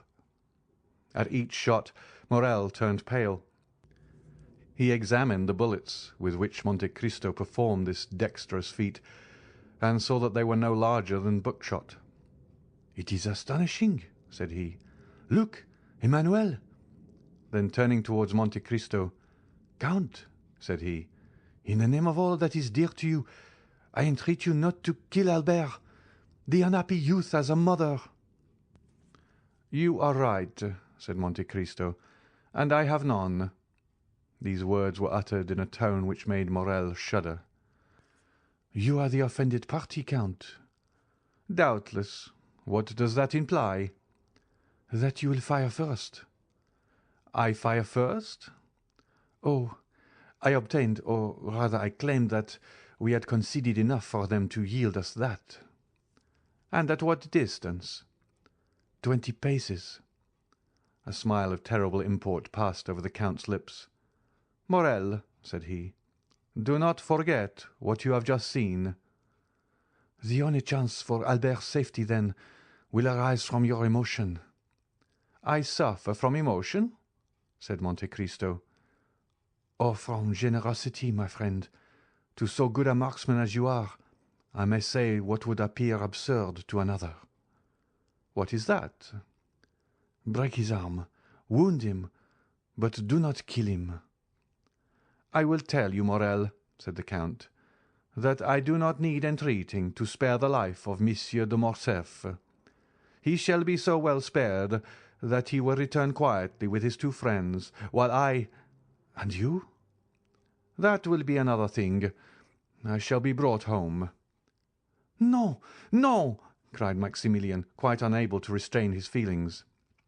"As I told you, my dear Morrel, Monsieur de Morcerf will kill me." Morrel looked at him in utter amazement. "But what has happened since last evening, Count?" "The same thing that happened to Brutus the night before the battle of Philippi. I have seen a ghost." "And that ghost?" "Told me, Morrel, that I had lived long enough." Maximilian and Emmanuel looked at each other. Monte Cristo drew out his watch. "Let us go," said he. "It is 5 minutes past 7, and the appointment was for 8 o'clock." A carriage was in readiness at the door. Monte Cristo stepped into it with his 2 friends. He had stopped a moment in the passage to listen at a door, and Maximilian and Emmanuel, who had considerately passed forward a few steps, thought they heard him answer by a sigh to a sob from within. As the clock struck 8, they drove up to the place of meeting. "We are first," said Morrel, looking out of the window. "Excuse me, sir," said Baptistin, who had followed his master with indescribable terror, "but I think I see a carriage down there under the trees." Monte Cristo sprang lightly from the carriage, and offered his hand to assist Emmanuel and Maximilian. The latter retained the Count's hand between his. "I like," said he, "to feel a hand like this, when its owner relies on the goodness of his cause." "It seems to me," said Emmanuel, "that I see 2 young men down there who are evidently waiting." Monte Cristo drew Morrel a step or 2 behind his brother-in-law. "Maximilian," said he, "are your affections disengaged?" Morrel looked at Monte Cristo with astonishment. "I do not seek your confidence, my dear friend. I only ask you a simple question. Answer it. That is all I require." "I love a young girl, Count." "Do you love her much?" "More than my life." "Another hope defeated," said the Count. Then with a sigh, "Poor Haidee," murmured he. "To tell the truth, Count, if I knew less of you, I should think that you are less brave than you are."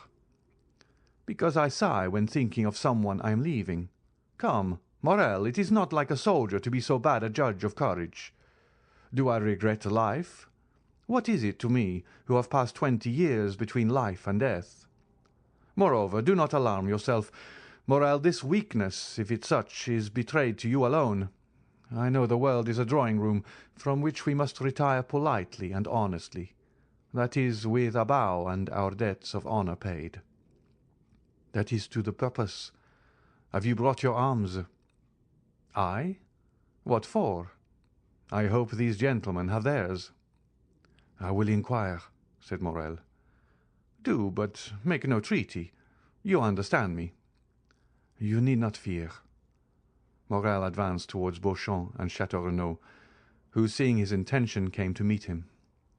The three young men bowed to each other courteously, if not affably. "Excuse me, gentlemen," said Morel, "but I do not see Monsieur de Morcerf." "He sent us word this morning," replied Chateau Renaud, "that he would meet us on the ground." "Ah," said Morel. Beauchamp pulled out his watch. "It is only 5 minutes past 8, said he to Morel. "There is not much time lost yet." "Oh, I made no allusion of that kind," replied Morel. "There is a carriage coming," said Chateau Renaud. It advanced rapidly along one of the avenues leading towards the open space where they were assembled. "You are doubtless provided with pistols, gentlemen? Monsieur de Monte Cristo yields his right of using his." "We had anticipated this kindness on the part of the Count," said Beauchamp, "and I have brought some weapons which I brought 8 or 10 days since, thinking to want them on a similar occasion. They are quite new, and have not yet been used. Will you examine them?" "Oh, Monsieur Beauchamp, if you assure me that Monsieur de Morcerf does not know these pistols, you may readily believe that your word will be quite sufficient." "Gentlemen," said Chateau Renaud, "it is not Morcerf coming in that carriage. Faith, it is Franz and Debray." The two young men he announced were indeed approaching. "What chance brings you here, gentlemen?" said Chateau Renaud, shaking hands with each of them. "Because," said Debray, "Albert sent this morning to request us to come." Beauchamp and Chateau Renaud exchanged looks of astonishment. "I think I understand this reason," said Morel. "What is it?" "Yesterday afternoon I received a letter from Monsieur de Morcerf, begging me to attend the opera." "And I," said Debray. "And I also," said Franz. "And we too," added Beauchamp and Chateau Renaud. "Having wished you all to witness the challenge, he now wishes you to be present at the combat." "Exactly so," said the young men. "You have probably guessed right." "But after all these arrangements, he does not come himself," said Chateau Renaud. "Albert is 10 minutes after time." "There he comes," said Beauchamp, "on horseback at full gallop, followed by a servant." "How imprudent," said Chateau Renaud, "to come on horseback to fight a duel with pistols, after all the instructions I had given him." "And besides," said Beauchamp, "with a collar above his cravat, an open coat and white waistcoat. Why has he not painted a spot upon his heart? It would have been more simple." Meanwhile Albert had arrived within 10 paces of the group formed by the 5 young men. He jumped from his horse, threw the bridle on his servant's arms, and joined them. He was pale, and his eyes were red and swollen. It was evident that he had not slept. A shade of melancholy gravity overspread his countenance which was not natural to him. "I thank you, gentlemen," said he, "for having complied with my request. I feel extremely grateful for this mark of friendship." Morel had stepped back as Morcerf approached, and remained at a short distance. "And to you also, Monsieur Morel, my thanks are due. Come, there cannot be too many." "Sir," said Maximilian, "you are not perhaps aware that I am Monsieur de Monte Cristo's friend?" "I was not sure, but I thought it might be so." "So much the better. The more honorable men there are here, the better I shall be satisfied." "Monsieur Morel," said Chateau Renaud, "will you apprise the Count of Monte Cristo that Monsieur de Morcerf is arrived, and we are at his disposal?" Morel was preparing to fulfil his commission. Beauchamp had meanwhile drawn the box of pistols from the carriage. "Stop, gentlemen," said Albert. "I have 2 words to say to the Count of Monte Cristo." "In private?" said Morel. "No, sir, before all who are here." Albert's witnesses looked at each other. Franz and Debray exchanged some words in a whisper, and Morel, rejoiced at this unexpected incident, went to fetch the Count, who was walking in a retired path with Emmanuel. "What does he want with me?" said Monte Cristo. "I do not know, but he wishes to speak to you." "Ah, said Monte Cristo. "I trust he is not going to tempt me by some fresh insult." "I do not think that such is his intention," said Morrel. The Count advanced, accompanied by Maximilian and Emmanuel. His calm and serene look formed a singular contrast to Albert's grief-stricken face, who approached also, followed by the other 4 young men. When at 3 paces distant from each other, Albert and the Count stopped. "Approach, gentlemen," said Albert.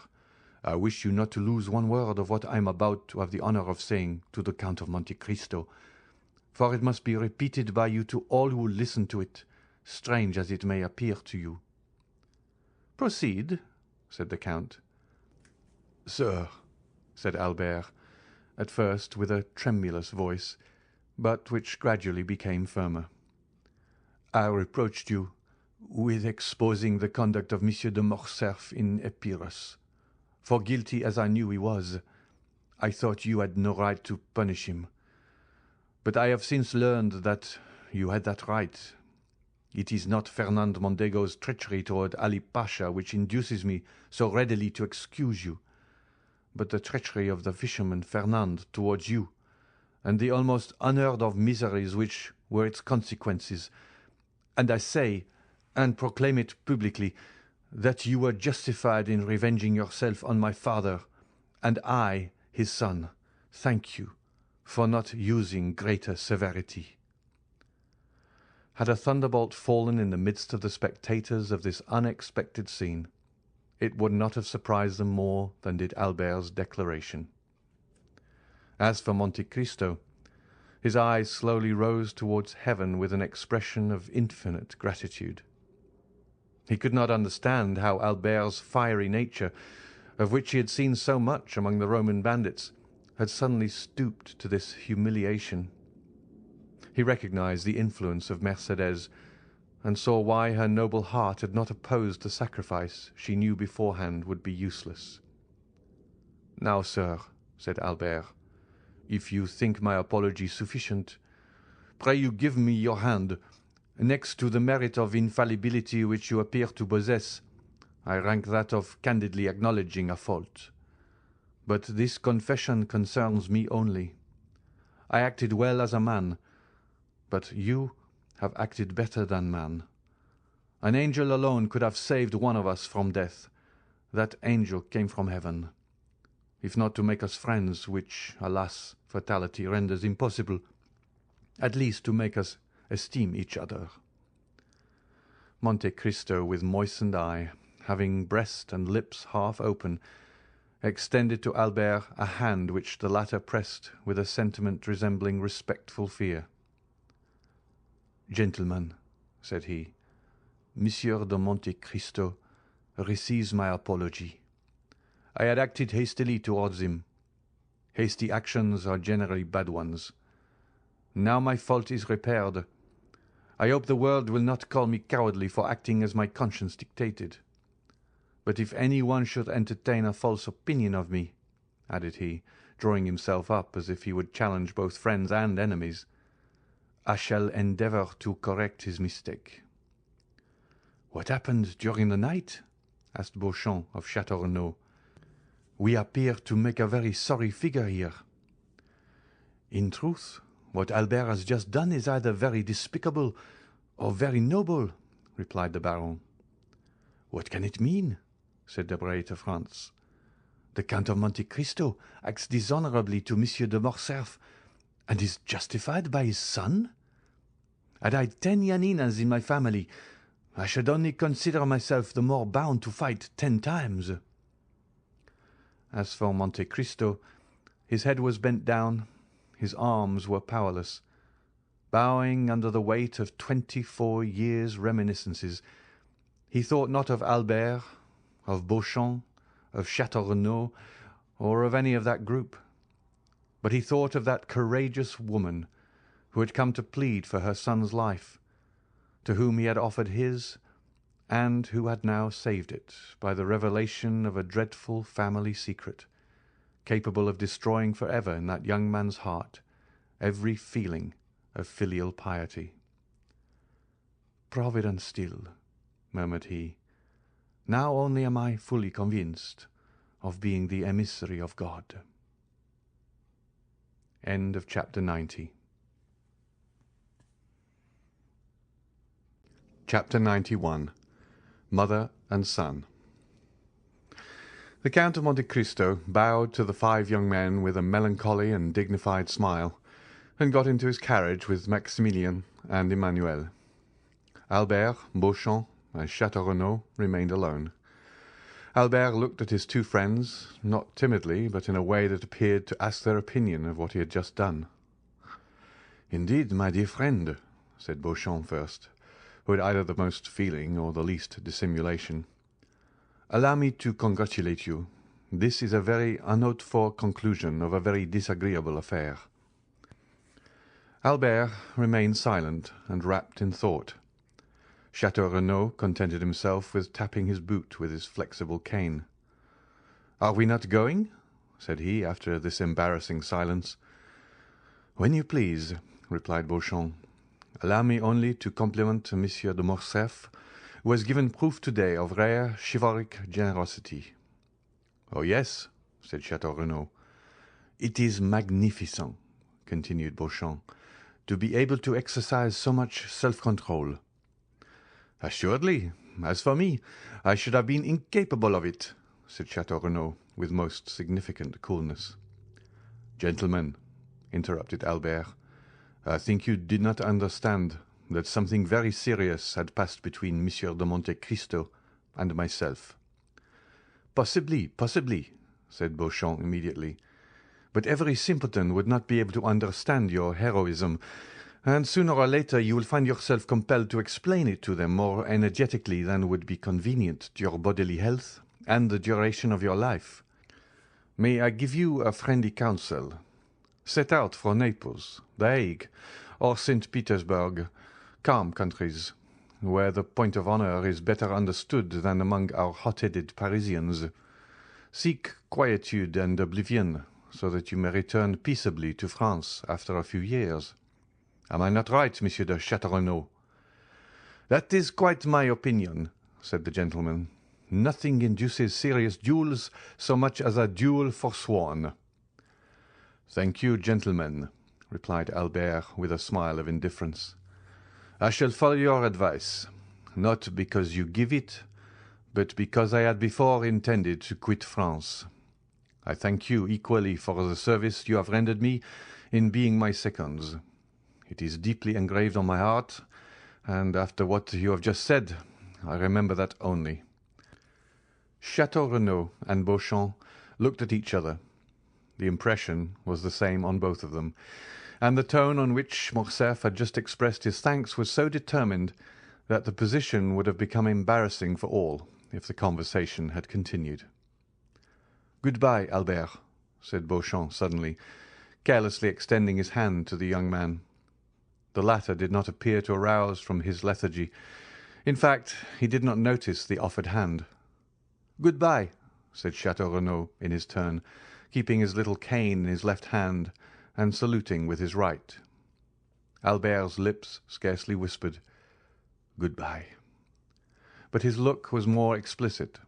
It expressed a whole poem of restrained anger, proud disdain, and generous indignation. He preserved his melancholy and motionless position for some time after his 2 friends had regained their carriage. Then suddenly, unfastening his horse from the little tree to which his servant had tied it, he mounted and galloped off in the direction of Paris. In a quarter of an hour he was entering the house in the Rue du Helder. As he alighted, he thought he saw his father's pale face behind the curtain of the Count's bedroom. Albert turned away his head with a sigh, and went to his own apartments. He cast one lingering look on all the luxuries which had rendered life so easy and so happy since his infancy. He looked at the pictures, whose faces seemed to smile, and the landscapes, which appeared painted in brighter colours. Then he took away his mother's portrait, with its oaken frame, leaving the gilt frame from which he took it black and empty.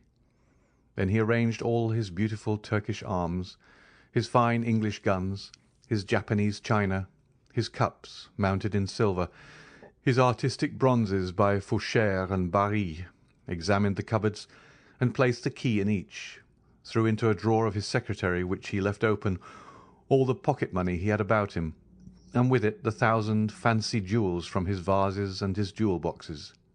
Then he made an exact inventory of everything, and placed it in the most conspicuous part of the table, after putting aside the books and papers which had collected there.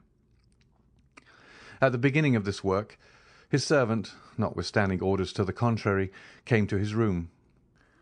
"What do you want?" asked he, with a more sorrowful than angry tone. "Pardon me, sir," replied the valet. "You had forbidden me to disturb you, but the Count of Morcerf has called me." "Well?" said Albert. "I did not like to go to him without first seeing you." "Why?" "Because the Count is doubtless aware that I accompanied you to the meeting this morning." "It is probable," said Albert. "And since he has sent for me, it is doubtless to question me on what happened there. What must I answer?" "The truth." "Then I shall say the duel did not take place?" "You will say I apologized to the Count of Monte Cristo. Go." The valet bowed and retired, and Albert returned to his inventory. As he was finishing this work, the sound of horses prancing in the yard and the wheels of a carriage shaking his window attracted his attention. He approached the window, and saw his father get into it and drive away. The door was scarcely closed when Albert bent his steps to his mother's room, and no one being there to announce him, he advanced to her bedchamber, and, distressed by what he saw and guessed, stopped for one moment at the door. As if the same idea had animated these two beings, Mercédès was doing the same in her apartments that he had just done in his.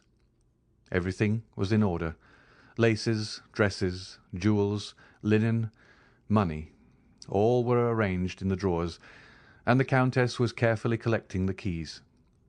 Albert saw all these preparations, and understood them, and exclaiming, "My mother!" he threw his arms around her neck. The artists who could have depicted the expression of these two countenances would certainly have made them a beautiful picture. All these proofs of an energetic resolution, which Albert did not fear on his own account, alarmed him for his mother. "What are you doing?" asked he. "What were you doing?" replied she. "Oh, my mother!" exclaimed Albert, so overcome he could scarcely speak. "It is not the same with you and me. You cannot have made the same resolution I have, for I have come to warn you that I bid adieu to your house and to you." "I also," replied Mercédès, "am going, and I acknowledge I had depended on your accompanying me, for I deceived myself."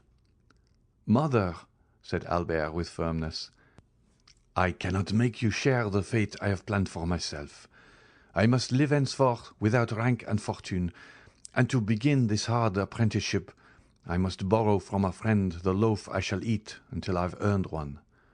So, my dear mother, I am going at once to ask France to lend me the small sum I shall require to supply my present wants." "You, my poor child, suffer poverty and hunger. Oh, do not say so. It will break my resolutions." "But not mine, mother," replied Albert. "I am young and strong. I believe I am courageous, and since yesterday I have learned the power of will. Alas, my dear mother, some have suffered so much and yet live, and have raised a new fortune on the ruin of all the promises of happiness which heaven had made them, on the fragments of all the hope which God had given them. I have seen that, mother. I know that from the gulf in which their enemies have plunged them, they have risen with so much vigor and glory that in their turn they have ruled their former conquerors and have punished them. No, mother, from this moment I have done with the past, and accept nothing from it, not even a name, because you can understand that your son cannot bear the name of a man who ought to blush for it before another." "Albert, my child," said Mercédès, "if I had a stronger heart, that is the counsel I would have given you. Your conscience has spoken when my voice became too weak. Listen to its dictates. You had friends. Albert, break off their acquaintance. But do not despair. You have life before you, my dear Albert, for you are yet scarcely 22 years old, and as a pure heart like yours wants a spotless name, take my father's. It was Herrera. I am sure, my dear Albert, whatever may be your career, you will soon render that name illustrious. Then, my son, return to the world still more brilliant because of your former sorrows. And if I am wrong, still let me cherish these hopes, for I have no future to look forward to. For me the grave opens when I pass the threshold of this house." "I will fulfil all your wishes, my dear mother," said the young man. "Yes, I share your hopes. The anger of heaven will not pursue us, since you are pure and I am innocent. But since our resolution is formed, let us act promptly. Monsieur de Morcerf went out about half an hour ago. The opportunity is favourable to avoid an explanation." "I am ready, my son," said Mercédès. Albert ran to fetch a carriage.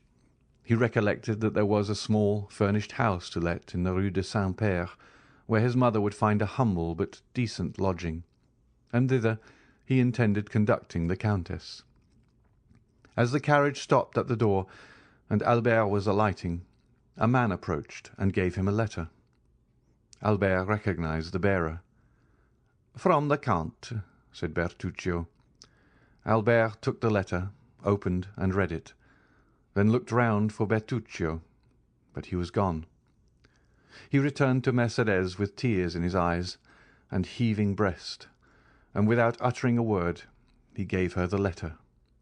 Mercédès read: "Albert, while showing you that I have discovered your plans, I hope also to convince you of my delicacy. You are free.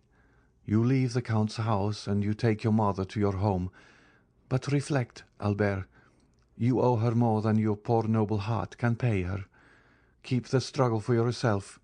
Bear all the suffering, but spare her the trial of poverty which must accompany your first efforts, for she deserves not even the shadow of the misfortune which has this day fallen on her. And Providence is not willing that the innocent should suffer for the guilty. I know you are going to leave the Rue de Helder without taking anything with you. Do not seek to know how I discovered it. I know it. That is sufficient. Now listen, Albert. 24 years ago I returned proud and joyful to my country. I had a betrothed, Albert, a lovely girl whom I adored, and I was bringing to my betrothed 150 louis, painfully amassed by ceaseless toil. This money was for her.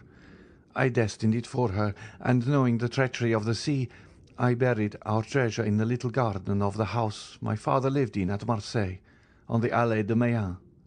Your mother, Albert, knows that poor house well.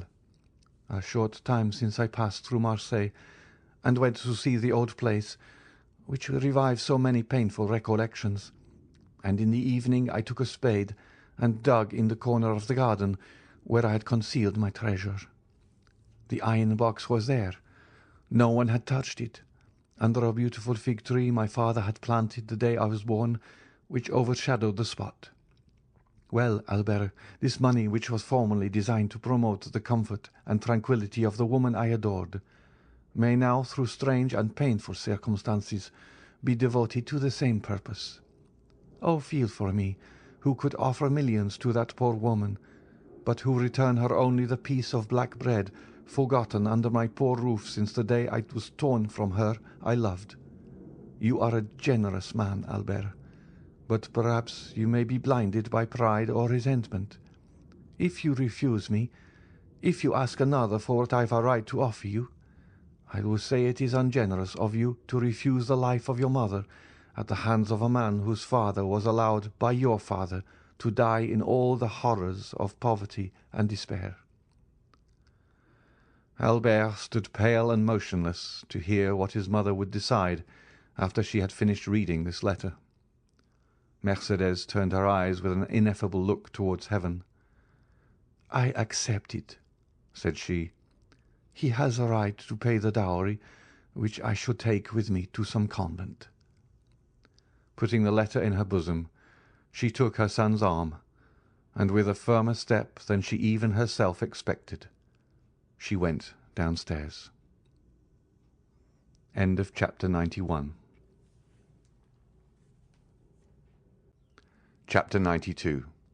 The Suicide. Meanwhile, Monte Cristo had also returned to town with Emmanuel and Maximilian. Their return was cheerful. Emmanuel did not conceal his joy at the peaceful termination of the affair, and was loud in his expressions of delight. Morrel, in a corner of the carriage, allowed his brother-in-law's gaiety to expend itself in words, while he felt equal inward joy, which, however, betrayed itself only in his countenance. At the Barrière du Trône they met Bertuccio, who was waiting there, motionless as a sentinel at his post. Monte Cristo put his head out of the window, exchanged a few words with him in a low tone, and the steward disappeared. "Count," said Emmanuel, when they were at the end of the Place Royale, "put me down at my door, that my wife may not have a single moment of needless anxiety on my account or yours." "If it were not ridiculous to make a display of our triumph, I would invite the Count to our house. Besides that, he doubtless has some trembling heart to comfort. So we will take leave of our friend and let him hasten home." "Stop a moment," said Monte Cristo. "Do not let me lose both my companions. Return, Emmanuel, to your charming wife, and present my best compliments to her. And do you, Morrel, accompany me to the Champs-Élysées?" "Willingly," said Maximilian, "particularly as I have business in that quarter." "Shall we wait breakfast for you?" asked Emmanuel. "No," replied the young man. The door was closed, and the carriage proceeded. "See what good fortune I brought you," said Morrel, when he was alone with the Count. "Have you not thought so?" "Yes," said Monte Cristo. "For that reason I wished to keep you near me."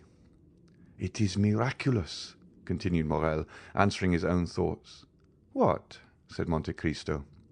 "What has just happened?" "Yes," said the Count. "You are right, it is miraculous."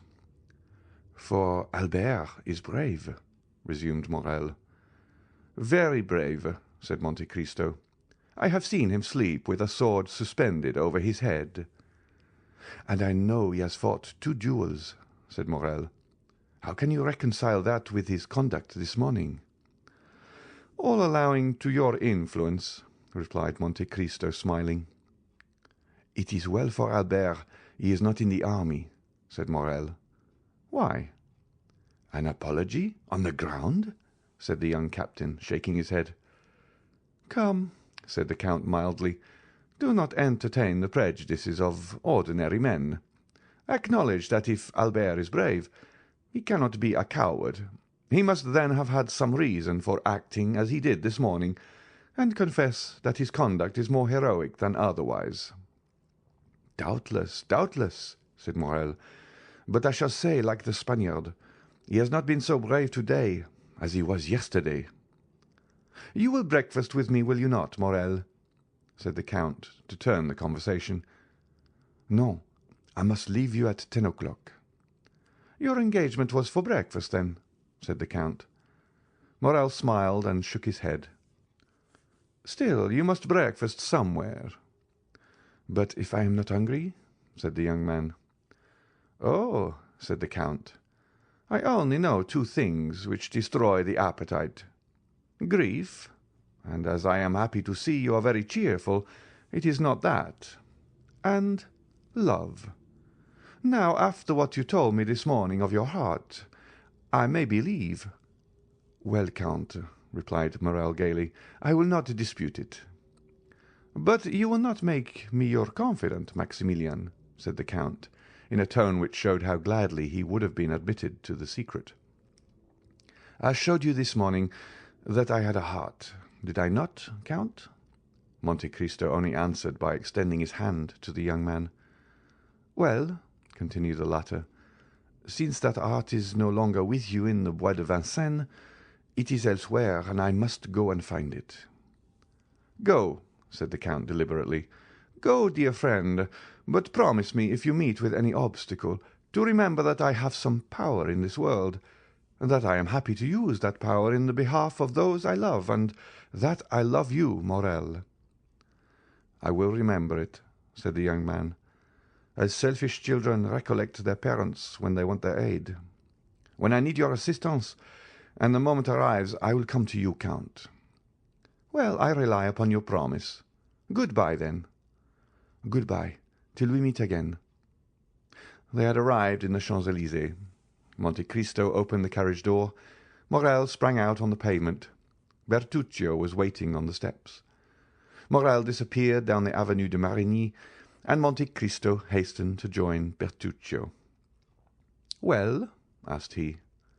"She is going to leave her house," said the steward. "And her son?" "Florentin, his valet, thinks he is going to do the same." "Come this way." Monte Cristo took Bertuccio into his study, wrote the letter we have seen, and gave it to the steward. "Go," said he quickly. "But first let Haidee be informed that I have returned." "Here I am," said the young girl, who at the sound of the carriage had run down the stairs, and whose face was radiant with joy at seeing the Count return safely. Bertuccio left. Every transport of a daughter finding a father, all the delight of a mistress seeing an adored lover, were felt by Haidee during the first moments of this meeting, which she had so eagerly expected. Doubtless, although less evident, Monte Cristo's joy was not less intense. Joy to hearts which have suffered long is like the dew on the ground after a long drought. Both the heart and the ground absorb that beneficent moisture falling on them, and nothing is outwardly apparent. Monte Cristo was beginning to think, what he had not for a long time dared to believe, that there were two Mercédès in the world, and he might yet be happy. His eye, elate with happiness, was reading eagerly the tearful gaze of Haidee, when suddenly the door opened. The Count knit his brow. "Monsieur de Morcerf," said Baptistin, as if that name sufficed for his excuse. In fact, the Count's face brightened. "Which?" asked he. "The Viscount or the Count?" "The Count." "Oh!" exclaimed Haidee, "is it not yet over?" "I know not if it is finished, my beloved child," said Monte Cristo, taking the young girl's hands. "But I do know you have nothing more to fear." "But it is wretched." "That man cannot injure me, Haidee," said Monte Cristo. "It was his son alone that there was cause to fear." "And what I have suffered," said the young girl, "you shall never know, my lord." Monte Cristo smiled. "By my father's tomb," said he, extending his hand over the head of the young girl, "I swear to you, Haidee, that if any misfortune happens, it will not be to me." "I believe you, my lord, as implicitly as if God had spoken to me," said the young girl, presenting her forehead to him. Monte Cristo pressed on that pure, beautiful forehead a kiss which made two hearts throb at once, the one violently, the other heavily. "Oh," murmured the Count, "shall I then be permitted to love again?" "Ask Monsieur de Morcerf into the drawing-room," said he to Baptistin, while he led the beautiful Greek girl to a private staircase. We must explain this visit, which, although expected by Monte Cristo, is unexpected to our readers. While Mercédès, as we have said, was making a similar inventory of her property to Albert's, while she was arranging her jewels, shutting her drawers, collecting her keys, to leave everything in perfect order, she did not perceive a pale and sinister face at a glass door which threw light into the passage from which everything could be both seen and heard. He who was thus looking, without being heard or seen, probably heard and saw all that passed in Madame de Morcerf's apartments. From that glass door the pale-faced man went to the Count's bedroom, and raised with a constricted hand the curtain of a window overlooking the courtyard. He remained there 10 minutes, motionless and dumb, listening to the beating of his own heart. For him those 10 minutes were very long. It was then Albert, returning from his meeting with the Count, perceived his father watching for his arrival behind a curtain, and turned aside. The Count's eyes expanded. He knew Albert had insulted the Count dreadfully, and that in every country in the world such an insult would lead to a deadly duel. Albert returned safely. Then the Count was revenged. An indescribable ray of joy illumined that wretched countenance like the last ray of the sun before it disappears behind the clouds which bear the aspect, not of a downy couch, but of a tomb. But as we have said, he waited in vain for his son to come to his apartment with the account of his triumph. He easily understood why his son did not come to see him before he went to avenge his father's honour, but when that was done, why did not his son come and throw himself into his arms? It was then, when the Count could not see Albert, that he sent for his servant, who knew was authorized not to conceal anything from him. 10 minutes afterwards, General Morcerf was seen on the steps in a black coat with a military collar, black pantaloons, and black gloves. He had apparently given previous orders, for as he reached the bottom step, his carriage came from the coach-house ready for him. The valet threw into the carriage his military cloak, in which 2 swords were wrapped, and shutting the door, he took his seat by the side of the coachman. The coachman stooped down for his orders. "To the Champs-Élysées," said the general. "The Count of Monte Cristo's. Hurry!" The horses bounded beneath the whip, and in 5 minutes they stopped before the Count's door. Monsieur de Morcerf opened the door himself, and as the carriage rolled away, he passed up the walk, rang, and entered the open door with his servant. A moment afterwards, Baptistin announced the Count of Morcerf to Monte Cristo, and the latter, leading Haidee aside, ordered that Morcerf be asked into the drawing-room. The general was pacing the room the 3rd time when, in turning, he perceived Monte Cristo at the door. "Ah, it is Monsieur de Morcerf," said Monte Cristo quietly. "I thought I had not heard aright." "Yes, it is I," said the Count, whom a frightful contraction of the lips prevented from articulating freely. "May I know the cause which procures me the pleasure of seeing Monsieur de Morcerf so early?" "Had you not a meeting with my son this morning?" asked the general. "I had," replied the Count. "And I know my son had good reasons to wish to fight with you, and to endeavour to kill you." "Yes, sir, he had very good ones, but you see that in spite of them he has not killed me and did not even fight." "Yet he considered you the cause of his father's dishonour, the cause of the fearful ruin which has fallen on my house." "It is true, sir," said Monte Cristo with his dreadful calmness. "A secondary cause, but not the principal." "Doubtless you made, then, some apology or explanation." "I explained nothing, and it is he who apologized to me." "But to what do you attribute this conduct?" "To the conviction, probably, that there was one more guilty than I." "And who was that?" "His father." "That may be," said the Count, turning pale, "but you know the guilty do not like to find themselves convicted." "I know it, and I expected this result." "You expected my son would be a coward?" cried the Count.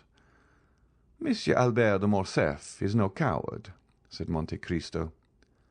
"A man who holds a sword in his hand, and sees a mortal enemy within reach of that sword, and does not fight, is a coward. Why is he not here, that I may tell him so?" "Sir," replied Monte Cristo coldly, "I did not expect that you had come here to relate to me your little family affairs. Go and tell Monsieur Albert that, and he may know what to answer you." "Oh, no, no," said the general, smiling faintly. "I did not come for that purpose. You are right.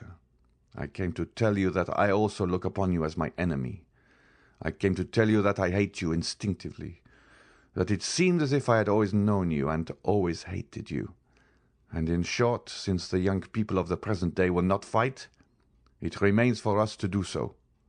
Do you think so, sir?" "Certainly. And when I told you I had foreseen the result, it is the honour of your visit I alluded to." "So much the better. Are you prepared?" "Yes, sir." "You know that we shall fight till one of us is dead?" said the general, whose teeth were clenched with rage. "Until one of us dies," repeated Monte Cristo, moving his head slightly up and down. "Let us start, then. We need no witnesses." "Very true," said Monte Cristo. "It is unnecessary. We know each other so well." "On the contrary," said the Count, "we know so little of each other." "Indeed," said Monte Cristo, with the same indomitable coolness. "Let us see. Are you not the soldier Fernand, who deserted on the eve of the Battle of Waterloo? Are you not the Lieutenant Fernand, who served as guide and spy to the French army in Spain? Are you not the Captain Fernand, who betrayed, sold, and murdered his benefactor Ali? And have not all these Fernands united made Lieutenant General the Count of Morcerf, peer of France?" "Oh!" cried the general, as if branded with a hot iron. "Wretch! To reproach me with my shame when about, perhaps, to kill me! No, I did not say I was a stranger to you. I know well, demon, that you have penetrated into the darkness of the past, and that you have read by the light of what torch I know not every page of my life. But perhaps I may be more honourable in my shame than you under your pompous coverings. No, no, I am aware you know me, but I know you only as an adventurer sewn up in gold and jewellery. You call yourself in Paris the Count of Monte Cristo, in Italy Sinbad the Sailor, in Malta I forget what, but it is your real name I want to know, in the midst of your 100 names, that I may pronounce it when we meet to fight, at the moment when I plunge my sword through your heart." The Count of Monte Cristo turned dreadfully pale. His eyes seemed to burn with a devouring fire. He leapt towards the dressing-room near his bedroom, and in less than a moment, tearing off his cravat, his coat and waistcoat, he put on a sailor's jacket and hat, from beneath which rolled his long black hair.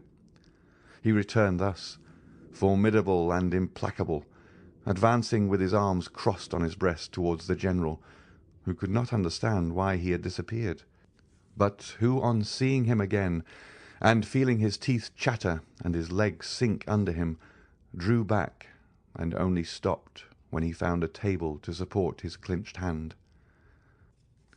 "Fernand," cried he, "of my 100 names, I need only tell you one to overwhelm you.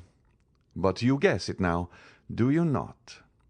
Or rather, you remember it, for notwithstanding all my sorrows and my tortures, I show you today a face which the happiness of revenge makes young again, a face you must often have seen in your dreams since your marriage with Mercédès, my betrothed." The general, with his head thrown back, hands extended, gaze fixed, looked silently at this dreadful apparition. Then, seeking the wall to support him, he glided along close to it until he reached the door, through which he went out backwards, uttering this single, mournful, lamentable, distressing cry, "Edmond Dantès!" Then, with sighs which were unlike any human sound, he dragged himself to the door, reeled across the courtyard, and, falling into the arms of his valet, he said in a voice scarcely intelligible, "Home, home!" The fresh air, and the shame he felt at having exposed himself before his servants, partly recalled his senses. But the ride was short, and as he drew near his house all his wretchedness revived. He stopped at a short distance from the house and alighted. The door was wide open. A hackney coach was standing in the middle of the yard, a strange sight before so noble a mansion. The Count looked at it with terror, but without daring to inquire its meaning, he rushed towards his apartment. 2 persons were coming down the stairs. He had only time to creep into an alcove to avoid them. It was Mercédès leaning on her son's arm and leaving the house. They passed close by the unhappy being, who, concealed behind the damask curtain, almost felt Mercédès' dress brush past him, and his son's warm breath pronouncing these words, "Courage, mother. Come, this is no longer our home." The words died away. The steps were lost in the distance. The general drew himself up, clinging to the curtain. He uttered the most dreadful sob which ever escaped from the bosom of a father abandoned at the same time by his wife and son. He soon heard the clatter of the iron step of the hackney coach, then the coachman's voice, and then the rolling of the heavy vehicle shook the windows. He darted to his bedroom to see once more all he had loved in the world, but the hackney coach drove on, and the head of neither Mercédès nor her son appeared at the window to take a last look at the house or the deserted father and husband. And at the very moment when the wheels of that coach crossed the gateway, a report was heard, and a thick smoke escaped through one of the panes of the window which was broken by the explosion. End of chapter 92. Chapter 93. Valentine. We may easily conceive where Morel's appointment was. On leaving Monte Cristo, he walked slowly towards Villefort. We say slowly, for Morel had more than half an hour to spare to go 500 steps. But he had hastened to take leave of Monte Cristo because he wished to be alone with his thoughts. He knew his time well, the hour when Valentine was giving Noirtier his breakfast, and was sure not to be disturbed in the performance of this pious duty. Noirtier and Valentine had given him leave to go twice a week, and he was now availing himself of that permission. He had arrived. Valentine was expecting him. Uneasy and almost crazed, she seized his hand and led him to her grandfather. This uneasiness, amounting almost to frenzy, arose from the report Morcerf's adventure had made in the world, for the affair at the opera was generally known. No one at Villefort doubted that a duel would ensue from it. Valentine, with her woman's instinct, guessed that Morel would be Monte Cristo's second, and from the young man's well-known courage and his great affection for the Count, she feared that he would not content himself with the passive part assigned to him. We may easily understand how eagerly the particulars were asked for, given, and received, and Morel could read an indescribable joy in the eyes of his beloved when she knew that the termination of this affair was as happy as it was unexpected. "Now," said Valentine, motioning to Morel to sit down near her grandfather, while she took her seat on his footstool. "Now let us talk about our own affairs.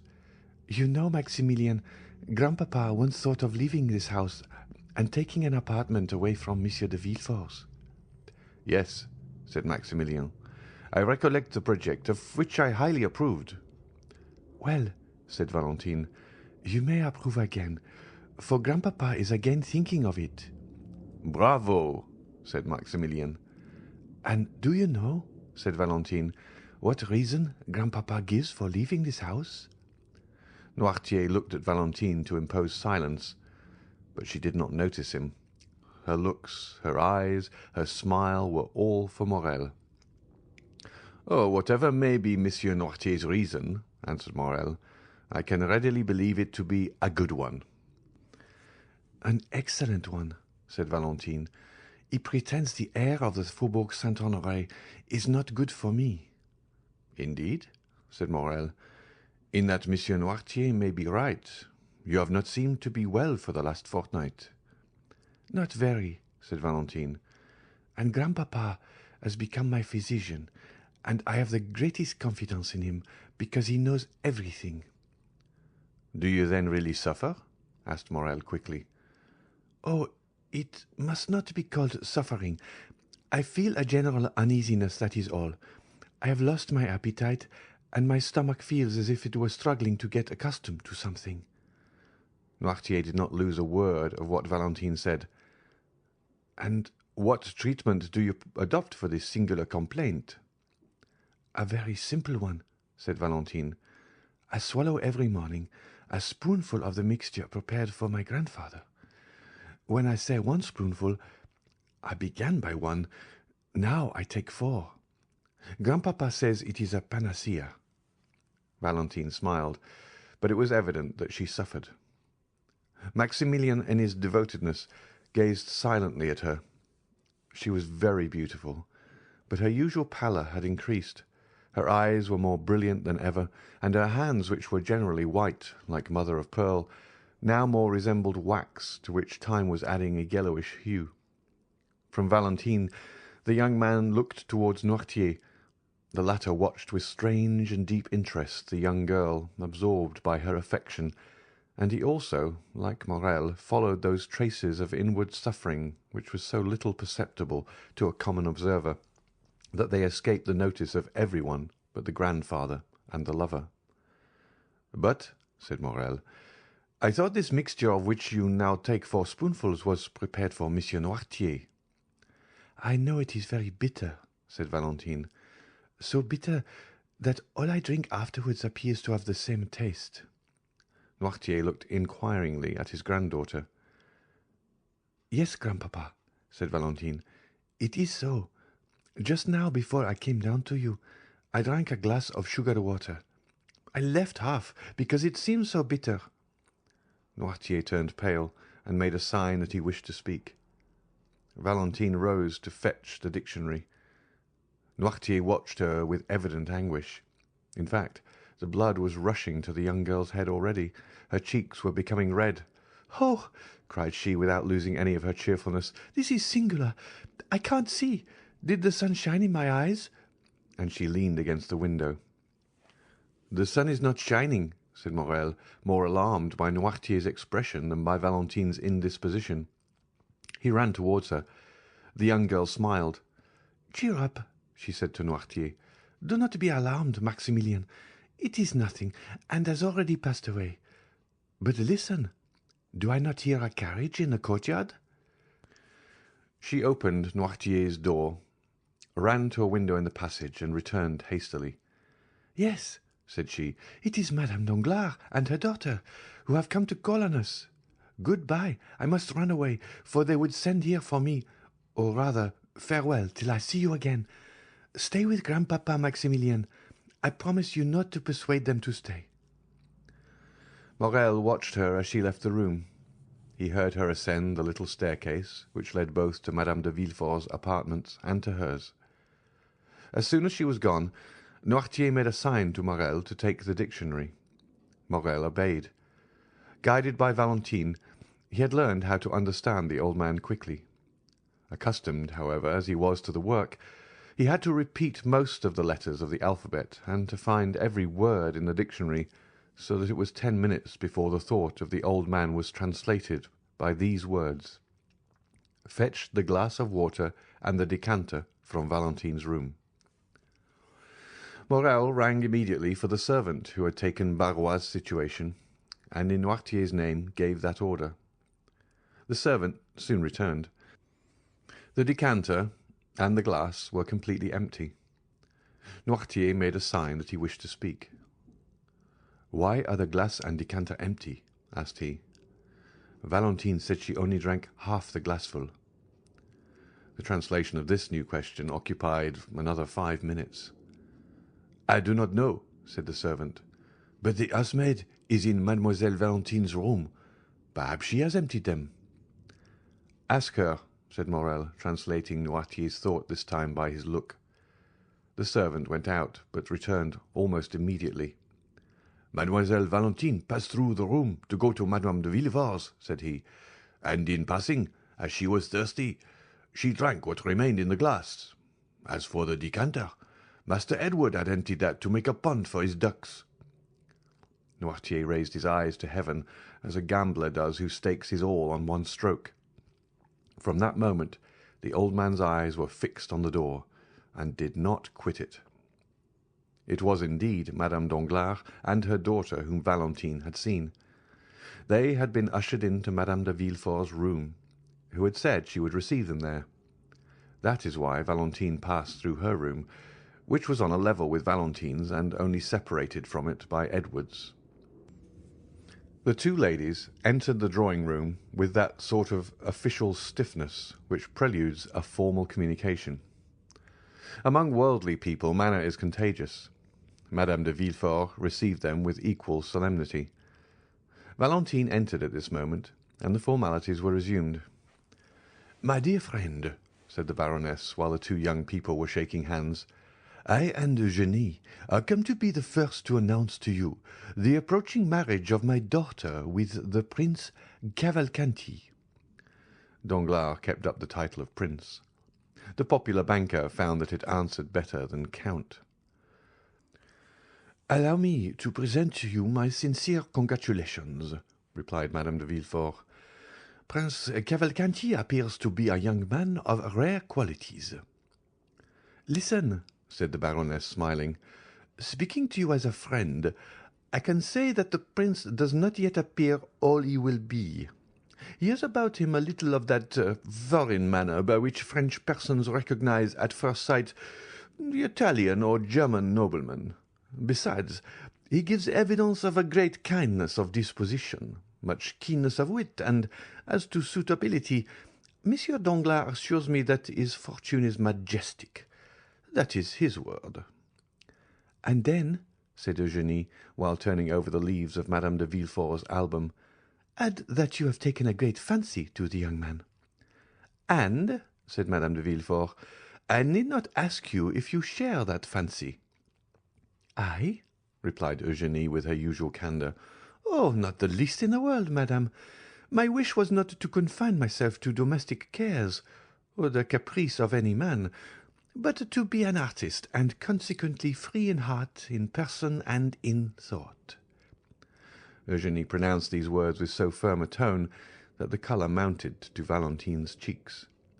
The timid girl could not understand that vigorous nature which appeared to have none of the timidities of woman.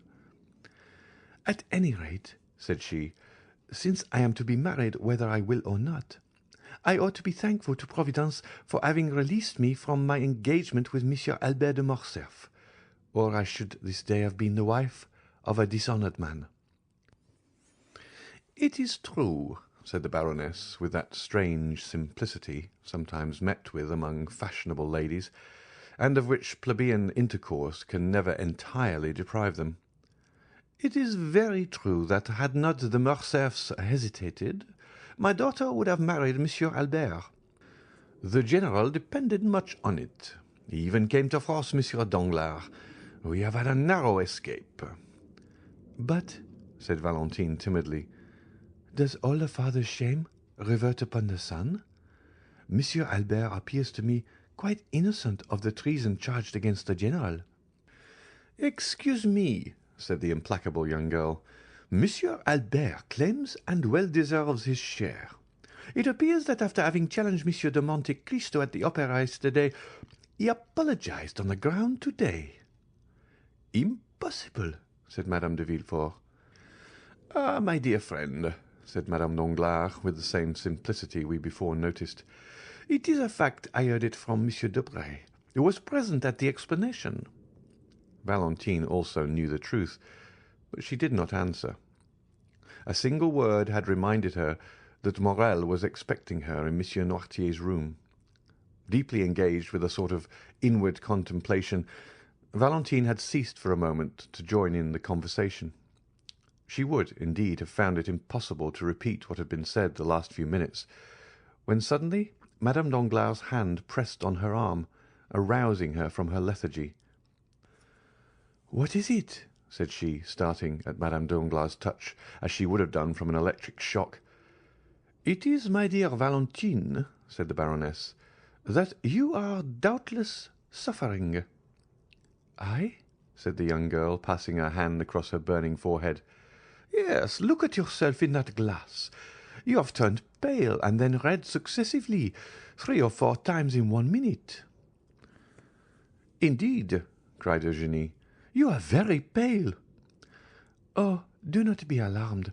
I have been so for many days." Artless as she was, the young girl knew that this was an opportunity to leave, and besides, Madame de Villefort came to her assistance. "Retire, Valentine," said she. You are really suffering, and these ladies will excuse you. Drink a glass of pure water. It will restore you." Valentine kissed Eugénie, bowed to Madame Danglars, who had already risen to take her leave, and went out. "That poor child," said Madame de Villefort, when Valentine was gone. "She makes me very uneasy, and I should not be astonished if she had some serious illness." Meanwhile, Valentine, in a sort of excitement which she could not quite understand, had crossed Edward's room without noticing some trick of the child, and through her own had reached the little staircase. She was within 3 steps of the bottom. She already heard Morrel's voice, when suddenly a cloud passed over her eyes. Her stiffened foot missed the step. Her hands had no power to hold the baluster, and falling against the wall, she lost her balance wholly and toppled to the floor. Morrel bounded to the door, opened it, and found Valentine stretched out at the bottom of the stairs. Quick as a flash, he raised her in his arms and placed her in a chair. Valentine opened her eyes. "Oh, what a clumsy thing I am," said she with feverish volubility. "I don't know my way. I forgot where there were 3 more steps before the landing." "You have hurt yourself, perhaps," said Morrel. "What can I do for you, Valentine?" Valentine looked around her. She saw the deepest terror depicted in Noirtier's eyes. "Don't worry, dear grandpapa," said she, endeavouring to smile. "It is nothing. It is nothing. I was giddy, that is all." "Another attack of giddiness?" said Morrel, clasping his hands. "Oh, attend to it, Valentine, I entreat you." "But no," said Valentine. "No, I tell you it is all past, and it was nothing. Now let me tell you some news. Eugénie is to be married in a week, and in 3 days there is to be a grand feast, a betrothal festival. We are all invited, my father, Madame de Villefort, and I. At least, I understood it so." "When will it be our turn to think of these things?" "Oh, Valentine, you who have so much influence over your grandpapa, try to make him answer soon." "And do you," said Valentine, "depend on me to stimulate the tardiness and arouse the memory of grandpapa?" "Yes," cried Morrel. "Make haste. So long as you are not mine, Valentine, I shall always think I may lose you." "Oh," replied Valentine with a convulsive movement. "Oh, indeed, Maximilian, you are too timid for an officer, for a soldier who, they say, never knows fear." She burst into a forced and melancholy laugh. Her arms stiffened and twisted, her head fell back on her chair, and she remained motionless. The cry of terror which was stopped on Noirtier's lips seemed to start from his eyes. Morrel understood it. He knew he must call assistance. The young man rang the bell violently. The housemaid, who had been in Mademoiselle Valentine's room, and the servant, who had replaced Barrois, ran in at the same moment. Valentine was so pale, so cold, so inanimate, that without listening to what was said to them, they were seized with the fear which pervaded that house, and they flew into the passage, crying for help. Madame Danglars and Eugénie were going out at the moment. They heard the cause of the disturbance. "I told you so," exclaimed Madame de Villefort. "Poor child!" End of chapter 93.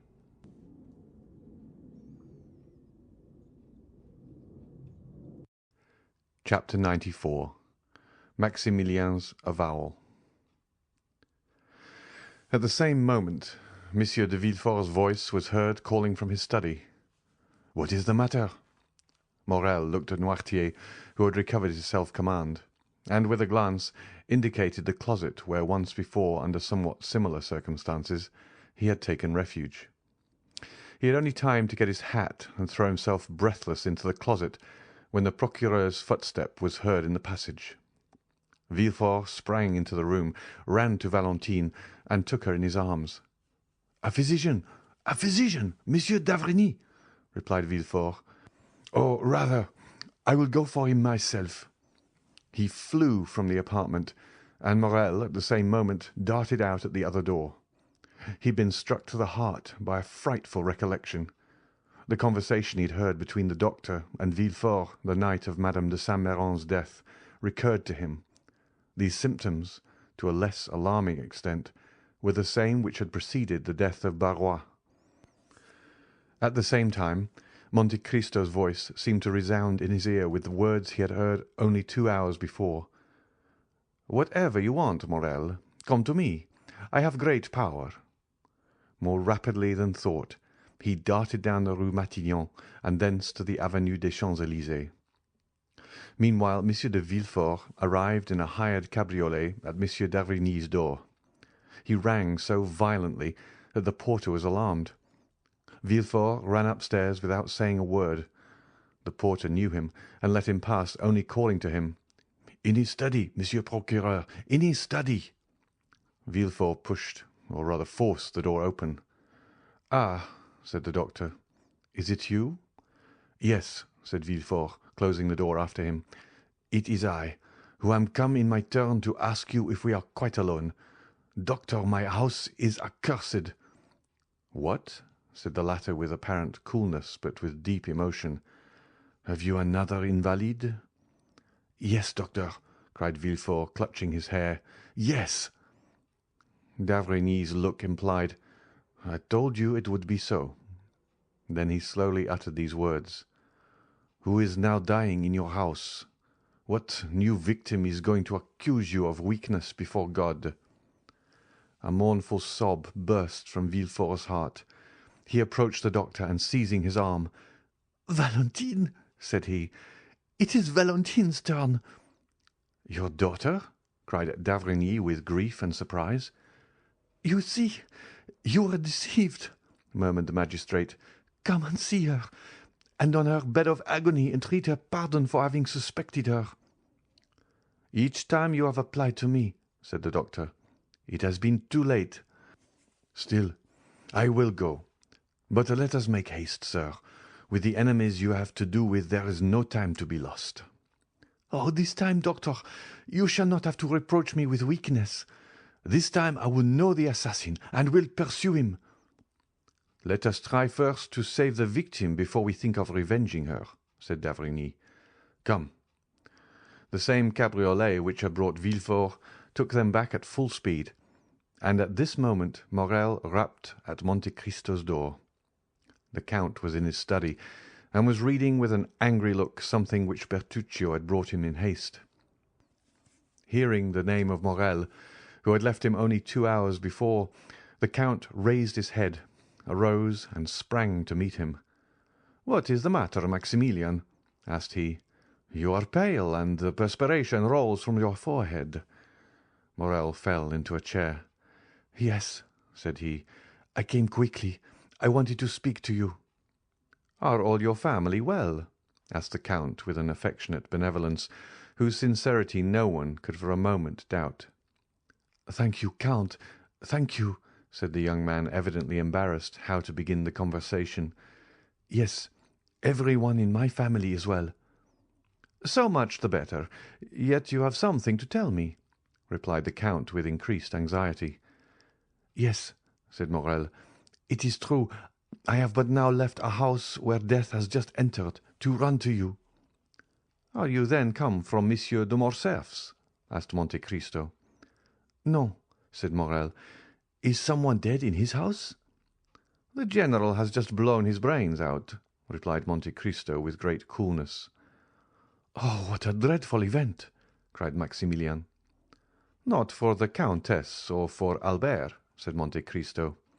"A dead father or husband is better than a dishonoured one. Blood washes out shame." "Poor countess," said Maximilian. "I pity her very much. She is so noble a woman." "Pity Albert also, Maximilian, for believe me he is the worthy son of the countess. But let us return to yourself. You have hastened to me. Can I have the happiness of being useful to you?" "Yes, I need your help. That is, I thought like a madman that you could lend me your assistance in a case where God alone can succour me." "Tell me what it is," replied Monte Cristo. "Oh," said Morel, "I know not. Indeed, if I may reveal this secret to mortal ears, But fatality impels me, necessity constrains me, Count." Morrel hesitated. "Do you think I love you?" said Monte Cristo, taking the young man's hand affectionately in his. "Oh, you encourage me, and something tells me there," placing his hand on his heart, "that I ought to have no secret from you." "You are right, Morrel. God is speaking to your heart, and your heart speaks to you. Tell me what it says." "Count, will you allow me to send Baptistin to inquire after someone you know?"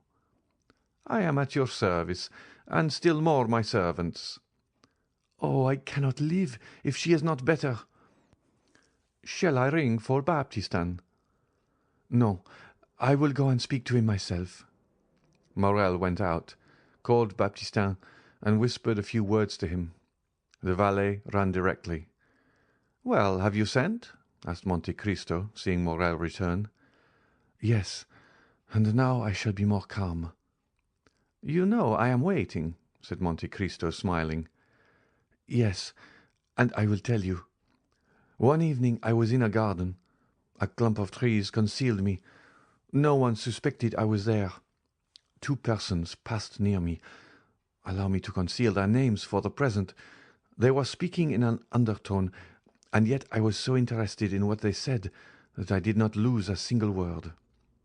"There is a gloomy introduction, if I may judge from your pallor and shuddering, Morrel." "Oh, yes, very gloomy, my friend. Some one had just died in the house to which that garden belonged. One of the persons whose conversation I overheard was the master of the house, the other the physician. The former was confiding to the latter his grief and fear, for it was the second time within a month that death had suddenly and unexpectedly entered that house, which was apparently destined to destruction by some exterminating angel as an object of God's anger." "Ah, indeed," said Monte Cristo, looking earnestly at the young man, and by an imperceptible movement turning his chair so that he remained in the shade, while the light fell full on Maximilian's face. "Yes," continued Morrel, "death had entered that house twice within 1 month." "And what did the doctor answer?" asked Monte Cristo. He replied that the death was not a natural one, and must be attributed—" "To what?" "To poison." "Indeed," said Monte Cristo with a slight cough, which in moments of extreme emotion helped him to disguise a blush, or his pallor, or the intense interest with which he listened. "Indeed, Maximilian, did you hear that?"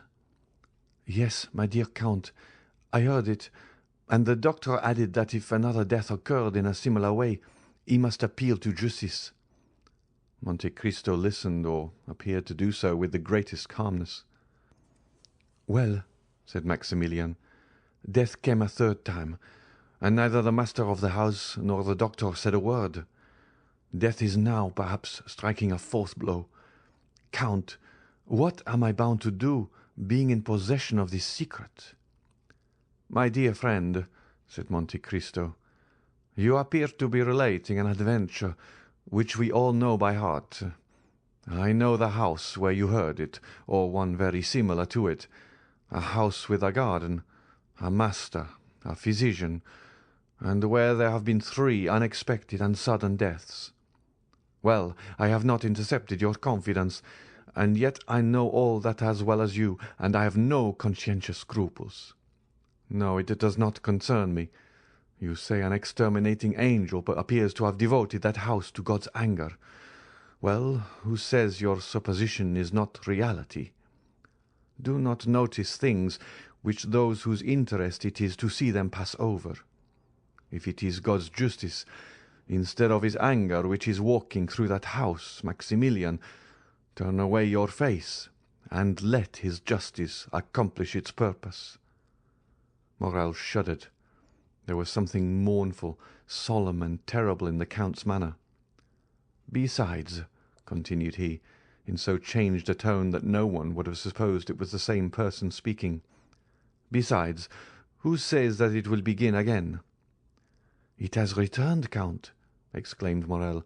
"That is why I hasten to you." "Well, what do you wish me to do? Do you wish me, for instance, to give information to the procureur?" Monte Cristo uttered the last words with so much meaning that Morrel started up, cried out, "You know of whom I speak, Count, do you not?" "Perfectly well, my good friend, and I will prove it to you by putting the dots to the I, or rather by naming the persons. You were walking one evening in Monsieur de Villefort's garden. From what you relate, I suppose it to have been the evening of Madame de Saint-Méran's death. You heard Monsieur de Villefort talking to Monsieur d'Avrigny about the death of Monsieur de Saint-Méran, and that no less surprising of the Countess. Monsieur d'Avrigny said he believed they both proceeded from poison, and you, honest man, have ever since been asking your heart and sounding your conscience to know if you ought to expose or conceal this secret. Why do you torment them? Conscience, what hast thou to do with me? As Sterne said, my dear fellow, let them sleep on, if they are asleep. Let them grow pale in their drowsiness, if they are disposed to do so. And pray do you remain in peace, who have no remorse to disturb you." Deep grief was depicted on Morrel's features. He seized Monte Cristo's hand. "But it is beginning again, I say." "Well," said the Count, astonished at his perseverance, which he could not understand, and looking still more earnestly at Maximilian, "let it begin again. It is like the house of Atridae. God has condemned them, and they must submit to their punishment. They will all disappear like the fabrics children build with cards, and which fall one by one under the breath of their builder, even if there are 200 of them. 3 months since it was Monsieur de Saint-Méran, Madame de Saint-Méran. 2 months since, the other day, it was Barrois. Today the old Noirtier, or young Valentine." "You knew it," cried Morrel in such a paroxysm of terror that Monte Cristo started. He whom the falling heavens would have found unmoved. "You knew it, and said nothing." "And what is it to me?" replied Monte Cristo, shrugging his shoulders. "Do I know these people? And must I lose the one to save the other? Faith, no, for between the culprit and the victim I have no choice." "But I," cried Morrel, groaning with sorrow, "I love her." "You love? Whom?" cried Monte Cristo, starting to his feet and seizing the 2 hands which Morrel was raising towards heaven. "I love most fondly, I love madly. I love as a man who would give his life-blood to spare her a tear. I love Valentine de Villefort, who is being murdered at this moment. Do you understand me? I love her, and I ask God and you, how can I save her?" Monte Cristo uttered a cry which those only can conceive who have heard the roar of a wounded lion. "Unhappy man!" cried he, wringing his hands in his turn. "You love Valentine, that daughter of an accursed race!" Never had Morrel witnessed such an expression.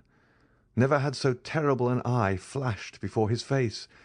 Never had the genius of terror he had so often seen, either on the battlefield or in the murderous nights of Algeria, shaken around him more dreadful fire. He drew back terrified. As for Monte Cristo, after this ebullition, he closed his eyes, as if dazzled by internal light. In a moment he restrained himself so powerfully that the tempestuous heaving of his breast subsided, as turbulent and foaming waves yield to the sun's genial influence when the cloud has passed. This silence, self-control, and struggle lasted about 20 seconds. Then the Count raised his pallid face. "See," said he, "my dear friend, how God punishes the most thoughtless and unfeeling men for their indifference by presenting dreadful scenes to their view. I, who was looking on, an eager and curious spectator. I, who was watching the working of this mournful tragedy, I who, like a wicked angel, was laughing at the evil men committed, protected by secrecy. A secret is easily kept by the rich and powerful. I am in my turn bitten by the serpent, whose tortuous course I was watching, and bitten to the heart." Morel groaned. "Come, come," continued the Count. "Complaints are unavailing. Be a man, be strong, be full of hope, for I am here and will watch over you." Morel shook his head sorrowfully. "I tell you to hope. Do you understand me?" cried Monte Cristo. "Remember that I never uttered a falsehood, and am never deceived. It is 12 o'clock, Maximilian. Thank heaven that you came at noon, rather than in the evening or tomorrow morning. Listen, Morel, it is noon. If Valentine is not now dead, she will not die." "How so?" cried Morel. "When I left her dying." Monte Cristo pressed his hands to his forehead. What was passing in that brain, so loaded with dreadful secrets? What does the angel of light or the angel of darkness say to that mind at once implacable and generous? God only knows. Monte Cristo raised his head once more, and this time he was calm as a child awaking from its sleep. "Maximilian," said he, "return home. I command you not to stir. Attempt nothing, not to let your countenance betray a thought, and I will send you tidings. Go." "O Count, you overwhelm me with that coolness. Have you, then, power against death? Are you superhuman? Are you an angel?" And the young man, who had never shrunk from danger, shrank before Monte Cristo with indescribable terror.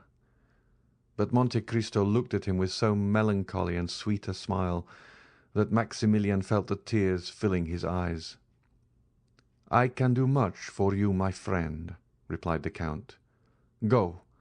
I must be alone." Morel, subdued by the extraordinary ascendancy Monte Cristo exercised over everything around him, did not endeavour to resist it. He pressed the Count's hand and left.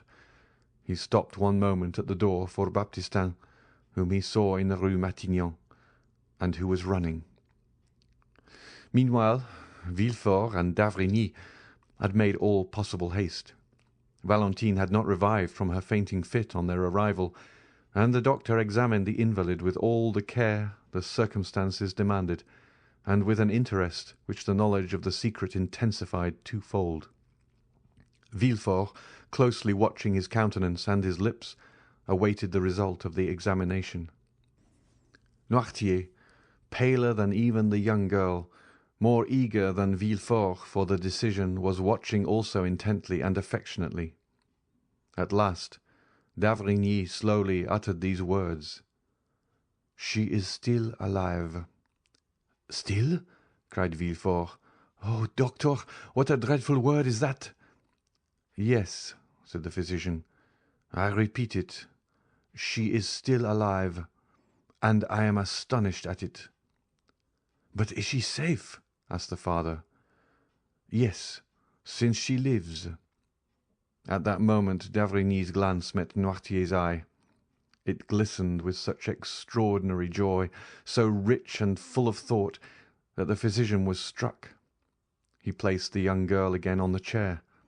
Her lips were scarcely discernible, they were so pale and white, as well as her whole face, and remained motionless, looking at Noirtier, who appeared to anticipate and commend all he did.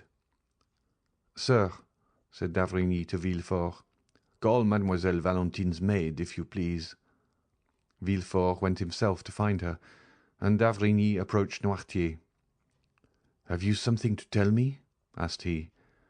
The old man winked, his eyes expressively, which we may remember was his only way of expressing his approval. "Privately?" "Yes." "Well, I remain with you." At this moment Villefort returned, followed by the lady's maid, and after her came Madame de Villefort. "What is the matter, then, with this dear child? She has just left me, and she complained of being indisposed, but I do not think seriously of it." The young woman, with tears in her eyes and every mark of affection of a true mother, approached Valentine and took her hand. D'Avrigny continued to look at Noirtier. He saw the eyes of the old man dilate and become round. His cheeks turn pale and tremble. The perspiration stood in drops upon his forehead. "Ah," said he, involuntarily following Noirtier's eyes, which were fixed on Madame de Villefort, who repeated, "This poor child would be better in bed. Come, Fanny, we will put her to bed." Monsieur d'Avrigny, who saw that would be a means of his remaining alone with Noirtier, expressed his opinion that it was the best thing that could be done, but he forbade that anything should be given to her except what he ordered. They carried Valentine away. She had revived, but could scarcely move or speak, so shaken was her frame by the attack. She had, however, just power to give one parting look to her grandfather, who in losing her seemed to be resigning his very soul. D'Avrigny followed the invalid, wrote a prescription, ordered Villefort to take a cabriolet, go in person to a chemist's to get the prescribed medicine, bring it himself, and wait for him in his daughter's room. Then, having renewed his injunction not to give Valentine anything, he went down again to Noirtier, shut the doors carefully, and after convincing himself that no one was listening, "Do you," said he, "know anything of this young lady's illness?" "Yes," said the old man. "We have no time to lose. I will question, and do you answer me?" Noirtier made a sign that he was ready to answer. "Did you anticipate the accident which has happened to your granddaughter?" "Yes." D'Avrigny reflected a moment, then approaching Noirtier, "Pardon what I am going to say," added he, "but no indication should be neglected in this terrible situation. Did you see poor Barrois die?" Noirtier raised his eyes to heaven. "Do you know of what he died?" asked d'Avrigny, placing his hand on Noirtier's shoulder. "Yes," replied the old man. "Do you think he died a natural death?" A sort of smile was discernible on the motionless lips of Noirtier. "Then you have thought that Barrois was poisoned?" "Yes." "Do you think the poison he fell a victim to was intended for him?" "No." "Do you think the same hand which unintentionally struck Barrois has now attacked Valentine?" "Yes." "Then she will die too?" asked d'Avrigny, fixing his penetrating gaze on Noirtier. He watched the effect of this question on the old man. "No," replied he, with an air of triumph which would have puzzled the most clever diviner. "Then you hope?" said d'Avrigny with surprise. "Yes." "What do you hope?" The old man made him understand with his eyes that he could not answer. "Ah, yes, it is true," murmured d'Avrigny. Then turning to Noirtier, "Do you hope the assassin will be tried?" "No." "Then you hope the poison will take no effect on Valentine?" "Yes." "It is no news to you," added d'Avrigny, "to tell you that an attempt has been made to poison her." The old man made a sign that he entertained no doubt upon the subject. "Then how do you hope Valentine will escape?" Noirtier kept his eyes steadfastly fixed on the same spot. D'Avrigny followed the direction and saw that they were fixed on a bottle containing the mixture which he took every morning. "Ah, indeed," said d'Avrigny, struck with a sudden thought. "Has it occurred to you—" Noirtier did not let him finish. "Yes," said he. "To prepare a system to resist poison?" "Yes." "By accustoming her by degrees?" "Yes, yes, yes," said Noirtier, delighted to be understood. "Of course. I had told you that there was brucine in the mixture I gave you." "Yes." "And by accustoming her to that poison, you have endeavoured to neutralize the effect of a similar poison." Noirtier's joy continued. "And you have succeeded!" exclaimed d'Avrigny. Without that precaution, Valentine would have died before assistance could have been procured. The dose has been excessive, but she has only been shaken by it, and this time, at any rate, Valentine will not die." A superhuman joy expanded the old man's eyes, which were raised towards heaven with an expression of infinite gratitude. At this moment Villefort returned. "Here, doctor," said he, "is what you sent me for." "Was this prepared in your presence?" "Yes," replied the procureur. "Have you not let it get out of your hands?" "No." D'Avrigny took the bottle, poured some drops of the mixture it contained in the hollow of his hand, and swallowed them. "Well," said he, "let us go to Valentine.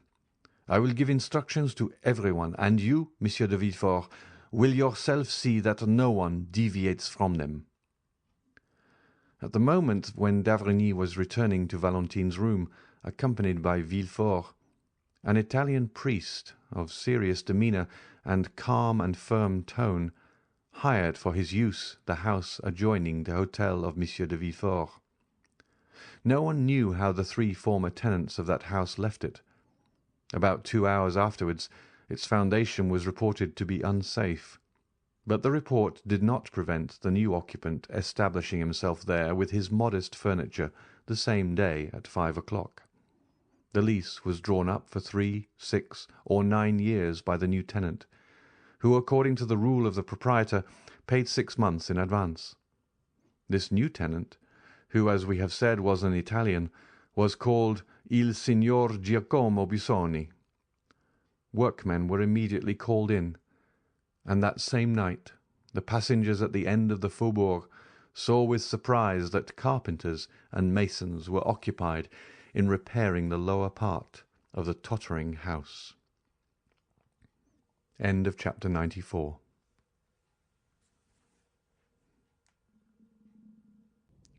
Chapter 95. Father and Daughter. We saw in a preceding chapter how Madame Danglars went formally to announce to Madame de Villefort the approaching marriage of Eugénie Danglars and Monsieur Andrea Cavalcanti. This announcement, which implied, or appeared to imply, the approval of all the persons concerned in this momentous affair, had been preceded by a scene to which our readers must be admitted.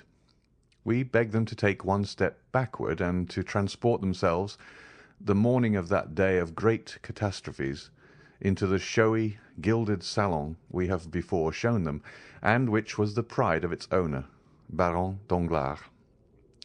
In this room, at about 10 o'clock in the morning, the banker himself had been walking to and fro for some minutes, thoughtfully and in evident uneasiness, watching both doors and listening to every sound. When his patience was exhausted, he called his valet. "Etienne," said he, "see why Mademoiselle Eugénie has asked me to meet her in the drawing-room, and why she makes me wait so long." Having given this vent to his ill-humour, the Baron became more calm. Mademoiselle Danglars had that morning requested an interview with her father, and had fixed on the gilded drawing-room as the spot. The singularity of this step, and above all its formality, had not a little surprised the banker, who had immediately obeyed his daughter by repairing first to the drawing-room. Etienne soon returned from his errand. "Mademoiselle's lady's maid says, sir, that mademoiselle is finishing her toilette and will be here shortly." Danglars nodded, to signify that he was satisfied. To the world and to his servants, Danglars assumed the character of the good-natured man and the indulgent father. This was one of his parts in the popular comedy he was performing, a make-up he had adopted and which suited him about as well as the masks worn on the classic stage by paternal actors, who, seen from one side, were the image of geniality, and from the other showed lips drawn down in chronic ill-temper. Let us hasten to say that in private the genial side descended to the level of the other, so that generally the indulgent man disappeared to give place to the brutal husband and domineering father. "Why the devil does that foolish girl who pretends to wish to speak to me not come into my study? And why on earth does she want to speak to me at all? He was turning this thought over in his brain for the 20th time, when the door opened and Eugénie appeared, attired in a figured black satin dress, her hair dressed and gloves on as if she were going to the Italian opera. "Well, Eugénie, what is it you want with me? And why in this solemn drawing-room when the study is so comfortable?" "I quite understand why you ask, sir," said Eugénie, making a sign that her father might be seated. "And in fact your two questions suggest fully the theme of our conversation. I will answer them both, and contrary to the usual method, the last first, because it is the least difficult. I have chosen the drawing-room, sir, as our place of meeting, in order to avoid the disagreeable impressions and influences of a banker's study. Those gilded cash-books, drawers locked like gates of fortresses, heaps of bank bills, come from I know not where, and the quantities of letters from England, Holland, Spain, India, China, and Peru have generally a strange influence on a father's mind, and make him forget that there is in the world an interest greater and more sacred than the good opinion of his correspondents. I have therefore chosen this drawing-room, where you see, smiling and happy in their magnificent frames, your portrait, mine, my mother's, and all sorts of rural landscapes and touching pastorals. I rely much on external impressions. Perhaps with regard to you they are immaterial, but I should be no artist if I had not some fancies." "Very well," replied Monsieur Danglars, who had listened to all this preamble with imperturbable coolness, but without understanding a word, since, like every man burdened with thoughts of the past, he was occupied with seeking the thread of his own ideas in those of the speaker. "There is, then, the second point cleared up, or nearly so," said Eugénie, without the least confusion, and with that masculine pointedness which distinguished her gesture and her language. "And you appear satisfied with the explanation. Now, let us return to the first. You ask me why I have requested this interview. I will tell you in 2 words. Sir, I will not marry Count Andrea Cavalcanti." Danglars leapt from his chair and raised his eyes and arms towards heaven. "Yes, indeed, sir," continued Eugénie, still quite calm. "You are astonished, I see, for since this little affair began, I have not manifested the slightest opposition. And yet I am always sure, when the opportunity arrives, to oppose a determined and absolute will to people who have not consulted me, and things which displease me. However, this time my tranquillity or passiveness, as philosophers say, proceeded from another source. It proceeded from a wish, like a submissive and devoted daughter." A slight smile was observable on the purple lips of the young girl. "To practice obedience." "Well?" asked Danglars. "Well, sir," replied Eugénie, "I have tried to the very last, and now that the moment has come, I feel, in spite of all my efforts, that it is impossible." "But," said Danglars, whose weak mind was at first quite overwhelmed with the weight of this pitiless logic, marking evident premeditation and force of will, "what is the reason for this refusal, Eugénie? What reason do you assign?" "My reason?" replied the young girl. "Well, it is not that the man is more ugly, more foolish, or more disagreeable than any other. No, Monsieur Andrea Cavalcanti may appear to those who look at men's faces and figures as a very good specimen of his kind. It is not either that my heart is less touched by him than any other. That would be a schoolgirl's reason, which I consider quite beneath me. I actually love no one, sir. You know it, do you not? I do not then see why, without real necessity, I should encumber my life with a perpetual companion. Has not some sage said, 'Nothing too much'? And another, 'I carry all my effects with me.'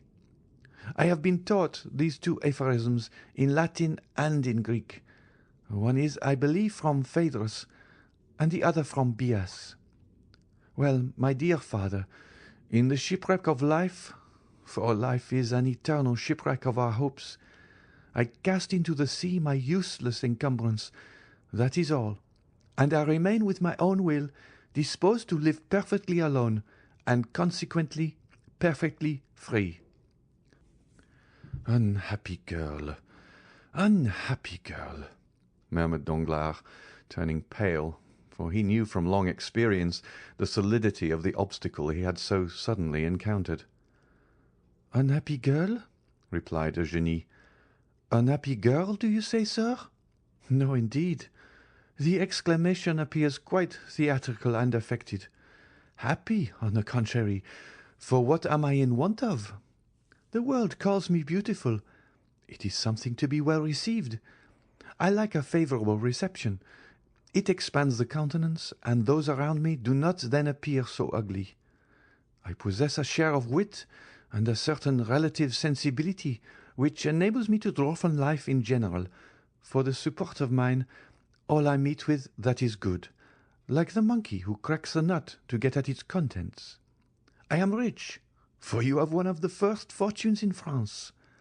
I am your only daughter, and you are not so exacting as the fathers of the Porte Saint-Martin and Gaiety, who disinherit their daughters for not giving them grandchildren.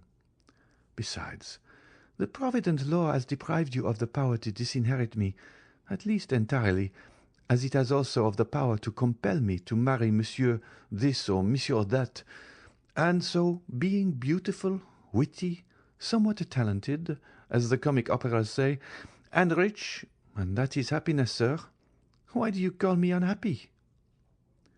Danglars, seeing his daughter smiling, and proud even to insolence, could not entirely repress his brutal feelings, but they betrayed themselves only by an exclamation.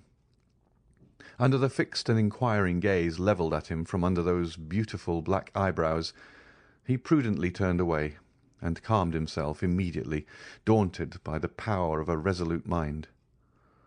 "Truly, my daughter," replied he with a smile, "you are all you boast of being, excepting one thing. I will not too hastily tell you which, but would rather leave you to guess it." Eugénie looked at Danglars, much surprised that one flower of her crown of pride, with which she had so superbly decked herself, should be disputed. "My daughter," continued the banker, "you have perfectly explained to me the sentiments which influence a girl like you, who is determined she will not marry. Now it remains for me to tell you the motives of a father like me, who has decided that his daughter shall marry." Eugénie bowed, not as a submissive daughter, but as an adversary prepared for a discussion. "My daughter," continued Danglars, "when a father asks his daughter to choose a husband, he has always some reason for wishing her to marry. Some are affected with the mania of which you spoke just now, that of living again in their grandchildren. This is not my weakness. I tell you at once, family joys have no charm for me. I may acknowledge this to a daughter whom I know to be philosophical enough to understand my indifference, and not to impute it to me as a crime." "This is not to the purpose," said Eugénie. "Let us speak candidly, sir. I admire candour." "Oh," said Danglars, "I can, when circumstances render it desirable, adopt your system, although it may not be my general practice. I will therefore proceed. I have proposed to you to marry, not for your sake, for indeed I do not think of you in the least at the moment. You admire candour, and will now be satisfied, I hope, but because it suited me to marry you as soon as possible, on account of certain commercial speculations I am desirous of entering into." Eugénie became uneasy. "It is just as I tell you, I assure you, and you must not be angry with me, for you have sought this disclosure. I do not willingly enter into arithmetical explanations with an artist like you, who fears to enter my study, lest she should imbibe disagreeable or anti-poetic impressions and sensations. But in that same banker's study, where you were very willingly presented yourself yesterday to ask for the 1,000 francs I give you monthly for pocket money, you must know, my dear young lady, that many things may be learned, useful even to a girl who will not marry.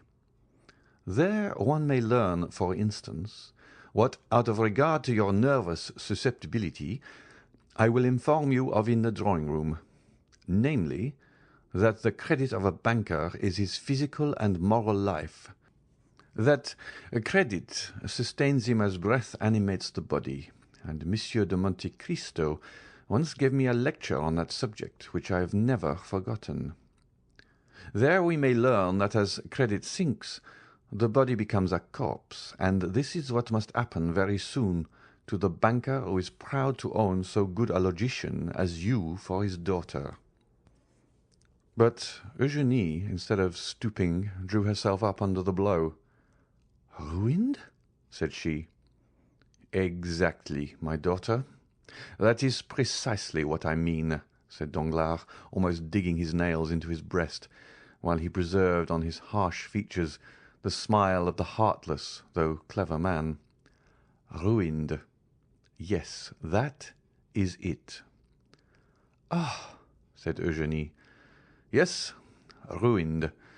Now it is revealed, this secret so full of horror, as the tragic poet says.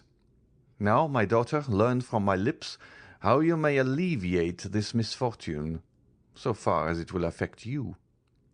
"Oh!"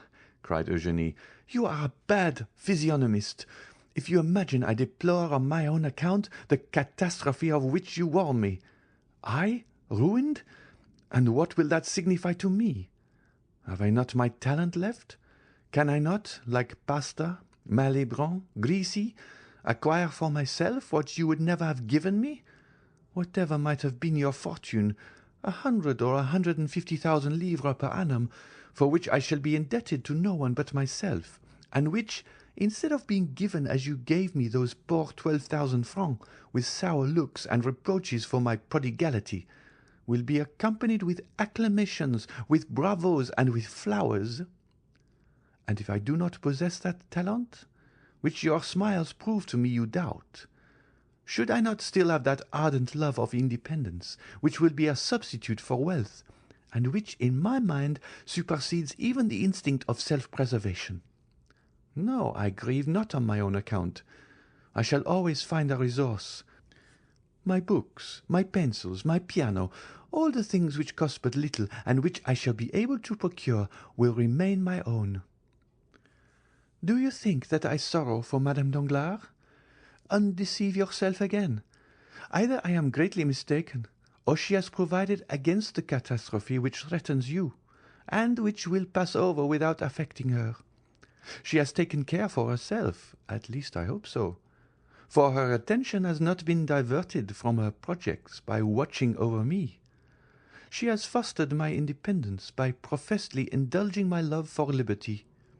Oh no, sir, from my childhood I have seen too much, and understand too much, of what has passed around me, for misfortune to have an undue power over me. From my earliest recollections, I have been beloved by no one. So much the worse. That has naturally led me to love no one. So much the better. Now you have my profession of faith." "Then," said Danglars, pale with anger, which was not at all due to offended paternal love, "then, mademoiselle, you persist in your determination to accelerate my ruin?" "Your ruin? I accelerate your ruin? What do you mean? I do not understand you." "So much the better. I have a ray of hope left. Listen." "I am all attention," said Eugenie, looking so earnestly at her father that it was an effort for the latter to endure her unrelenting gaze. "Monsieur Cavalcanti," continued Danglars, "is about to marry you, and will place in my hands his fortune, amounting to 3,000,000 livres." "That is admirable," said Eugenie with sovereign contempt, smoothing her gloves out, one upon the other. "You think I shall deprive you of those 3,000,000?" said Danglars. "But do not fear it. They are destined to produce at least 10. I and a brother banker have obtained a grant of a railway, the only industrial enterprise which in these days promises to make good the fabulous prospects that lure once held out to the eternally deluded Parisians in the fantastic Mississippi scheme. As I look at it, a millionth part of a railway is worth fully as much as an acre of waste land on the banks of the Ohio. We make in our case a deposit on a mortgage, which is an advance, as you see, since we gain at least 10, 15, 20 or 100 livres worth of iron in exchange for our money. Well, within a week I am to deposit 4 million for my share. The 4 million, I promise you, will produce 10 or 12. But during my visit to you the day before yesterday, sir, which you appear to recollect so well, replied Eugénie, I saw you arranging a deposit, is not that the term, of 5 million and a half. You even pointed it out to me in 2 drafts on the Treasury, and you were astonished that so valuable a paper did not dazzle my eyes like lightning.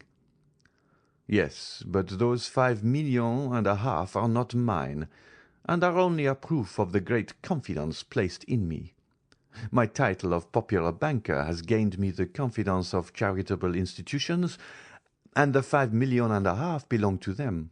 At any other time I should not have hesitated to make use of them, but the great losses I have recently sustained are well known, and, as I told you, my credit is rather shaken.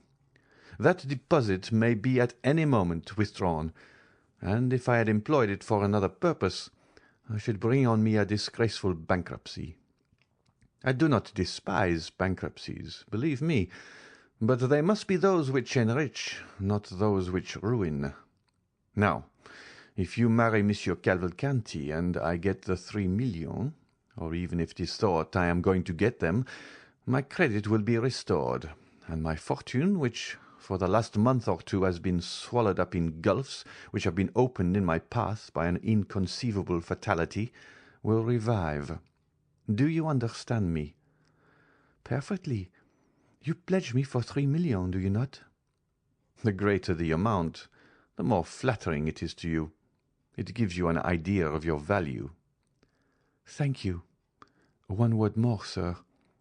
Do you promise me to make what use you can of the report of the fortune Monsieur Cavalcanti will bring without touching the money? This is no act of selfishness, but of delicacy. I am willing to help rebuild your fortune, but I will not be an accomplice in the ruin of others. But since I tell you, cried Danglars, that with these 3 millions— Do you expect to recover your position, sir, without touching those 3 millions? I hope so, if the marriage should take place and confirm my credit. Shall you be able to pay Monsieur Cavalcanti the 500,000 francs you promise for my dowry? He shall receive them on returning from the mayor's. Very well. What next? What more do you want? I wish to know if, in demanding my signature, you leave me entirely free in my person. Absolutely. Then, as I said before, sir, very well. I am ready to marry Monsieur Cavalcanti. But what are you up to? Ah, that is my affair. What advantage should I have over you if, knowing your secret, I were to tell you mine? Danglars bit his lips. Then, said he, you are ready to pay the official visits, which are absolutely indispensable? Yes, replied Eugénie. And to sign the contract in 3 days? Yes. Then in my turn I also say, very well. Danglars pressed his daughter's hand in his. But, extraordinary to relate, the father did not say, "Thank you, my child," nor did the daughter smile at her father. "Is the conference ended?" asked Eugénie, rising. Danglars motioned that he had nothing more to say. 5 minutes afterwards the piano resounded to the touch of Mademoiselle d'Armilly's fingers, and Mademoiselle Danglars was singing Brabantio's Malediction on Desdemona. At the end of the piece Etienne entered, and announced to Eugénie that the horses were in the carriage, and that the Baroness was waiting for her to pay her visits. We have seen them at Villefort's. They proceeded then on their course. End of chapter 95. Chapter 96. The Contract. 3 days after the scene we have just described, namely towards 5 o'clock in the afternoon of the day fixed for the signature of the contract between Mademoiselle Eugénie Danglars and Andrea Cavalcanti, whom the banker persisted in calling Prince, a fresh breeze was stirring the leaves in the little garden in front of the Count of Monte Cristo's house, and the Count was preparing to go out. While his horses were impatiently pawing the ground, held in by the coachman who had been seated a quarter of an hour on his box, the elegant phaeton with which we are familiar rapidly turned the angle of the entrance gate and cast out on the doorsteps Monsieur Andrea Cavalcanti, as decked up and gay as if he were going to marry a princess. He inquired after the Count with his usual familiarity, and ascending lightly to the second story, met him at the top of the stairs. The Count stopped on seeing the young man. As for Andrea, he was launched, and when he was once launched, nothing stopped him. "Ah, good morning, my dear Count," said he. "Ah, Monsieur Andrea," said the latter, with his half-jesting tone. "How do you do?" "Charmingly, as you see. I am come to talk to you about 1,000 things. But first tell me, were you going out or just returned?" "I was going out, sir." "Then in order not to hinder you, I would get up with you, if you please, in your carriage, and Tom shall follow with my phaeton in tow." "No," said the Count, with an imperceptible smile of contempt, for he had no wish to be seen in the young man's society. "No, I prefer listening to you here, my dear Monsieur Andrea. We can chat better indoors, and there is no coachman to overhear our conversation." The Count returned to a small drawing-room on the first floor, sat down, and crossing his legs, motioned to the young man to take a seat also. Andrea assumed his gayest manner. "You know, my dear Count," said he, "the ceremony is to take place this evening at 9 o'clock. The contract is to be signed at my father-in-law's." "Ah, indeed," said Monte Cristo. "What, is it news to you? Has not Monsieur Danglars informed you of the ceremony?" "Ah, yes," said the Count. "I received a letter from him yesterday, but I do not think the hour was mentioned." "Possibly my father-in-law trusted to its general notoriety." "Well," said Monte Cristo, "you are fortunate, Monsieur Cavalcanti.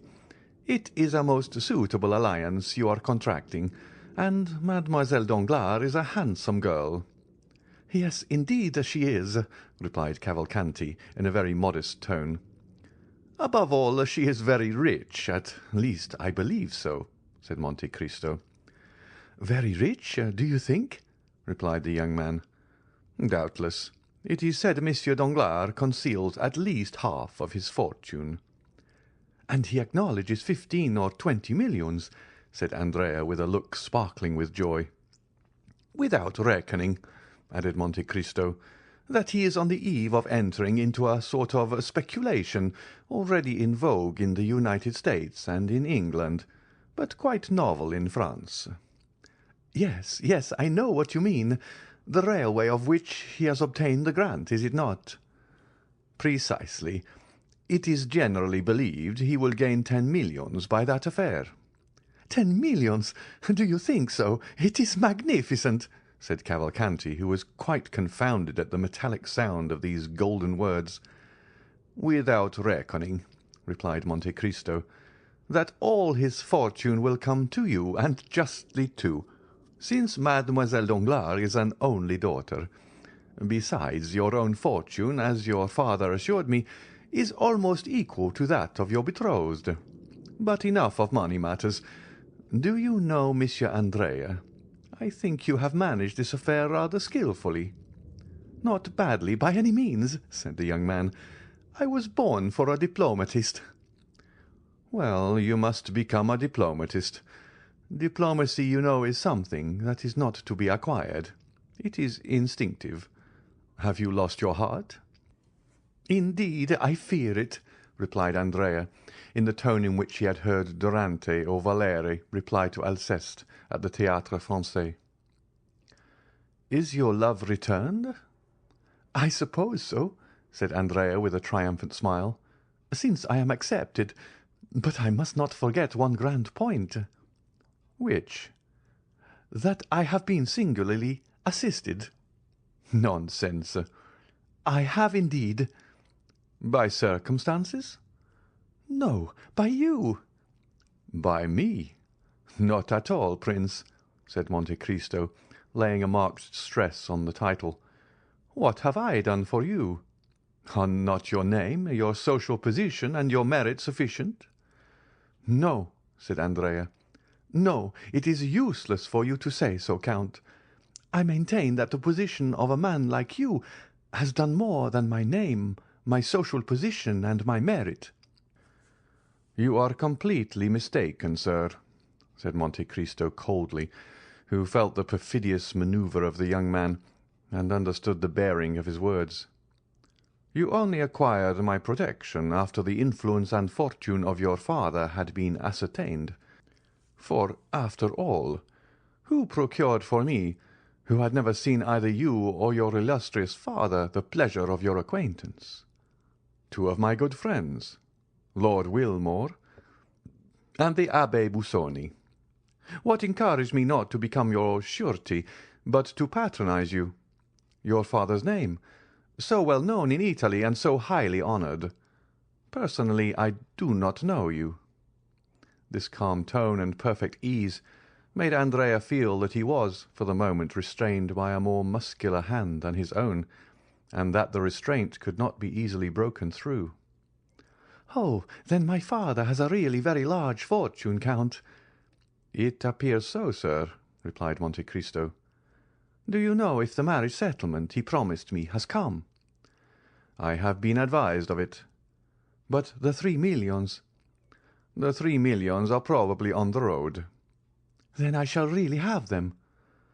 "Oh, well," said the Count, "I do not think you have yet known the want of money." Andrea was so surprised that he pondered the matter for a moment, then arousing from his reverie, "Now, sir, I have one request to make to you, which you will understand, even if it should be disagreeable to you." "Proceed," said Monte Cristo. "I have formed an acquaintance, thanks to my good fortune, with many noted persons, and have, at least for the moment, a crowd of friends. But marrying, as I am about to do before all Paris, I ought to be supported by an illustrious name, and in the absence of the paternal hand some powerful one ought to lead me to the altar.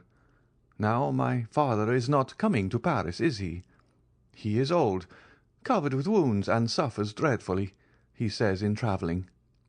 "Indeed?" "Well, I am come to ask a favour of you." "Of me?" "Yes, of you." "And pray what may it be?" "Well, to take his part." "Ah, my dear sir! What, after the varied relations I have had the happiness to sustain towards you, can it be that you know me so little as to ask such a thing? Ask me to lend you 500,000, and, although such a loan is somewhat rare, on my honour you should annoy me less. Know, then, what I thought I had already told you, that in participation in this world's affairs, more especially in their moral aspects, the Count of Monte Cristo has never ceased to entertain the scruples and even the superstitions of the East. I, who have a seraglio at Cairo, one at Smyrna, and one at Constantinople, preside at a wedding? Never." "Then you refuse me?" "Decidedly. And were you my son or my brother, I would refuse you in the same way." "But what must be done?" said Andrea, disappointed. "You said just now that you had 100 friends." "Very true, but you introduced me at Monsieur Danglars." "Not at all.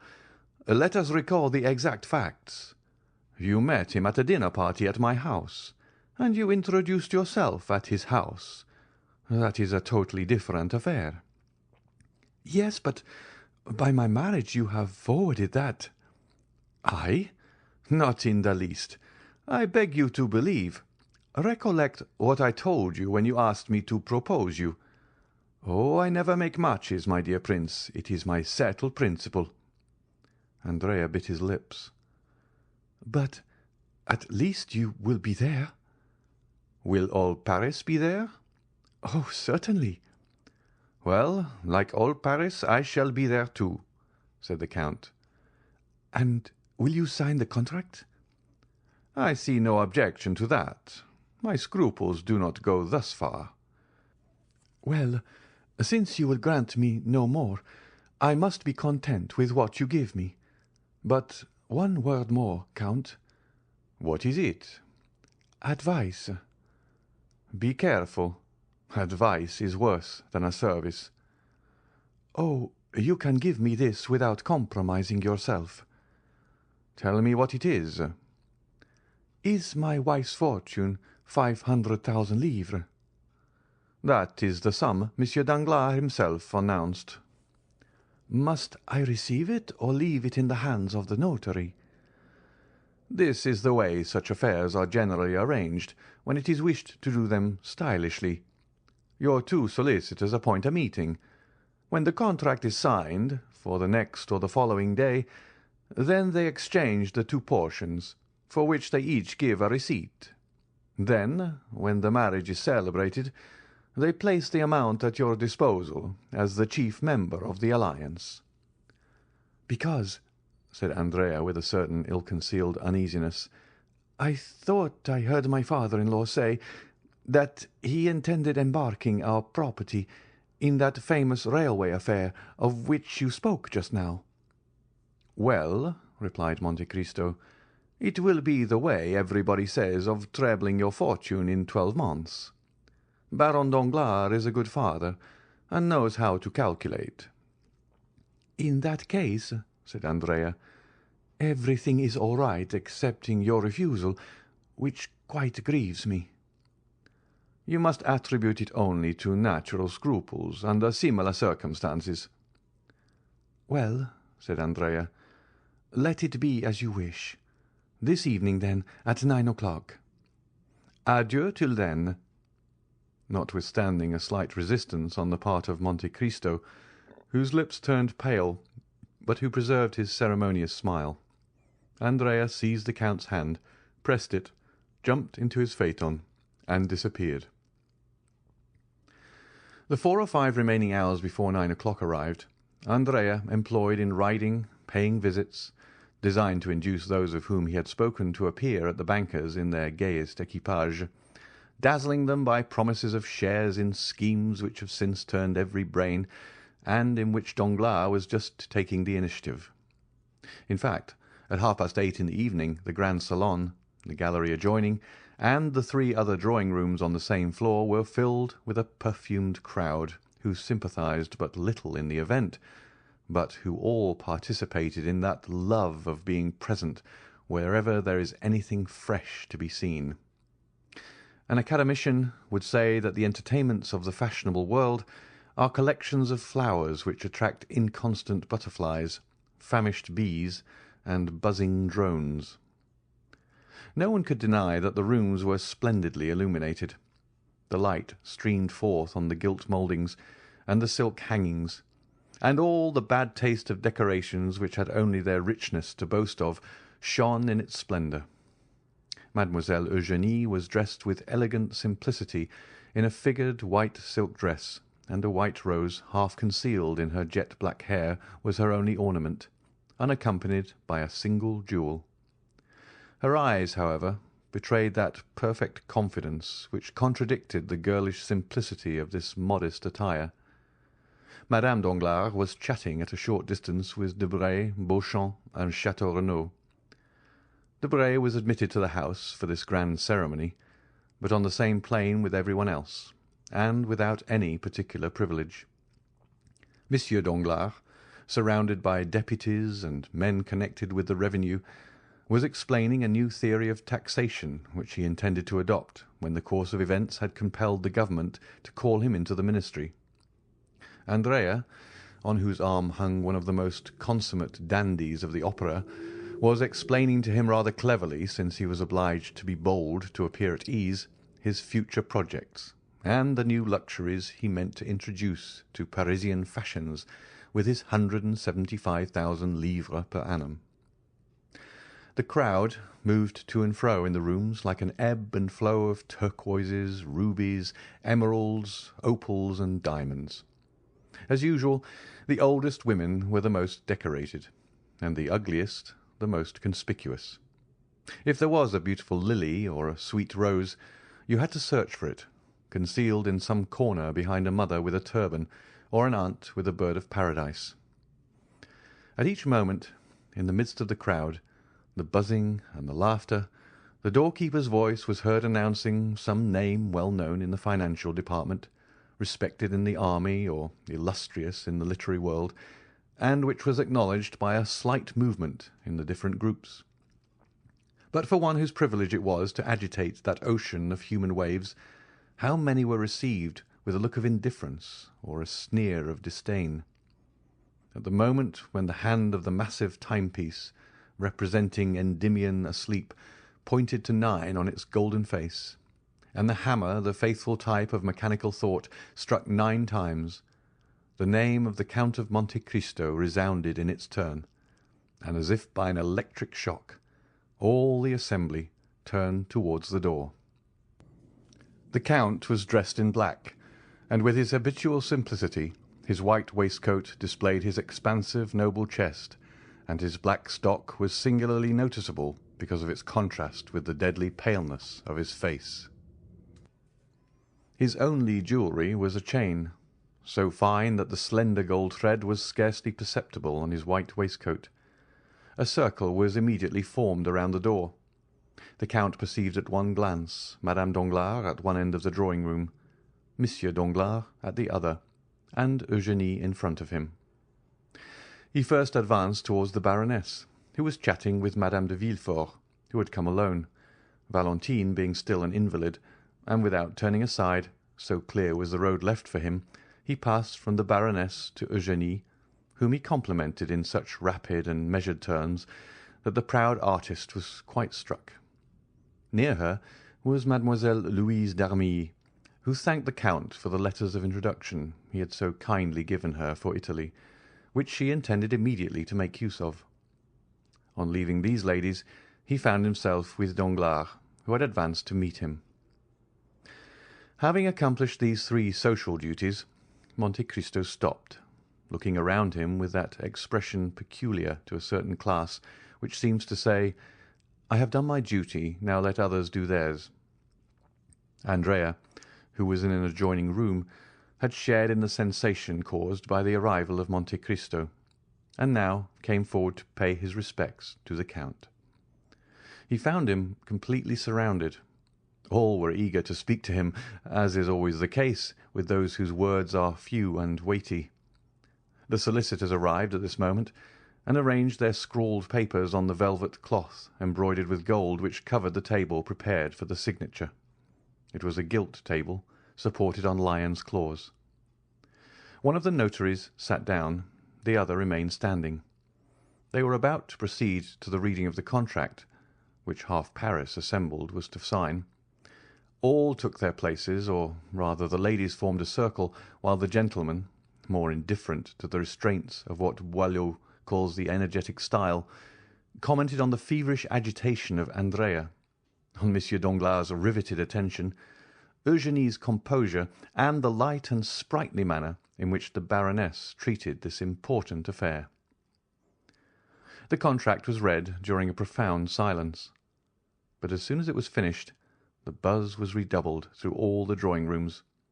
The brilliant sums, the rolling millions which were to be at the command of the 2 young people, and which crowned the display of the wedding presents and the young lady's diamonds, which had been made in a room entirely appropriated for that purpose, had exercised to the full their delusions over the envious assembly.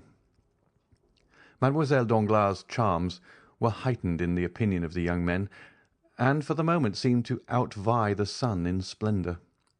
As for the ladies, it is needless to say that while they coveted the millions, they thought they did not need them for themselves, as they were beautiful enough without them.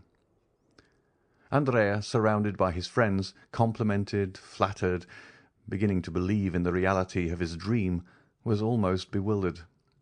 The notary solemnly took the pen, flourished it above his head, and said, "Gentlemen, we are about to sign the contract." The Baron was to sign first, then the representative of Monsieur Cavalcanti senior, then the Baroness, afterwards the future couple, as they are styled in the abominable phraseology of legal documents. The Baron took the pen and signed, then the representative. The Baroness approached, leaning on Madame de Villefort's arm. "My dear," said she, as she took the pen, "is it not vexatious? An unexpected incident in the affair of murder and theft at the Count of Monte Cristo's, in which he nearly fell a victim, deprives us of the pleasure of seeing Monsieur de Villefort." "Indeed," said Monsieur Danglars, in the same tone in which he would have said, "Oh, well, what do I care?" "As a matter of fact," said Monte Cristo, approaching, "I am much afraid that I am the involuntary cause of his absence." "What, you, Count?" said Madame Danglars, signing. "If you are, take care, for I shall never forgive you." Andrea pricked up his ears. "But it is not my fault, as I shall endeavour to prove." Everyone listened eagerly. Monte Cristo, who so rarely opened his lips, was about to speak. "You remember," said the Count, during the most profound silence, "that the unhappy wretch who came to rob me died at my house. The supposition is that he was stabbed by his accomplice on attempting to leave it." "Yes," said Danglars. "In order that his wounds might be examined, he was undressed, and his clothes were thrown into a corner, where the police picked them up, with the exception of the waistcoat, which they overlooked." Andrea turned pale, and drew towards the door. He saw a cloud rising in the horizon, which appeared to forebode a coming storm. "Well, this waistcoat was discovered to-day, covered with blood and with a hole over the heart." The ladies screamed, and two or three prepared to faint. "It was brought to me. No one could guess what the dirty rag could be. I alone suspected that it was the waistcoat of the murdered man. My valet, in examining this mournful relic, felt a paper in the pocket and drew it out. It was a letter addressed to you, Baron." "To me?" cried Danglars. "Yes, indeed, to you. I succeeded in deciphering your name under the blood with which the letter was stained," replied Monte Cristo, amid the general outburst of amazement. "But," asked Madame Danglars, looking at her husband with uneasiness, "how could that prevent Monsieur de Villefort—" "In this simple way, madame," replied Monte Cristo. "The waistcoat and the letter were both what is termed circumstantial evidence. I therefore sent them to the king's attorney. You understand, my dear Baron, that legal methods are the safest in criminal cases. It was, perhaps, some plot against you."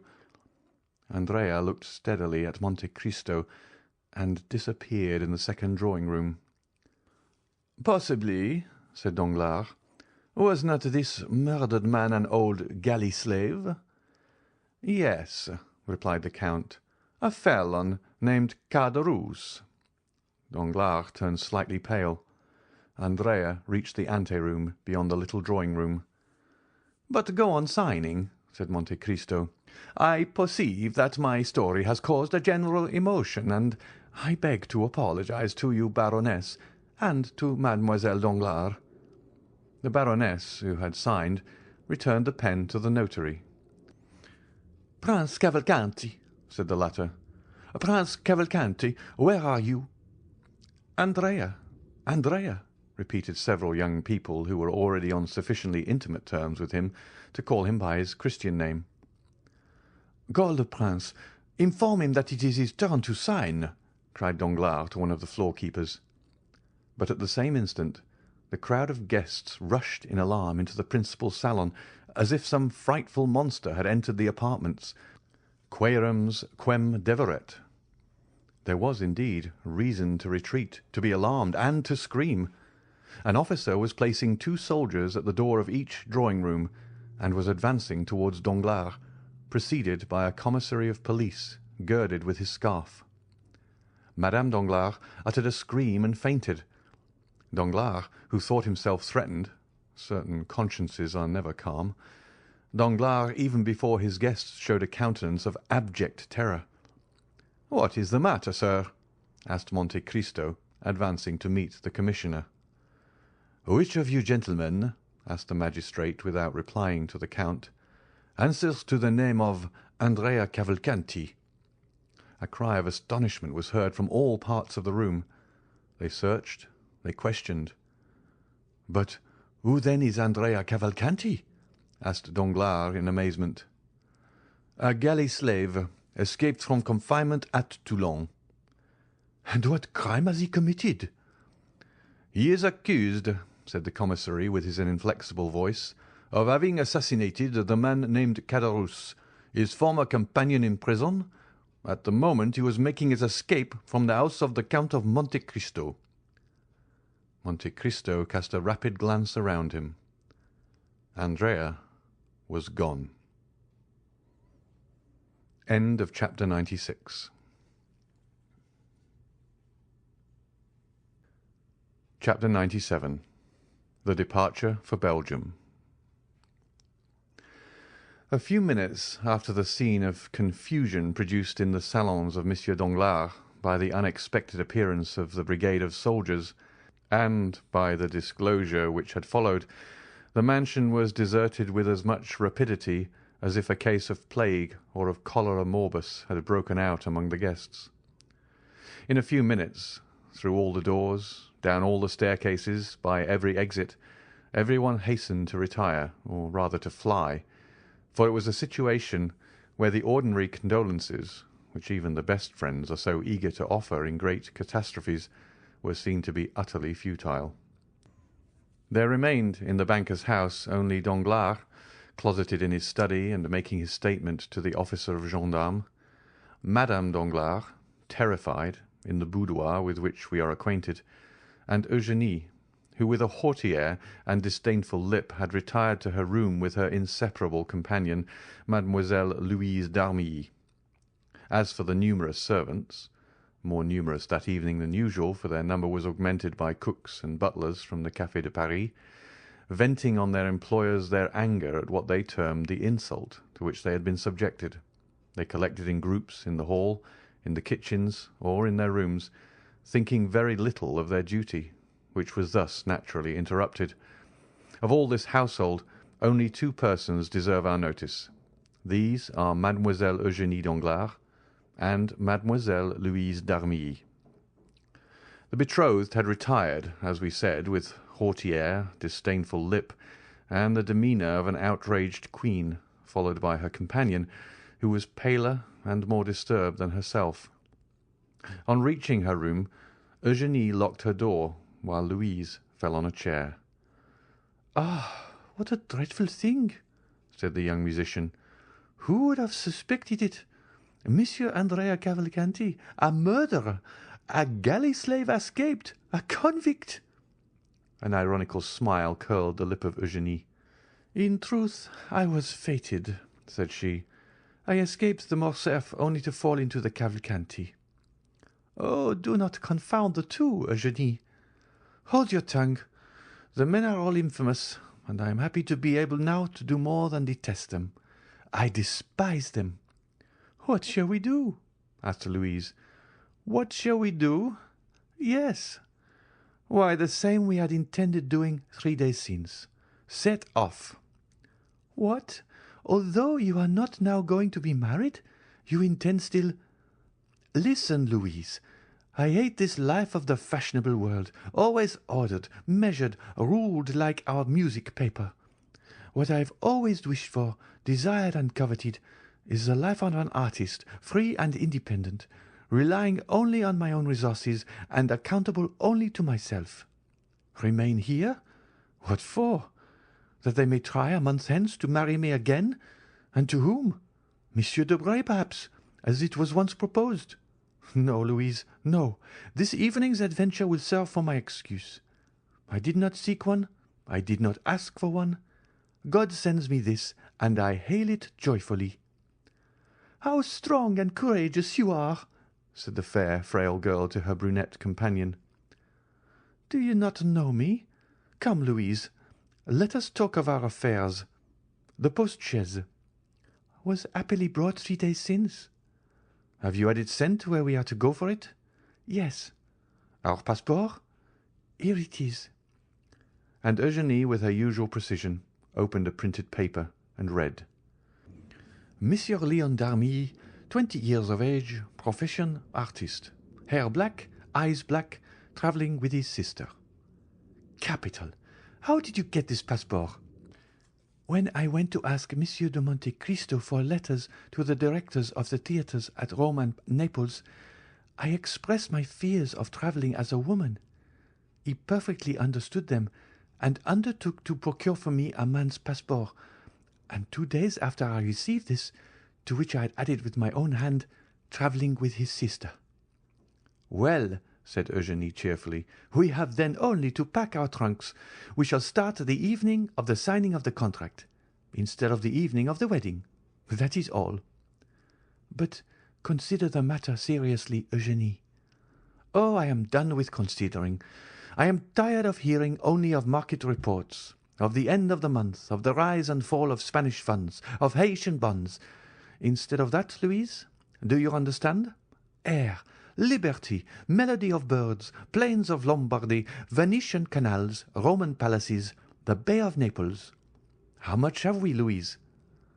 The young girl to whom this question was addressed drew from an inlaid secretary a small portfolio with a lock, in which she counted 23 banknotes. 23,000 francs, said she. And as much at least in pearls, diamonds, and jewels, said Eugénie. We are rich. With 45,000 francs, we can live like princesses for 2 years, and comfortably for 4. But before 6 months, you with your music, and I with my voice, we shall double our capital. Come, you shall take charge of the money, I of the jewel box, so that if one of us has the misfortune to lose her treasure, the other will still have hers left. Now, the portmanteau. Let us make haste. The portmanteau. Stop, said Louise, going to listen at Madame Danglars' door. What do you fear? That we may be discovered. The door is locked. They may tell us to open it. They may if they like, but we will not. You are a perfect Amazon, Eugénie. And the 2 young girls began to heap into a trunk all the things they thought they should require. There now, said Eugénie. While I change my costume, do you lock the portmanteau. Louise pressed with all the strength of her little hands on the top of the portmanteau. But I cannot, said she. I am not strong enough. Do you shut it? Ah, you do well to ask, said Eugénie, laughing. I forgot that I was Hercule, and you only the pale Omphale. And the young girl, kneeling on the top, pressed the 2 parts of the portmanteau together, and Mademoiselle d'Armilly passed the bolt of the padlock through. When this was done, Eugénie opened a drawer of which she kept the key, and took from it a wadded violet silk travelling cloak. Here, said she, you see I have thought of everything. With this cloak you will not be cold. But you? Oh, I am never cold, you know. Besides, with these men's clothes— Will you dress here? Certainly. Shall you have time? Do not be uneasy, you little coward. All our servants are busy, discussing the grand affair. Besides, what is there astonishing when you think of the grief I ought to be in, that I shut myself up? Tell me. No, truly, you comfort me.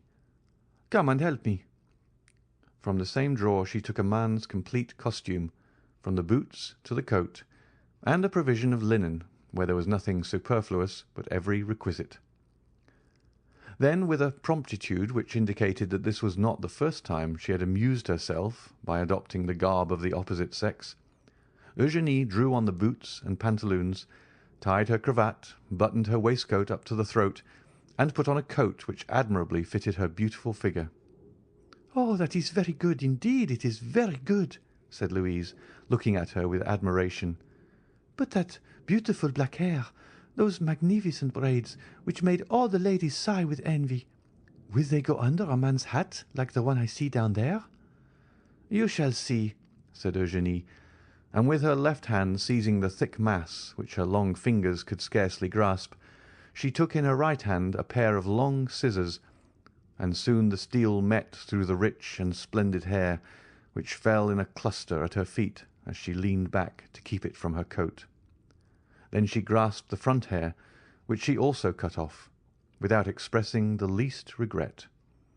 On the contrary, her eyes sparkled with greater pleasure than usual under her ebony eyebrows. "Oh, the magnificent hair!" said Louise with regret. "And am I not 100 times better thus?"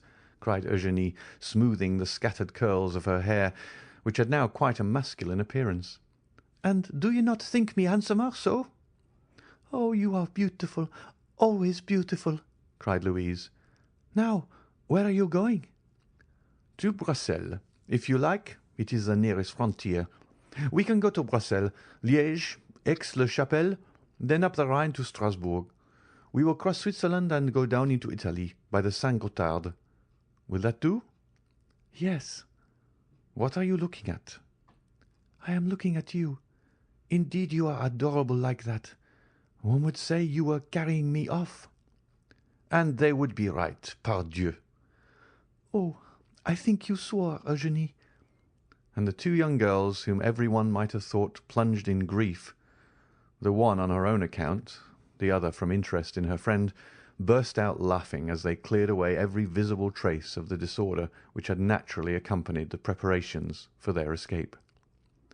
Then, having blown out the lights, the two fugitives, looking and listening eagerly with outstretched necks, opened the door of a dressing-room which led by a side staircase down to the yard, Eugénie going first, and holding with one arm the portmanteau, which by the opposite handle Mademoiselle d'Armilly scarcely raised with both hands.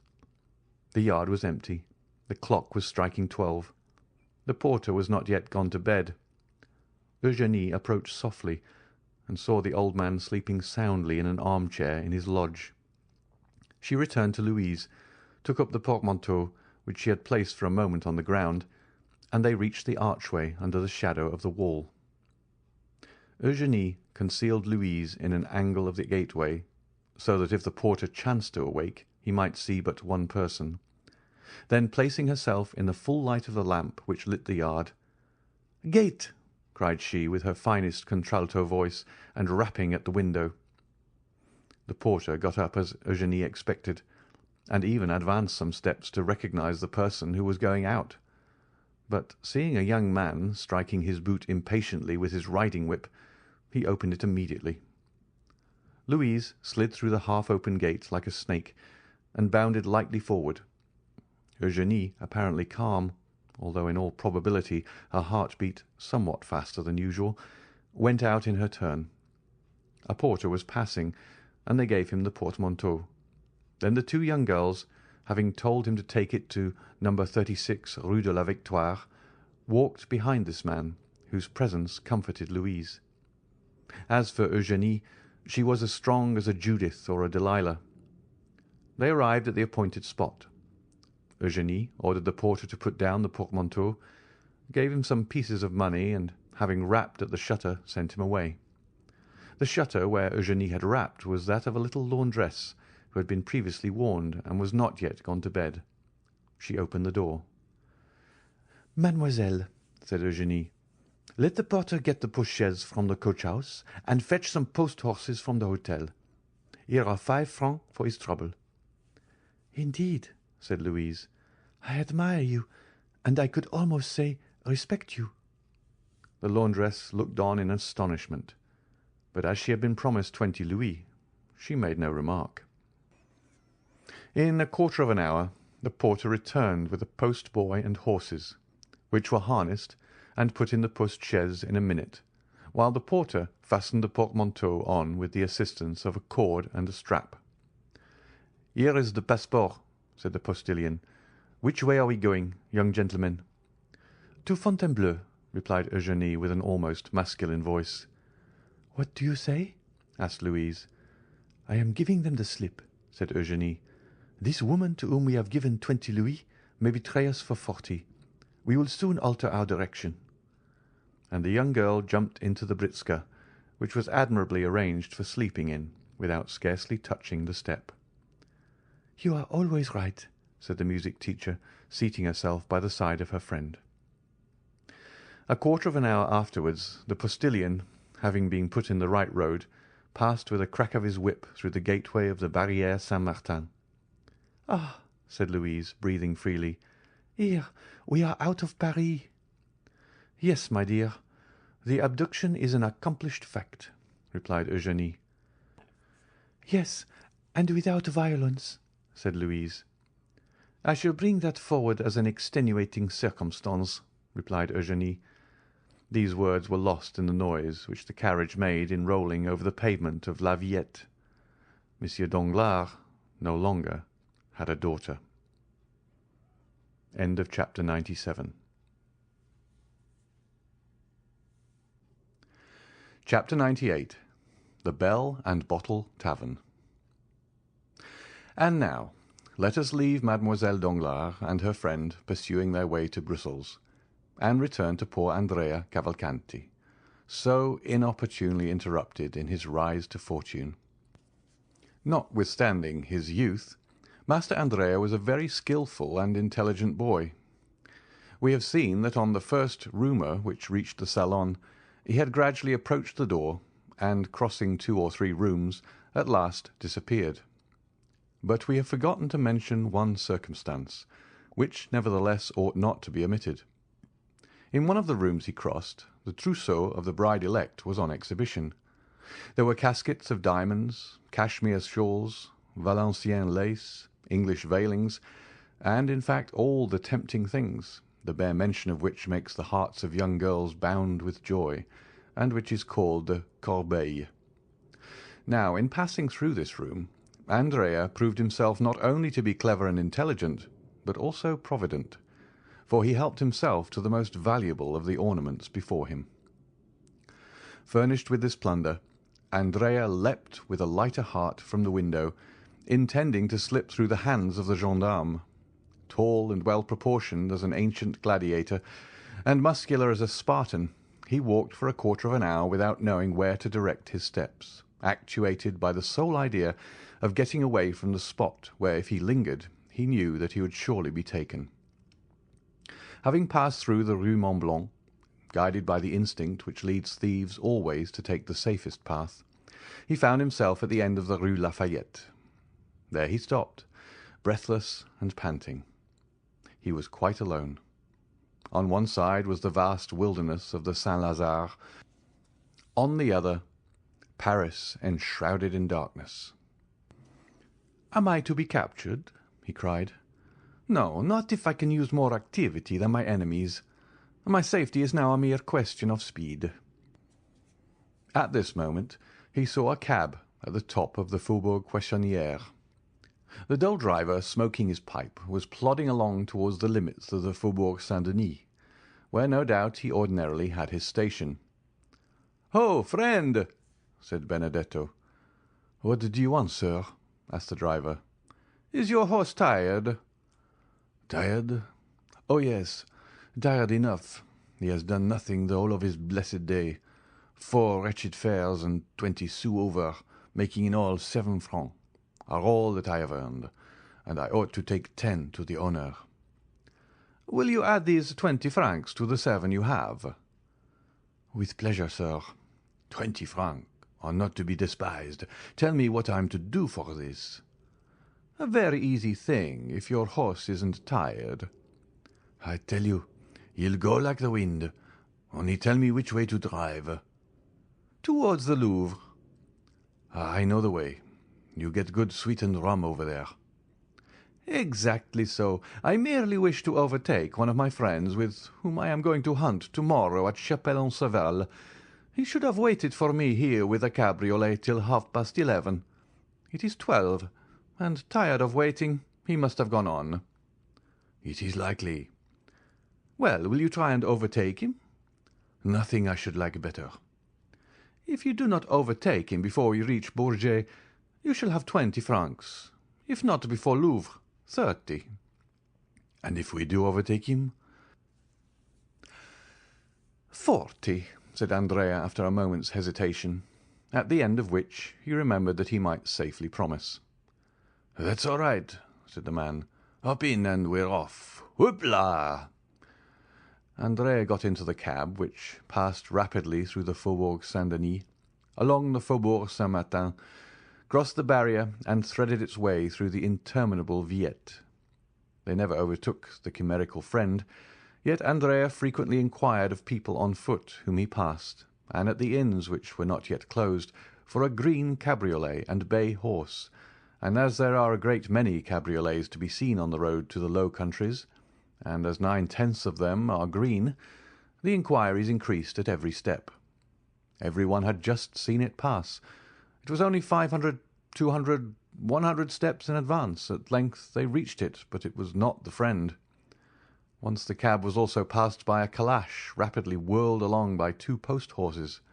"Ah," said Cavalcanti to himself, "if I only had that britska, those 2 good post-horses, and above all the passport that carries them on." And he sighed deeply. The calash contained Mademoiselle Danglars and Mademoiselle d'Armilly. "Hurry, hurry," said Andrea. "We must overtake him soon." And the poor horse resumed the desperate gallop it had kept up since leaving the barrier, and arrived steaming at Louvre. "Certainly," said Andrea. "I shall not overtake my friend, but I shall kill your horse. Therefore I had better stop. Here are 30 francs. I will sleep at the Red Horse, and will secure a place in the first coach. Good night, friend." And Andrea, after placing 6 pieces of 5 francs each in the man's hand, leapt lightly on to the pathway. The cabman joyfully pocketed the sum, and turned back on his road to Paris. Andrea pretended to go towards the Red Horse Inn, but after leaning an instant against the door, and hearing the last sound of the cab, which was disappearing from view, he went on his road, and with a lusty stride soon traversed the space of 2 leagues.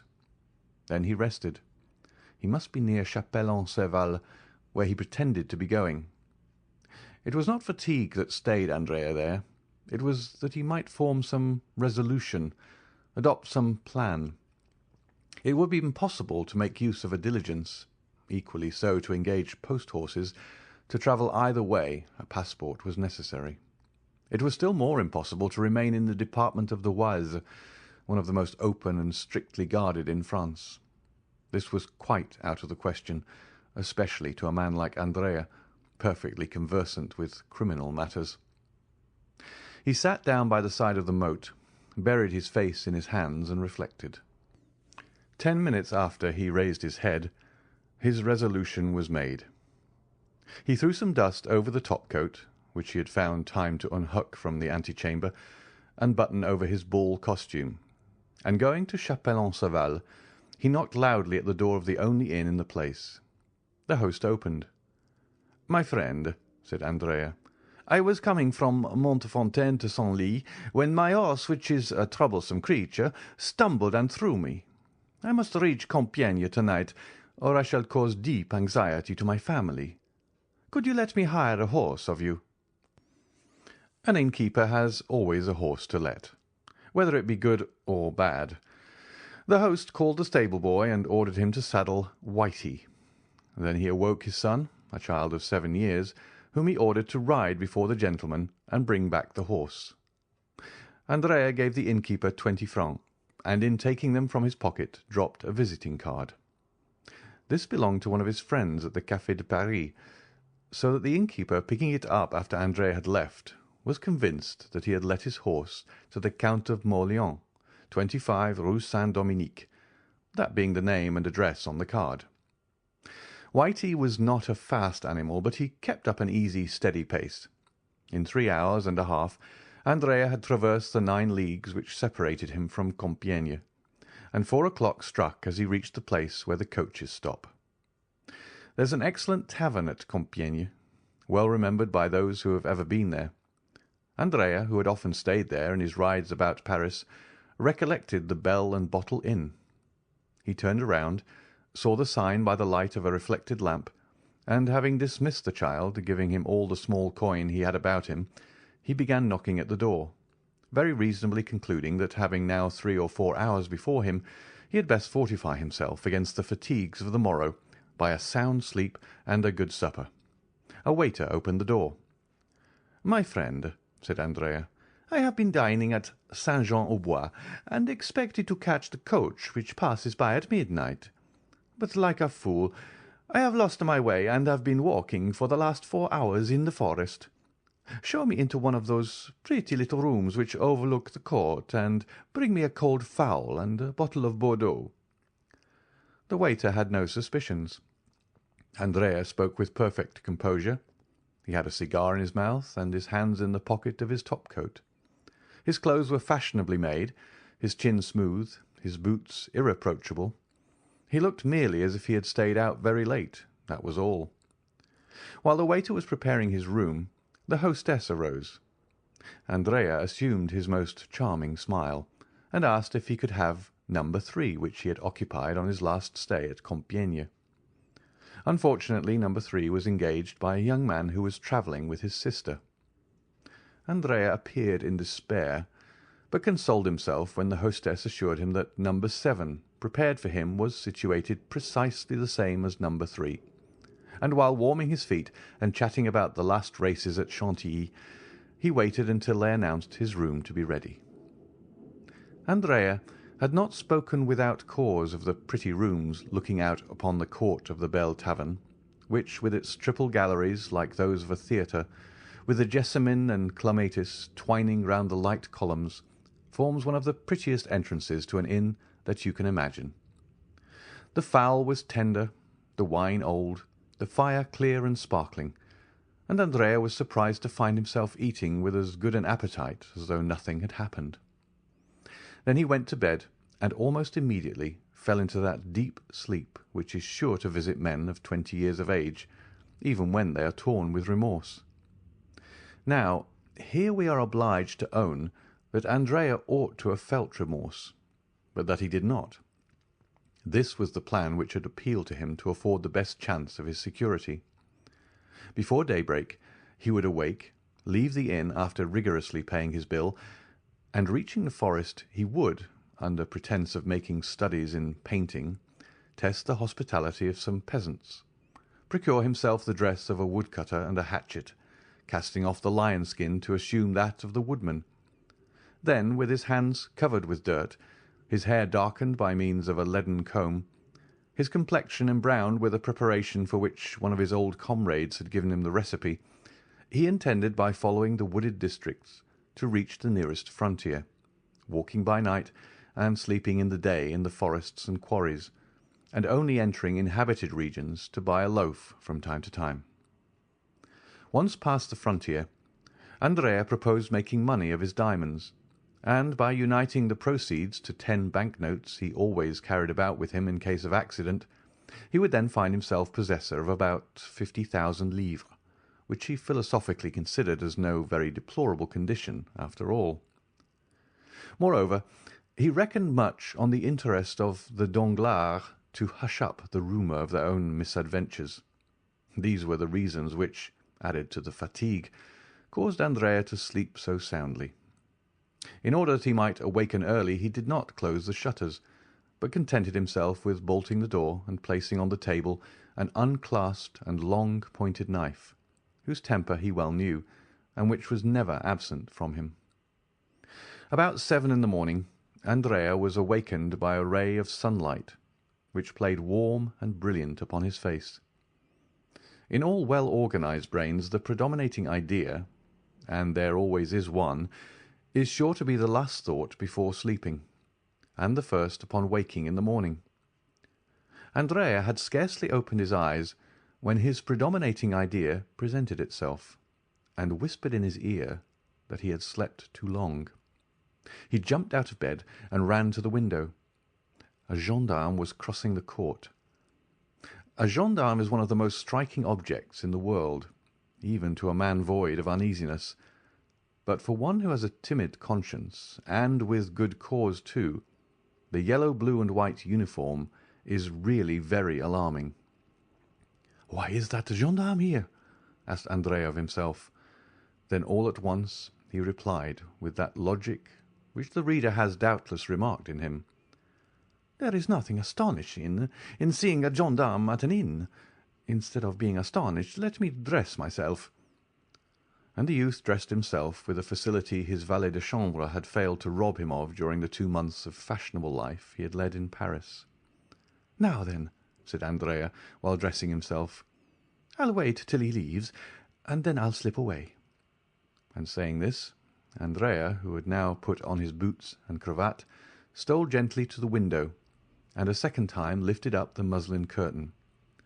Not only was the first gendarme still there, but the young man now perceived a second yellow, blue, and white uniform at the foot of the staircase, the only one by which he could descend, while a third, on horseback, holding a musket in his fist, was posted as a sentinel at the great street door which alone afforded the means of egress.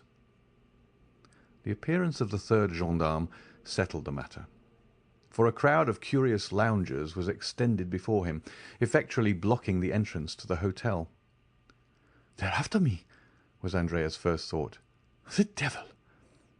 A pallor overspread the young man's forehead, and he looked around him with anxiety. His room, like all those on the same floor, had but one outlet to the gallery in the sight of everybody. "I am lost," was his second thought, and indeed, for a man in Andrea's situation, an arrest meant the assizes, trial, and death. Death without mercy or delay. For a moment he convulsively pressed his head within his hands, and during that brief period he became nearly mad with terror. But soon a ray of hope glimmered in the multitude of thoughts which bewildered his mind, and a faint smile played upon his white lips and pallid cheeks. He looked around and saw the objects of his search upon the chimney-piece. They were a pen, ink, and paper. With forced composure he dipped the pen in the ink and wrote the following lines upon a sheet of paper. "I have no money to pay my bill, but I am not a dishonest man. I leave behind me as a pledge this pin worth 10 times the amount.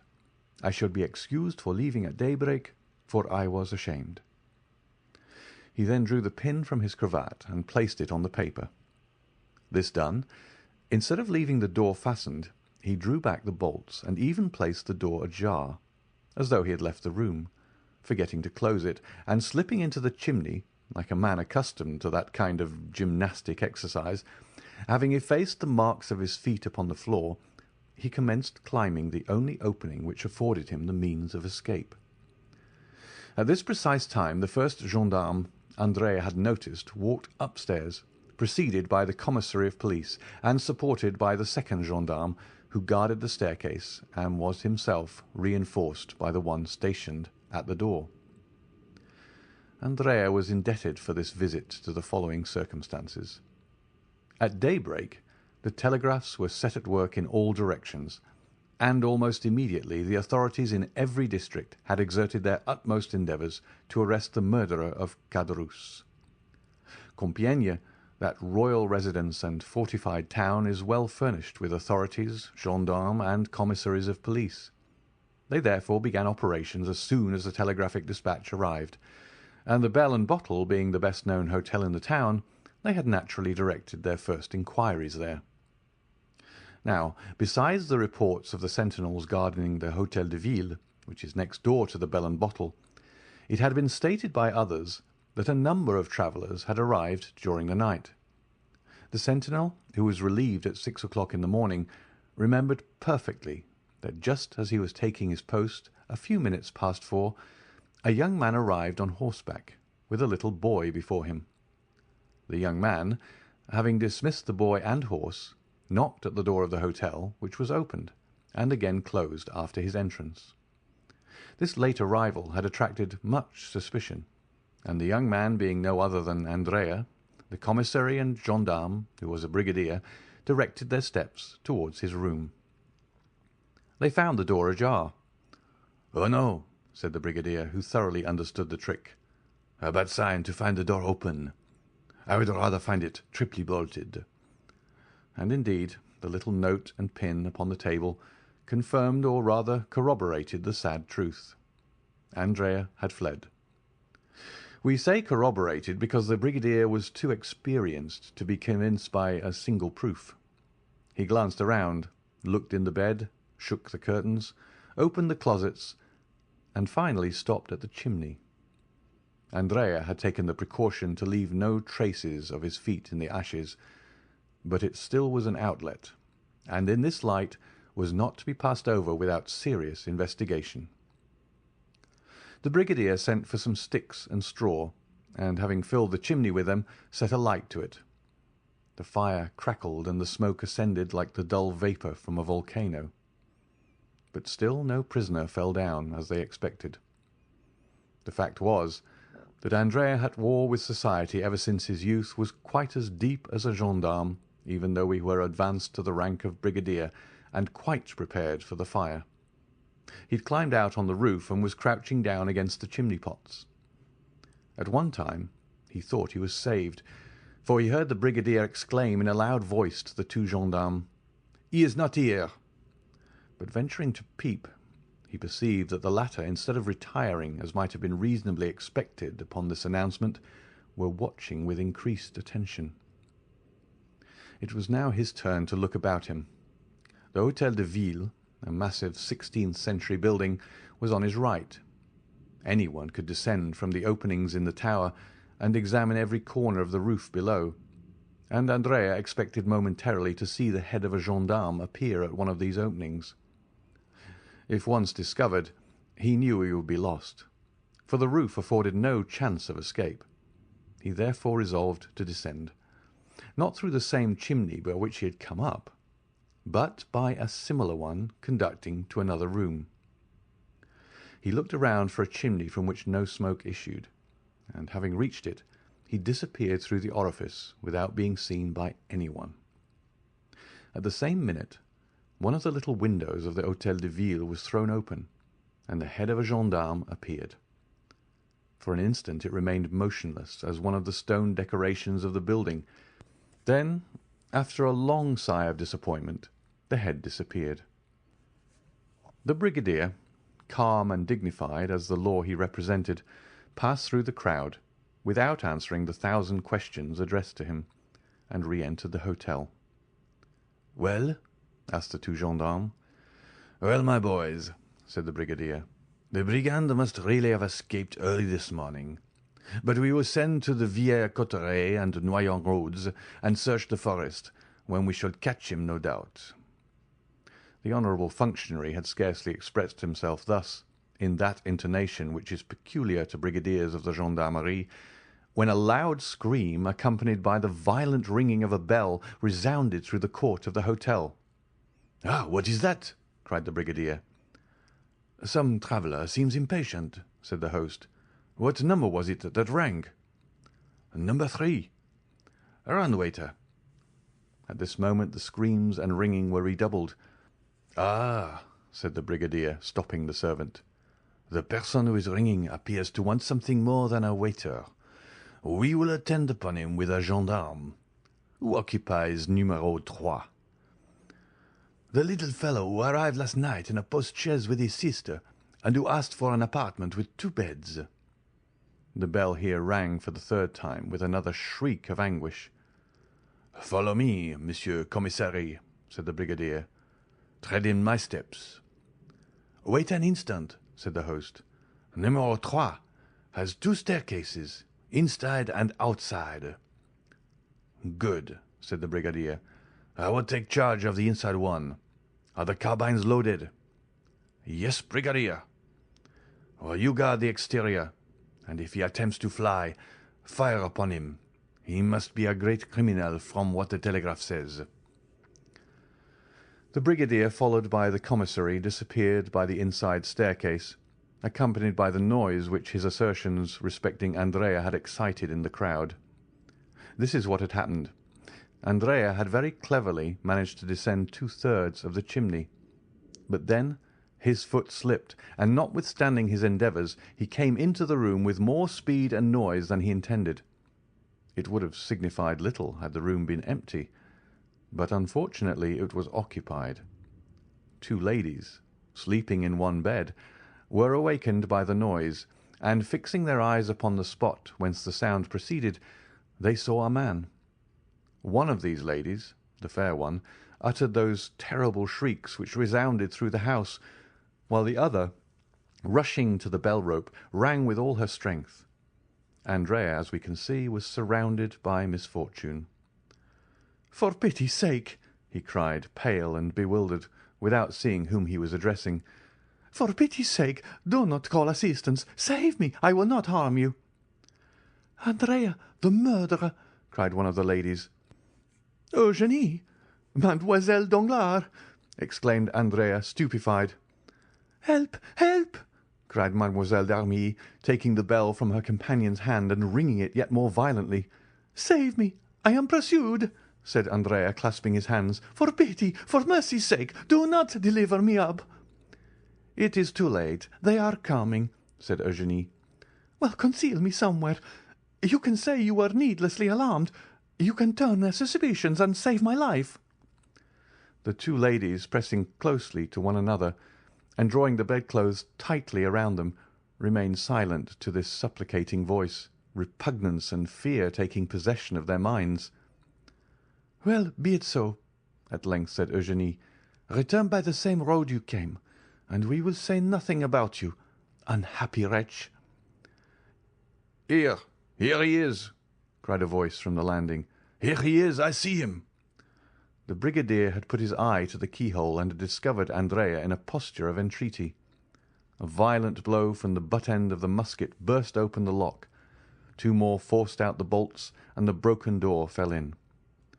Andrea ran to the other door, leading to the gallery, ready to rush out, but he was stopped short, and he stood with his body a little thrown back, pale and with the useless knife in his clinched hand. "Fly, then!" cried Mademoiselle d'Armilly, whose pity returned as her fears diminished. "Fly!"